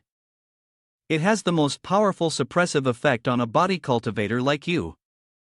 Therefore, this time, you will undoubtedly lose. The chains were now like shackles, binding him tightly. Look, under my spiritual pressure, your body has reached its limit, unable to move. Yuan Daocheng Zhu and Linga both looked worried. Yi Yun, who was ready to exert all his strength, couldn't even utter a word. Even if you have the courage, I'll give you a quick release. The large stone from the flame mountain sea he created was right above Yi Yun's head. Die! The stone fell straight toward him, and a cloud of dust spread out. Qing Zhu had to hold Linga's hand tightly to stop her from rushing forward. Let me go! But Qing Zhu still didn't let go. Don't be rash. Yifu stroked his beard and sneered as he spoke, Yi Yun, what a pity, what a pity. So what if you're a dark horse? The ultimate victory still belongs to our Wanxiang pavilion. As the smoke cleared, Yi Yun's figure remained standing firm. Is this your trump card? Too mediocre. He was taken aback, unable to stop himself from exclaiming, how is this possible? Even Ming Xian couldn't help but be stunned. He had actually managed to break free from the binding. No, wait, he was just focusing his mind. Ming Xian was still confirming the absorption, as the black smoke gathered around him. Yi Yun smirked as he looked at him. Coincidentally, I also know a secret technique. How about we compare whose technique is better? He raised his hand, and the black smoke spread out from his palm. Secret technique. The dense black smoke attacked the spot where Ming Xian was standing, trying to devour him. He didn't have time to dodge, so he had to rely on his magic treasure. My magic tool is unstable. He was again struggling to control the magic tool, not letting him have it. Yifu, standing from above, was also extremely surprised by the scene. What? What? What is this force? He can actually directly absorb the spirit chi within the magic tool. Does he also possess the original inheritance of an ancient master? He pointed to the sky and shouted loudly, let all of it be absorbed by me. Immediately, cracks began to appear on the seal Ming Xian had formed with his hands. He was now completely terrified, his eyes wide with disbelief as the magic tool shattered. With the powerful evil power emanating from him, he looked no different from a demon, tilting his head back and shouting loudly, drink! Ming Xian was forced back, crashing violently into a rock. Yi Yun looked down at him, his tone serious as he warned, next time, before speaking recklessly, first measure your own strength, so you don't end up as humiliated as you are today. The other disciples all looked at each other in disbelief, asking one another, what just happened? It was too fast, I couldn't even see it clearly. Ming Xian gritted his teeth in anger, Yi Yun, Li Ming Xian, today my skills are not as good as yours, and I have been defeated by you. I admit my loss, but can you tell me what kind of technique you just used? He answered slowly, this martial technique is called devouring the 10,000 realms. Xiao Feng sighed, such talent. I'm afraid even in a third-tier sect, there would be few who could match him. Even in second-tier sects, he would still be a rare genius.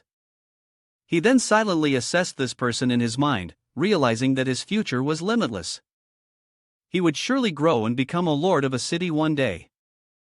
Slowly, Xiao Feng turned his gaze to Yang Mian, who was stroking his beard. As expected, Yang was no ordinary person, he truly was a remarkable character. He also spoke, Xiao Feng, there's no need for all this flattery.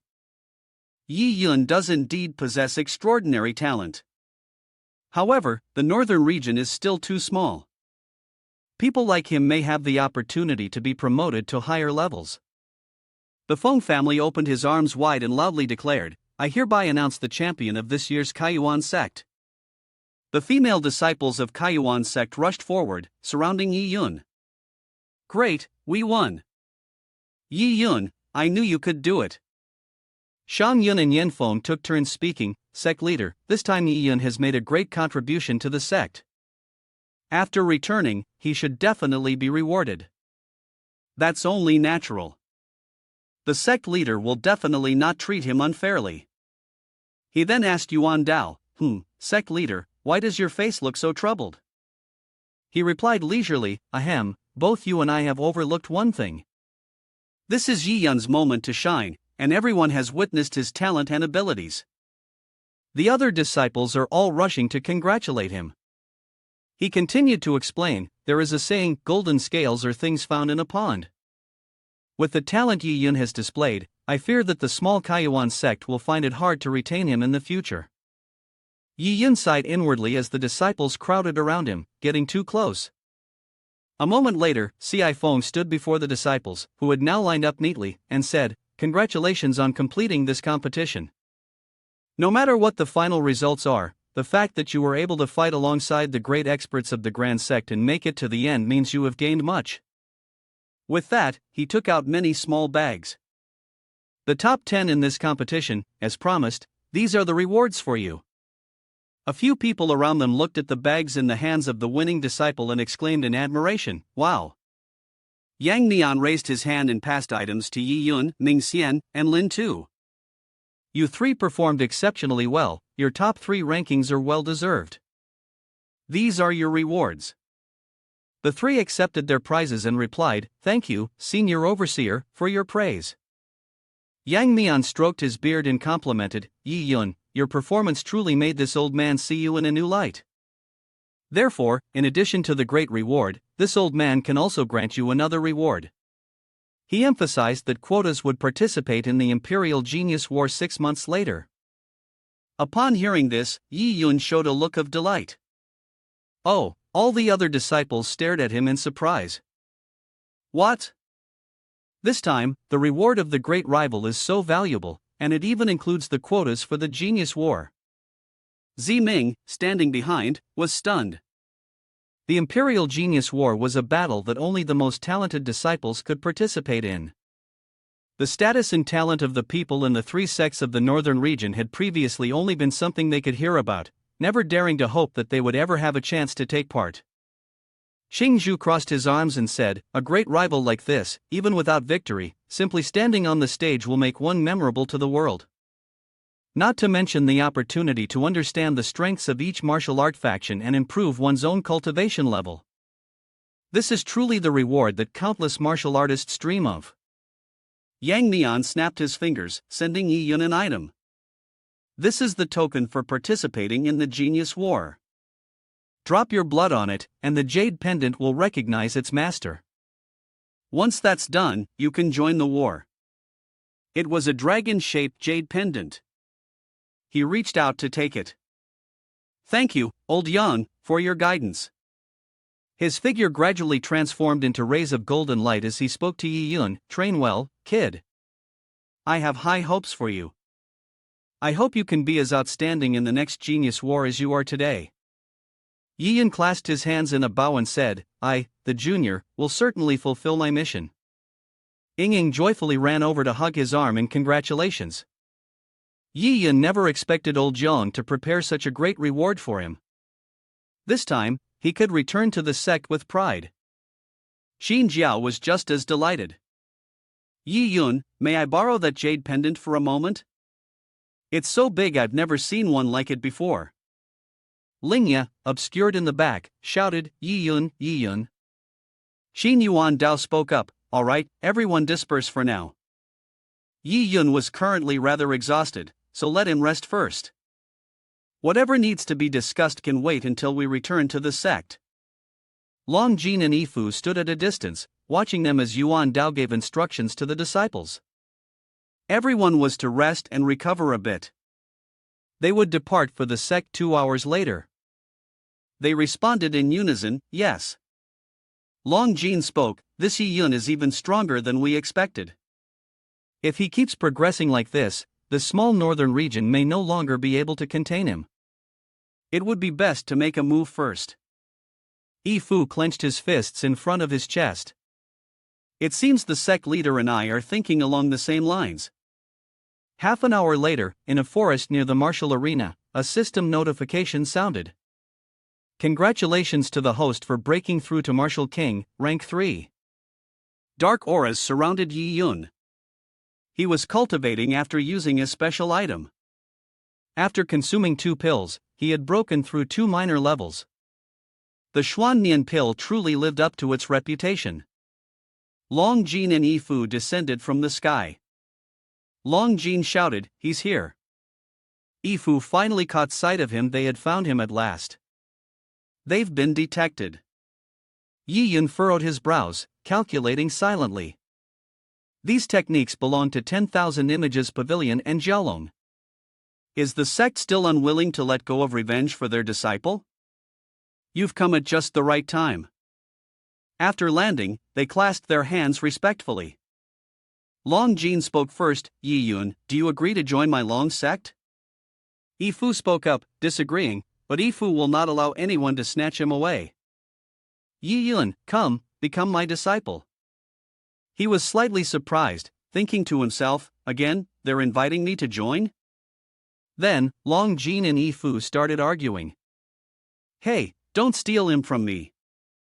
I was the first to value him, Long Jin said. Yi Fu refused to back down. He is a born master of spiritual cultivation. Logically, he should join my 10,000 Images Pavilion.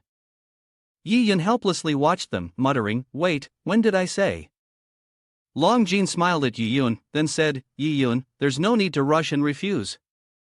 If you join Long's sect, I guarantee you the best treatment. Not to mention other things, I'll provide you with 1,000 spirit stones a month." Yi Fu sneered, "Give me 2,000, and come directly to my 10,000 Images Pavilion." But Yiyun cleverly declined. "Two sect leaders, although Kaiyuan's sect has many shortcomings compared to your sects, I, Yiyun, am not someone who betrays trust. The sect leaders have shown me great favor, and I will not commit an act of betrayal." Upon hearing this, Long Jin was pleased. "Humph, not only do you have exceptional martial talent, but your character is also extraordinary. I truly don't know what great fortune Kaiyuan's sect has to take in such an outstanding disciple like you." Yi Fu merely sighed. Long Jin continued to reassure, "These things were all within my expectations. Just because you refuse to leave your sect now doesn't mean you won't in the future. Long Jin has said it here today, if you ever face difficulties in the northern region, my Long sect will ensure your safety." Yi Fu crossed his arms and sternly spoke, "The 10,000 Images Pavilion is the same." Yiyun respectfully clasped his hands, "Then I thank both sect leaders for their support." Several birds spread their wings across the sky, while a group of people silently observed from the cliffside. Yan Feng, standing behind Yuan Dao, spoke up, "Sect leader, I did not hear that wrong, did I?" Yiyun has 2 Martial King sect leaders as bodyguards, and they are fighting over him. Wang Fan added, "The sect leader can rest assured. It seems that as long as Yiyun is willing, no one can pry into this matter." He turned his face away and muttered, "Nonsense, I'm not worried. Go back." But deep down, he felt uneasy, not knowing who it was, who would do anything to keep a watch on Yiyun. He feared that Yiyun might look for another higher branch, so they had to use birds for communication and eavesdropping. At the same time, deep within a mountain range of Kaiyuan sect, a deer stared intently at a chained object locked firmly in the molten lava. The enormous black heart began to throb violently. The mindless deer was thrown back by the red wind, its body pulled by red tendrils, leaving it helpless and screaming. The powerful heart surged upward, breaking all the chains that bound it. Suddenly, the heart was snatched by a red strange beast that had been lying in ambush, devouring it. The time had finally come. Not long after, a spaceship slowly began to move, echoing with sounds. In no more than an hour, it would return to Kaiyuan sect. Shangyan gazed at the distant sky, where the light had just shot up, but it was difficult to understand. "What is that?" It's the highest level signal flare of Kaiyuan sect. Wang Fan pointed at everyone and reminded them, "Sect leader, hurry and look, this is the great defensive formation of the mountain." What major emergency has occurred at Kaiyuan sect today? The mountain range was protected by a layer of blue barrier, and a powerful voice resonated in everyone's ears: "The Yuan Dao demon beast has gone berserk." The three of us had already imposed a ban on Kaiyuan sect, sealing off the entire Kaiyuan mountain range, but the movement of the beast herd has attracted the attention of other sects. Now, all the major sects have gathered at Kaiyuan sect, and all disciples must return as quickly as possible for defense. He was startled, realizing the situation was serious and unstable. If the other forces barged into Kaiyuan sect on a large scale, and if someone with ill intentions took advantage of the chaos, it would definitely lead to turmoil. Below the forest, there was a scene of fierce tigers attacking several weak disciples. Yi Yin immediately swung his sword and jumped down to assist. "Stay there, don't move." Without hesitation, as soon as his feet hit the ground, he struck with his sword, splitting the roaring tiger in two.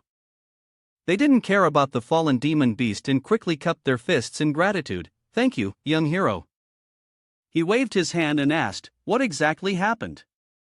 The young cultivator explained, "It is said that deep within the mountain range, the heart of the demon king, which had been dormant for a long time, has reappeared, causing the other demon beasts to enter a strange state, attacking indiscriminately.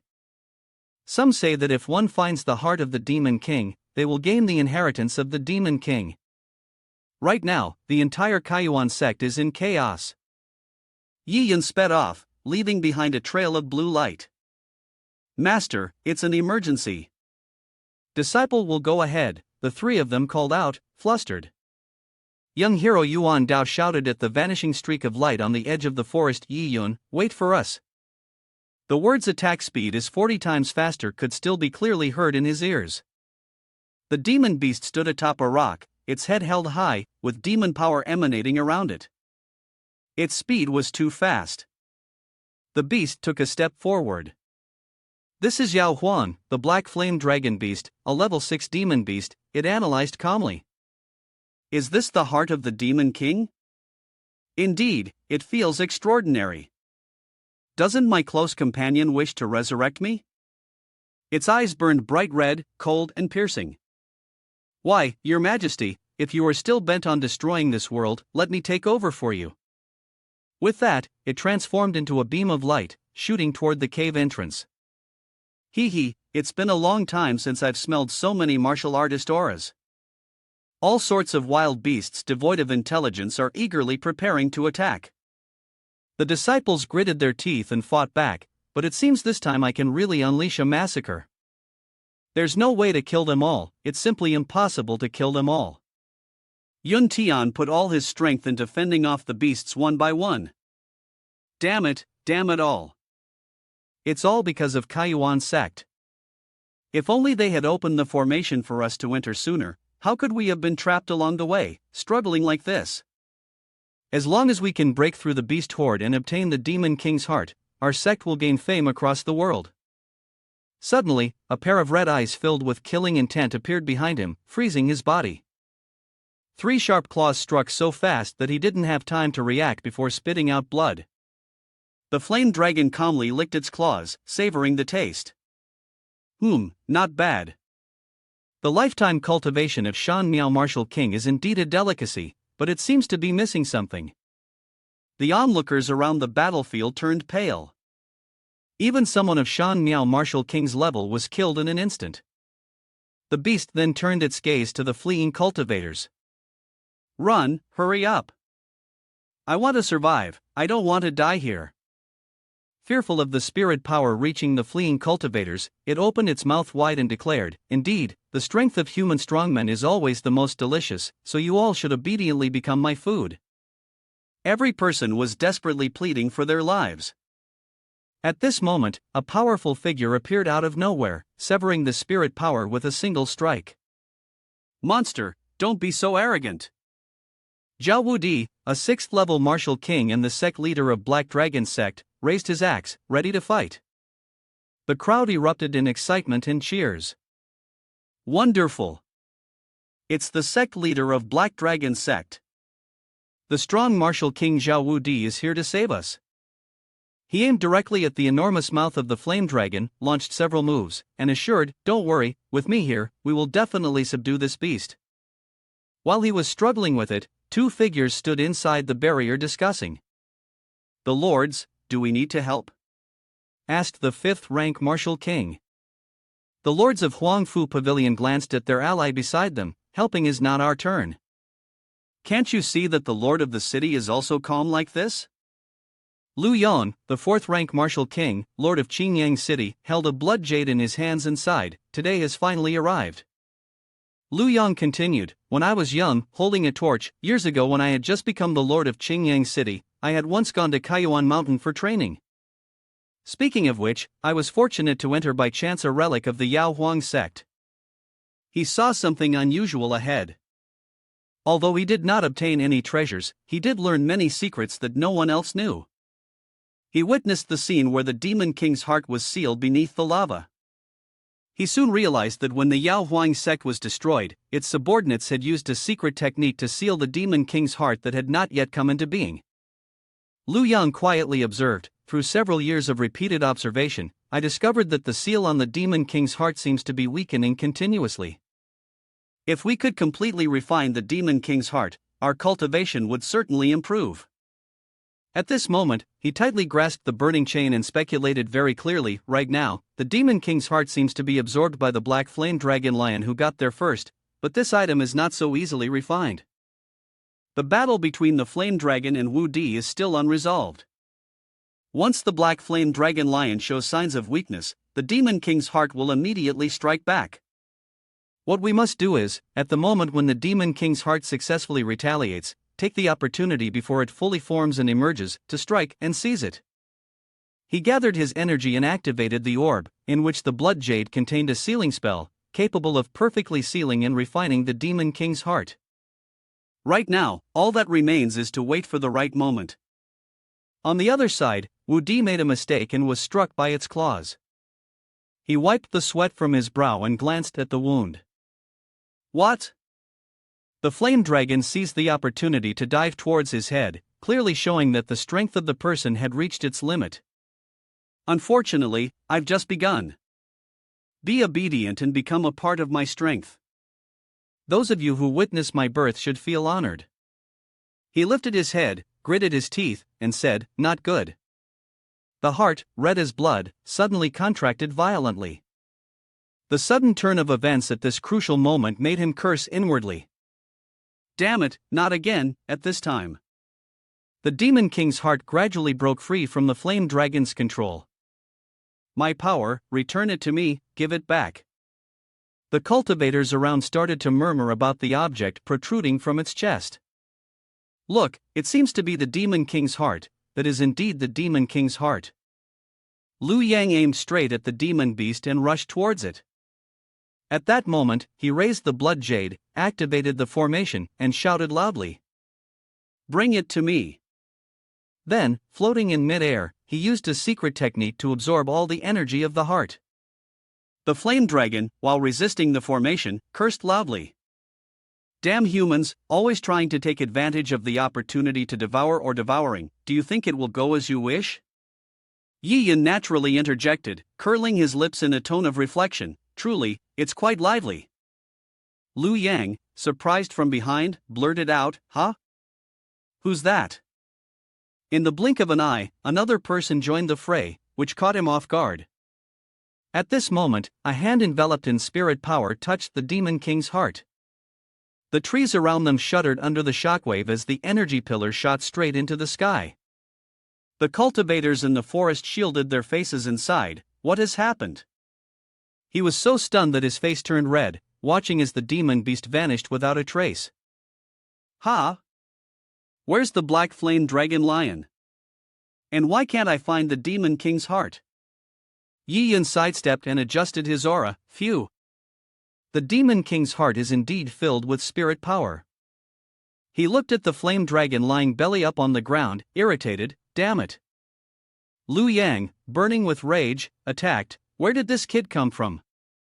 Dare to take advantage of the chaos and make a move? Do you believe I'll skin you, pull out your tendons, and chop you into 8 pieces? Yuan Dao stepped forward, shielding Yiyun, and spoke, Master, may I ask why you're attacking Yiyun? A surge of green spirit power flew towards them in response, because he deserves to die. He reminded the old man, Master, be careful. Lifting his sword in defense, he shouted defiantly, Who's there? Show yourself. Xiao hovered in midair, looking at Yiyun and saying, Yiyun, you are Yiyun of the Kaiyuan sect, aren't you? You killed my only young junior, Netherworld Elder was the one. Lu Yang halted the battle and sneered, Xin Yuan Dao, it seems your obedient disciple has caused quite a bit of trouble. A dark aura radiated from the old man as he extended his hand, demanding, Xin Yuan Dao, right? This kid, Yiyun, is your disciple, isn't he? That's easy then, hand over his Yiyun seal of the Dantian, and my Huangfu pavilion will never hold it against you. He stood in front of the disciple, calmly explaining, I know my disciple best, he would never indiscriminately kill innocent people. It must be that your younger brother committed some wicked act. He silently worried, not good, even Shiyu's Huangfu pavilion has arrived. He quietly withdrew from the dispute. The old man won't listen to any advice and declares, refusing to drink new wine, preferring to drink punishment wine. So, just obediently hand over your life. Xiao Ha struck with a sinister palm technique at Yiyun, and at this moment, he increased his speed by 40 times. Before the palm could land, they had already slipped away. Yuan Dao anxiously called out to Yiyun, Where are you going?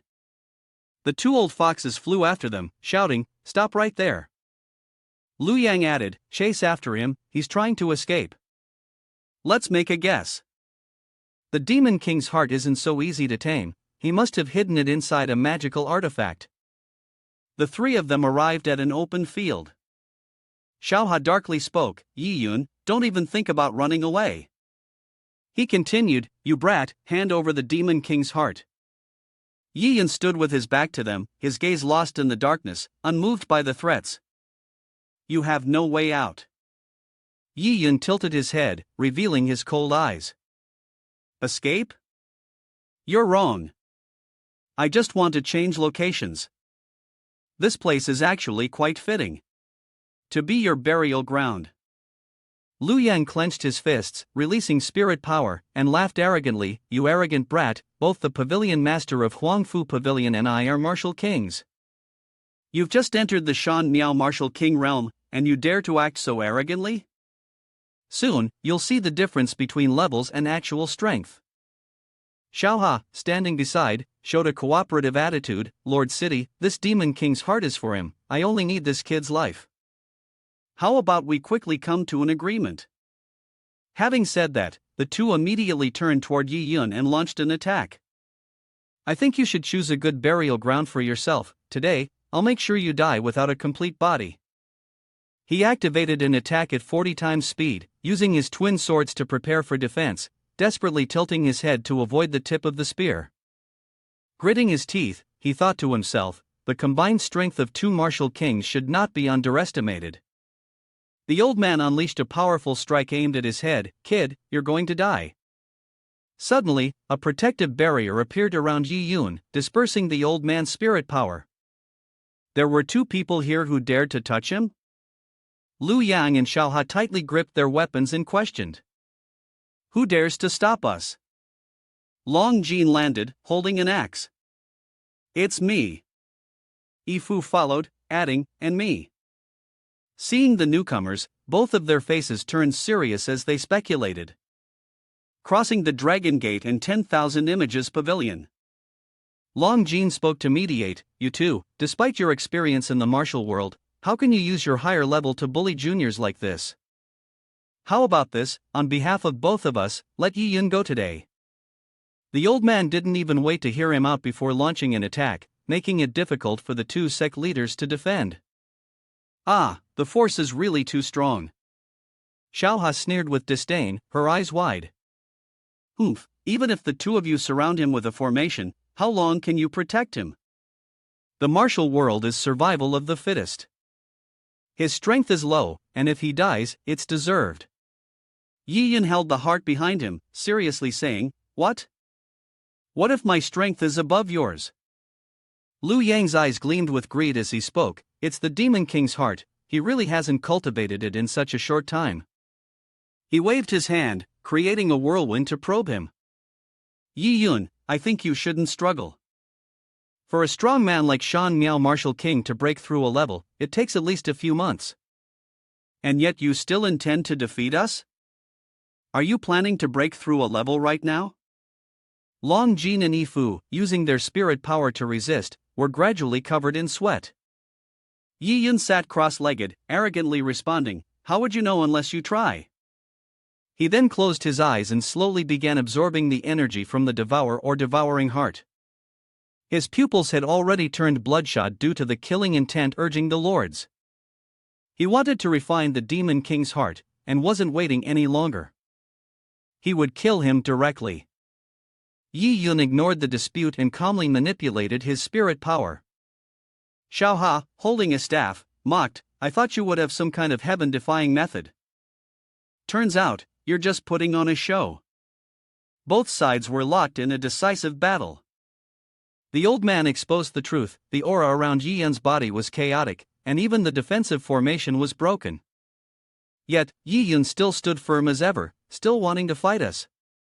"If you want to touch Yi Yun, you'll have to step over me first." Yi Fu swiftly blocked Liu Yang's way. "Your opponent is me." The old man revealed an arrogant expression as he formed a seal with his hand. "The master truly values loyalty, I admire that.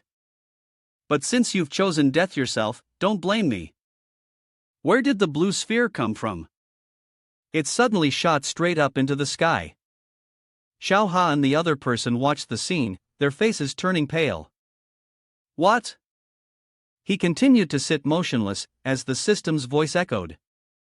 "Congratulations to the host for breaking through to Martial King Realm 4th rank, Martial King Realm 5th rank, Martial King Realm 7th rank, Martial King Realm 8th rank, Martial King Realm 9th rank, Martial Sovereign Realm 1th rank."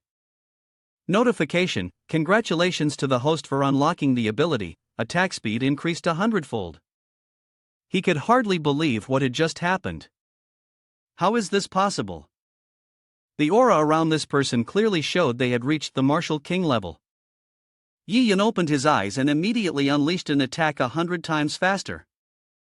He swiftly appeared in front of the old man and asked, "Do you want to take revenge for the young junior?" Before Xiao Ha could respond, he was struck by a sword through his throat, accompanied by Yi Yun's confirmation, "Then I will send you all to hell to reunite." The old man trembled helplessly, coughing up large amounts of blood. Liu Yang, terrified beyond belief, could only shout, "The lords!" Yi Yun closed in on him, sneering, "Don't be surprised, you're next." The coldness ran down his spine as he urgently tried to stop him. "Wait!" But the sword had already cut through his neck, leaving him no chance to call for help. Yi Yun turned his back on the corpses, lightly sighing, "High level doesn't mean everything. It's a pity, I tilt my head to teach the final lesson. You all had to pay with your lives for this lesson." The two sect leaders standing aside silently thought, "This person doesn't even need our protection." Somewhere in the forest, the group that had been killing wolves discussed, "What now? These frenzied demon beasts are uncontrollable, there's no way, we can only stop as many as we can." Yuan Dao struck each one with calculated precision, warning, 1,000 times, "Do not let them invade the village." Qin Zhao, unaware of the fierce tiger lurking behind, heard the reminder, "Be careful, be careful." Someone snapped their fingers, and the white tiger's bloodshot eyes suddenly seemed to react, blinking and returning to their usual white. He and she stared in awe at the white tiger regaining its composure. "Ha! Why did it suddenly stop?" Realizing that the demon beasts had all knelt and surrendered, her cousin understood. The demon beasts had surprisingly submitted to Yi Yun. Yi Yun folded his arms and thought to himself, after refining the Demon King's heart, controlling these lower-level demon beasts and making them naturally submit was no problem. Qin Zhao, looking down from the rock cliff, asked Han Yi Yun, "Are you all right?" "We were worried you'd die." He replied calmly, "I'm fine." Xingzhu hesitated slightly and spoke up, Yi Yun, your cultivation seems. He raised a hand dismissively, though those present realized that by some stroke of fate, he had broken through. Dao Yuan, with a difficult-to-read expression behind him, demanded, Yi Yun, come with me. Upon hearing this, his expression grew serious, and he turned to call, Master. The girls echoed in unison, Sect leader. Sometime later, inside the main hall of Kaiyuan Sect, he clasped his hands and inquired, Yi Yun, has your strength reached the martial king level yet? He respectfully responded, Master, disciple's cultivation has broken through to the first rank of martial king. He stroked his beard and sighed, a tall tree often faces the wind. Yi Yun, you speak the truth. Without me even saying it, you already know your cultivation is truly too remarkable. Then, he observed Yi Yun and continued, and in an instant, the disciple had taken the heart of the demon king. There are countless people watching him, because what is called an ordinary person does not bear any fault, but the one who possesses the precious jade does, and people from other sects will certainly not easily let him go. Yuan Dao made the decision with utmost seriousness. From now on, those who cultivate behind this mountain, though Kaiyuan Sect is not the top-tier sect, we can still barely protect them adequately. If any other sect dares to come and cause trouble, we, the entire Kaiyuan Sect, will make sure they leave with no return. Qin Jiao anxiously interjected, wait a minute, isn't this just like confining Yi Yun? Xingzhu raised her hand to block her. Qin Jiao, little girl, sect leader, is thinking of using the magic treasure to protect Yi Yun. He bowed to express his opinion. Master has brought a great disaster to the sect. Indeed, as a disciple, I do not wish to see this. Yi Yun's gaze became even more resolute, but since the disciple had done this, he was not afraid to bear the responsibility. After speaking, he transformed into a beam of light and rushed out of the hall, with the disciples calling after him in a panic, Yi Yun, wait, what do you want? Outside Kaiyuan Sect, many people armed with weapons waited at the main gate. The plump cultivator, carrying a large blade, said in confusion, Master, what should we do now? The sect leader, leading the group of disciples, spoke in a mocking tone, Humph, wait for old 7th Qin Yuan Dao to come out, then tell him to hand over Yi Yun. I don't believe that for a little Yi Yun, he would dare to go against so many sects. Suddenly, a beam of blue light shot down next to him. Yi Yun calmly landed on top of a sphere in defiance, with just you guys, do you dare to fight me? He angrily urged, it's Yi Yun, quickly, the demon king's heart is with him, kill him and take it. As soon as the words left his mouth, his sword energy sliced through the man's neck. A blood-curdling scream echoed in the air. Ah, Master. He raised his sword to announce, listen carefully, all sects. Yi Yun, today I voluntarily leave Kaiyuan Sect and hereby declare with the sect token, from now on, I sever all ties with Kaiyuan Sect. My relationship with Kaiyuan Sect is over. The item in his hand was crushed to pieces as he coldly emphasized each word, like the token itself. The women watching this scene all had grim expressions on their faces. What? Yi Yun, do you know what you're saying? Yuan Dao rushed forward from afar, yelling angrily. Yi Yun, you rebellious disciple, how dare you destroy the token of Kaiyuan Sect? He did not turn around but lightly dodged the man's attack. A flash of light suddenly appeared as he frowned and deduced that this was a tactic, then raised his hand to strike the man's back, causing him to groan in pain. Ugh! The crowd, eager to gossip, looked pale and whispered among themselves. What's going on? Yi Yun is betraying his sect. Most likely, Qin Yuan Dao also wants to take the demon king's heart. But Yi Yun refuses to hand over the fake one. Before anyone could react, he activated his movement technique and disappeared, all while teasing. Ladies and gentlemen, if anyone wants the demon king's heart, then come and take it by your own abilities. Yi Yun will accompany you till the end. People leaped into pursuit, shouting, Yi Yun must die, capture him at all costs, chase him down. Linga cried out, pleading for help. Yi Yun, wait for me. Xingzhu quickly restrained her and gently comforted her. Calm down, he will be fine. She opened her mouth wisely, he did that mostly to protect the sect, and also us. Yuan Dao clutched his chest reproachfully, Humph, that brat, using only a fraction of his strength and still managed to injure me this badly? Wang Fen pondered deeply. Sect leader, do you think we should send some people to look for Yi Yun? In case we find him, we could still protect him. He raised his hand in refusal. No need. Since Yi Yun is no longer a member of our Kaiyuan sect, if we make a move, it will only become the subject of others' gossip. His profound gaze reflected a certain calmness. Besides, I have entrusted him with the sect's most treasured relic. This time, we must see Yi Yun's destiny, his ingenuity and abilities. I believe he will surely break through and open up a whole new world. He gripped the item in his hand tightly, continuously accelerating.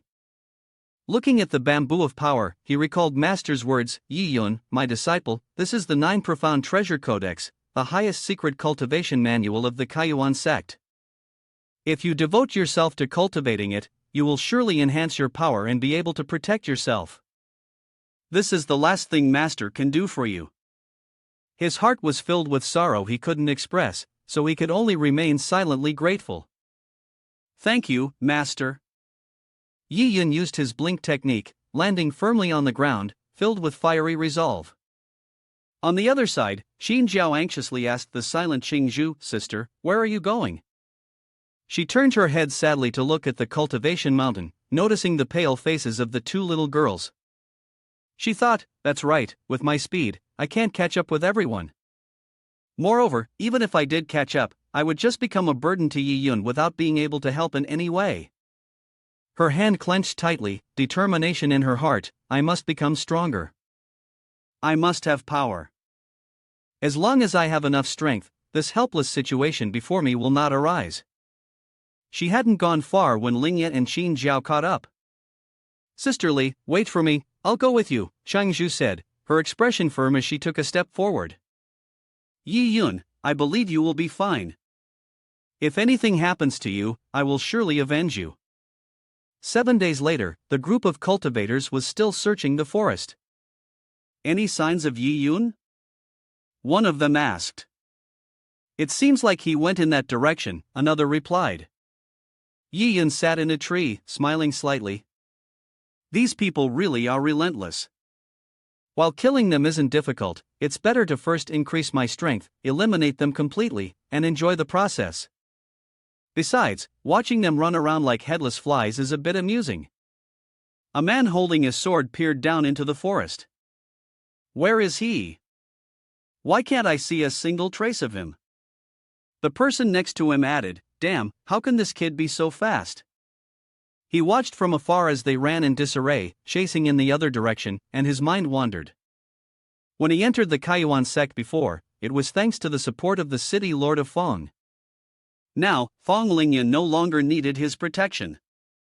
He clasped his hands behind his back and murmured to himself, half a year from now, the Tianla Empire's genius competition will begin. So, I still have half a year left. I might as well search for new opportunities and cultivate the 9 Profound Treasure Codex. The place he chose was the Snow Mountain, located in the Han Tian district on top of the snow-covered peak. The carriage, drawn by 2 horses, rolled across the snowy ground. The young girl, named Wumi and I, arrogantly sighed, I said I would go train, but the moment we ran into a slightly stronger demon beast, it all seemed pointless. I'll never go out again next time. The coachman smiled and tried to comfort her, young lady, this training was not without gain. Your cultivation has made progress, and when we return, old master will definitely praise you. The carriage sped ahead, stirring up a cloud of dust. Mi and I quickly drew her sword and shouted, Zhongshu, what's that sound? A startled cry echoed as they realized it was a level 6 fire demon beast. In front of them was a monstrous beast with a fiery mouth wide open. Zhongshu broke into a cold sweat, unable to believe it. How is this possible? A level 6 demon beast, why would one appear in this area? We were ambushed by 2 fire demons before we even had a chance to prepare? Mi and I raised her sword and cursed angrily, vile creature, how dare you? Watch me deal with you. Zhongshu, more cautious, urged her, young lady, run quickly. You are no match for them. The fire demon was already upon them, its claws outstretched. Mi and I turned anxiously to call his name, Zhongshu. But the other one wouldn't leave her alone. It lunged straight for me and I. As someone's foot landed, the ground shattered, and the immense power of the strike sent shockwaves, knocking all of them away. Yi Yun chuckled lightly, muttering to himself, only a few left, and they all came running here. Then he suddenly greeted them, I was hunting demon beasts in the mountains. I hope none of these hurt you by accident? The two behind him were startled. Me and I blushed and stammered, no. No, we're fine. He touched the fallen fire demon and explained, by the way, this one was just a guard. She froze, narrowing her shoulders. Zhongshu, I didn't hear that wrong, did I? He looked about the same age, and yet I could kill 100 level 6 demon beasts on my own.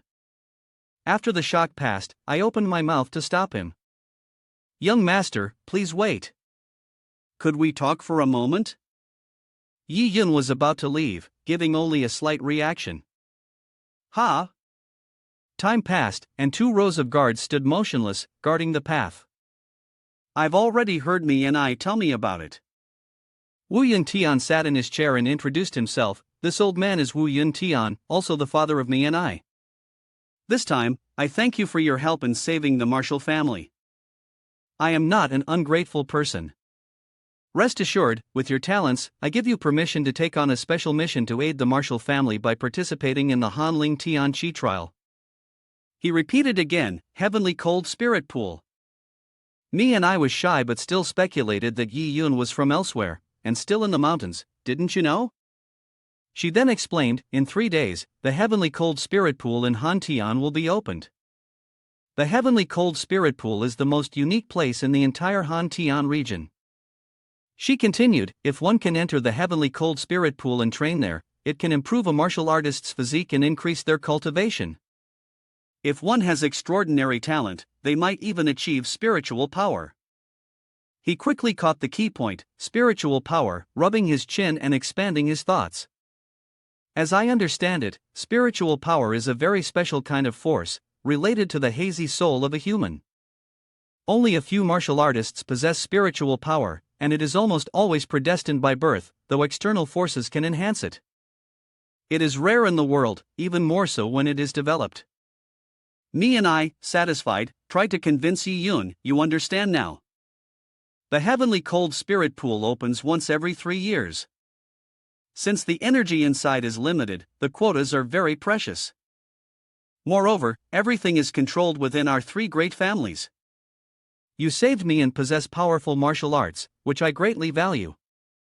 You represent our martial family, so let's see how you perform in this trial. Yi Yun closed his eyes and absorbed the surrounding spirit chi while concentrating on his thoughts. The 9 profound treasure codex that Master had given him had already been perfected. The system displayed a detailed notification. Yi Yun's current level was Martial King Rank 2, with 1.28 billion out of 1.4 billion experience points. Once his experience points were full, he could break through to Martial King Rank 3. Next, the system listed the martial arts he possessed. After reading the information, he clenched his fist and felt it. As his level improved, he felt it more clearly. There was still a lot of surplus power within his body, hidden everywhere. If he could utilize the power of the Heavenly Pond, perhaps he could unlock this hidden strength, and his cultivation could increase even further. The sunlight shone down on the Han Tianju arena, and a voice reached everyone's ears. You must have been waiting for a long time, right? The middle-aged man, Zhang, introduced with both hands, I am Lord Li Xiao, the mayor of Han Tian District, and I will be the host of this grand event. He briefly summarized the complexities of the competition. Compared to the previous competition, the champion would be selected from the top 5 disciples from the 3 great families who would spar against each other. Of course, outside participants could also be invited to follow the rules. The one-on-one battles were simple, and the final ranking would be determined by victories. Yi Yun listened attentively. Furthermore, in a hand-to-hand fight, there are no rules. If you are injured or crippled, you will bear the responsibility yourself. But there is one thing, it is not allowed to kill someone with malicious intent. Anyone who violates this will face the consequences. The teenager standing next to him curiously asked, "Ye brother, the martial arts contest is about to begin, what are you still looking at?" He replied slowly, "Of course, I am looking. I am searching for a special person hiding among the crowd, the opponent who has the best ability to withstand blows." In their line of sight was a man with a sinister appearance. The teenager enthusiastically discussed, "Brother, you're sharp-eyed, his name is Du Hong, and he might be the toughest opponent in this competition." This sparked Yi Yun's interest. "Ah, what's his background?" A punch had cracked a huge stone into pieces. Du Hong's origins were very mysterious. It was said that he didn't come from the Han Tian district, or even from the Tianla Empire. However, his strength and talent were astonishing. At just over 20 years old, his cultivation had already reached the 6th rank of the martial king realm. But me and I still appeared uninterested. On one occasion, he had fallen in love with me and I, our young lady, at first sight and had proposed to the head of her family. But our young lady, how could she want to marry a stranger she had just met? She rejected him on the spot. Ashamed, he chose to collaborate with her family's enemies. As a result, Du Hong became furious and struck a deal with the biggest rival of the martial family, the Zhang family. He promised to help the Zhang family win the championship. In return, he wouldn't need the precious quotas to enter the Tianqi, but in exchange, the Zhang family had to find a way for Du Hong to marry our young lady. He raised his hand and whispered, which was also the reason why our old master young lady wanted to seek powerful external help. In short, this man, Du Hong, brother, it's better to be careful. He observed for a long time, denying in his heart, not realizing that the person wasn't him. The one behind him was truly not an ordinary person, and there were even 2 old experts who had reached the martial emperor level standing beside him. The 2 strong men had pitch-black eyes, and their aura was incredibly powerful. Yi Yun stroked his chin, his gaze thoughtful. It was interesting that 2 martial emperors were willing to be his servants. It seemed Du Hong's identity was not simple at all. Li Xiao stabilized the order, then spoke, "Now, all the contestants will come up on stage to draw lots and prepare for the competition." The giant arena stirred his excitement. The first battle between Du Hong and Li Ming began. He held a sword in one hand and gathered energy in the other, very calm. "Newbie, you can't win." In the blink of an eye, the referee had to announce, "Du Hong wins." Yun Tian frowned, confirming that Du Hong's strength was indeed too powerful. Me and I anxiously blurted out, "Yi Yun, you should also deal with your opponent swiftly."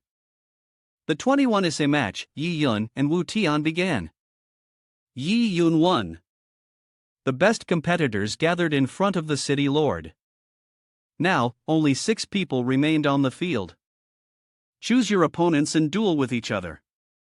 The 3 remaining who are not defeated will be the final winners. Du Hong raised his sword to challenge him, "Is Yi Yun your name? I saw in the previous match that Wu Mini's eyes were always on you. So, what? Are you her sweetheart?" After finishing his words, his eyes grew colder, and the wicked smile on his face quickened its attack. He closed the distance behind her, intending to launch a sneak attack. She was the woman that this young master had set his sights on first. "You dare seduce my woman? You really have guts," he sneered. Yun Tian's face turned pale as he spoke, "You're fast, I admit." She panicked and warned, "Yi Yun, be careful." Before anyone could catch their breath, he unemotionally grabbed his sword. His gaze towards the man was filled with mockery. A martial king at rank 6, and this is the extent of his strength? Yi Yun snapped his fingers, and the hard sword blade broke into pieces. "Use your full strength, or else it'll be boring." Du Hong was sent flying, groaning in shock. "What? Yeah." He struggled to steady himself, his face twisted in rage, a trickle of blood running down. The 2 old men gritted their teeth and shouted, "Young master." He wiped the blood from his face, still with a mocking tone, I didn't expect that. You're a body cultivator, and yet your strength isn't simple at all." "You made me bleed?" His hand began gathering purple spirit power. "Initially, I planned to teach you a simple lesson, but now, I've changed my mind." His messy pink-red hair and bloodshot eyes continued.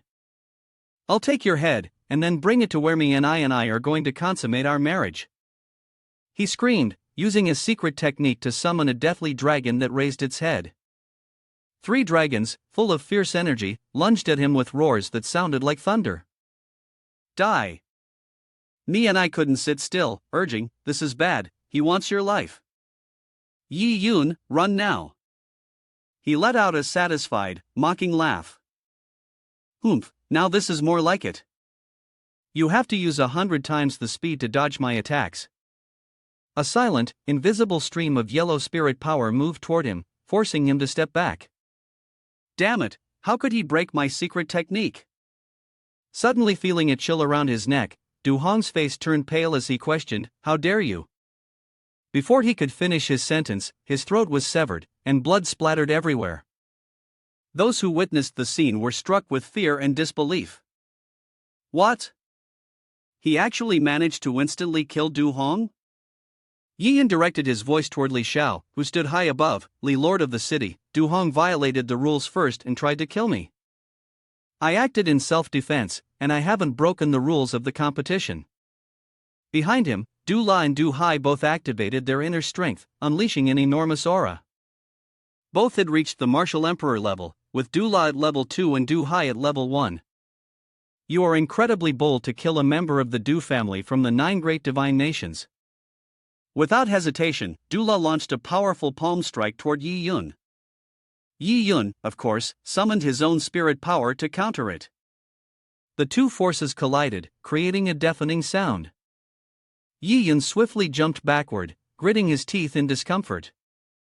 "These two are a bit troublesome." Wu Yun Tian, witnessing the scene, was left in shock. What? Du Hong was a member of the 9 great divine nations? Wumi and I, standing beside him, was just as confused. What is the progenitor of the 9 great divine kingdoms? Why have I never heard of it before? An awe-inspiring scene of nature unfolded alongside his thorough explanation. Our heavenly martial continent is divided into Dongzhou, Xiyu, Nanjiang, and Beimo. Dongzhou is close to the sea, prosperous, stable, and rich in resources. Most areas of Xiyu are located in vast, desolate deserts. Nanjiang lies deep within the dense forests of mountain ranges, while Beimo consists of barren deserts and the extreme cold regions. The climate is harsh, and resources are scarce. Each region is classified into empires based on the strength of its national power. Following that, there are clear distinctions in the levels of hierarchy. The Tianla Empire we are currently in is merely a second-tier empire.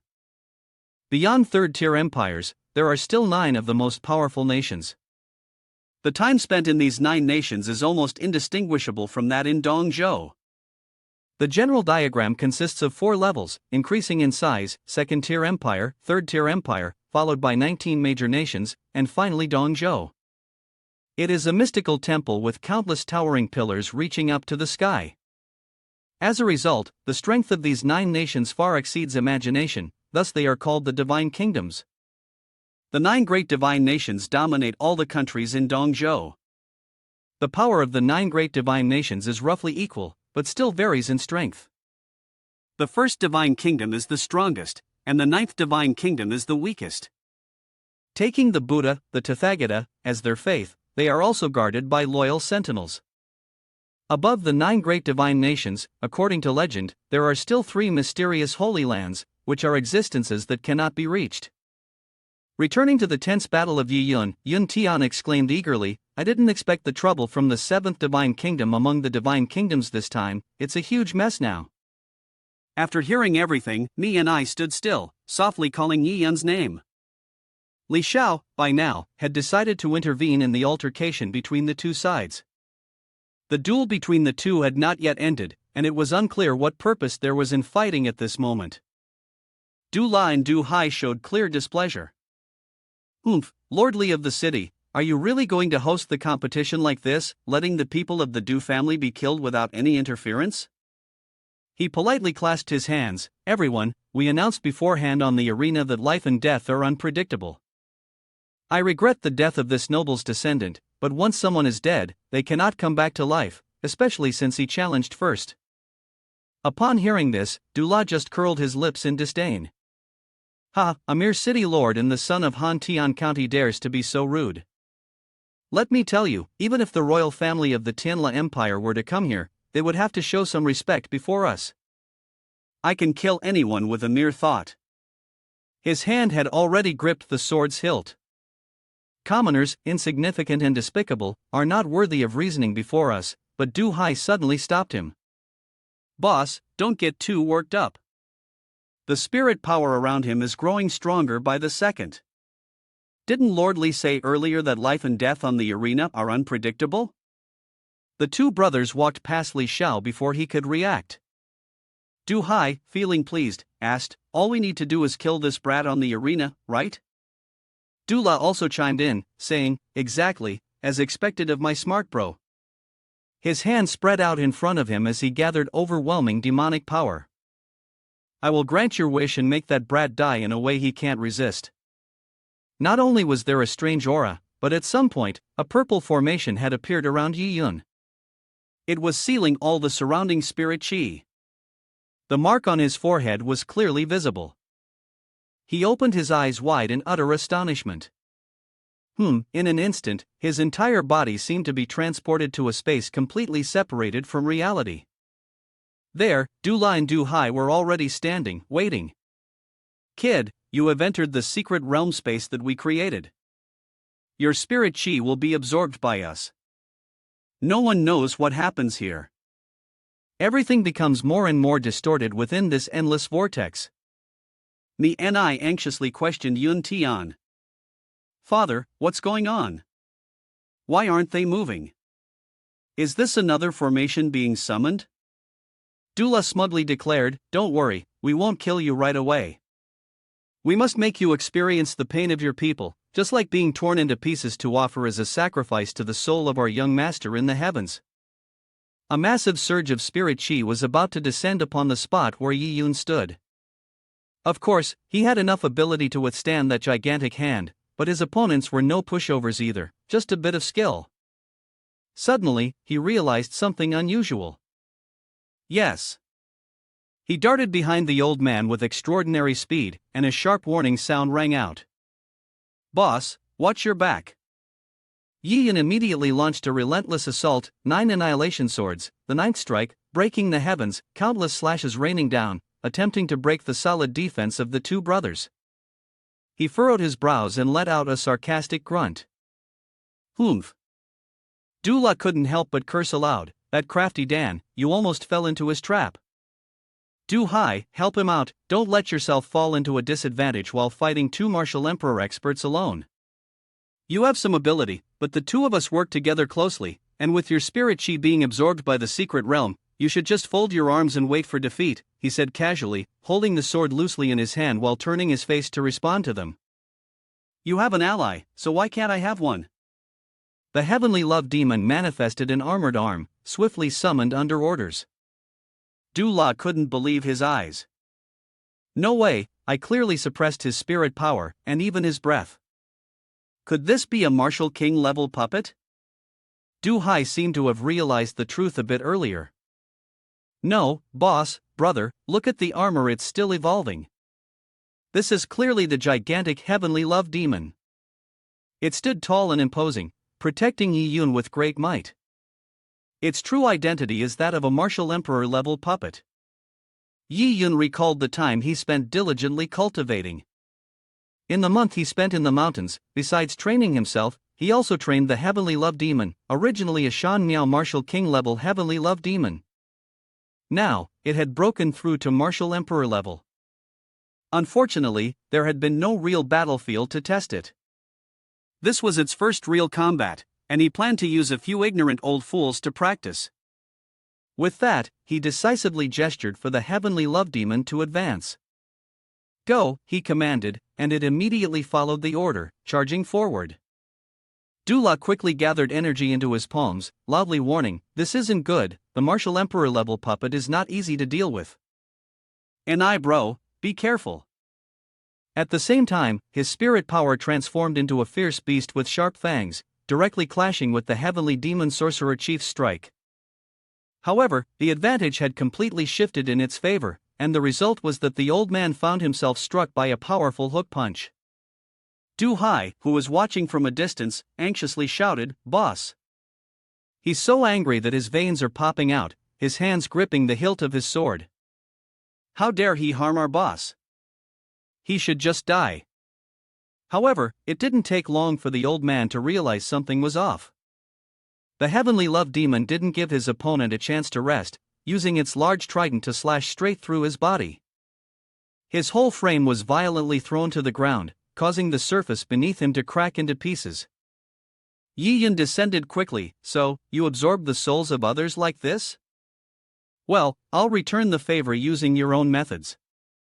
Even though his internal organs were pierced and he was in pain, the old man remained stubbornly defiant. How could this be? Yi Yun said, opening his palm to absorb the opponent's spirit chi. "I'm taking your spirit power now, no more politeness." As the energy continued to drain from him, the old man let out a blood-curdling scream, his face looking deathly pale and gaunt. Yi Yun then turned toward Du La, who was trapped in the rubble nearby. He smiled arrogantly. "As for the other one, hurry up and join your young junior down there." The old man lay flat, his mouth full of blood, growling in fury. "Yi Yun, this old man is not willing to accept this." He brought his two fingers together, releasing a strange red aura. It flew straight at Yi Yun's face, catching him off guard for a moment. His eyes widened in shock as the energy dissipated. One of the fragments of that energy suddenly penetrated into his forehead. All he could see was that a large spurt of blood erupted from his mouth. His whole body felt heavy, forcing him to kneel and lean on his sword for support. A small purple circle appeared on his forehead, giving an eerie sensation as if he were seeing fragments of glass. These were shattered memories. First, there was the scene of scenery of Leaf without life, holding Yi Yun's hand. Both of them stood together, watching the figure of a woman walk away, her hand reaching out as though trying to stop her but failing. "You don't go, please. Yun and I is still small. What am I supposed to do now?" This woman was none other than the saintess of Ziyu Holy Land, known as Yun Yuer, Yi Yun's mother. She gently spoke to her son. "Yun and I, this is the last thing I can do for you. I hope, when you grow up, you won't blame me. I, Wu Shang, have used magic to seal Yunni's memories, hoping that he will grow up to be an ordinary person, and not be dragged into the storm of gossip and turmoil." The young face back then was full of helplessness. He once again tried to persuade her. "You stay here. Let me think of a way to solve this." But her heart had long since been set, and it was already too late. Someone from Ziyu standing beside them hurriedly reminded her, "You young lady, time does not allow for delay.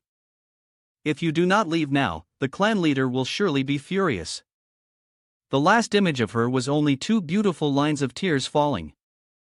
"Wu Shang, take good care of our Yin and I." Wu Shang cried out in despair. "You All the shattered memories slowly gathered, leaving Yi Yun feeling a bit disoriented. "You Mother." Duele's face turned purple, gasping for breath as he ground out each word. "How is this possible? The demonic poison 7 Illusions heart has burned the fresh blood of every part of our family's body, yet you didn't die instantly. This is impossible." He struggled and whispered, "So it's like this, it's the Ziyu Sacred Land, it's the Sacred Land's technique that protected you." A question was asked. "Idiot, who exactly are you?" Yi Yun stood silently, an indomitable statue rooted in place. Only then did me and I anxiously rush over. "Yi Yun, brother, are you okay?" He responded indifferently, "I'm fine." She carefully checked his body, and after a moment of confusion, she suddenly screamed, "Clearly, you've been poisoned." It really is the case. A symbol resembling a centipede appeared, with a black aura spreading across the back of his hand. The moment he realized it, even he didn't expect to have been poisoned by such a strange toxin. Li Xiao made a judgment. Could this be the legendary demonic poison 7 Illusions heart? Ni and I, confused, asked, "Lord Li, what are you talking about? Is this poison really that terrifying?" He explained carefully, the demonic poison 7 Illusions Heart is one of the most difficult poisons to resolve in the legend of Dong Zhou. It requires the blood of the poisoner as a conduit, and needs to be concealed within the body for decades, or even longer, to resist it. In simple terms, to create the demonic poison 7 Illusions Heart, a large family must be used, drawing blood from the key members of several families to nurture the heart demon poison. The entire process is like cultivating an ancient parasite. The process of cultivating poison is by no means simple.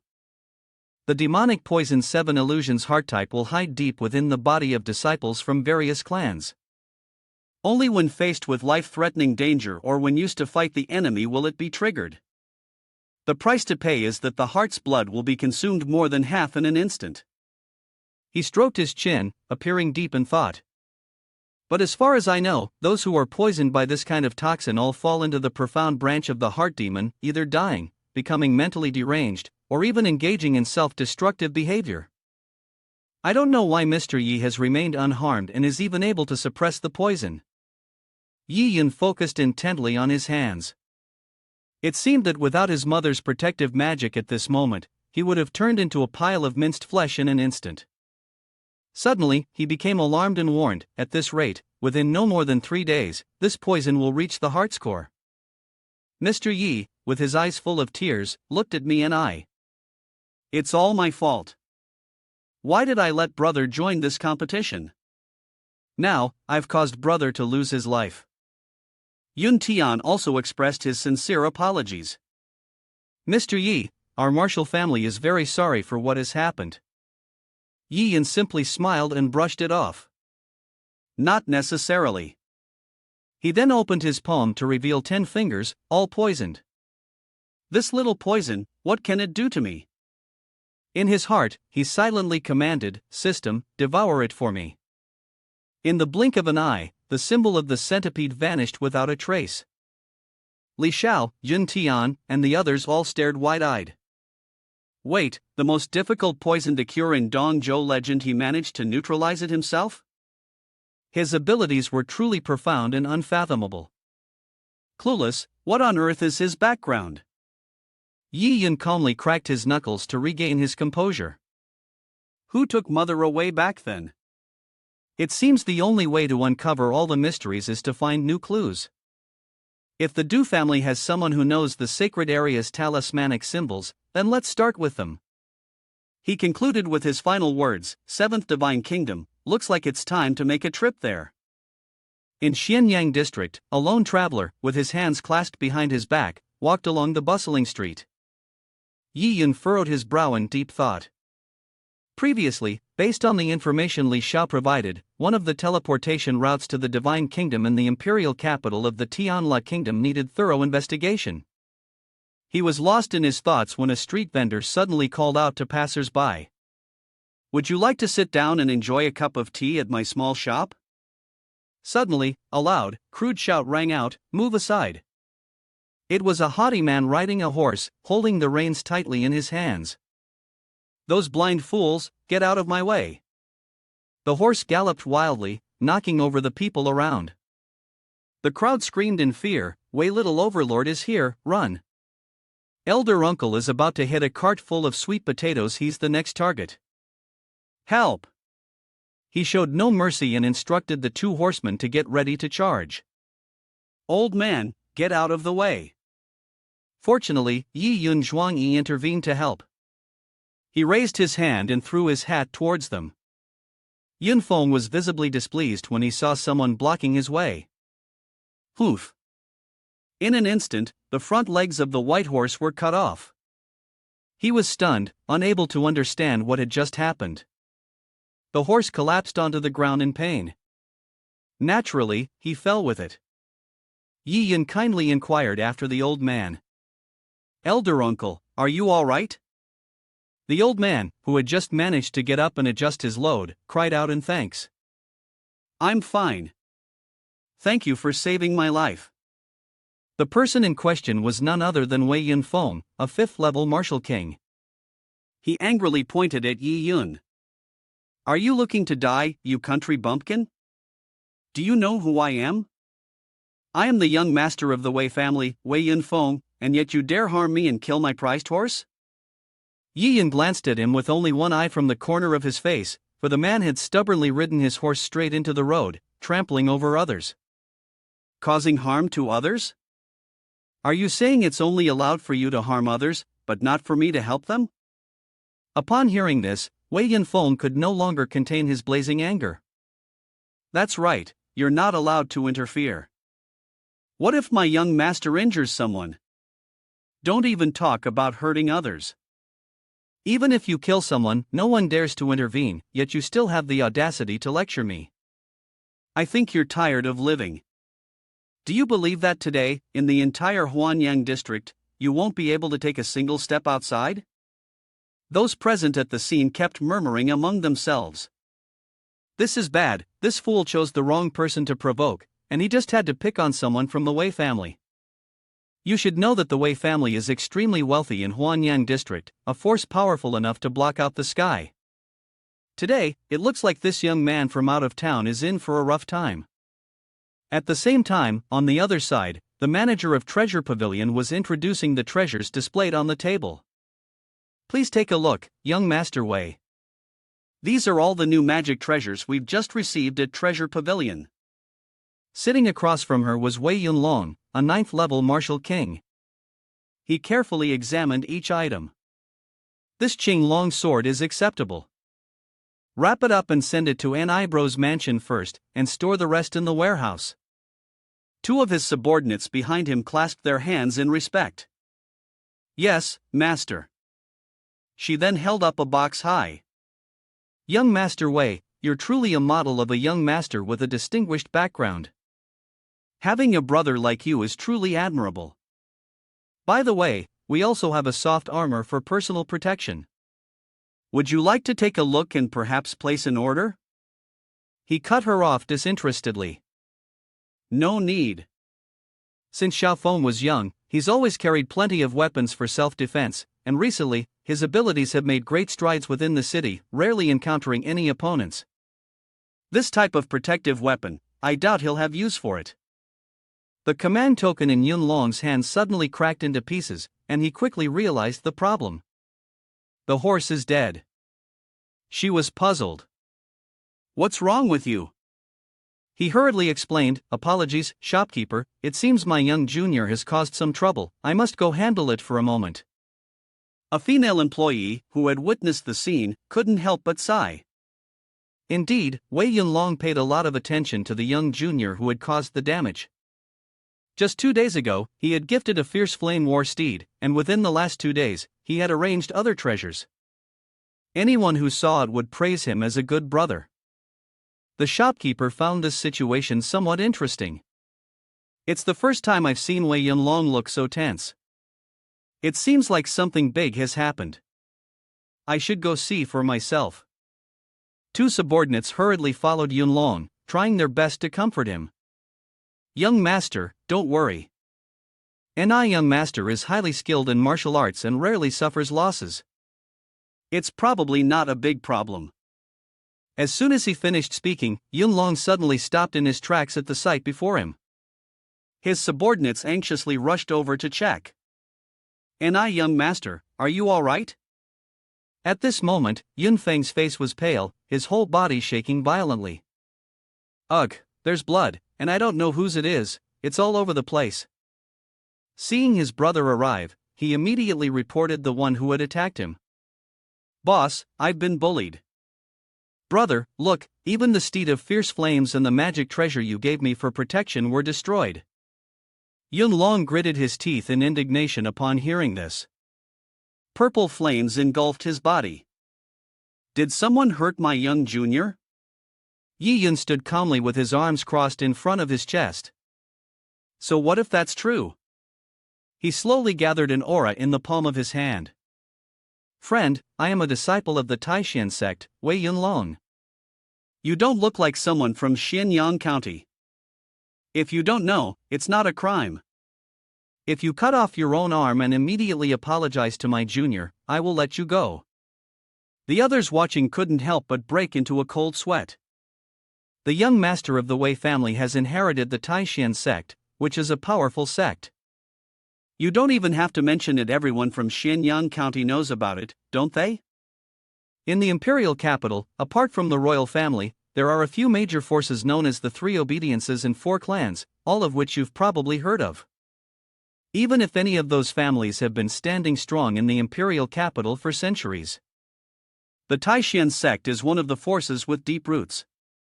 To put it simply, these families can be considered like a small royal family. If you cause trouble with them, things could end badly for you, your life could even be at risk. The young man acted recklessly by saving someone today. However, this did not shake Yi Yun in the slightest. The person was his brother, and it seemed he didn't take anyone seriously, just like the Wei family's way of doing things. The young junior of yours is reckless, capricious, and has no regard for human life. Then, he causes trouble, eating and screaming at the same time, and must be strictly disciplined. If you, as an older sibling, refuse to teach him, then certainly someone will step in to teach him how to be a person. Before Yunlong could react, Yi Yun had already slipped behind him. Yunlong unleashed a powerful purple spirit chi to block his strike. However, Yi Yun easily dodged it, as if flipping his hand over, even having enough time to evaluate the situation. Compared to the useless young junior, your strength is indeed much stronger. Worthy of being used as a target for some practice. He furrowed his brows in anger. What did you say? His sense of pride had been officially offended, and he immediately condensed his spirit chi into a ball. Fine, if that's the case, let me see if you're truly capable. Noticing the escalating tension, his subordinate carefully helped Yun Feng up. Young master, we should retreat quickly. He could only shout out in surprise, ha! Yunlong gritted his teeth, his palm brimming with intense energy, and charged forward. Four of you, be careful. This move is one of the most powerful martial techniques of our Taishan sect. Flame Star Break. However, Yi Yun's speed was 100 times faster. He lifted his leg high, his hands and feet dancing elegantly. Without hesitation, he kicked directly at his opponent's chest. Too slow, the blow caused some damage to his spine. He was sent flying far away, leaving a trail of dust and smoke on the ground. Yun Feng and his subordinate couldn't help but feel worried. Boss, young master, although he managed to hold on, his entire body took considerable damage, and he spat out a mouthful of blood. He quickly wiped his mouth, but his gaze clearly showed that he wasn't ready to give up. Your cultivation level definitely isn't just at the martial sovereign realm. Where did you learn this from?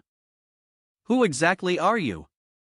Yi Yun stood with his arms crossed over his chest, answering calmly, I'm just a wandering cultivator with no sect. A fiery aura surged around his outstretched hand. Now, I'm giving you two a chance.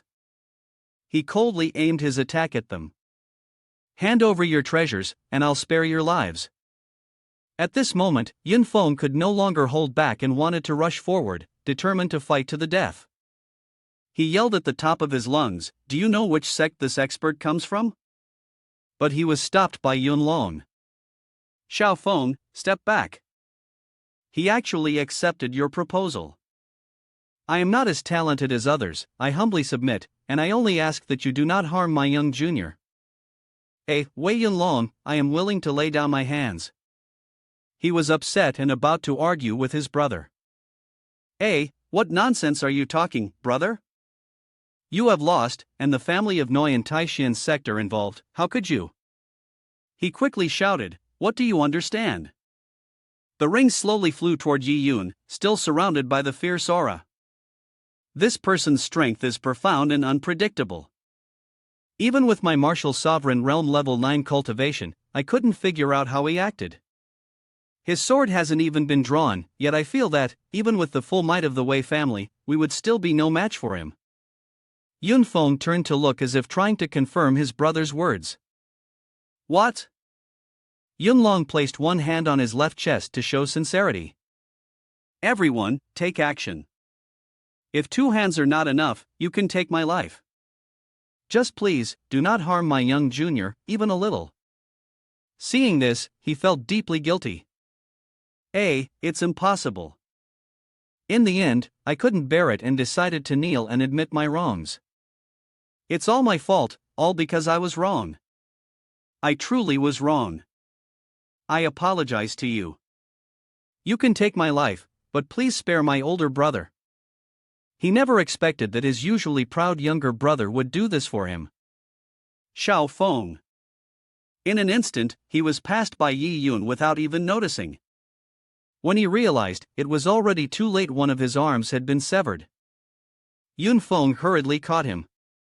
His face went pale, and his whole body collapsed to the ground from the excruciating pain. He crossed his arms behind his back. Wei Yunlong, because you are willing to sacrifice your life for your family, I will give you a way to live. Then he turned to warn his younger brother. Wei Yunfeng, you should feel fortunate to be reincarnated with such a good brother. Out of respect for your older brother, I will spare your life this time. But if you continue to be unrepentant, I will no longer have a second hand to cut off your head. Without hesitation, Yunfeng bowed deeply, thanking the gentleman for his generosity. Wei Yunfeng, I will change from now on, and will never act recklessly again. Yi Yun left without another word, leaving the two brothers to settle things between themselves. He anxiously asked, it's all my brother's fault, are you okay? His body trembled violently, but he still tried to endure. I'm fine, don't worry. Behind the window, the shopkeeper had witnessed the entire situation. She sighed and said, "This kid is quite interesting, go inform the lords." The female staff member immediately took the order. Yes. In the vast blue sky, a ship hovered in mid-air, slowly approaching the harbor. A voice echoed over the loudspeakers. "Dear guests, we have arrived. Yi Yun is also here." He walked step by step toward the gates of the imperial capital of the Tianla kingdom, finally arriving. Suddenly, a middle-aged man appeared from behind and introduced himself. "Young master, you must be from outside the borders, is this your first time here? I am the omniscient student of the imperial capital. Would you like me to provide you with some information about the imperial capital?" "Only 20 spirit stones are needed." Yi Yun tossed a pouch of money to Xiao Shang and sternly asked, "I want to go to the 7th Divine Kingdom, what should I do?" He eagerly replied, "This is easy to explain, very easy. In our Tianla kingdom, we have a total of 3 teleportation arrays. One is a normal teleportation array, which can take you to neighboring countries. Anyone can use it by simply paying with spirit stones. The second one is reserved exclusively for the royal family and the military, while the last one is the teleportation array that young master is looking for, to travel to the Divine Kingdom." Upon hearing this, Yi Yun was satisfied. "That works well. I will give you 40 spirit stones. Have someone take me to the teleportation array." With that, he tossed another pouch of money, and the man happily caught it. "You don't need to hurry, young master. Let me explain everything first." He gave a very detailed explanation, mentioning that the 3rd teleportation array only opened once every 6 months. The next opening would be in 3 days. The 9 great divine nations were far superior to the many empires. If someone from an empire wanted to enter the Divine Kingdom, they would have to undergo a rigorous and thorough inspection to ensure that no harmful elements could sneak through. Not only would one's identity and background be investigated, but even the treasures on them would be examined, and even self-defense tools would not be allowed. Yi Yun pondered. Weapons and magic treasures could temporarily be stored in his system to avoid being inspected, he realized. But given his current identity, with several sects still hunting him down, it might not be easy to pass through. This is a bit troublesome. Xiao Shang hinted, "Of course, the rules are strict, but people are flexible." Over time, the teleportation array to the Divine Kingdom has become something of a routine. As long as one has a strong background or a powerful family or sect vouching for them, exceptions can be made. When he heard him say, "Therefore, the young master wants to enter the Divine Kingdom, it is necessary to find someone with a background, willing to vouch for the newcomer." Yi Yun's gaze was full of meaning, and at that moment, the voice of a woman was heard. The treasure pavilion can ensure the young master's safe entry into the teleportation array to the Divine Kingdom. It turned out to be the manager of the treasure pavilion, who generously said, "Is it Yi Yun, the young master? My lords have been waiting for you for a long time." They then went together to the treasure pavilion, which was bustling with guests. The manager of the pavilion left with a few words: "My lords will be here soon, please, young master, rest for a while here." Inside the room, a lavish banquet had already been prepared. Yi Yun felt suspicious. The lords of the treasure pavilion were really mysterious, and he wondered what kind of medicine was in that vial. He sat in the room, his eyes vigilant. Suddenly, the two lamps behind him transformed into something resembling crystals, with thousands of sharp spikes shooting out. These needles, infused with dark magic, aimed directly at him from behind. Having sensed it, he calmly sipped his tea while creating a brilliant golden shield around him. He gently placed the teacup down, and at the same time, all the sharp needles lost their magical energy and fell to the ground. At that moment, the sound of applause was heard, followed by a compliment. "The young master is quite powerful." It was Jiang Yu, the lord of the treasure pavilion.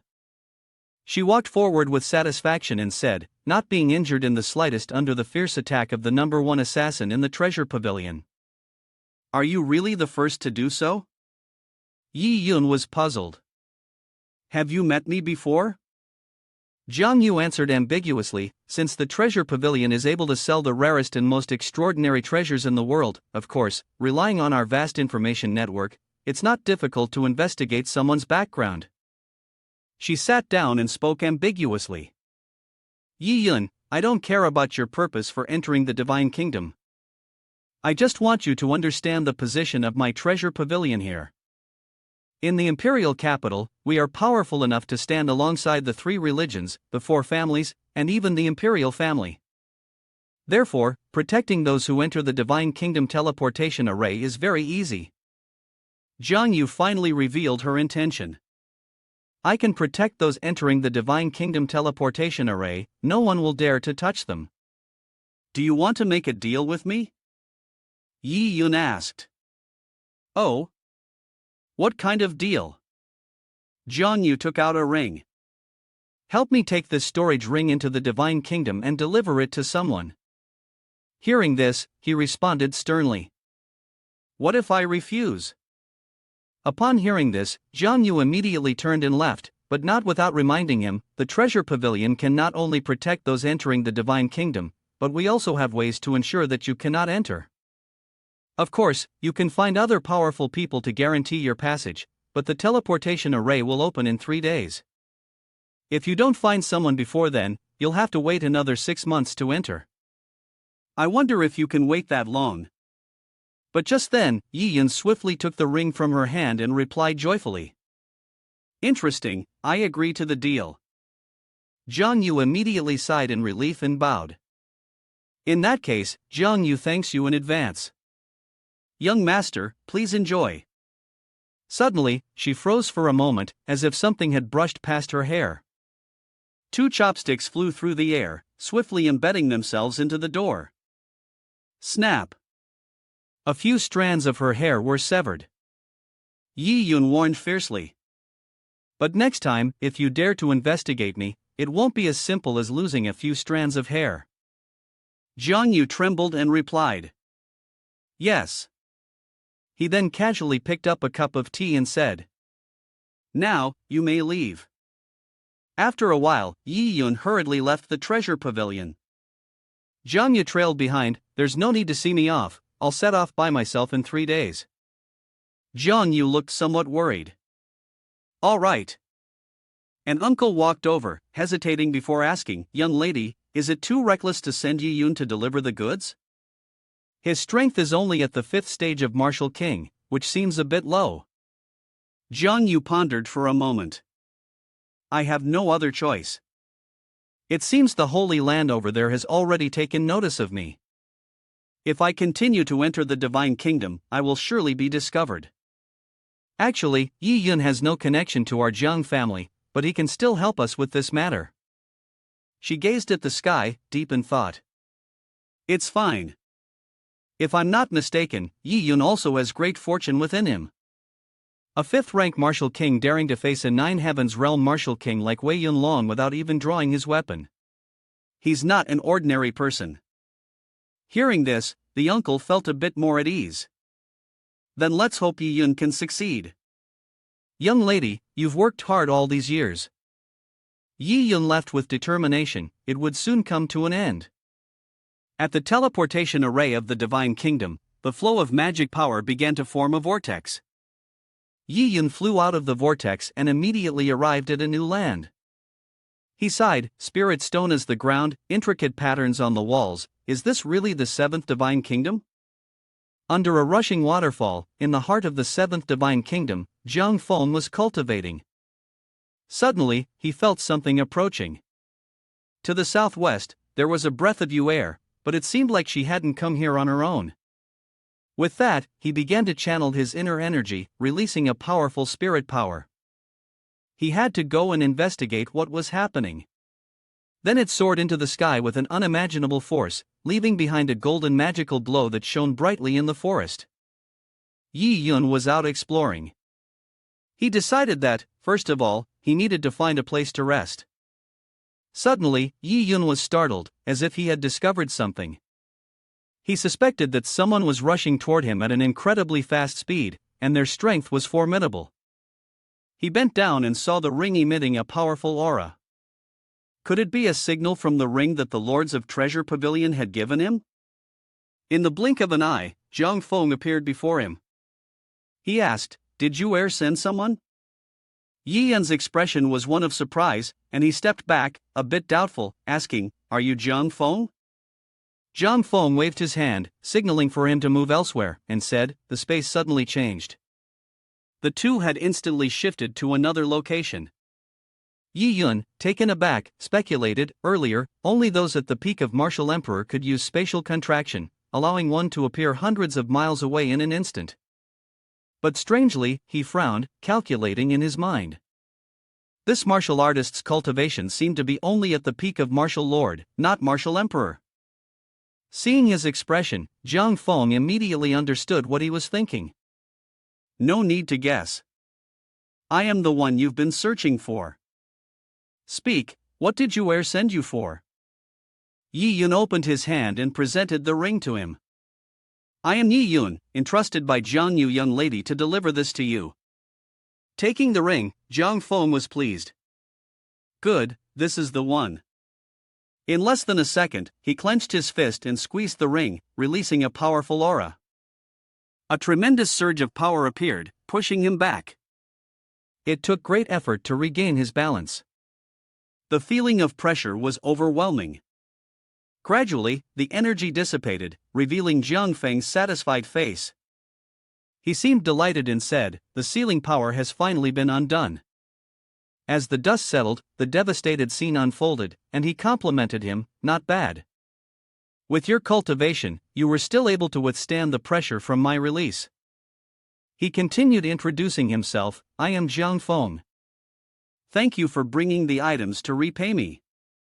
I can grant you one request. Speak, what is your purpose in coming to the Divine Kingdom? I may be able to assist you."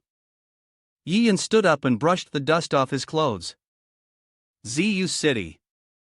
Sometime later, at the Yin Yang 8 trigrams formation, everyone present was in a stance of readiness, as if waiting for something. Yi Yun observed from above and asked, "Where is this place? Why are so many people gathered here?" Jiang Feng replied, "This is an ancient relic, a legacy left by a martial saint. There are surely many treasures inside. The people here are waiting for a rare event that happens once every 100 years, the celestial eclipse. When that time comes, the formation will weaken, which will be the perfect moment to enter." He explained further, for the Tianlai Empire, the Du family might seem untouchable, but compared to the 9 great divine nations, they are just a small clan. As for the sacred grounds, they are hardly worth mentioning. If you wish to learn more about the sacred grounds, it would be better to come here instead of seeking answers from the Du family. From what I know, the sacred grounds also have disciples participating here, and there might be clues that you are looking for. Having said that, Zhang Feng handed Yi Yun a treasure. He remarked, but with your current cultivation, if you enter, there's a high chance you won't come back. This will ensure your safety while you're inside. The function of this item, as explained by Zhang Feng, seemed very valuable. This jade tablet could unleash divine power twice. Although its effectiveness would be greatly weakened in the ruins, it would still be enough to save a life and seize treasures. It could be considered a token of my gratitude to you. He added further, once the formation opens, you can enter. I will wait for you here for 7 days. After 7 days, if you haven't come out, I will take you out of the divine kingdom. The mask had fully covered Trang's face, marking the start of a new phase. Members of Yima Bang eagerly whispered to each other, hurry up, the formation is open. They quickly entered the formation. At the same time, Yi Yun also began his journey, saying before he left, thank you. Inside the tomb's ruins, Yima Bang's people searched swiftly. One of them sighed, damn it, how long do we have to walk around before we find this damned place? The boss of Yima Bang spoke up, I've heard the master of this ruin loved playing hide and seek. On this fortress, almost every building and staircase has a formation. The entire fortress also has a huge maze in the sky, so this ancient, desolate fortress has now turned into a labyrinth. One of his subordinates had an idea, after all, the master of this place once reached Martial Saint, so it's not strange for him to use a fortress like this for cultivation. I've heard he hid all his treasures in different places. As long as we break the formations, we can get the treasures inside. Among them, one rather intelligent person said, although the area of this fortress isn't large, the total number of buildings must be nearly 1,000, not to mention that there are many fake formations inside, it seems like they want to obtain a treasure. Then, he angrily smashed a nearby chest and said, do we have to search one by one with no purpose at all? Looking inside the broken chest, everyone felt disheartened, it was just another empty chest. The boss continued to open another chest, which lit up. The person accompanying him shouted, wow, it's actually a 5th rank elixir, boss, your luck is really good. This is the 5th treasure we've obtained. The other person was astonished, he's really excited to get a treasure. It's normal though, your boss here previously spent a large sum to buy a magic treasure to search for spirit chi, as long as you have that, you don't need to worry about not finding a treasure. The boss, with a hopeful attitude, controlled the magic treasure. A stream of green spirit power slowly entered the chest. Let's see what we can find this time. However, when the chest was fully opened, the first thing they saw was the smoky dust of time. He was taken aback, what is this? The subordinate was also surprised, what's going on here? Why is it empty? They both stared wide-eyed, confused, and turned to look beside them. DP was holding a handful of thriving herbs, smiling in satisfaction as he assessed, not bad. The bewildered subordinate sighed, boss, it seems like someone already found a rare 6th rank elixir earlier. What incredible luck! The boss was unwilling to accept it, how could this be? That person looked plain and modest, not at all like someone from a wealthy family. Moreover, there was no guiding treasure on his hand. He must have stumbled upon good fortune by chance. With a treasure detector on me, how could I possibly lose to him? At that moment, the magic treasure suddenly lit up, its spirit power pointing forward. The boss, both delighted and shaken, exclaimed with excitement again. Hurry up, it's that way. The two of them quickly gave chase. Come look, now. When they arrived, they saw an item placed prominently atop a chest. The boss discovered it was a 6th grade spirit chi item, the soul locking bell. His subordinate was ecstatic, they'd struck it rich this time. The boss couldn't wait a second longer and lunged forward, reaching out to grab it. It's mine now. Just as he was about to touch it, Yi Yun swiftly darted past and snatched it up, even politely leaving a comment, sorry, first come, first served. The subordinate cried out in panic, boss, he's found the treasure just a step ahead of us again. The boss roared in fury, damn it, I don't believe this. Then, the same scene repeated itself countless times. Boss, the compass is spinning again, it's over there. Damn it, he got it again. Boss, over here. Damn it, damn it, damn it. Why is it empty again? Boss, that guy just left. Every time they arrived, the treasure had already vanished. The boss, exhausted, slumped to the ground and gave up. No, this won't do. We can't follow him anymore. He must be the chosen one, the child of fortune. His subordinate respectfully helped him up and supported him away. Boss, let's go home. He helplessly agreed. Oh, let's go, the descendant of the Qi clan is not someone ordinary like us can resist. Yi Yun, standing nearby, watched the situation and was puzzled. What are these two whispering about?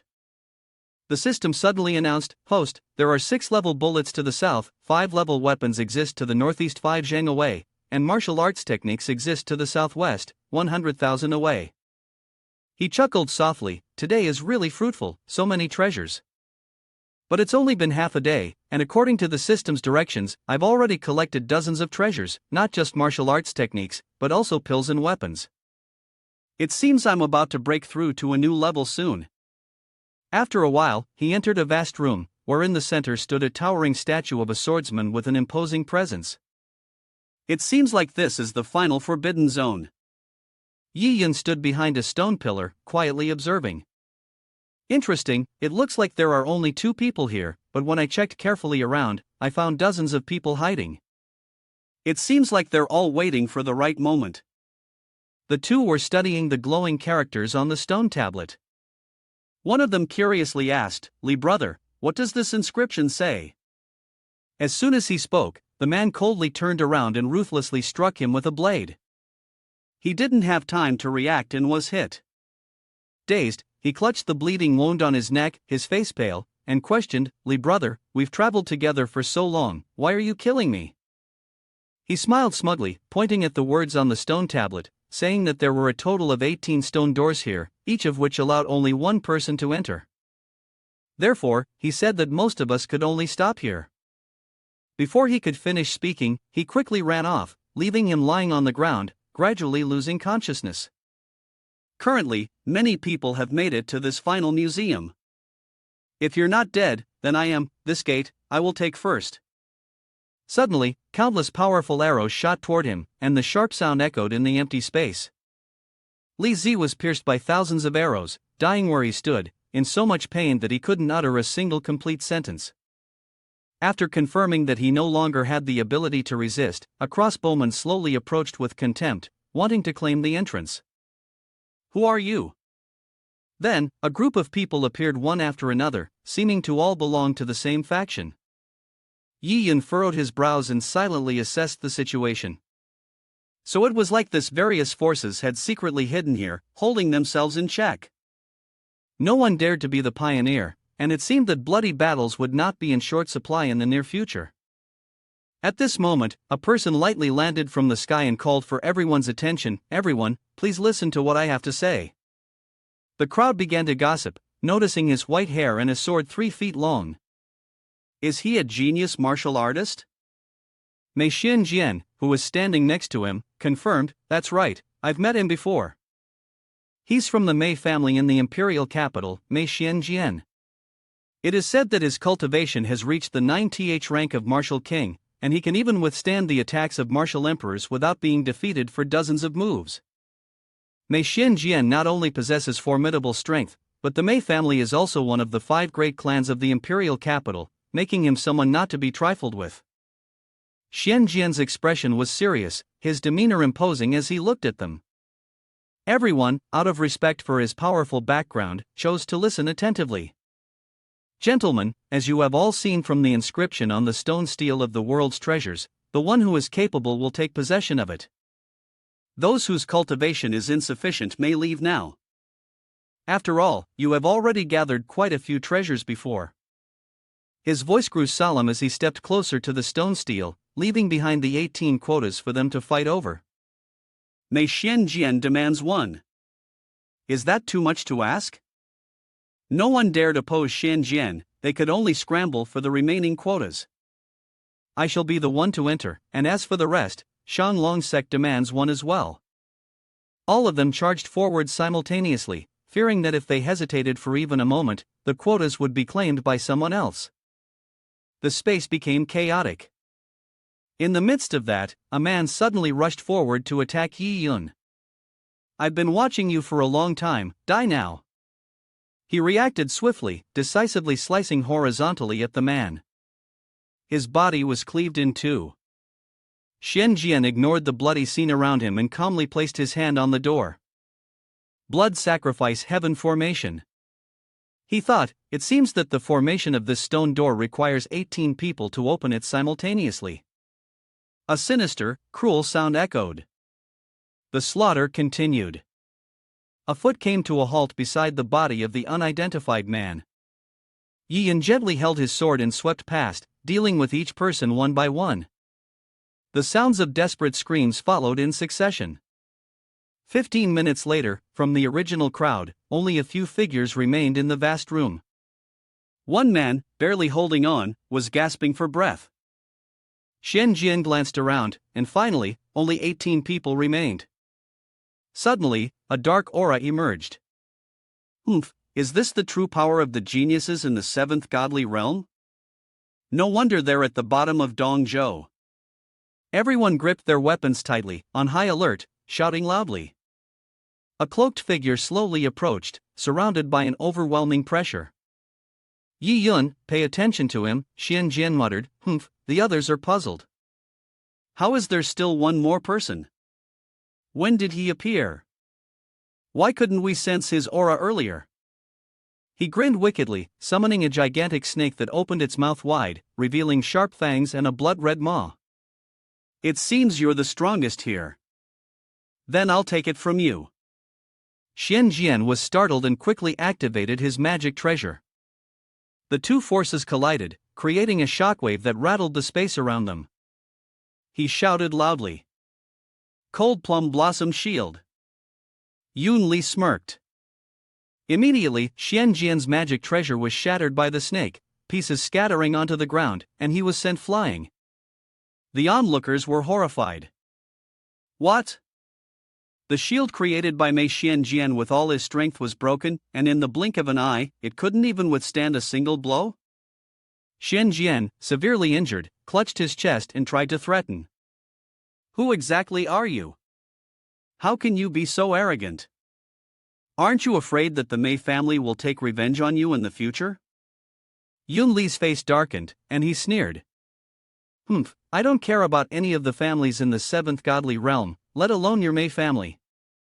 To me, you're nothing but a frog at the bottom of a well.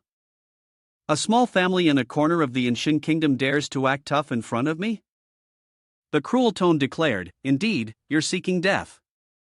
Yi Yun's pupils shrank as he saw the crescent-shaped tattoo on his forehead.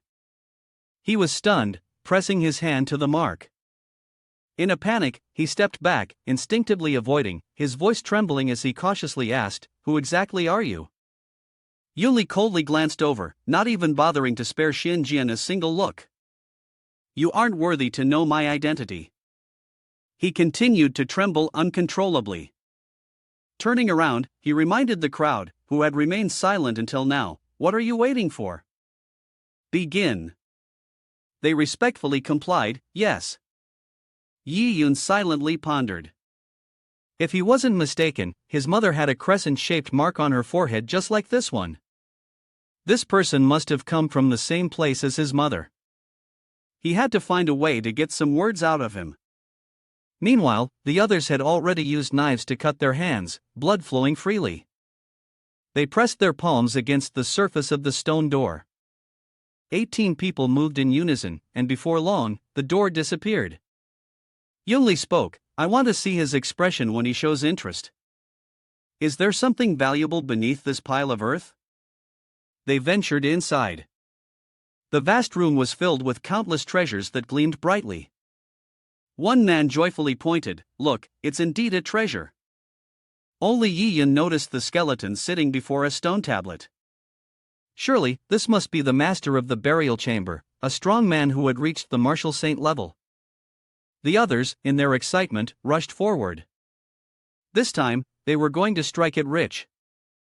However, before they could even touch the treasures they had long dreamed of, a dark force swiftly severed their necks. Yun Li's expression darkened as he warned, "Did I tell you to move? Your only use is to help me open the stone door. The treasure is mine and mine alone." The spirit power still gathered at the tip of his finger, as if ready to end the life of anyone who dared resist. The others, witnessing this scene, froze in place, cold sweat continuously dripping from their foreheads.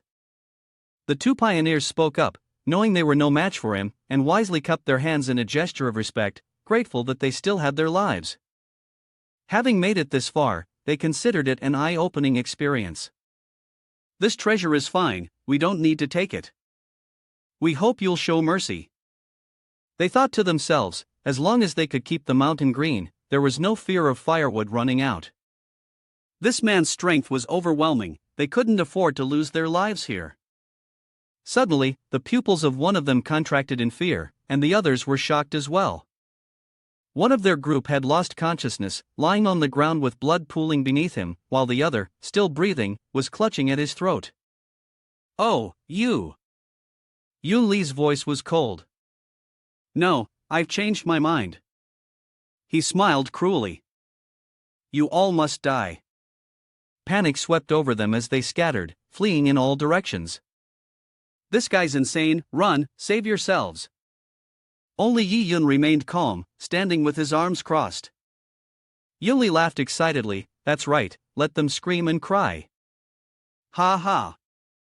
Just as he was about to make his move, Yi Yun struck to block him. The two spirit powers clashed against each other, and Yun Li furrowed his brows, suddenly turning to the side. Meanwhile, the others took the opportunity to flee quickly, not caring for the person who had just saved them. Yun Li calmly assessed the situation, continuing to gather his strength. "Interesting, a martial king of the 5th rank can actually block one of my moves. Looks like a true master is hiding their strength." Yi Yun coldly questioned, "No grudges, no enmity, they have given up on seizing the treasure, so why still massacre the innocent?" He suddenly changed his mind, turning his back and releasing him. "Kid, since you still have some spirit, I might give you a few spirit stones. Take them and leave quickly." His tone remained as calm as ever. "The treasures of the world belong to those who can claim them. This ruin is not yours alone, why can't I take the treasure?" He furrowed his brow, seriously exposing his true intentions. "And aren't you just insatiably greedy, trying to swallow an entire elephant? Too greedy." Yun Li, angered, burst into laughter. "Ah, kid, you're so reckless. I was initially going to let you go, but now it seems like you're seeking death." He gritted his teeth and glared at him with a sharp gaze. "Seeking death." With that, he immediately launched an attack on Yi Yun. "Arrogant and foolish kid, today you'll pay for your stupidity." Yi Yun was not one to back down, quickly responding and countering. The force between them collided, shaking the entire surrounding space. Boom! Dust filled the air. He gently stepped back and summoned Heavenly Love Demon. Upon hearing this, Yun Li paused in confusion. A monster quietly appeared behind him, swiftly wrapping around his body and squeezing tightly. Smack! The atmosphere fell silent as Yi Yun crossed his arms, waiting. At that moment, an aura of darkness radiated from the Heavenly Love Demon's hand. Yi Yun's eyes widened in astonishment. Before he could react, Yun Li exploded. The fiery blaze lit up the sky, and the deafening sound echoed around. He sensed the danger, panic rising as he shouted, giving an order, "Heavenly Love Demon, return." But it was too late. As soon as he finished speaking, its hand was severed, fresh blood pouring out. From the thick smoke, his enraged face barely appeared. "Kid, you've successfully pissed me off." Yun Li fiercely charged forward, simultaneously summoning his weapon. Purple moon wound, the sharp spear's tip and its overwhelming pressure thrust straight towards Yi Yun. "Break for me." He quickly raised his sword to block, only to realize the force behind it was greater than he had expected. Not good. The explosion spread across the entire door, creating a scene of complete chaos. Yi Yun stumbled, sliding along the ground. He silently raised his alertness, thankful that his attack speed was 100 times faster, serving as his only advantage. Otherwise, with such close proximity, even if he didn't die, it would be hard to avoid serious injury. This person was at least a martial emperor's 6th layer in cultivation. Yun Li's face darkened in approval. Not bad, you've surprised me. I never expected to encounter someone like you in a small place like the 7th godly realm. I think, even in the central region, or even in the Holy Land, your talent would make many people look up to you. He sneered wickedly, gently stroking the spear's shaft. I have to admit, your talent is truly strong. At least stronger than mine. However, it's a pity you ran into me. Crushing a genius who hasn't even reached full maturity is something I'm more than happy to do. Yunli looked down from above, speaking in a tone of mock sympathy. Oh, by the way, before you die, I wouldn't mind telling you my true identity. To ensure that you do not die in obscurity, remember this well, the one who sends you to hell is someone from the merciful moon sacred land. Yunli Yiyun raised his hand to wipe the blood from his lips. He had obtained new information. Ziyu Saint Yiyun quickly threw out a scroll, while cursing profusely. Yun Li's eyes widened in surprise. His purple moon wound was blocked by a massive formation, preventing him from moving any further. What? This is the primordial sacred script. The glow from the formation enveloped it in the blink of an eye. Yun Li's pupils contracted, and Bang Huangfu received it. How can this be? He was struck by the very power he had unleashed, violently thrown back, screaming in agony.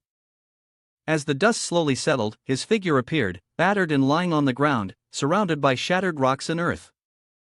Yi Yun smiled smugly, relieved that he had caught up. Yunli, unable to resist, leaned against a stone tablet, questioning, possessed of a treasure that could activate the primordial sacred script. Who exactly are you? The people of the sacred land of the primordial origin should not have appeared in this world anymore. He stepped closer, the blade of his sword pressing against Yunli's neck, and said, Tell me everything you know about Ziyu Sacred Land, and I will spare your life. Suddenly, Yunli laughed confidently. Ha, we don't even know who will live or die yet. Yunli gathered his strength before him. Wake up. A formation appeared beneath where he sat. The first thing to materialize was a hand, composed only of joints and bones. The skeletal figure that Yi Yun had seen when entering had now awakened. I never expected that after thousands of years, I would once again encounter someone from the sacred land. The familiar power of Yu Hua reappeared. He raised his hand to shield his face, stunned by the scene before him. The bones of the master of the burial chamber had actually regained their vitality. Yunli was far from pleased. He gritted his teeth and assessed the situation. A traitor to your own kind like you dares to mention the Holy Land? It turns out that after thousands of years, time still hasn't completely eroded your consciousness. I suppose you do have some regenerative ability after all. He held his stomach and struggled to stand up, but today, I have been ordered to destroy your burial chamber, and all the Yuhua power you've cultivated for your entire life will belong to me. He watched in confusion, silently observing. The traitor Gu Jie sneered, How many pure people are there in the Holy Land, huh? They always speak of virtue and righteousness, but in reality, they do nothing but unvirtuous deeds. I have long since left the Holy Land. If you keep forcing me like this, then I no longer feel any obligation to show mercy. Yunli silently gathered his power behind him while the old man wasn't paying attention. He activated the formation, and a surge of dark aura poured out. You are a traitor to your kind, and you dare defile the Holy Land? Die! The old man was bound by the threads that Yunli had formed, his arms tightly constrained, and he shouted in fury, Old monster! Yunli laughed smugly, continuing to maintain the spirit power. No matter how strong you once were, under my moon-devouring art, you can only obediently hand over your Yuhua power for me to devour and refine. He immediately increased the intensity. Devour the Yuhua power for me. Gu Jie struggled to resist, but the ground beneath his feet could no longer hold up, cracking wide open. He thrashed in resistance. Yunli's expression was one of excitement, eagerly anticipating, a little more, and I will be fully restored. Suddenly, the dark aura emanating from him, which was enveloping Gu Jia, was sucked away, and he was shocked and stunned. What? Yi Yun, who had been silent up until now, made his move at a critical moment. Yunli's spirit power has been absorbed by you. I told you, benefits can't be taken by you alone. He gritted his teeth in panic, finding it hard to believe. What? Could he also know the moon-devouring art? Impossible. But then he quickly realized, no, it's not the moon-devouring art, this guy's devour or devouring power is even stronger than mine. He clenched his fist and calmly issued an order. Hey system, add some power, don't let me lose face. At Yi Yun's movement, Gu Jia screamed in pain. Ah, you're interested. It seems that devouring this thing called Yu Hua power is even more effective in enhancing cultivation than pure spirit power. Yunli sensed the danger and acted quickly. This is not good. If this continues, even my martial arts will be devoured by him. Suddenly, energy erupted from him at the center, and the two little brats with milk breaths, who wanted to devour the Yu Hua power of this saint, were still far from being able to do so. His momentum grew stronger by the second. Gu Jia declared viciously, "Die with me." Yi Yun stared at his hand, noticing something unusual. This is bad. This is a spirit technique that requires a price, no reincarnation, burning all your blood essence for life to exchange for immense power. He's going to risk it all. Is he looking to die with everyone? A golden glow enveloped his entire body, and he was determined to self-destruct, even if it meant dragging the two others down with him. Yi Yun reacted quickly, raising his hand to summon Heavenly Love Demon. As soon as he finished speaking, the ground cracked open, as if something below was about to explode. Light pierced through the gaps, and a hand emerged first, followed by the upper body of the Heavenly Love Demon. He stood in its palm. Yi Yun looked at it with regret. You've worked hard. I'll find a way to repair you. He silently observed Yunli, who had lost his life, crushed under a pile of rubble. I originally planned to ask for more information regarding my mother's tribe, but now, it's too late to save him. He quietly retracted the Heavenly Love Demon. Sacred Land of the Primordial Origin, Ziyu Temple, Primordial Sacred Script, Moon Seal, Jiangfeng, Jiangyu. Everything seemed to be far from simple. Yi Yun frowned, his expression serious. Suddenly, footsteps sounded behind him, drawing his attention. The one approaching was Jiangfeng, who calmly complimented, "Well done. Not only did you manage to retreat unharmed, but you also did so without any damage. My younger sister truly has an insightful eye, but our relationship is no longer relevant. I've already given you many chances. You can leave now." The two brushed past each other. Yi Yun attempted to probe. Jiangfeng, Sr., could you tell me about the Ziyu Temple? Where exactly are the three great sacred lands? Jiangfeng introduced without any concealment, the sacred land is still too distant for you at the moment. Within the sacred land, there are countless strong men. Those you consider powerful, like Wu Huang or Martial Saint, would be nothing but ordinary existences there, unable to stir any waves whatsoever.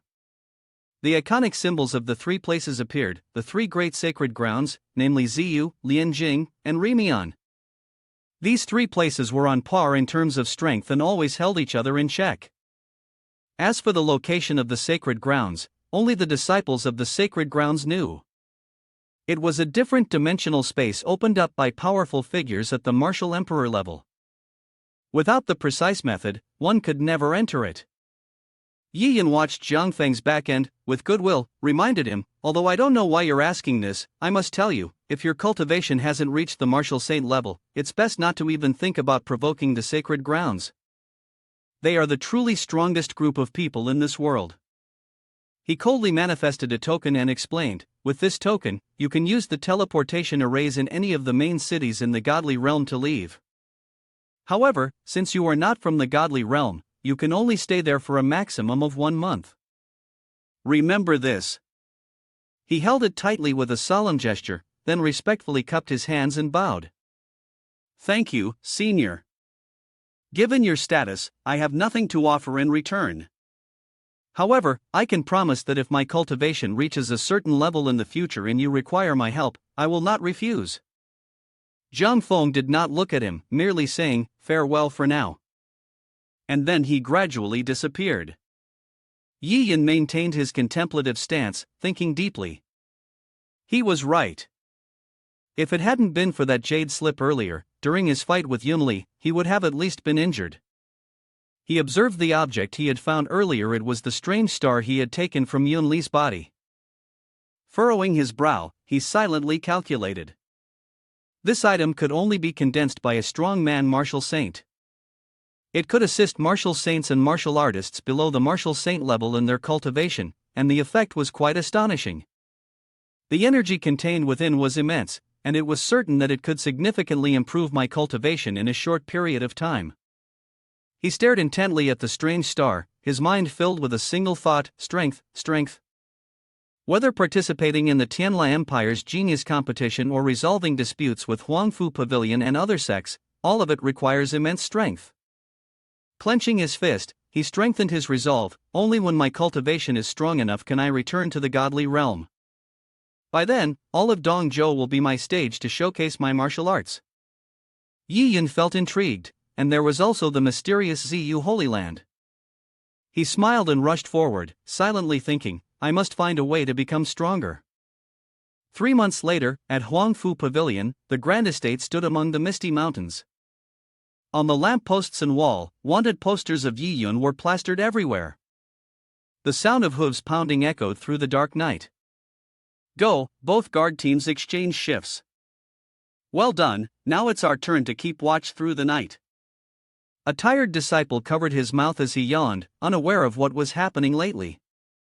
Not only did they have to take turns on guard duty, but they were also mobilizing forces, sending out the strongest disciples from the sect to patrol. The disciple beside him seriously explained, Haven't you heard? It's said that recently, all the sects have been mysteriously attacked, and no one knows why. The better mountain ranges have been destroyed, and the weaker ones were almost completely wiped out. His voice carried a hint of unease. What was most terrifying was that they claimed the culprit was actually just one person. That man, however, dismissed it with disdain. Ha, ridiculous. With so many sects around Yang County, could there really be such a powerful expert? Don't be absurd. Suddenly, a loud shout came from behind, startling them. What are you laughing and chatting about? An old man leaning on a cane led a group of disciples over. He criticized them disapprovingly. You were assigned to stand guard, not to treat this like a tea ceremony. They panicked and quickly greeted the elder. He bent down slightly, picked up the wanted poster of Yi Yun, and reminded them, if you keep this up, you won't even know when the enemy is right in front of you. The disciples awkwardly took the poster and hesitantly asked, Third Elder, we've been searching for this Yi Yun for so long. He's probably dead by now. We're already short on people. Do we really need to keep sending men to hunt him down? The elder was so furious it seemed like he could breathe fire. What do you know? Yi Yun not only dared to kill the Netherworld Elder Venerable, but even cruelly took the lives of our masters. This grudge cannot coexist under the same sky. The two disciples recoiled in fear. Elder. The atmosphere around the elder grew heavy. With bitter hatred, he declared, as long as we can tear him into 1,000 pieces, Huangfu Pavilion will spare no manpower or effort. If I could see him with my own eyes, I would skin him alive, devour his flesh, and drink his blood. The more he thought, the more he couldn't control the overwhelming pressure that spread through his emotions. If he ever had the chance to meet his kin, he would make sure his allies died in a gruesome manner. The entire tribe would be left exposed in the wilderness. Suddenly, a cold, indifferent voice echoed from somewhere. Oh, are you being serious? Everyone was startled, their eyes widening. One of the disciples yelled, Who dares to intrude on Huangfu Pavilion? Step forward. Yi Yun remained silent, appearing before him like a ghost. Guess who I am? The disciple immediately panicked. The others also recognized it was Yi Yun. The elders, who had been waiting for this moment, furiously raised their staffs. Good bastard, you actually dared to come here. Your life is forfeit. Take this. The elder gathered his strength and swung the staff at him. However, Yi Yun only needed one hand to easily crush it. A wave of pressure weighed down on the elder, rendering him incapable of resistance as he collapsed helplessly to the ground. Yi Yun folded his arms and coldly mocked, "What's wrong? Weren't you eager to get your revenge? Is this all you can do?" The elders gritted their teeth, silently cursing, "Damn it, my body can't move." Yi Yun indifferently kicked the elder. He was sent flying backward, tumbling several times in a pitiful fashion. The elder's frail body slammed heavily onto the stone floor, coughing up blood in agony. The other disciples, witnessing this scene, didn't dare to step forward. They could only watch helplessly as the elder was humiliated. Too strong. The old man, grimacing in pain, held his injured arm and tried to stand up. "Yi Yun, what do you want? Why have you come here?" He walked indifferently, leaving the old man with only his retreating figure. "You are not a sect without shame, the kind who enjoy hunting down to the last trace, aren't you? Now, I will let you run." The old man, confused, turned his head to follow the figure of the young man. The disciples, fearful, hesitated and weakly advised, "Masters, perhaps we should withdraw." Some among us do not agree. With arrogance, one declared, "Why retreat? If we kill him, we can obtain the heavenly grade martial arts, can't we? Wait and see as I behead him to claim the reward." As soon as the words left his mouth, Yi Yun casually swung his sword. The man, a moment too slow, stumbled back, but it was already too late. He had to pay the price for his ignorance and greed. The others were struck by a huge shock, their minds in a state of panic. "What?" Yi Yun smiled faintly, offering a friendly reminder, "Those who don't listen carefully tend to die quicker." They snapped out of their nightmare, each of them scattering in fear. "Run, quickly." His face was cold, his voice dark. "Force me out of Kaiwan Sect, will you? Raise your sword and continue. Force me to flee from Han Tian district, huh?" At that moment, Yi Yun was like the god of death from hell. Every time he swung his sword, countless lives were taken, and the blood stained the sky. "Ah, you emphasize, making my family restless, huh? Today, Yi Yun will repay this 100-fold. The old man hastily crushed the token in his hand, calling out, "Where is the vanguard? Where is the vanguard? Hurry, return." Yi Yun, seeing the old man's actions, calmly announced, "Pointless. I can't hear it anymore." Elsewhere in the forest, corpses were scattered everywhere. The image of a massacre unfolded, and it was unclear what had happened to them before death, but their faces expressed terror. The elders fell to the ground, trembling. "This can't be happening. How could you, alone, possibly destroy the best disciples of our Huangfu pavilion?" Yi Yun calmly listed the names one by one. Mystic Ing Sect, Enduring Pine Sect, Celestial Evolution Sect, Celestial Heart Religion. He glanced over the man, revealing the information. "I must admit, I have killed all the sects in Qingyang district." Then, Yi Yun tightly gripped the elder's head and applied force. "Now, only Huangfu Pavilion remains." At this moment, the elder finally realized the terrifying power of Yi Yun, stammering and begging for mercy.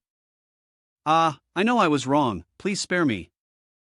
Yi Yun's face grew cold and merciless. "Spare you? At first, when you surrounded and attacked Kaiwan Sect, weren't you so bold, speaking so proudly as you pressured my masters and martial uncles? Today, I am just returning the favor." He decisively sent his spirit power directly into the elder's brain. "Why aren't you saying anything?" The elder screamed in agony. "Ah!" Black lightning bolts shot straight into the sky. The disciples scrambled in panic to flee. "Run, hurry! Even the elders are dead." A moment later, Yi Yun stopped. The atmosphere grew quiet. No one could escape. Fresh blood pooled beneath the corpses. Yi Yun's gaze was serious as he whispered, "Kaiyuan Sect, I have returned." 3 months later, at Kaiyuan Sect, the sound of a fierce beast's footsteps echoed, heavy and rapid on the grass. 2 parallel slashes cut across the forest, sending birds fluttering in panic from the disturbance. The bear's corpse fell to the ground, a deep wound on its chest still bleeding. Li Qingzhu, holding a cold sword, walked forward. Surrounding her were countless black bear corpses scattered in 2 rows, all in the same state of lifelessness. She calmly sheathed her sword, but suddenly sensed something was amiss, her alertness causing her to shout, "Who's there?" A girl suddenly appeared, launching a surprise attack from behind. Qingzhu swiftly swung her sword to block. Fang Lingya, holding a whip, lashed out repeatedly, not forgetting to tease, "Sister, although your martial arts have progressed quickly, you can't use my sword to practice your skills, can you? I came all the way from afar to visit you, and this is how you greet me?" She glanced down at the bear's corpse with a sympathetic expression and sighed. To think that one strike could kill so many 7th-level demon beasts, it's truly terrifying. Qingzhu frowned indifferently, her eyes filled with hidden thoughts. "Aren't you also a 9th-level martial king?" She then calmly wiped the remaining blood from her sword's blade. Lingya observed her in silence. Ever since Yi Yun's disappearance, her sister had become quieter than before. Most of her time was spent on cultivation, practicing diligently and undergoing intense training. Combined with her innate talent, which was already extraordinary. In just a few short months, she had reached the peak of Martial King level 9, only 1 step away from entering Martial Emperor. Qingzhu knew she had a new purpose in seeking her out. "Speak, why did you come to find me?" Lingya said seriously. "The sect leaders are in the Grand Hall discussing candidates for the quotas to participate in the Imperial Talent War. It seems they want to replace Yi Yun." Upon hearing this, her usually cold expression suddenly shifted, and she turned around abruptly. In the Grand Hall, a group of people was engaged in a heated argument. Xin Zhao, having received the news, stormed in. "No, I disagree." Shang Zhu and Lingya followed closely behind. She angrily pointed at An Yang and questioned him. "Why replace someone else? The Imperial Talent War hasn't even begun, and I believe that by then, Yi Yun will return. Outsiders are saying that Yi Yun betrayed the sect." "Father, did you really expel Yi Yun from the sect?" Xin Yuandao sighed helplessly. "No matter what others say, Yi Yun has always been the best disciple of Kaiyuan Sect. It's just that, as sect leader, I have my own stance. Right now, Yi Yun's life and death are uncertain, and we naturally have to consider the future of the sect." He reminisced about their previous meeting and explained, "It's better to choose a replacement early than to keep waiting for Yi Yun in vain." Though An Yang was a newly initiated disciple, his cultivation wasn't bad, and he was hard-working. With his diligence, he was indeed the most suitable person to replace him. Xin Zhao stubbornly tried to convince them, but before she could finish, a sharp and mocking voice interrupted. "Xin Zhao's sister, the Yi Yun you speak of, we don't even know where he is right now." And Yang sneered, his face looking incredibly vile. Could it be that the sect leader really wants everyone in Kaiyuan Sect to wait for him forever? "Moreover, I have now entered the 9th peak of the realm of the martial sovereign, and I'm only 1 step away from reaching the Wu Huang realm," he arrogantly declared. "Even if Yi Yun were standing right in front of me now, I could still defeat him." Then he immediately released his aura to prove it, without exerting the slightest bit of effort. The oppressive force made her step back. He smiled triumphantly, and Yuan Dao became even more convinced of his strength. "Be careful, do you see it? And Yang's talent is not any inferior to Yi Yun's, let's settle this once and for all." Suddenly, he was startled, sensing the murderous intent coming from somewhere. Shang Zhu glared at him with a cold, warning look. And Yang disdainfully challenged her, "Humph, Qingzhu's sister, our sect has always valued strength as the standard, and what I am doing is for the benefit of our sect. If you are dissatisfied, then let Yi Yun come and defeat me." Confidently, he raised 3 fingers and promised, "Before the talent battle begins, as long as he appears before me and can endure 3 moves from me without losing, I will return the quotas to him. Then, he leaned in close to her ear and whispered, but if he can't, or if he doesn't show up at all, I hope Ching's sister won't blame me. A surge of spiritual energy suddenly shot through the door. A Yang, disturbed, angrily shouted, "Who is it?" He quickly raised his sword to shield his chest, yet he was still pushed back a considerable distance. Struggling to resist, the sword chi was overwhelming, and the force suddenly increased, causing him to grit his teeth in panic. What? In an instant, he could no longer bear the pressure and was blasted away in a miserable state, even the sword in his hand being knocked out of his grip. Yi Yun slowly walked over, his expression indifferent as he hinted, "Who can't even withstand 3 moves?" And Yang knelt on one knee on the ground, wiping the blood from the corner of his mouth. "Who is it?" Yuan Dao and Wang Feng joyfully called out. "Yi Yun." Linga and Xin Zhao also quickly rushed over to greet him. "Yi Yun, you finally returned." His gaze met Cheng Zhu's. She hadn't said anything yet, but her joyful emotions were clearly written on her face. He slowly stepped toward her and announced, "I'm back." The worries that had plagued him for so long were now eased. She softly replied, "It's good that you're back." He respectfully knelt before the two. Yi Yun pays respects to master. Yuan Dao was overjoyed. "Good child, it's great that you're back, it's great that you're back." Xin Zhao playfully jabbed him in the chest, teasing, "Yi Yun, I didn't expect that not only did you escape from the siege of many sects, but your cultivation has also improved." He clenched his fists, solemnly announcing, "It was because I once refined the demon king's heart that caused the destruction of many sects. Currently, the forces involved have been completely swept away by us, and I believe no one will dare to cause trouble for the Kaiyuan sect anymore." He smiled with satisfaction. "You will always be my pride." Xin Zhao stood beside him, arms crossed, smugly repeating his words. So, now that Yi Yun has returned, the battle with the Imperial Genius should be handled by him. After all, someone just mentioned this earlier. The sect needs to assert itself with strength, right? And Yang, younger brother. He still hadn't fully recovered from Yi Yun's attack and was clutching his stomach, struggling to stand up. Yuan Dao no longer had any concerns. He immediately decided that the battle with the Imperial Genius would begin in 7 days. "Yi Yun, I will send someone to accompany you." He immediately responded, "Disciple obeys the command." And Yang could only grit his teeth and glare at him, unwilling to accept it.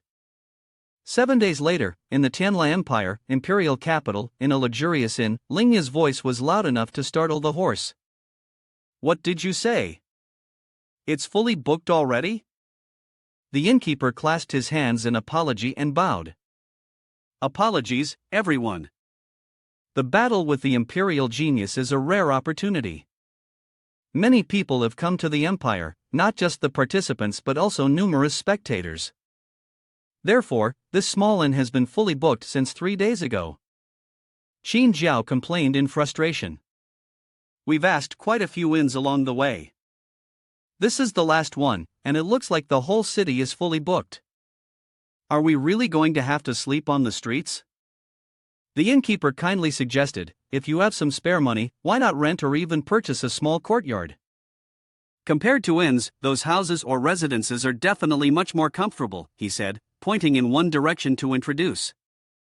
"The most abundant real estate resource right now comes from the largest store in the capital, the Treasure Pavilion. You can go there and take a look." They all followed his gaze.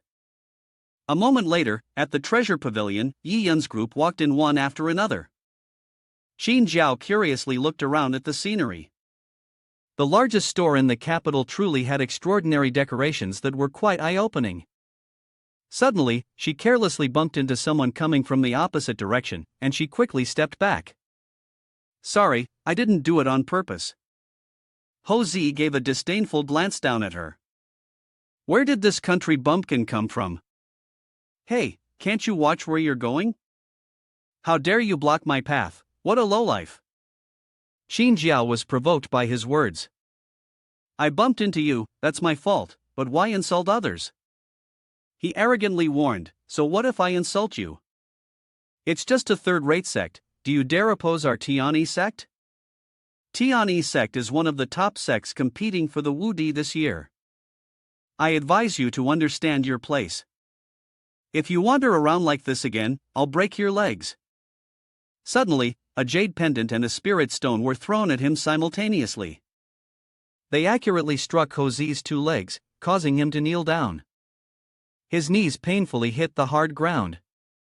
He grimaced in pain. His two lackeys quickly rushed over to check on him. Brother, are you all right?" Xiao was also stunned by the scene before him. He angrily turned to his father and asked, "Who did this? Who ambushed me?" Shangzhu chuckled softly and looked at Yi Yun. "Spirit Stone, are you being so generous? You don't mind teasing him? Her jade pendant doesn't look cheap either." They all unanimously treat Jose as if he's invisible. Xiao sighed helplessly. These two are indeed very in sync in their actions. Linga was right in assessing them as a married couple. Wang Fun stood there, bewildered, observing. Yi Yun coldly glanced at him and threatened, "If you act like a dog again, biting anyone you see, it won't just be your legs that break next time." His face turned pale, cold sweat pouring down. After regaining his composure, Jose gritted his teeth in anger. A few people over there hurriedly ran off. Quick, the small courtyard is starting to rent out." Linga, seeing this, reminded them, "Yi Yun, let's go." Inside the room, the crowd gathered around, studying the architectural model. "This one is quite good, the location is very convenient. This one is also great, but the price is too high, reaching 50,000 gold. The atmosphere was lively and noisy. Linga happily pointed at a small courtyard. "The scenery here is beautiful. If we stay here, we can enjoy it to the fullest." Yi Yun glanced over and was satisfied. "It's indeed very good. Let's choose this one." At that moment, a man in a wheelchair was pushed forward. "Ha, you people really dare to dream," he sneered. It was Jose and his lackeys. He smirked. Yulong Yuan is one of the 9 major courtyards in the capital. It is possible to purchase this mansion, but at least you must be a rich tycoon. As for you, it's best to obediently stay at the foot of the city wall. His expression was incredibly despicable, but if the ladies had no place to stay, this young master was also willing to lend a hand. "You can come to my room to warm up in the evening, how does that sound?" The lackeys also laughed smugly in agreement. Yi Yun sneered, "You're acting so arrogant just by finding a few lackeys, how do you know I can't afford it?" Linga was irritated by his disgusting attitude. Jose arrogantly taunted, "An unknown kid talks big, anyone can do that. Today I want to see how you plan on buying Yulong Yuan. Are you planning to stay at Treasure Pavilion and work to earn money?" The lackeys curled their lips in derision. "That's right, a kid from some backwater place really thinks he's a person of importance now?" Yulong Yuan was one of the 9 major districts of the capital. Its value was not just a few thousand gold. With his ability, perhaps buying even a dark room in there would be difficult. Yi Yun decisively threw out his money bag and arrogantly declared, "It's just a small courtyard, what's the big deal? I, Yi Yun, will buy all of Yulong Yuan." Gold poured down from the sky like a torrent. Jose was shocked. "What is this?" The lackeys realized the situation was turning bad and quickly ran away. Oh, this isn't good, we'd better get out of here." He panicked and shouted loudly to stop them, "Wait, don't go, don't leave me." Gold continued to rain down on him, his face turned ashen, unable to move. "Wait, hold on a second." After a while, Jose was buried under a mountain of gold, his eyes rolled back, and he fainted. The others stood stunned, witnessing this rare scene, and began to murmur in excitement. "Who is this person? How does he have so much gold? There must be more than 10,000 gold here, right? I've lived this long and never seen so much money in my life." Yi Yun crossed his arms and spoke, "Now, is there anyone who still doubts the financial power of our Kaiyuan sect?" At that moment, an old man approached to offer advice. "Young man, don't be too arrogant. The Yulong Yuan here is really just a way for Treasure Pavilion to demonstrate its power. Even members of the royal family of the empire want to buy it, but they won't sell. If you want to buy it, it will be difficult.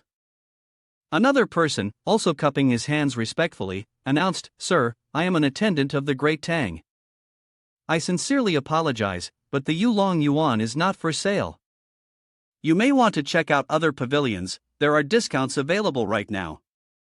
A subordinate laughed smugly. Did you hear that?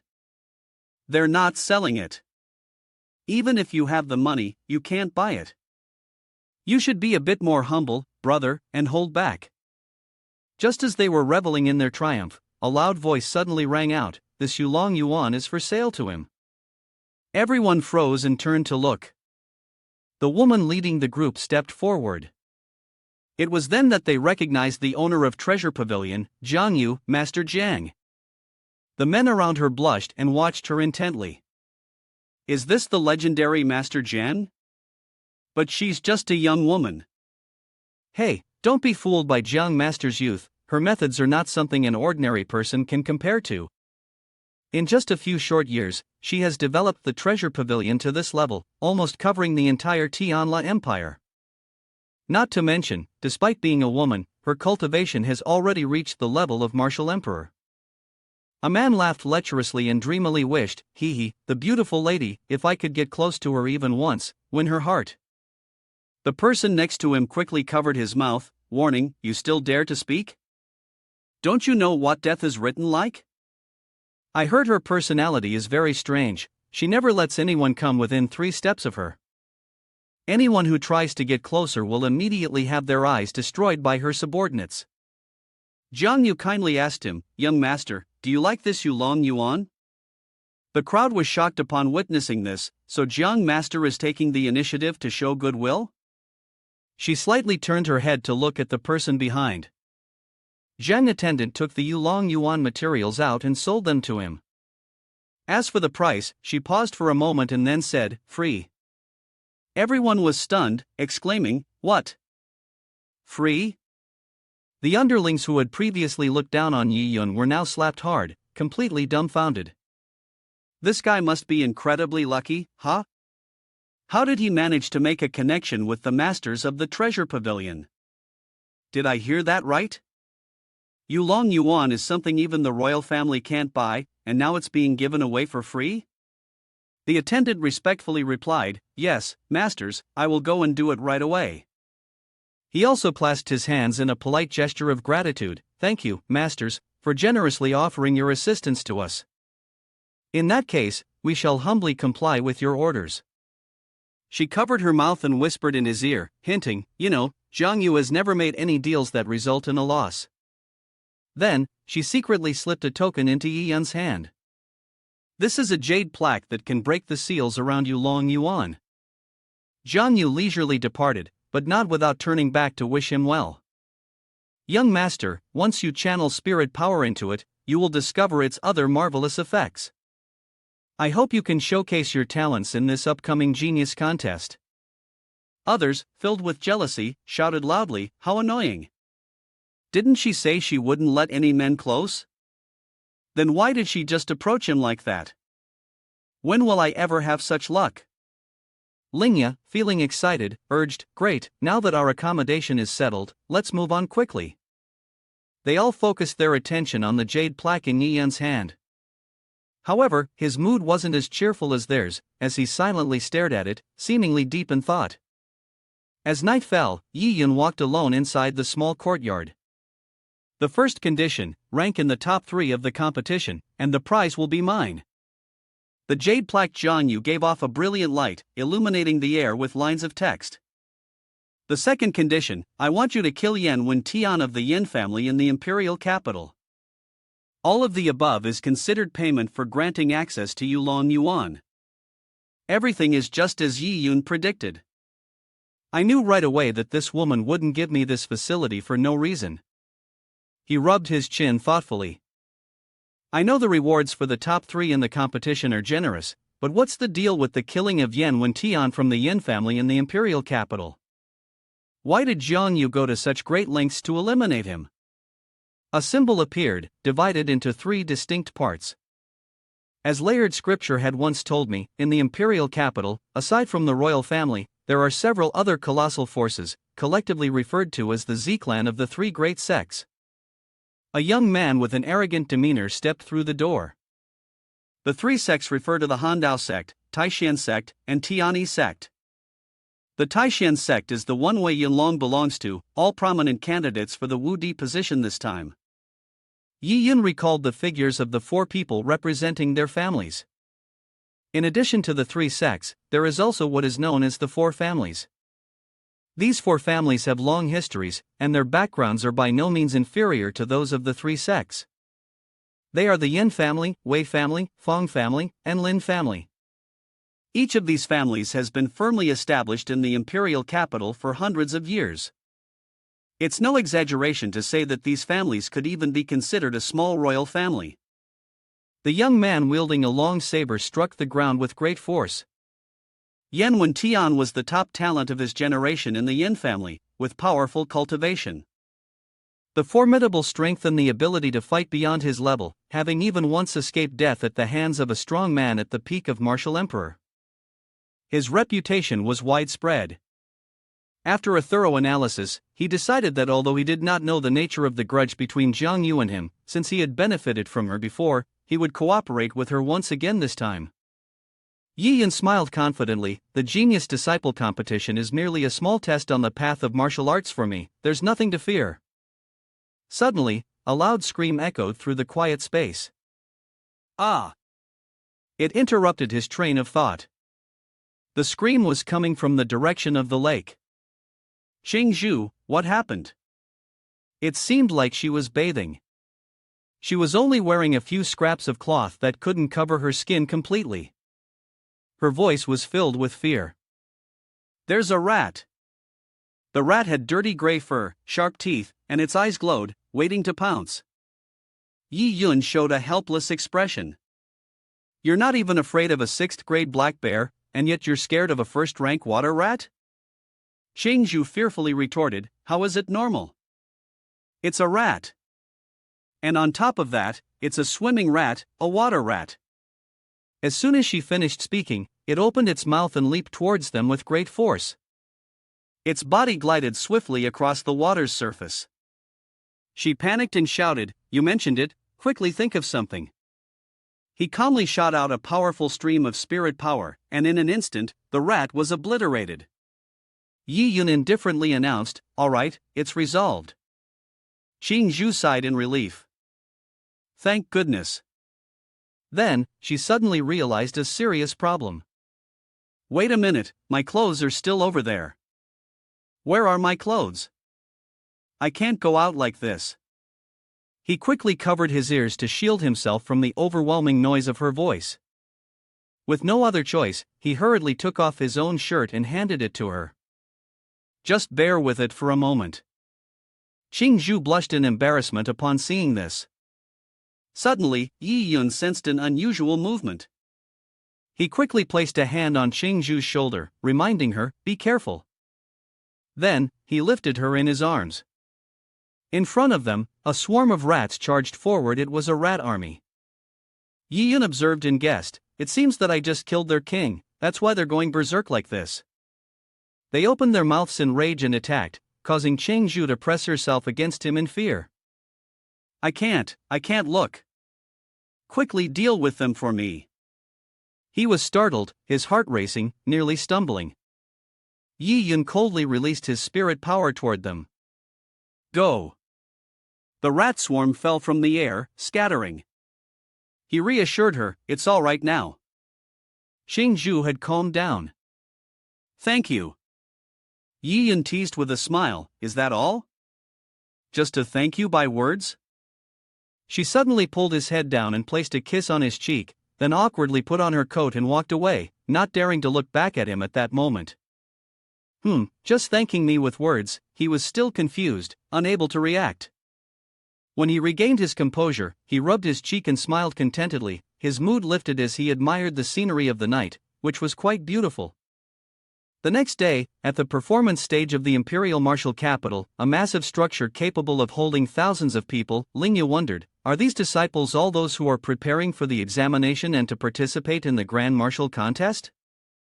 There must be at least 1,000 people, right? A voice explained, this genius battle is a major event held once every 3 years by the Tianla Empire, so the level of participants will certainly not be low. Yifan slowly approached, Wang Fun leaning on a cane, observing. Whether entering or exiting, everyone had to go through a strict check. Yang Nian was instructing the disciples, wait over there for now. The elder continued explaining the examination process. Of course, it's quite simple. After confirming the token, there are 3 men nearby with serious expressions. The spiritual consciousness of these 3 senior martial emperors will simultaneously extend. As long as the martial artist's cultivation hasn't reached the martial emperor level, under such pressure, they won't be able to hide their thoughts. Yan Shan furrowed his brows, staring at one person. He suddenly startled, quickly holding his head and kneeling down to admit, the jade token is not mine, I stole it. The person next to me is in a similar situation. We've hidden hundreds of bounties, and now we're here to experience the thrill of slaughter. The guards grabbed their collars and dragged them like ragdolls. Move quickly, Wang Fun reminded. Yi Yun, you should hurry as well. We are not disciples participating in the martial contest, so we need to enter the arena from a different gate. You go ahead first, don't worry, and make sure everyone stays cautious. He stepped forward to greet young Mian, saying, Old Yang, it's been a long time, you haven't changed a bit, have you? Yang Mian appeared surprised. Yi Yun then complimented him with satisfaction. To survive after being hunted by so many sects in the northern region? Truly, this old man didn't misjudge you, you certainly have some skills. At this moment, a voice rang out from behind them. Yang Mian, as an elder overseeing the event, why are you whispering to that kid? The one leading is Yan Shan, Martial Emperor, rank 7. Do you intend to frame him with false charges? Are you conspiring with him? Are you planning something that would harm this grand martial contest and the empire? Yang Mian frowned and corrected, Yan Shan, if you have an issue with me, don't drag innocent people into it. I'm just following protocol, there's no danger to the empire. He continued to hold his ground, still suspicious. Who knows if that kid might be an enemy spy, or if he's carrying something dangerous? It's hard to say. He exposed his hypocritical face, and you shouldn't nitpick. Previously, when I wasn't here, you allowed your nephew to directly proceed without investigation. Did I say anything? Yan Shan shamelessly defended himself. Yang Mian, you can't say that. The disciple of the Yan family was born and raised in the imperial capital, and moreover, he has exceptional talent and extraordinary strength. Of course, he can be fully trusted. He glanced at Ji Yun, implying, unlike this young brother, I believe he must receive double the divine power from all 3 of us, and only then should a thorough investigation be conducted. Yang Mian restrained his anger and objected, no, ordinary spiritual consciousness power is already difficult for a martial king to bear, and it even carries the risk of destroying the soul. How could you dare to use double the power? Yan Shan arrogantly provoked, what's wrong? Are you feeling guilty since you're protecting him so much?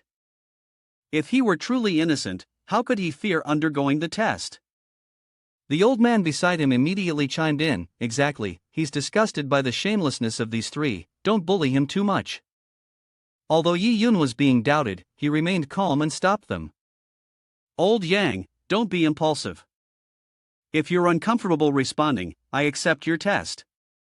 Yang Mian quickly advised, Yi Yun, I know you have extraordinary talent, but do you know how terrifying it is to accept the spiritual consciousness power of 3 martial emperors? A person with weak spiritual consciousness may fall into a temporary coma, and in severe cases, they may simply disappear. Furthermore, the power used here is doubled. He calmly interrupted, Old Yang, no need to say much, I know my limits. He then immediately took a defensive stance, ready to begin. Yan Shan, pretending to be composed, reassured, this kid is quite sensible, unlike that old man, don't worry, our spiritual consciousness is on you, we just need to ask you a few questions. As soon as he finished speaking, the spiritual consciousness focused on Yi Yun. His expression was serious, but he showed no signs of tension. Before the man could even touch him, Yi Yun released a burst of spirit power. Yen Shan was startled, his pupils contracted in panic. Humph. The two people beside him noticed the abnormal situation and immediately asked in concern, Yen Elder, what's happening? He gritted his teeth, cold sweat pouring down like a stream. How could this be? How could my spiritual consciousness be repelled so easily by this kid? Reluctant to accept, he shouted fiercely, all of you, attack together. The other two immediately obeyed. Yes, they simultaneously cast their techniques. It felt as though dozens of eyes were studying Yi Yun from every direction. His spirit power gently shattered their attacks, and the space was filled with light in various colors. They were all confused by the current situation. What's going on? Yen Shan's anger had clouded his reasoning. He decided to double the strength, no longer using just 5 times the power. Yi Yun grasped the sword chi firmly and struck with determination. The ground could not withstand the force and shattered into pieces. He too collapsed, frowning as he wiped the blood from his lips. The old man struggled to rise, reminding himself to persevere, but the two others had already begun to tire, stumbling unsteadily. Impossible. He thought, even if I exert all my spiritual consciousness, I still can't resist. Yen Shan was shocked and shouted loudly. The limit of a martial emperor's spiritual consciousness could only reach 10 zhang, yet he, a mere martial king, had been able to unleash more than 20 zhang. He couldn't believe what was happening and wondered, how could this kid's spiritual consciousness be so powerful? Yi Yun stood proudly, unshaken. Yang Mian, who had witnessed everything, was equally astonished. Despite facing the combined force of 3 martial emperor-level spiritual consciousnesses, the kid was unaffected. Such a powerful spiritual consciousness, when did this kid master it? Yi Yun seemed to read his thoughts. Curious? Wondering when I mastered it? Time shifted back to the past, where the two stood in the ice and snow region. The girl pointed ahead, guiding him. Yi Yun, entering from here is the heavenly cold spirit pool of Han Tian district. According to the agreement, if you win, you may enter and train inside. He sincerely thanked her. Thank you.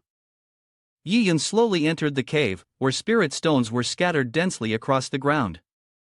At the far end stood a dragon-shaped statue. This was the soul crystal vein for cultivating spiritual consciousness. He placed his hand on the surface of the spirit stone and gave the command. The system began to devour. A mechanical sound echoed, announcing the start of the absorption process. As the words ended, a powerful surge of spirit chi was drawn to him. Me and I, waiting outside, felt the space tremble and grew anxious. Boom! The mountain range suddenly collapsed, and the birds flew into a panic. Yun Tian, in a fluster, pulled me and I close.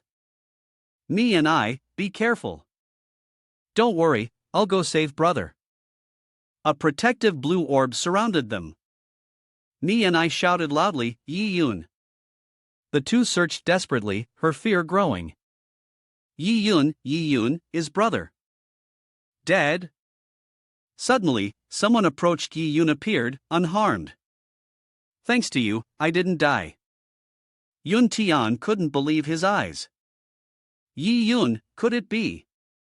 You? He confirmed, that's right, I've devoured the entire mine. The power of his spiritual consciousness radiated intensely, causing me and I to struggle to stay upright. She was even more stunned. Less than a moment had passed since entering, and he had already absorbed the entire mine, leveling up twice in the process. Although me and I was confused, she couldn't help but feel joy. Yi Yun had no intention of explaining further.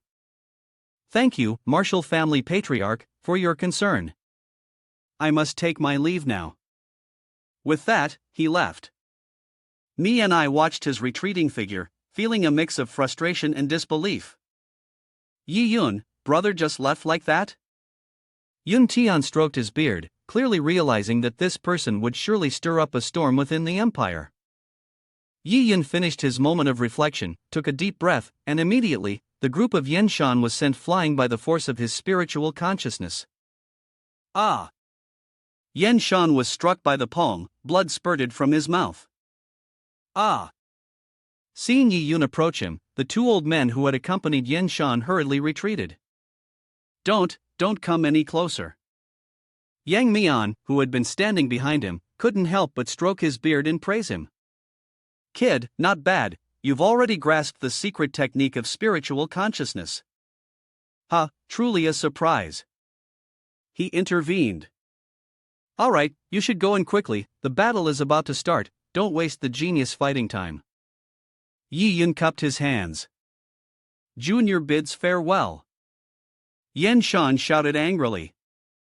Yi Yun! Yang Mian glanced at him. I say, Yen Shan, you're not thinking of taking revenge on this kid Yi Yun, are you? You've cultivated for nearly 40 years and still can't compare to a young brat. Now, how can you face your own face and try to regain your dignity? Yen Shan sneered maliciously.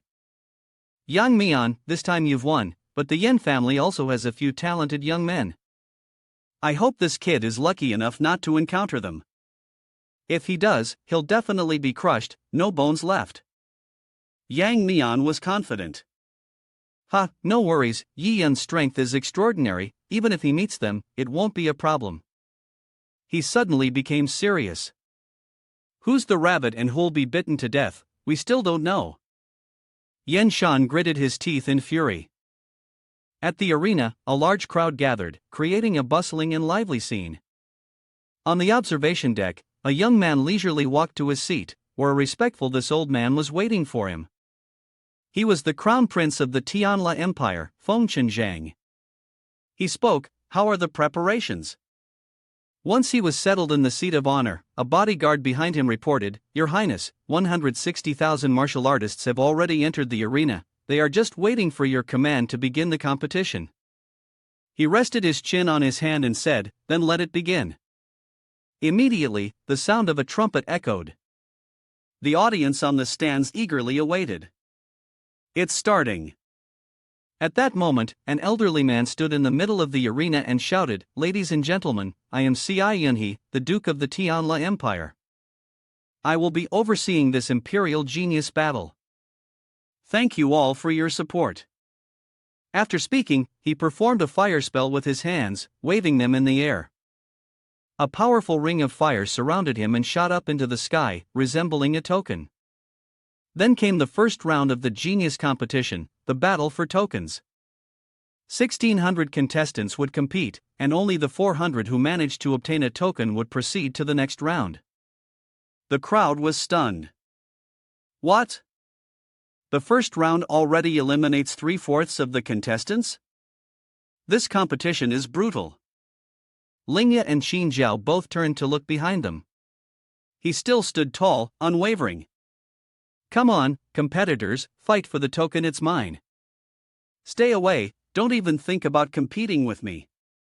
At that moment, a contestant was about to grab the token, but suddenly another figure appeared and ambushed him from behind. "Take this."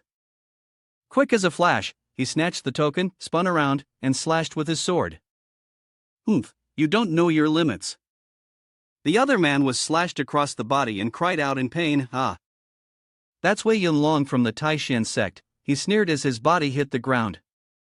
"A disciple of the Wei family, do you really think you're worthy of facing me?" The spectators in the stands commented, "No wonder the three great sects are so renowned. Look at this." The way Wei Yunlong executed his move was clean, decisive, and seamless. The only question was whether he could maintain this opening advantage all the way to the end. That's right. Taishan sect, Handao sect, and Tianyi sect are the three strongest sects in our Tianla Empire. These elite disciples will undoubtedly become the top powerhouses of the empire in the future, so naturally, they can't afford to be weak. The person standing next to him added, "The martial prowess of the contestants this year is much higher than in previous years. It's truly eye-opening." He evaluated the sword techniques of the contestants.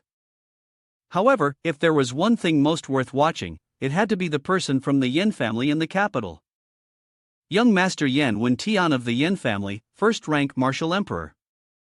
He already has a token in his hand. Does anyone dare to snatch what the Yin family has set their sights on? Do they want to die?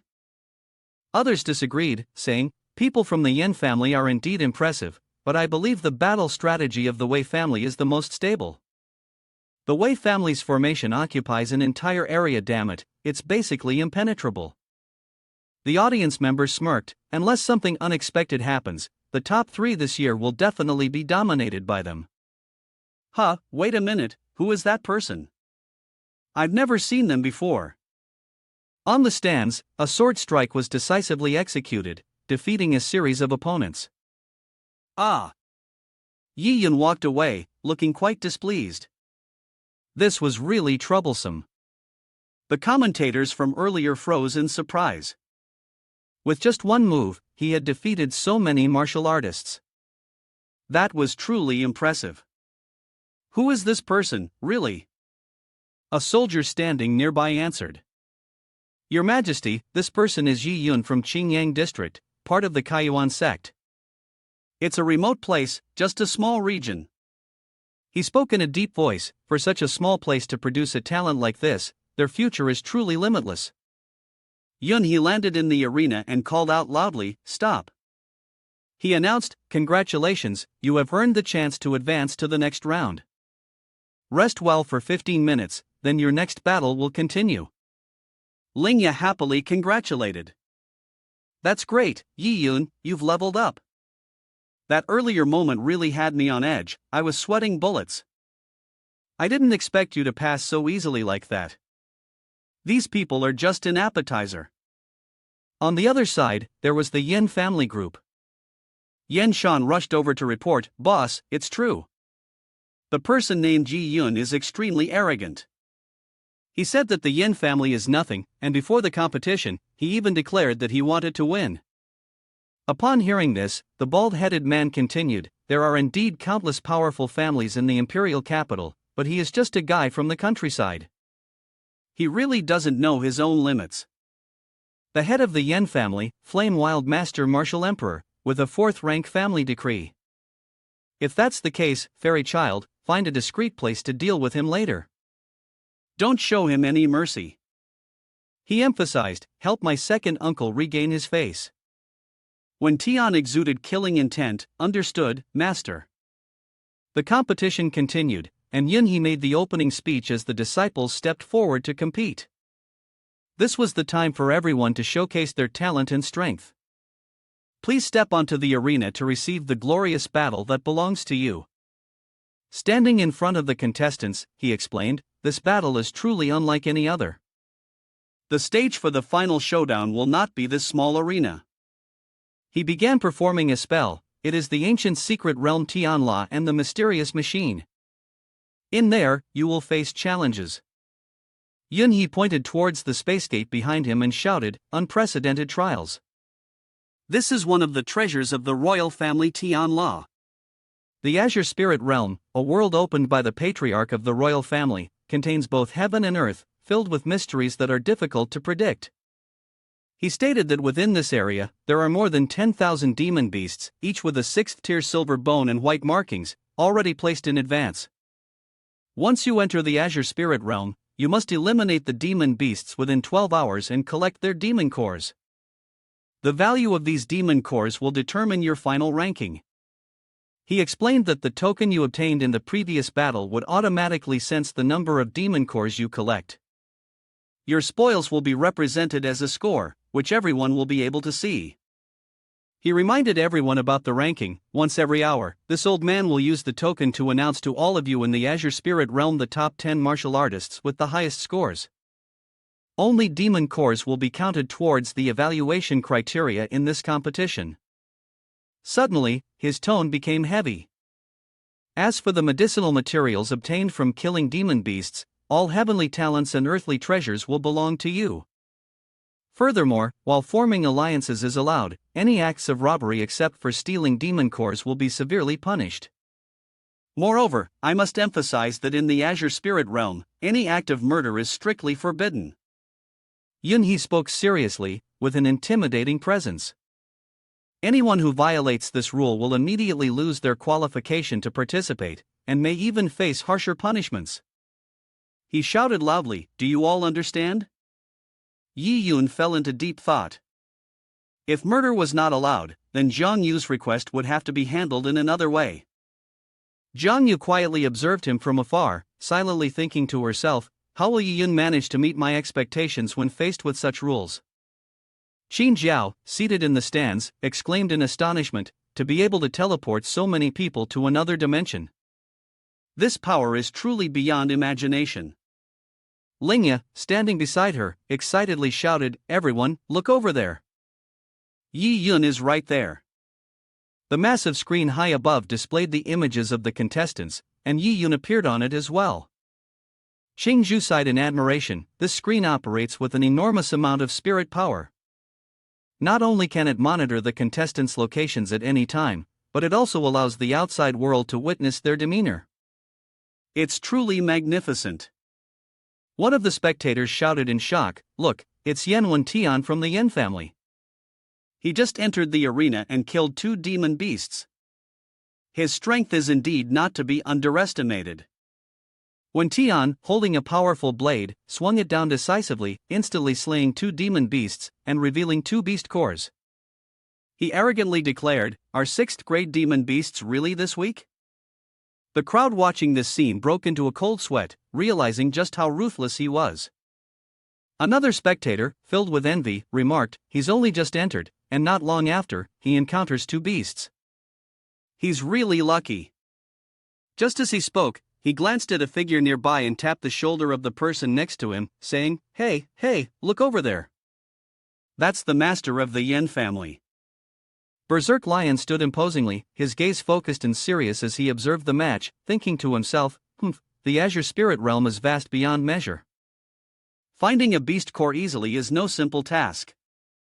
Furthermore, as time passes, encountering demon beasts, heavenly talents, or earthly treasures will only become more difficult. The old man's eyes were fixed on the scene ahead, his heart swelling with satisfaction. Therefore, before the competition, I had specially bribed those who released the beasts to gather the most crucial terrain information. As long as we head southwest, there is a large field, or a massive group of demon beasts will gather. The championship can only belong to the Yin family. At this moment, an audience member pointed ahead and shouted, "Everyone, look there, that kid named Yi Yun seems even stronger." The Berserk Lion's eyes widened, his brows furrowing in astonishment. This scene is so eerie. Yi Yun stood atop a tall stone mound, behind him a sea of demon beast corpses scattered across the ground. Yi Yun arrogantly said, "Encountering me is your misfortune." The crowd gasped in awe. "He's so strong." When they saw Yi Yun reach out and pluck a purple flower, the murmurs became even more excited. That's the purple fading immortal Neil, capable of purifying the muddled thoughts in one's mind and enhancing spiritual consciousness. How did he even find it? They were even more astonished as they counted his achievements. Not only that, if I'm not mistaken, he's found the Netherworld Elder's Ghost Vine, the illusory heartfruit, and 7 or 8 other medicinal herbs, all in less than a single incense stick's time. One person, hearing this, couldn't believe it and shouted out loudly, "This luck is truly enviable. It's as if heavenly talents and earthly treasures are made just for him."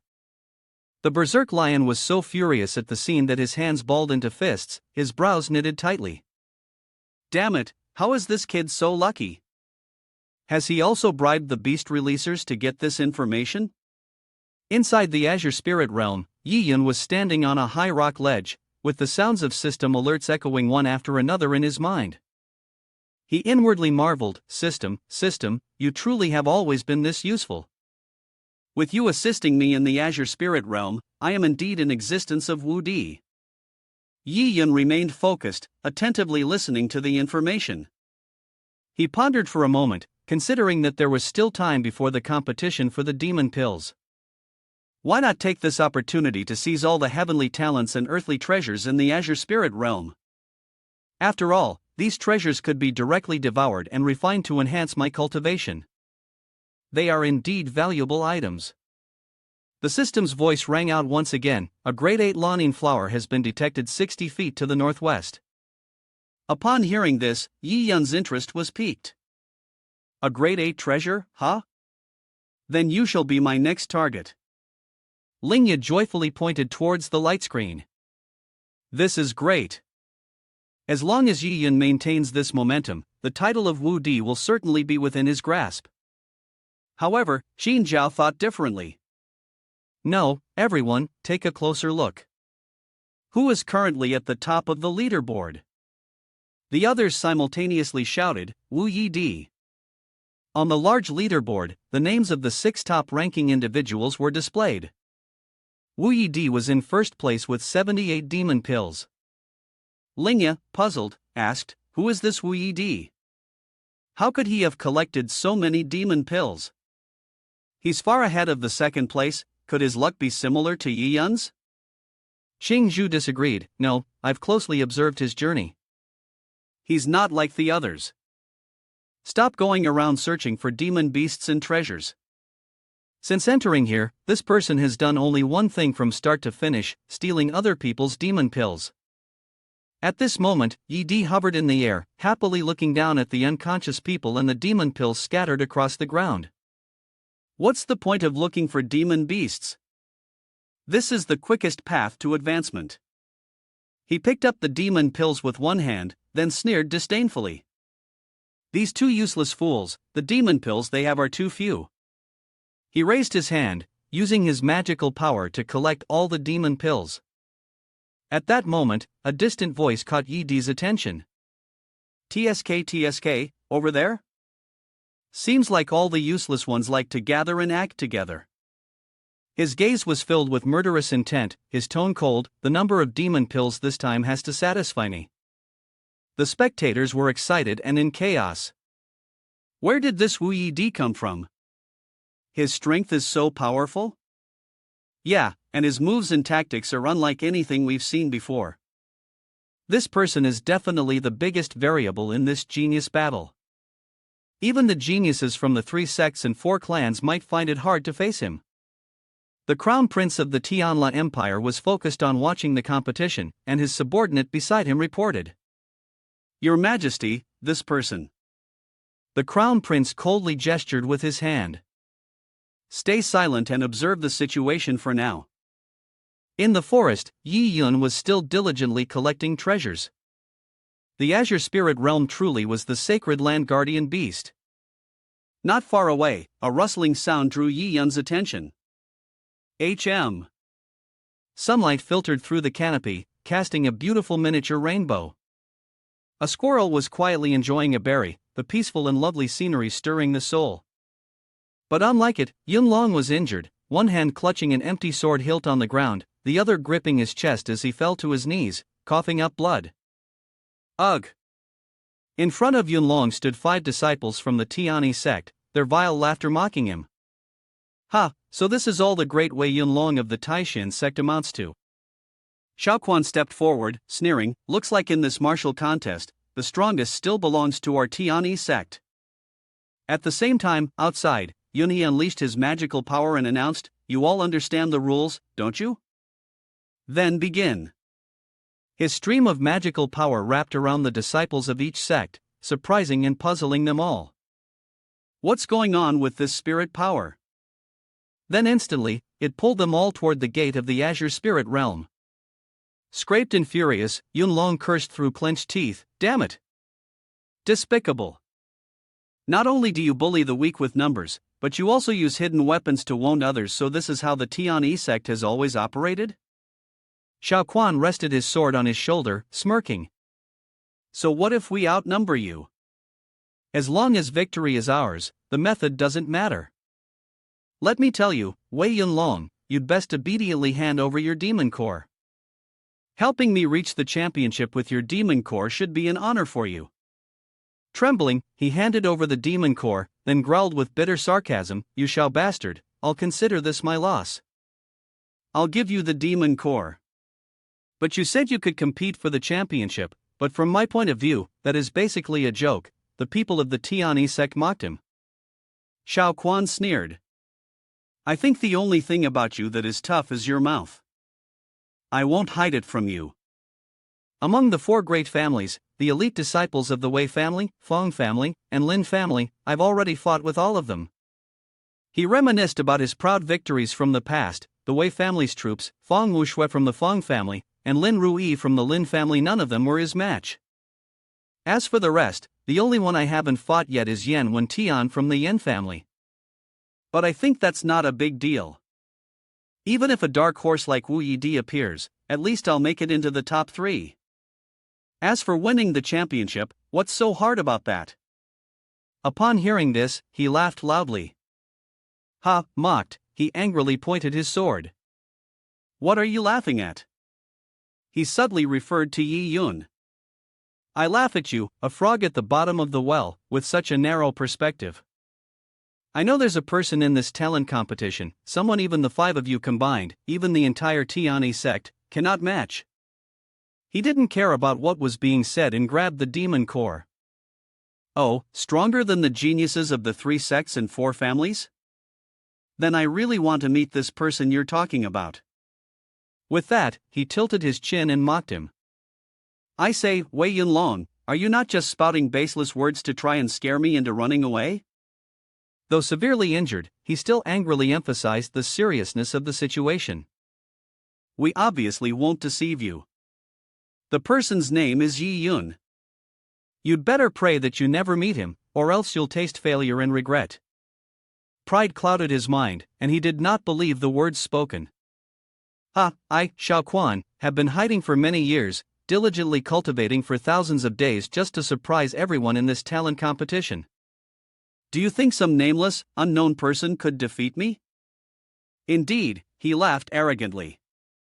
His expression shifted to one of amusement, and he spoke boldly. Yi Yun, right? I remember that name now. If you truly respect him that much, then I'll personally go find this Yi Yun, break all his limbs, and make him crawl out of the Azure Spirit realm. His arrogance continued as he said, not only will I make him crawl out, I'll gouge out both his eyes with my own hands, so he'll live his life in darkness. Completely oblivious to their own insignificance, the disciples of Tianyi sect cheered, displaying their confidence. Yes, exactly. We need to show him the power of our Tianyi sect. Suddenly, several stones shot out from the bushes at an incredibly fast speed. The disciples of the Tianyi sect were hit in the face by the stones, crying out in pain, "Ha!" Ambushed, the leader screamed in anger, "What's going on? Who the hell attacked us?" He helplessly looked at the younger disciples lying on the ground, screaming in agony, "Brother, I can't see anything anymore, and my chin is broken." Furious, he gritted his teeth and cursed, "Who's so bold? Daring to harm the people of our Tianyi sect? Get out here right now." Yi Yun had been standing on the tree right above his head until now, and only then did he speak up. Even the enemy hadn't noticed him, truly, they were utterly useless. As soon as he finished speaking, he jumped down from the tree.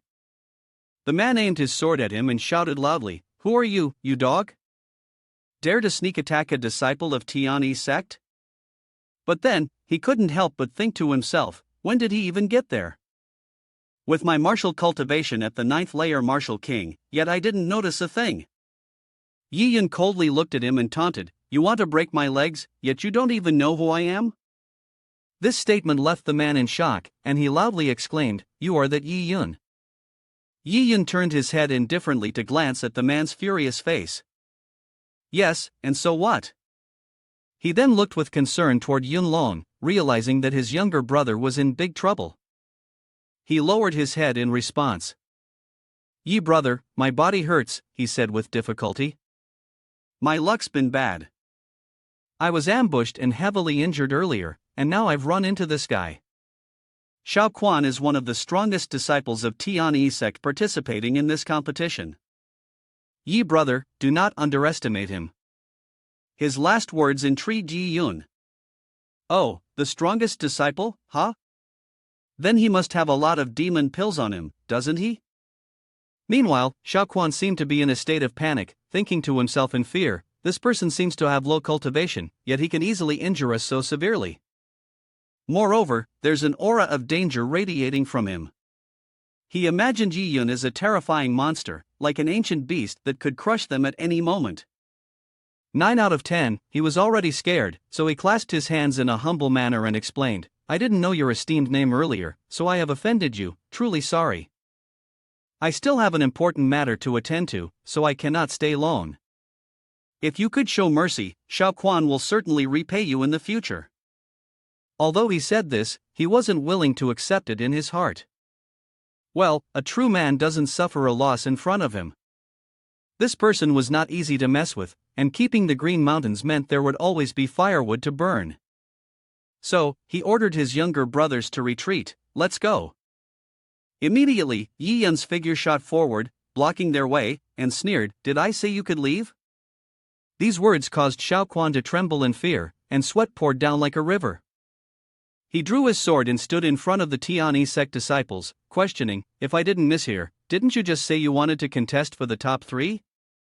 Caught off guard, he quickly jumped back to defend himself. You don't need to hear my answer, Yiyun said as he gathered his internal energy and unleashed a thunderous wave of demonic power, charging forward to attack.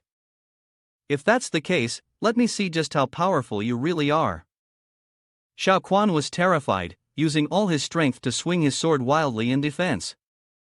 The opponent's power was too strong, I couldn't handle it alone, I had no choice but to end this quickly.